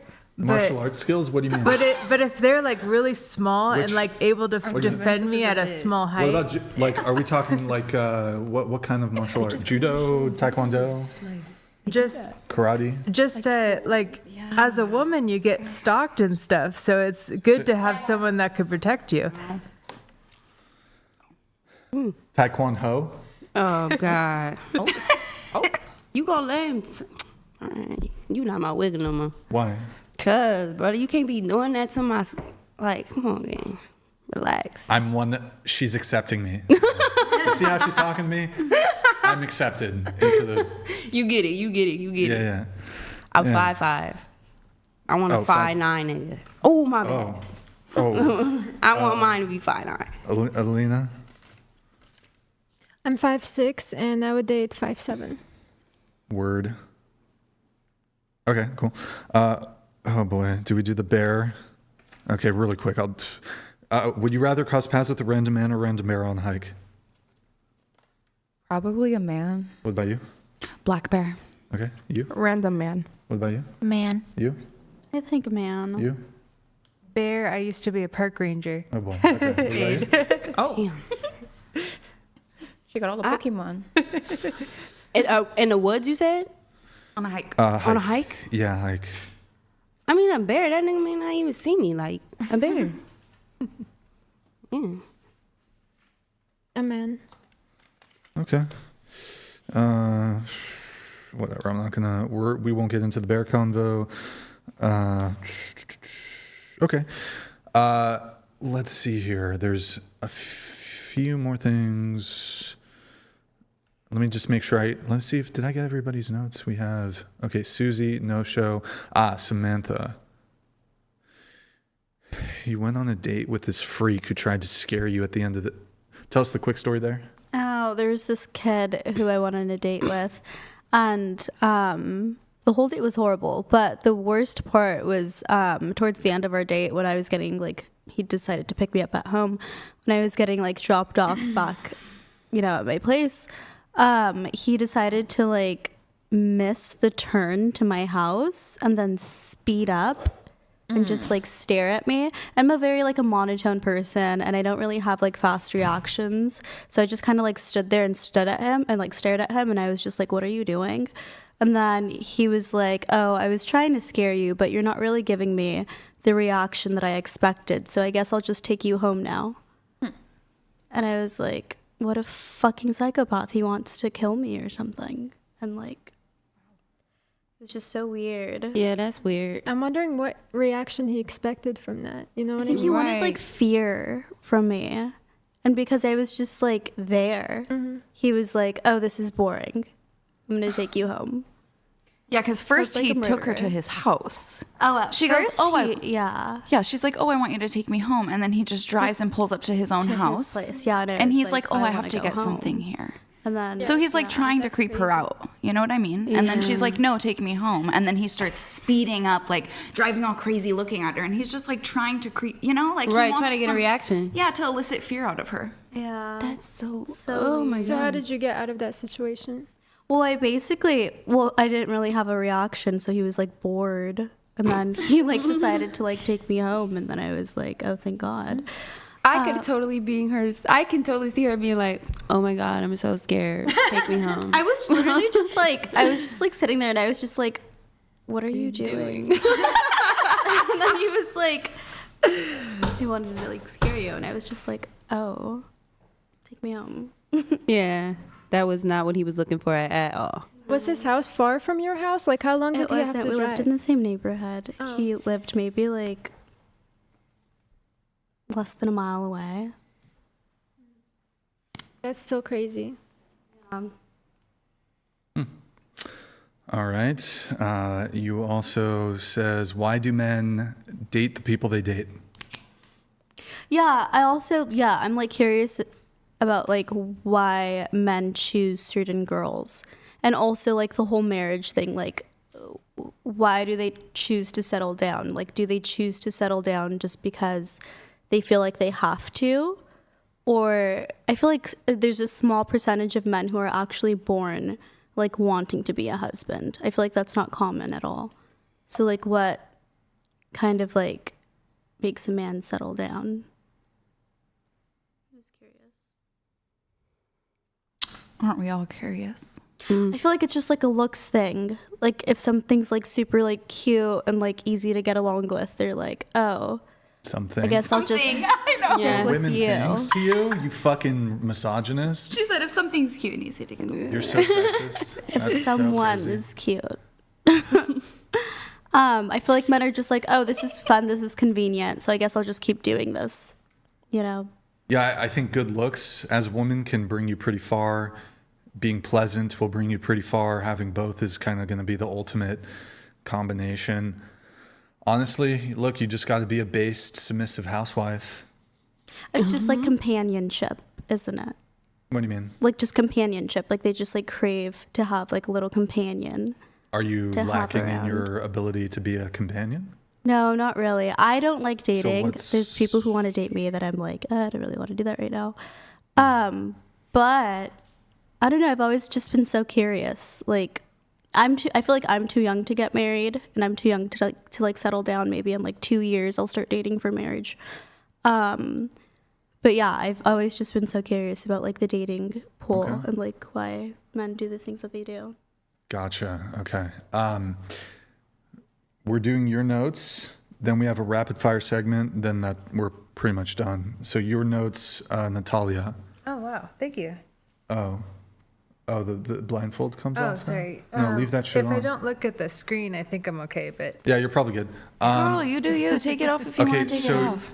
If you can, try to stay on topic and try to just like answer the specific thing or like try not to derail too much. But you said you had drinks with a military contractor on accident who wanted to have a war with Venezuela. Yes.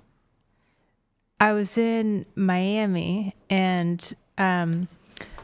I was with a girlfriend, and she was interested in one of the guys who said that he didn't feel empathy, and I was like, oh, interesting. Didn't seem like a violent person, and his friend ended up being the military contractor that wanted a war with Venezuela, and that was back in 2020 or so, and I was...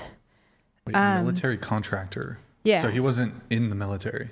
He was a military contractor, so he had something to do with... He was like Blackwater or whatever that company... I just don't know exactly the specifics, but he told me he was a military contractor. But military contractors aren't active military. They're oh shit, what's the word? What's the word for when you mercenary? They're mercenaries.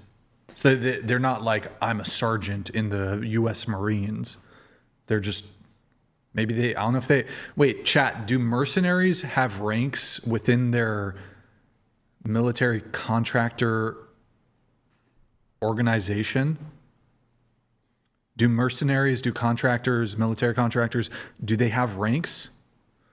And do they have a say in anything? I don't know. I don't think they have a say in whether they're going to war. So he wanted to go to war with Venezuela. Did you sleep with him? No, I just good for you. Was no, I would never.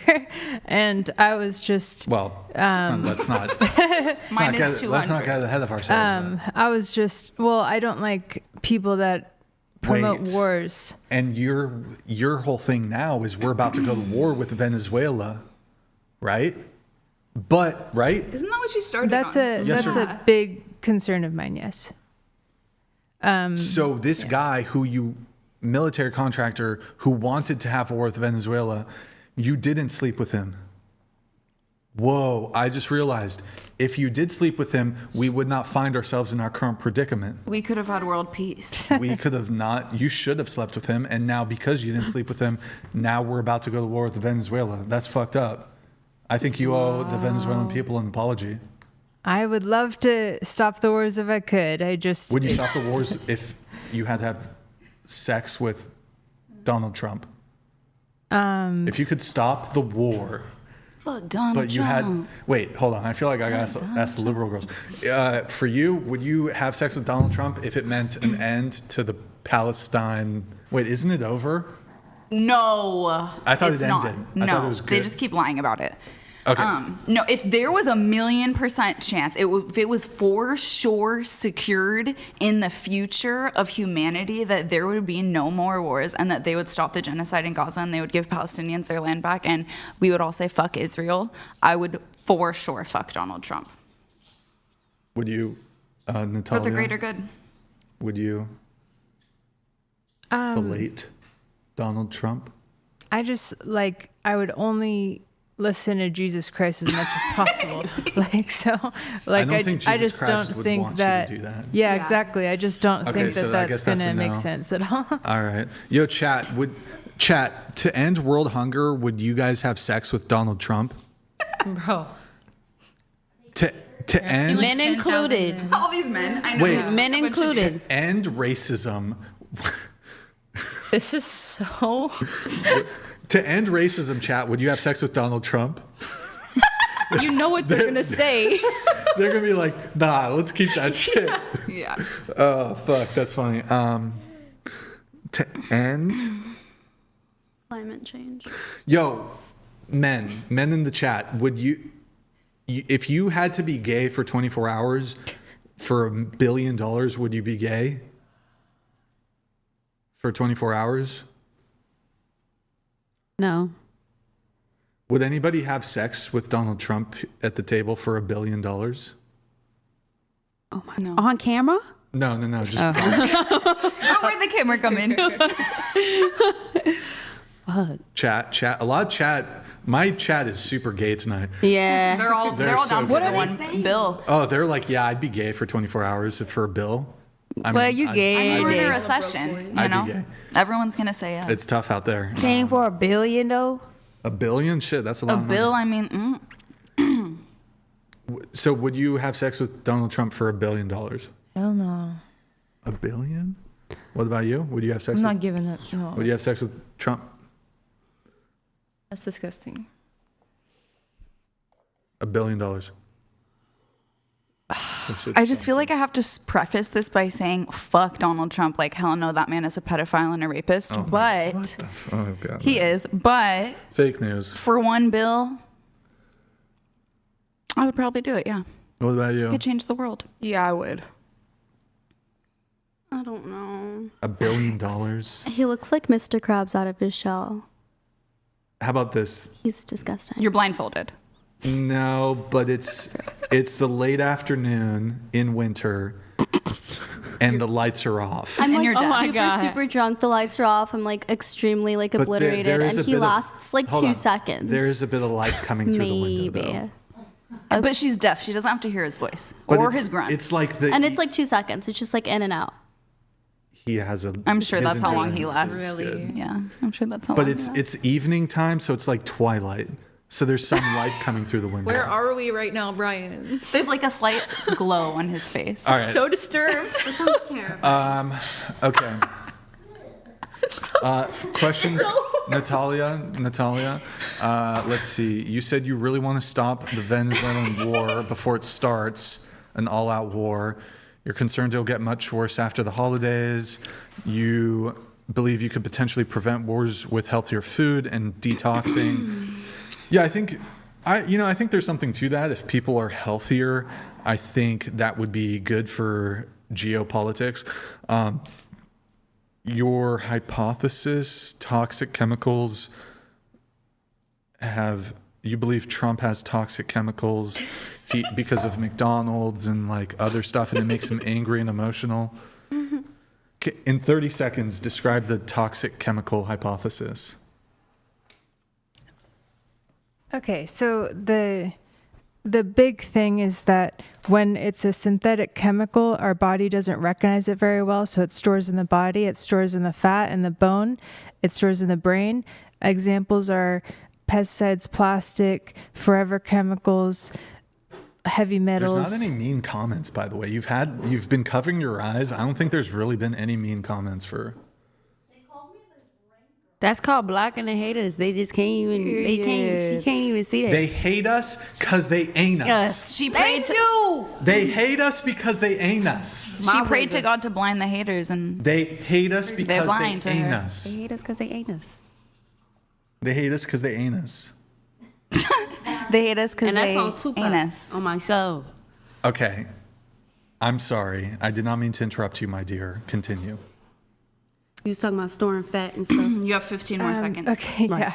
So if you look at how pesticides interact with the gut microbiome, it kills off the gut microbiome, killing off lactobacillus, and that reduces the amount of GABA hormone that goes to the brain. So you have more anxiety if you're not eating organic food, but if you're eating probiotics, then you can reduce your anxiety and think more clearly, and perhaps not think of protecting yourself with money rather than protecting yourself with Jesus Christ and natural healing and dealing with your pain and everything. Like, there's so many people that deal with pain and they don't fix the root causes. Sorry, I'm sorry. Well, like Red 40 is tied to like aggression in people, and like ADHD and stuff. I think eating healthy or eating poorly has a really bad impact on a lot of things. You said that hypothetically Trump may be able to speak to God if he had amazing nutrition and avoided McDonald's. I am not an expert because there's people that claim to be psychics who are not very healthy. Are you psychic? I believe I'm probably psychic, but probably psychic.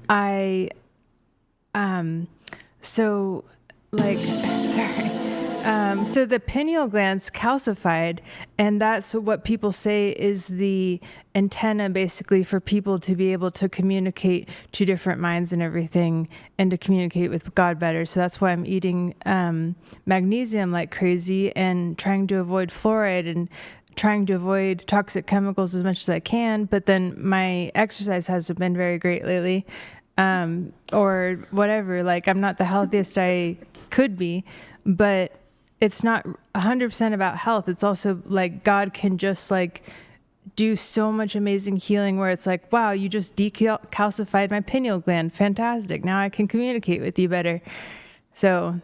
And those chemicals do. I love that for you. A lot of the effect of the chemicals in our food that are in non-organic foods, they do calcify your pineal gland, which if you don't believe in spiritual powers and psychic and stuff, it also like physically makes you less motivated. Shut the fuck up! less motivated to follow through with tasks and all sorts of things like that. So the calcification of it is affecting people either way. You also wrote, you think you could maybe help convince him to eat probiotics to improve his mental health. By improving his mental health, it may prevent wars. You're just too hopeful. You think Venezuela is just the first war for now and that we may have more wars at this rate. Yeah, not the first war, but like one of the next wars where it's like, okay, Venezuela, then what about Greenland? Then what's the next like oil mine? Sorry. So I'm not a great health expert. There's so many better people than me. There's so many better people that are great sources on the Bible and all sorts of things. And I want the Trump administration to allow more excellent experts to come in and help the healthcare system from its crazy demise, help the I am so sorry American, to interrupt you, but I need to call out Alina here for being a fucking... Alina, you said you were going to stand in front. No, she didn't. I didn't say that. I don't get paid for that. I'm not doing that for free. I'm sorry. I will give you a $2 bill right here, right now. Do you know how much a $2 bill is worth? That's what I thought. Rule number 76, no excuses, play like a champion. You start giving 400, give her half too. Alina, no excuses, play like a champion. You just want her to serve you because you think that's so gangster. It's not gangster. It is gangster. It's not gangster. It's gangster. While her boyfriend watches. I know your gang is con and everything like that, but it's just a little too much because it's not my job. Period. I don't get paid. I'm about to hire you, Alina. This is your tryout. I'm telling you, if I move to California, I'll be on Skid Row, Compton, Compton if I'm really lucky. Like, no, we're gonna. Hey, Alina, yo, Mary, can she crash with you for a bit? You're gonna crash with Mary. We got you. We got you hooked up, and we're gonna get you. We're gonna get you, man. You're gonna start doing content with us, like for real, for real. Like I was before a woman who shall not be named departed the podcast. We were gonna do some gangster shit, but it wasn't meant to be. Things got in the way. Why were you doing this? That's kind of crazy. We're talking about gangsters. Can you please not be disrespectful to other people's culture? When did I do that? Oh my You've been doing that the whole time. I didn't do that once. I didn't. What are you talking about? So, anyways, I'm just saying we were gonna do some. We were about to go on a generational run with some different formats on the Whatever podcast, the Whatever channel. You're gonna be the replacement, and you're gonna fucking kill that shit harder than anybody possibly could. Are you ready for this? Are you ready to change your life? Because I'm ready. Look, I was born ready, but when that happens, that's when I'll stand in front of the camera. It's happening right now. This is your moment. Mom's spaghetti, knees cold, arms weak. How's it fucking go? How's it fucking go? I thought that was John Wigger. Are you supposed to know this? It's been a minute since I watched 8 Mile. How's it go? Knees his arms and his arms and his arms are heavy. I don't know. He's ready to drop bombs. Already. But he's too nervous. Yeah. Who just helping the music? No, but what's the part about? It's the moment. What's the part about the moment? You only got one shot tonight. The chance to vote. Yeah. This is opportunity. Once in a lifetime. Once in a lifetime. You know. We got there. Once in a lifetime. So what am I doing? Eminem, Slim Shady, yo. You want me to stand in front of the camera or my life is over? It's the beginning of your career, girl. It's the beginning of a beautiful partnership between Russia and the Whatever podcast. Look, I have a Russia, United States friendship pin. There's probably... It's friendship. So I'm not going to jail because I'm all for friendship. She said I'm not going to jail. All right. Anyways, well, I guess... So you're hired. You're already hired, Alina. Yay. Do you want to do it now? Congratulations. Do it, girl. Do it. Yo, chat, should she do it? Yo, chat, are we going to... Have we hired a new... are we going to hire a new sidekick for the Whatever podcast? What is that? Wear this forever, Yoink. and then That's mine I will now. do it. You have to wear it. I'm gonna Rules sell for that. me, rules I'm for selling you. it. I'm selling it. Okay, where the fuck were we? We were doing... Oh, okay, we're all done with the notes. We just have the rapid fire segment. Do you want to read the rapid fire questions? Mm-hmm. You know what I'm talking about? So what I'm going to have you do, you're going to like read them from... Hold on. Okay, starting here, and then like... but try not to like, as you read it, like just look at it, have it in your brain, and then look at them as you read it. Like don't be reading it off the computer, if that makes sense. Name 3 countries besides the USA. Cambodia, Thailand, Laos. You can't repeat. Next. Oh, damn. Oh, all of us are Yeah, going down? we're going one by one. And try to be quick because What did you say? This is our finals. Cambodia, Thailand, Laos. Countries? Yeah. Yes. I don't know. Come on. I don't know. I'm scared. What was scared? It's name 3 countries. Come on. You can name some. Come You on. can name 3. No. You can't. You're not. Did what wrong? Yeah. What do you mean? Take a deep breath. 3 countries.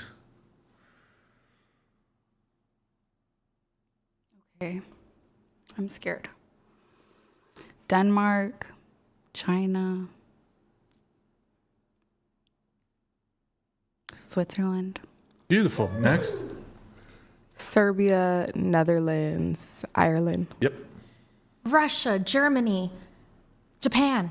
By the way, you're not allowed to repeat from anybody previously. Did you say Switzerland? Yeah. Africa. Okay, what else? That's a continent. That's what I was. In my mind, I started thinking about the continents. What else? 2 more countries. Africa's 1. What's the other one? Alaska. That's a state. That is a state. It's part of U.S. territory. Okay, yeah, 2 more. I'm done. Come on. Keep You're going. welcome. Fun Samantha, facts. keep going. Come on. Africa is a continent, and We learned that. We got that. So you still need to name 3 countries. You Where's still my got dad 3 from? to go. We can't move on until you answer. Australia. Yep, perfect. 1 more. 2 more. I guess. They said Greece. I don't think it's been said. Greece. Yeah, Greece. America. Yep, we'll take it. You? Madagascar, New Zealand, Morocco. Beautiful. Sudan, Algeria, Angola. Poland, Portugal, Belarus. Well done. And you'll just keep going down the list. How many continents are there? 7. And name Oh. 1. Yeah, starting over here. Name 1 continent. I believe it's 7. I did geography in elementary, and then what was the second part of the question? Name 1. Name 1 Name continent. 1 continent. Okay, and we'll go. Antarctica. Okay. Africa. Asia. Oh, excuse me. Sorry. Europe. Korea. Oh, I was gonna do Asia. You guys know the song? Well, somebody did more than one. Oh, never mind. Somebody did more than one, so I mean, you can. Oh, okay. Asia. Africa. South America. Wait, didn't somebody already say Africa? You said somebody. Well, I said Asia already. No, she said multiple ones, is On what I accident, meant. I'm sorry. You can't repeat. Well, there's only. Okay, this already got fucked up. All right, we're gonna have to do the next one. North Try not America, to South botch America. it, but What 2 countries border the USA? wait. Starting with you. Okay, border the USA, Yeah. Canada, and Mexico. Okay. How many states are in the US? Is that my question? 50. Oh, no, you're good. What's the capital of the US? Washington, D.C. How many stars are on the US flag? 50. What is 34 plus Here, 66? Mary, you got to make sure that it's on her when she's asking the question. Let's do. Ask it to Samantha. What is 34 plus 66? 34 plus 66. Closer to the mic. 34 plus 66. 90. 34 plus 66. 99, 98, 90, 100. I don't know. 34 plus 66. Yeah. Mm-hmm. Nobody help. Nobody help. She's there though. She got it. Got it. Yeah.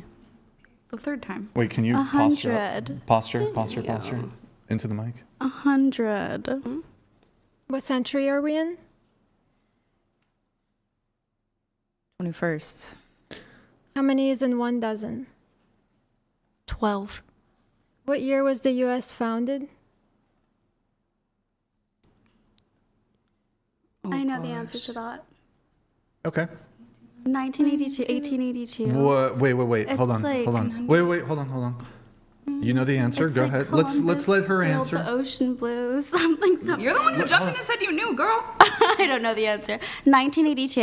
I don't know. 18. The United States was founded in 1982. Sammy, It was a joke question. I was a joke answer, obviously. So if Columbus sailed in 1492, 1492. That's when he discovered it. Sailed the ocean blue but in it was 1492. founded, that's the question, right? But that's like the riddle to like answer the question, isn't it? Isn't it like Columbus sailed the ocean I'm trying to blue think what in band 14... was popular in 1982. Kiss. Was Queen? Or was Queen? Kiss, Def later? Leppard. It was glam rock. Was Queen later 80s?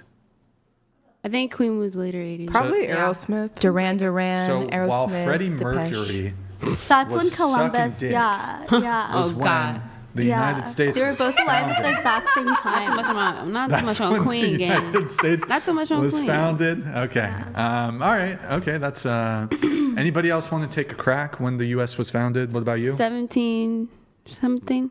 1776. Yeah, I was gonna say 92. This one. Who Oh, was maybe the first president of the U.S.? We skipped one, but Yeah. George Washington. Abraham Lincoln. Who did the U.S. gain its independence from? Who did? Who did the U.S. gain its independence from? England? France? We brought this up earlier, like way earlier. France, Europe. France? I think. I don't know. Damn, it's been a minute. I gotta brush up on my When facts. we talked about pilgrims, we brought this up. Yeah, Persian Getting Empire. political asylum from somebody. What country is the Great Wall of China in? try, Mary, for the questions, just so it's easier for my editor. Just try to keep it like. Just here. This is the angle for, because it's going to be complicated if he has to like go from here, like this. So just left when she asks the question, and then to the whoever's answering it. Fine, China. How many inches are in a feet? In a foot? 12. How many seasons are there? 4. How many days are in a year? 365. How many letters in the alphabet? 24, 27, 26. There's 26, I think. You're so cute. You're right. How many days of the week end with the letter Y? Every? What's a shape with 4 sides called? Like a square? Like a square, yes. Or do you want a technical name? Right. Let's we'll skip that one. This one. Stupid question. What language do people in Idaho speak? In Idaho? Yeah, what do they speak there? French. I'm just kidding. It's English. You know what I know she is? She's that girl in Mean Girls who's good at acting dumb. She said French. Let's see here. What ocean is California next to? The Pacific. What is half of 1 million? 500,000.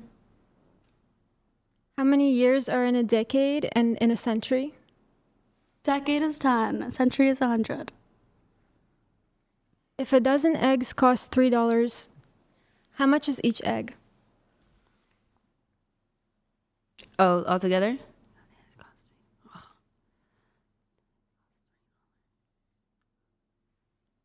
God, I really don't want to do math right now. You got this.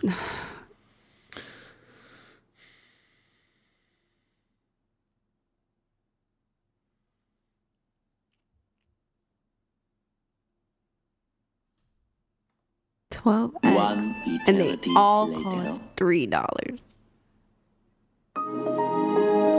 Yeah, I'm not good at dividing. There's 6 cards. It's not 6 eggs in a carton.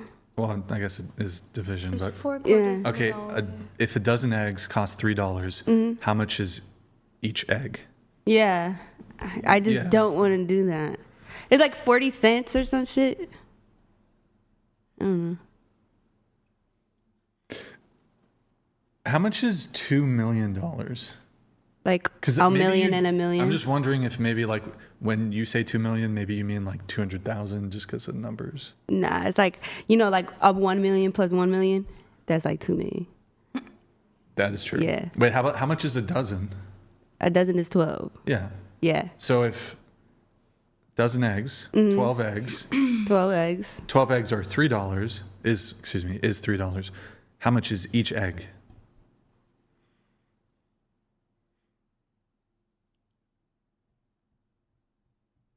How about this? 12 divided by 3. That's what I'm saying. I know it's 4, but it can't be $4 each. That's why I said 40 cents, because I just didn't feel like doing all that. I ain't gonna lie. $1.50 divided by 6.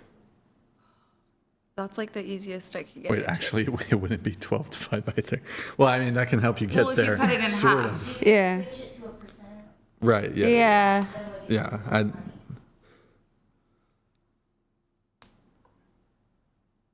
Oh, or wait, wouldn't it be 3 by divided by 6? 12? Yeah.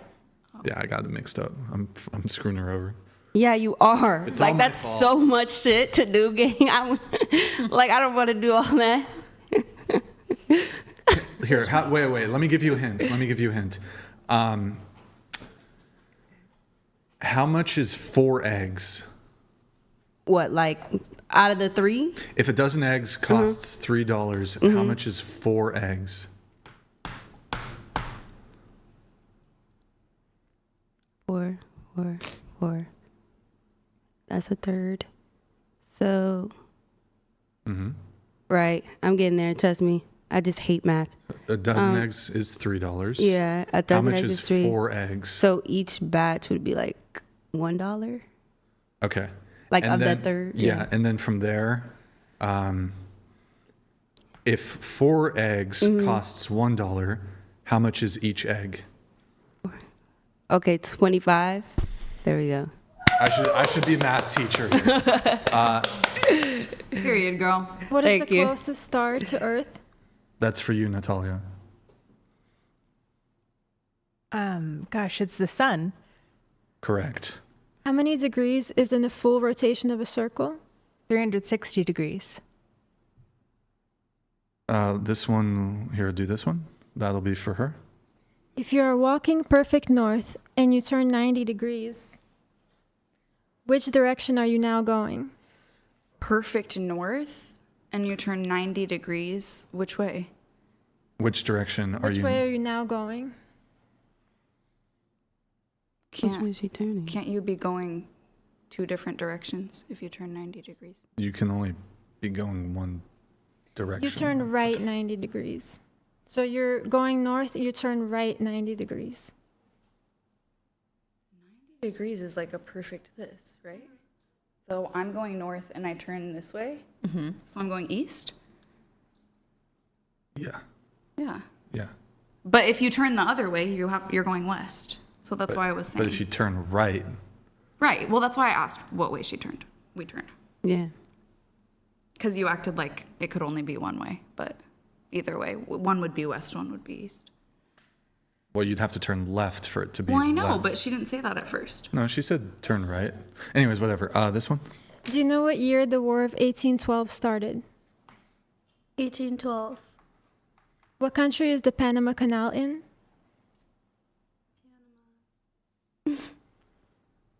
Where did the attack on Pearl Harbor take place? You?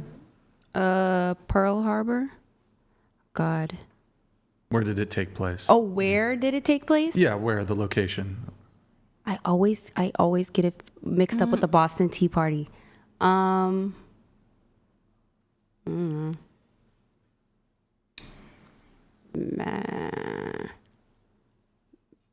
gotta go. Massachusetts. No. Oh, help me redeem myself. Don't Boston? cheat. Boston. Girl. Would that be Wait. Massachusetts? Hey, don't help. No fucking hints. I didn't. You No, I said. know. Wait, so, okay, hold on.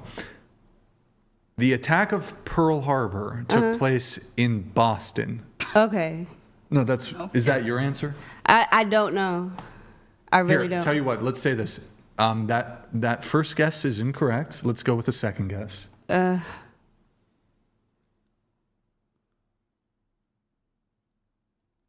Don't fucking I help. want to get it so bad. I literally don't know. Just guess. Another guess. Give us 2 more guesses. A harbor? Alaska? Where? Just guess. Guess anywhere. How about, I'll give you a hint. It's in the United States. I don't know. Guess. Baton Rouge? Hell no. It ain't nowhere in the New south. Orleans? Where? It's Come on, somewhere in guess. the north. I just don't In know. the north? I don't know. In Canada? No, The like attack in the north of Tell you what, America. yes, you're right. What province of Canada did the attack on Pearl Harbor take place? I don't know. Come on, I really guess. don't. Guess. Was it Toronto? Here, I'll give you 3 options. Vancouver, Montreal, Toronto. That's Isn't not America. Toronto. I know, but I'm telling you said in the north. Okay, fine. I meant the north of like the northeast Michigan? of America. Was it Detroit? Was it Chicago? I think Chicago. Think about it. Detroit, Chicago. There is a Great Lakes around there. Okay. Yeah. So what? What do you want me to say? Just about guess 2 locations. Random. Just guess any 2 locations. that? Okay. I said one for Boston, Massachusetts, or Okay. I don't know. What's the other 2? I'm gonna give you one. Give me 2. I'm gonna give you one. Okay, give me 1 more then. I don't know. Rhode Island. Pearl state. Harbor attack took place in Rhode Island. Yeah, I don't know. I'm not into history. The only reason I know is because I visited it. You did? Is it possible? Like, do you think maybe it took place in like Japan or something? It could have, because I always get mixed up. Like the Boston Tea Party, I know that it happened because of the Japanese, but I don't know. Wait, the Boston Tea Party happened because of the Japanese? Like I heard, like with the Boston Tea Party, it was like a retaliation type thing. Like the Japanese did that, and then like we did the Hiroshima, some shit like that. The bombing over there. Wait, so Hiroshima. the bombing of Nagasaki and Hiroshima is a result of the Japanese attack dubbed the Boston Tea Party. Is that what it is? The attack on the Japanese attack on Boston. There was something like that. The Boston Tea Party, when they poured all the tea into Was the Japanese attack on Boston the precipitating factor in the U.S. entry to World War II? That's the real question. No, I don't know. I don't think so. Was the Japanese attack on Boston what resulted in the United States going to World War I? I don't know. Was the Japanese attack on Boston what led to the Vietnam War? What? No. I mean, it makes sense. I don't know. It's likely because I don't know. The Japanese probably didn't do the Boston Tea Party. I don't know. Okay. What country did the Vietnam War happen in? That's for you. 1970 something. Can you read the question one more time? What country did the Vietnam War happen in? Yeah, what country? Vietnam. There you go. Okay. What's a quarter of an hour? That's for you. You got this. 15. 50? 15. Oh, yeah, you got it. What's 100 minus 34? For you. More math. 100 minus 34. Yeah. No help. 76. Do you want to guess again? 100 minus 34. 100 minus 34. How much is that? Oh, Guess. 76. 5 seconds. You're wrong. 5 seconds. Guess the next. 100 minus 34. Yeah, what is it?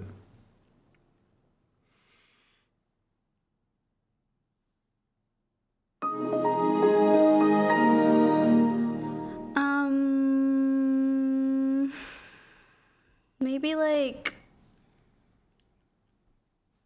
56?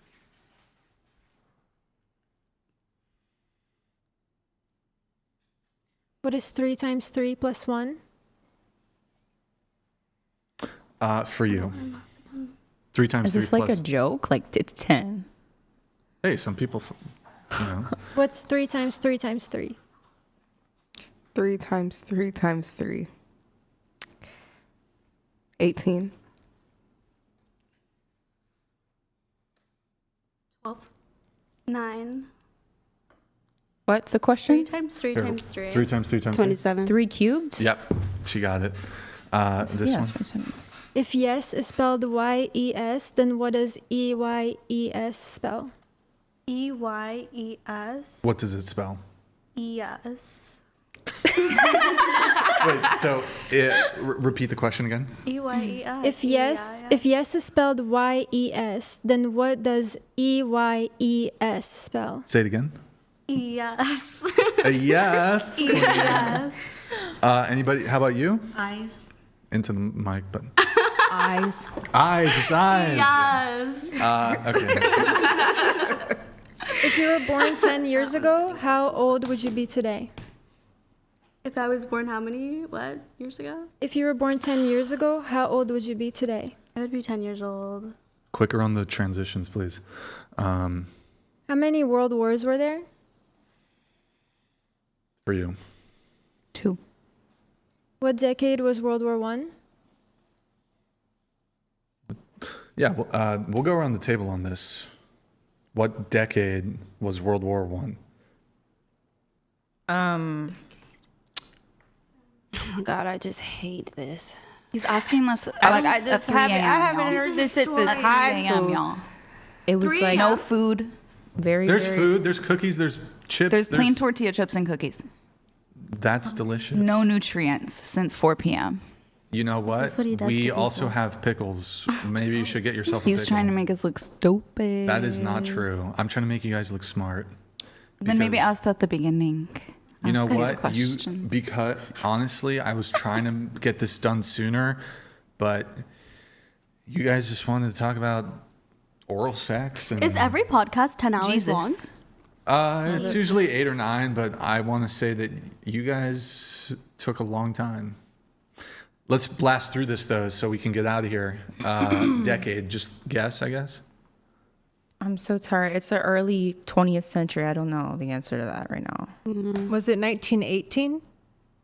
Well, I'm asking What is for the decade. Yeah, what would that be in a decade? So it'd be 1910s, 1920s, 1930s, 40s, Oh, okay. 60s, 70s, 1910s. 80s. 1910s, what do you think?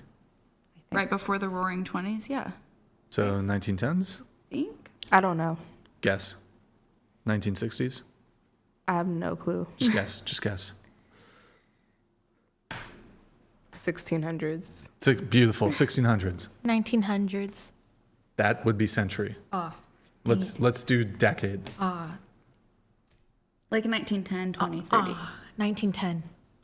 1910. For World War I, 1910s? Yeah, like 1910 or 12. Okay, What was the primary decade of World War II? starting this way. Wait, what was the primary what? Decade of World War II?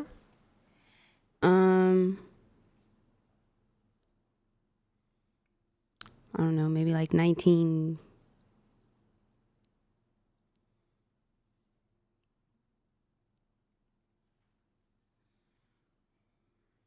No, Guess, just guess. I don't know, 1940s. Okay. 1940s? 1940s. 1940s. 1940s. Should I just listen to everyone else, or I thought Or it you was could just That's answer. what I Or you remember. could just answer the I question thought it- rapid fire, so I can get to the next one. Okay, sorry. I thought it was like No, go against the grain. I thought it was later because my grandfather was in it. So I'm like, I don't think he was What- old enough. What? So in what the decade? 40s? but maybe he was. That's what everybody else just said. Well, I'm saying I don't think he was old enough in the 40s. So you're thinking 50s or 60s? Yeah. Which one? 60s. I think it was 1940s. Okay. Can you name 3 K-pop stars? No. Like Blackpink or some shit?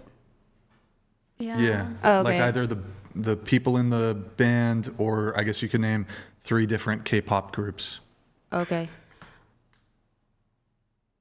Jennie, Rose, and Jisoo.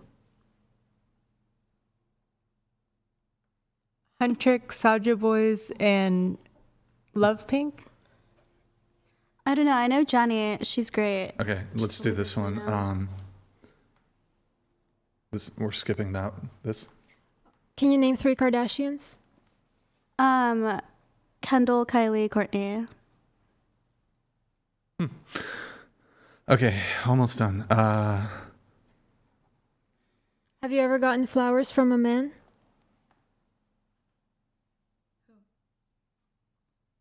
Yes. Actually, we're gonna skip that one. Let's start here. What percentage of men do you think are over 6 feet? I've seen this so many times on here. Like, what you think, it's a lot lower Okay, than we're gonna that. start here. I don't know. But what, less Yes. than, I don't know, maybe less than 10%? Okay. 10% guess. I don't know. Maybe like 15. Okay. Around 10%. Probably like 5%. I think like 10.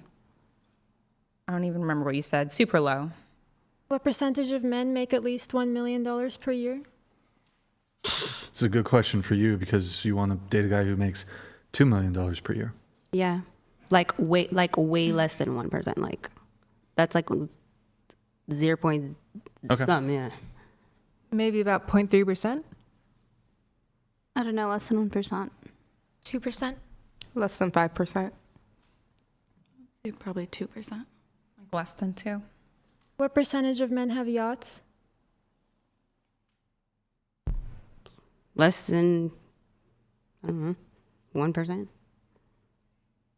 Less than 1%. Less than 1%. Less than 1. Less than 5. Less than 1. Send like the decibels. Do you keep a list of all the men you've slept with? Be honest. Used to. Used to. Anybody? Just show of hands. Anybody? Okay. Hold on. Let me see which one's next. Here, let's do this. Have you ever slept with someone the same day you met them? Yes. L. I think I have. Okay. No. Yes. Once. Yes, before Christ. No. Quick. How quick? How quick have you ever slept with someone?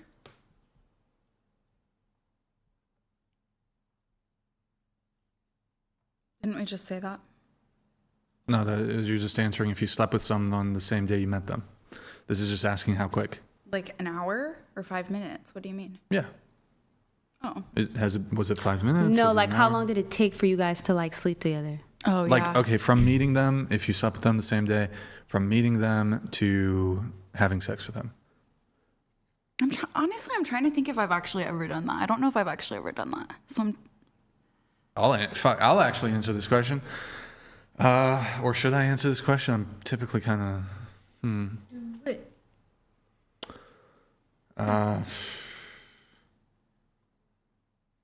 Probably less than an hour. Yeah, sure. Why not? I'll be honest. Anyone had a threesome? Wait. No. We're gonna do this question the same one? that I just answered. The amount of time? Probably like within 6 hours. About 3 days. Pass. Ooh. Couple hours, maybe like more than 5. W. Samantha. Yes, or gosh. How quick? What was the question again? From meeting the guy to having sex with him, how quick? Same day. Okay, but that could mean 1 hour, 24 hours. What's the quickest? 1 hour? From meet to sex.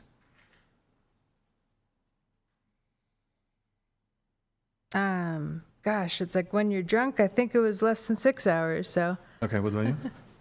Maybe like a month. Elena? It was months. Anyone here had a threesome? Show of hands. More than the threesome? Was more than the foursome? Yeah. Oh, so you've not had a threesome, but you've had a foursome. I've done a lot of things. I didn't want to talk about it, but here I go. I don't know. It's just to show that people don't have to be embarrassed about things, and you could always turn the tide following Christ. You could be a sinner and move to Christ. Was it a guy-girl threesome? Guy, girl? Yeah. Both. I've done both. Okay, you've done both. Okay, but you've done a guy, two guys. Preferably guy, girl. You prefer two guys. You've done more than... Well, I've done it where there's two girls, one guy. And I've done it where there's two guys, But you've had multiple of those kinds of threesomes. I've had a couple. A couple threesomes. How many guy, girl threesomes? Just one. How many girl, guy threesomes? 2. Okay. Anyone had a hoe phase? Raise your hand. Hoe phase? Samantha? I text people. I don't really like sleep with them though. Oh yeah, does texting count? Or like talking? I don't. Yeah. I think to be a hoe, you at least gotta give a guy handy or something. Like at least some dick or something, Ask this. Has anyone in here hooked up with 2 guys in a 24-hour period? Separately? No. 3 guys? 2 guys, 24 hours? I don't think I have. Sammy? I don't think I have. Come on, Sammy. I don't think so. Be honest, Sammy. Sammy? I don't think so. Sammy? I think I might have. Sammy? I would Be like honest. remember it. Sammy? Okay. Homegirl? Natalia? Have you had sex with 2 men in a 24-hour period? Not including threesomes or whatever. Before Christ, BC. Avec les Français avant le Christ. I love her. Now translate that. Like I said, don't follow my footsteps on the. Are men the problem for you? Are men the problem? No. Anybody think men are the problem? Do men suck? A majority. A majority of men suck. Yeah. What is the majority? 60%, 70%? More than 50%. More than 51%. Is it 60 or what? How many men suck? It's probably like only like 25% don't. I would say like maybe 30%. Wait, you just said it was a majority. Like don't. That don't suck. So like 70% suck. Yeah. I think like 70% suck. Yeah. Oh, okay, 70% suck. Yeah. Do you think men suck? No. Men suck? No. Do men suck? Sometimes. Sometimes. Is it a majority? Do you think it's like 70% like how they say? Nah. So Samantha, 70% of men suck, is that correct? I think so, yeah. You know, I changed my answer. Yeah, I do. 70%? Yeah. 70%? How much?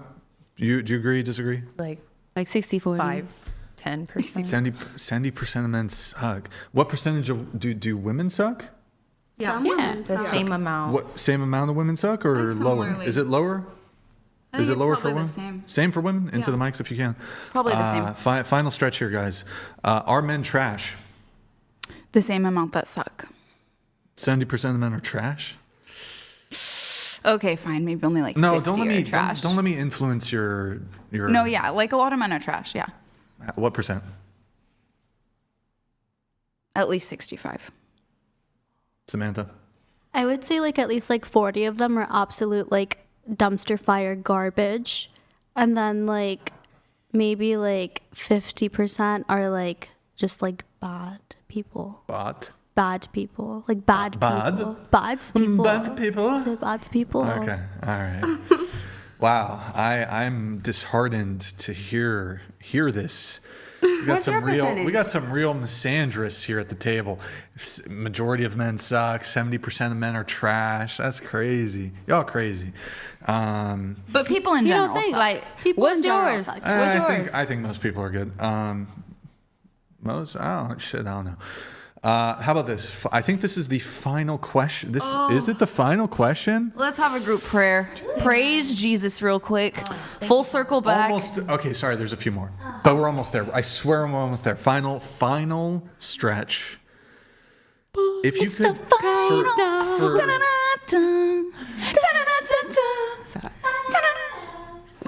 the fuck up, okay? Shut the fuck up! It's the final countdown.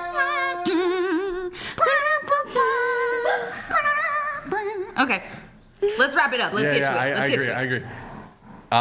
To my two women here who think men are trash and men suck, if you could snap your finger and all men disappeared and women could reproduce without men, so all men gone. Now, maybe they don't disappear. You could also opt to, they just go to an island somewhere. We could go visit them. No. I guess if you wanted to, but...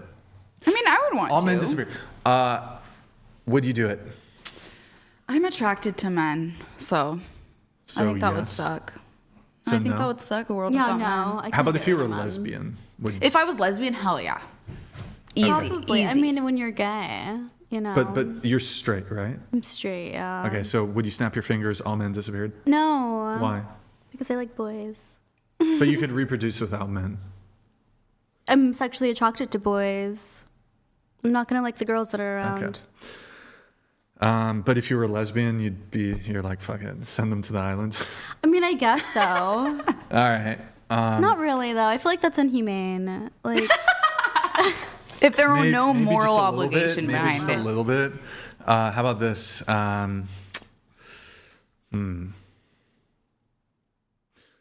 Oh boy, did we go here? Do you think white people are inherently racist? Me? Yeah. Do I think white people are inherently racist? Yeah. Like hateful towards people of other race? No, they're just inherently racist. Well, what does that mean to you? No, do you think that? Well, that's what I'm saying. Does that mean that they're inherently hateful towards people of the other race? Sure, it could be. Or prejudice, or... All white people? Do you think white people are inherently racist? I don't think that's a natural thing that comes naturally to people. I think that's a taught thing. You think it's just nurture? Okay. Yeah. What do you think, Samantha? Do any of the other girls want to weigh in? What do you think? No, they're not. I don't think so. Oh, I was just going by who he was calling. What do you think? I don't think racist is the word. Okay, we'll move on.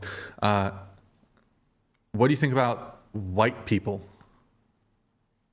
What? What do you mean? Okay. What about white people? Do you like white people? I don't really spend my time thinking about white people. But do you like white people? Do you dislike white people? I like people based off if they have good spirits and good energy. I don't really care what they look like. I don't really care if they're black, white, brown. That's fine. Purple. I find that, like, I don't know, some people have an issue with white people, especially white women, white liberal women. For some reason, don't seem to like white people. It's weird. Oh, kind of like I think white people, to some degree, culturally, just looking at history, there is an innate, almost kind of genetic thing where they need to dominate. A genetic for white people? Yeah, they need to dominate. Yes, I do. I don't know about that. I think that's just a men thing. Is that just human nature? That's a men thing. No, because I don't think anybody to any other culture to any capacity has done what the European has done. I mean, to go to all four corners of the universe and almost murder to mass extinction, that's kind of crazy. You do realize that... Those are all men, though. That's true. That's true. Women partake in a lot of atrocities, but you do realize that almost all cultures throughout history have had slaves, regardless, not just white. You had black people who were slavers. You had Arabic, Middle Eastern people. Yeah, who but were those slavers. that was a different type of slavery. In South America, a different type of slavery. The Barbary slave trade. They were abducting people, white people, So, like, I don't know how you get around that. Because I White think people at are the the end of the slaves. day, to commit mass murder the way that white people have done culturally in history, there's no other culture that's even coming close to it. Oh, And what are you talking about? That's what I let's- just said. Let's look at Asians. We can look at Genghis Khan. If we look at Cambodia. On scale, Genghis, do you know Genghis Khan? on scale, This motherfucker- around the world, Yeah, Genghis Khan got into Europe. That was his goal. he got into Europe. Great. Europe got into South America. Europe got into Australia. Did you see what they did to the indigenous people there? Did you see what they did to America? Hold on. This is I'm talking about mass. Do you think that the white conquests into the Americas was more or less barbaric than the Mongolian conquests? Okay, I don't know about the Mongolian conquest. Okay, you should but I'm look that talking up, about because these. they were fucking brutal. I'm not saying they weren't brutal. Oh, I'm saying shit. that white people have gone to. I'm talking about on scale around the world, where they've gone and they've mass murdered to literal Muslims extinction. did that too. Muslims. They went around the world and colonized. Oh yeah, the Muslims were like snatching up the Muslims. Yeah, where they were though. No, the Muslims were snatching up. I think even as far women in fucking Ireland and all over the place, all over Europe. Muslims It is not were to just the same snatching capacity. Up, It's not to the same snatching up capacity. white people. It's The not. Muslims It's were nowhere snatching even up close. white people, making them slaves. It's not raping even them. close. It's trust me, the Barbary slave trade lasted way longer. Oh come on! I didn't that's say crazy. anything about slavery. Google the Barbary slave trade just for context. I didn't say anything about slavery. It's that's a different type of slavery. You know why it What do lasted you mean a so different long? type of slavery? What there's What are you talking there's a about? different type of slavery when the slavery that Oh, it was worse. It was worse. The type of slavery the type of slavery that in the Barbary slave trade was worse than the African slave trade in the United States. Okay. Yeah, the Wikipedia, please show it.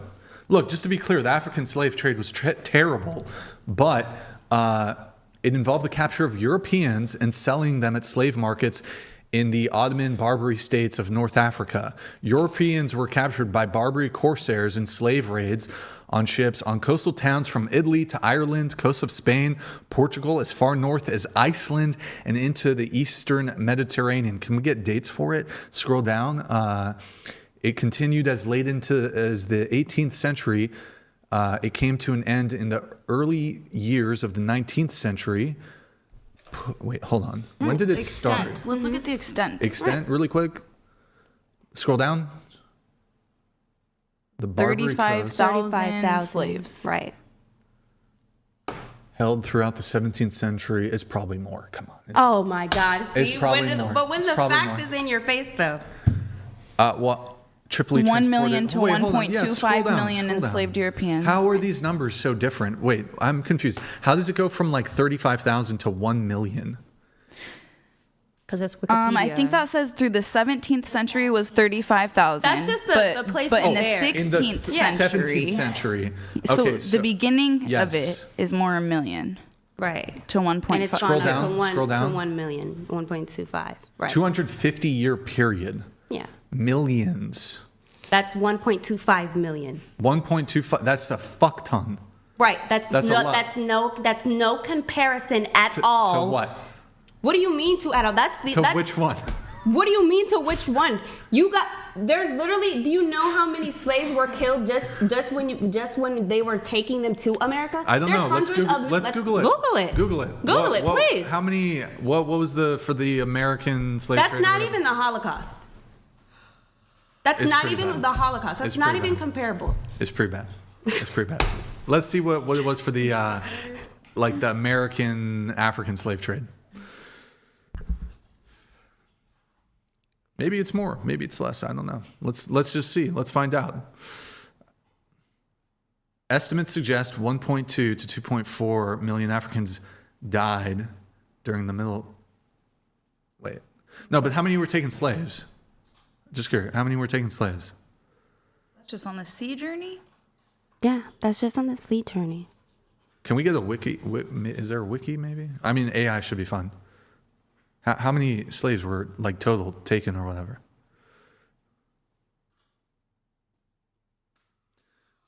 12.5 mil. Hey, you know what? Look, I can admit if I was incorrect a little bit with the numbers. But that's just the black people. I can admit when I'm wrong. That's just the black people. I can admit when I'm wrong. I was wrong with the numbers. I'm just saying. That's why I'm saying I don't think I'm not saying that they're the evil of mankind. I was wrong on that specific fact. I was incorrect. I'm not saying that white people are evil and they're innately evil. I'm saying that I just feel like they have more of something in them where it drives them. They had ships. But they also, that's not comparable either. Okay, here, fine. I think we'll. I'm sorry. Do you want to finish your point? I don't. No, want to you can let it go. If you need to, I made mine. I was gonna say final fun thing. Make a machine gun noise. I don't know. Because apparently women can't make machine gun noises. I definitely noise. Can't. Well done. I can't do it. You can't. Come on. That was terrible.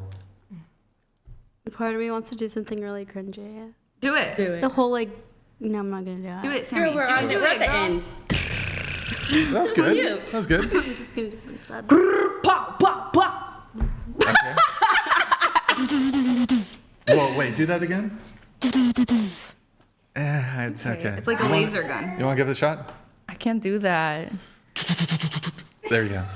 That was the same as mine. You cannot tell me that was not the same as Yours were scuffed. All right, we're gonna wrap. Any final thoughts from any panelists? Where's my homegirl? Where's my favorite schizo? Come back here. Go listen to my music, guys. Kaylee J Music, KAYLEE. Oh my JAY. gosh, go do it. Just be sometimes on YouTube. Where's Go look my at it homegirl? once Get we my hang homegirl. up. I'm trying to wrap. Get her to the table. Get her to the table. Oh my God, is this the longest show we've ever done? God damn. Probably. I blame you. You talked way too much. Yeah. Okay. Rude. Okay. Also, you talk too much. That's fucked up. And you talked way too much. Too much expression coming from you. Too much facial expression. Yeah, you're too emotional. I'm too much. Yeah. Wait, Alina, stand in front of the. Okay. Nice headband. Looks good. It brings out the color of your eyes. I knew he was gonna do that. It's beautiful. Just gotta. Okay. Any final thoughts from anybody before I get this all wrapped up? Final thoughts. Free Palestine. Okay. I love you, Nessa. This was 10 hours long. Almost 10 and a half. Yes, that is correct. Okay. All right. Well, I'll get the intro going here, guys. Am I forgetting something? Oh, I don't think so. Well, it was a good way to end the year with a long final show. I want to say GG. Well played. To the panel. You guys were fantastic. Thank you guys for coming. Last call. Hit the like button, please, on your way out. Also, please leave a nice comment once the live ends. I read them. Positivity is nice. Helps the algorithm. Thank you for tuning in tonight. You could have been anywhere in the world, but you're here with me. I appreciate that. Thank you to everyone who supports the show, who's a patron, who super chats, donates. We couldn't do it without you guys. Thank you. Thank you. We're going to be live again. I don't know. Maybe I'll do Whatever Wednesday on, is that the 31st? Wait, 29th, 30. Yeah. Maybe we'll do a Whatever Wednesday on New Year's Eve. Maybe. We'll see. Possibly. I'll see how I'm feeling.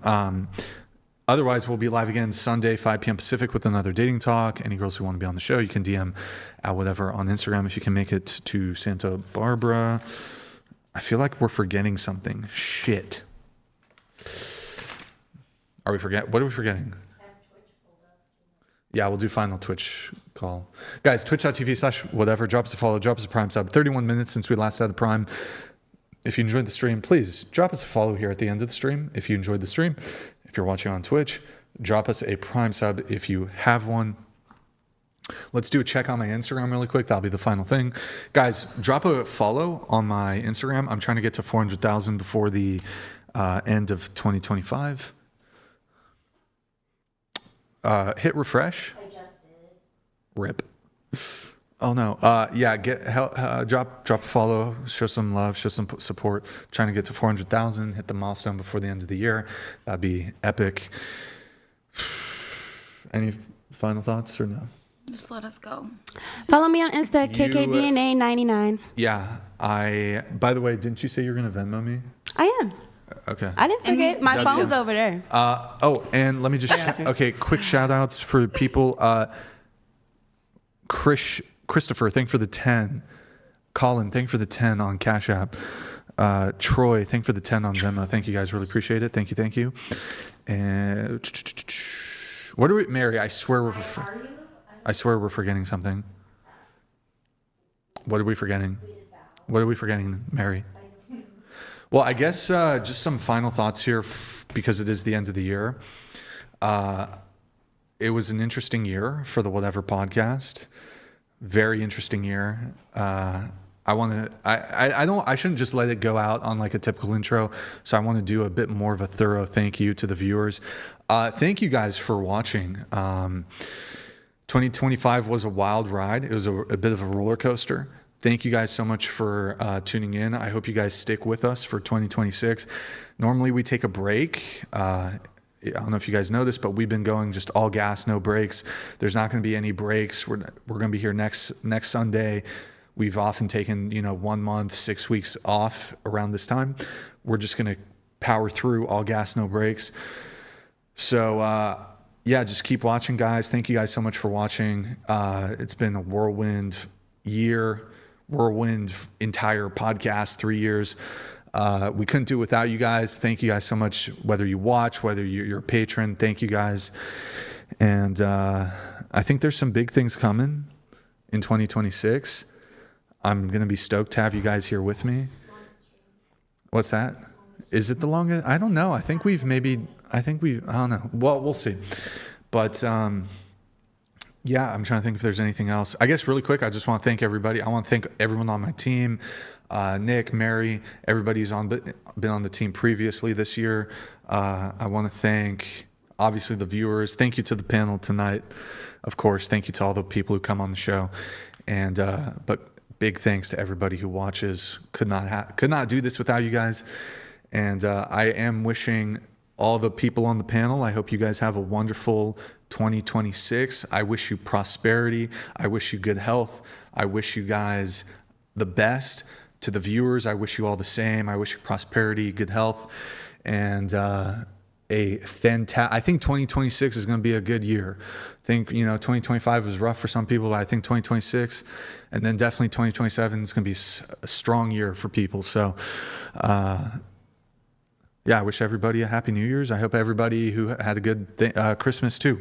Anyways, I'm going to stop rambling and prattling. I hope you guys have a fantastic New Year. We will see you unless I do the Whatever Wednesday, we're going to see you in 2026 is the next time we'll see you. So everybody have a safe New Year. Have a good New Year. 07's in the chat. 07's in the chat. Good night, guys. And we'll see you in 2026. Good night.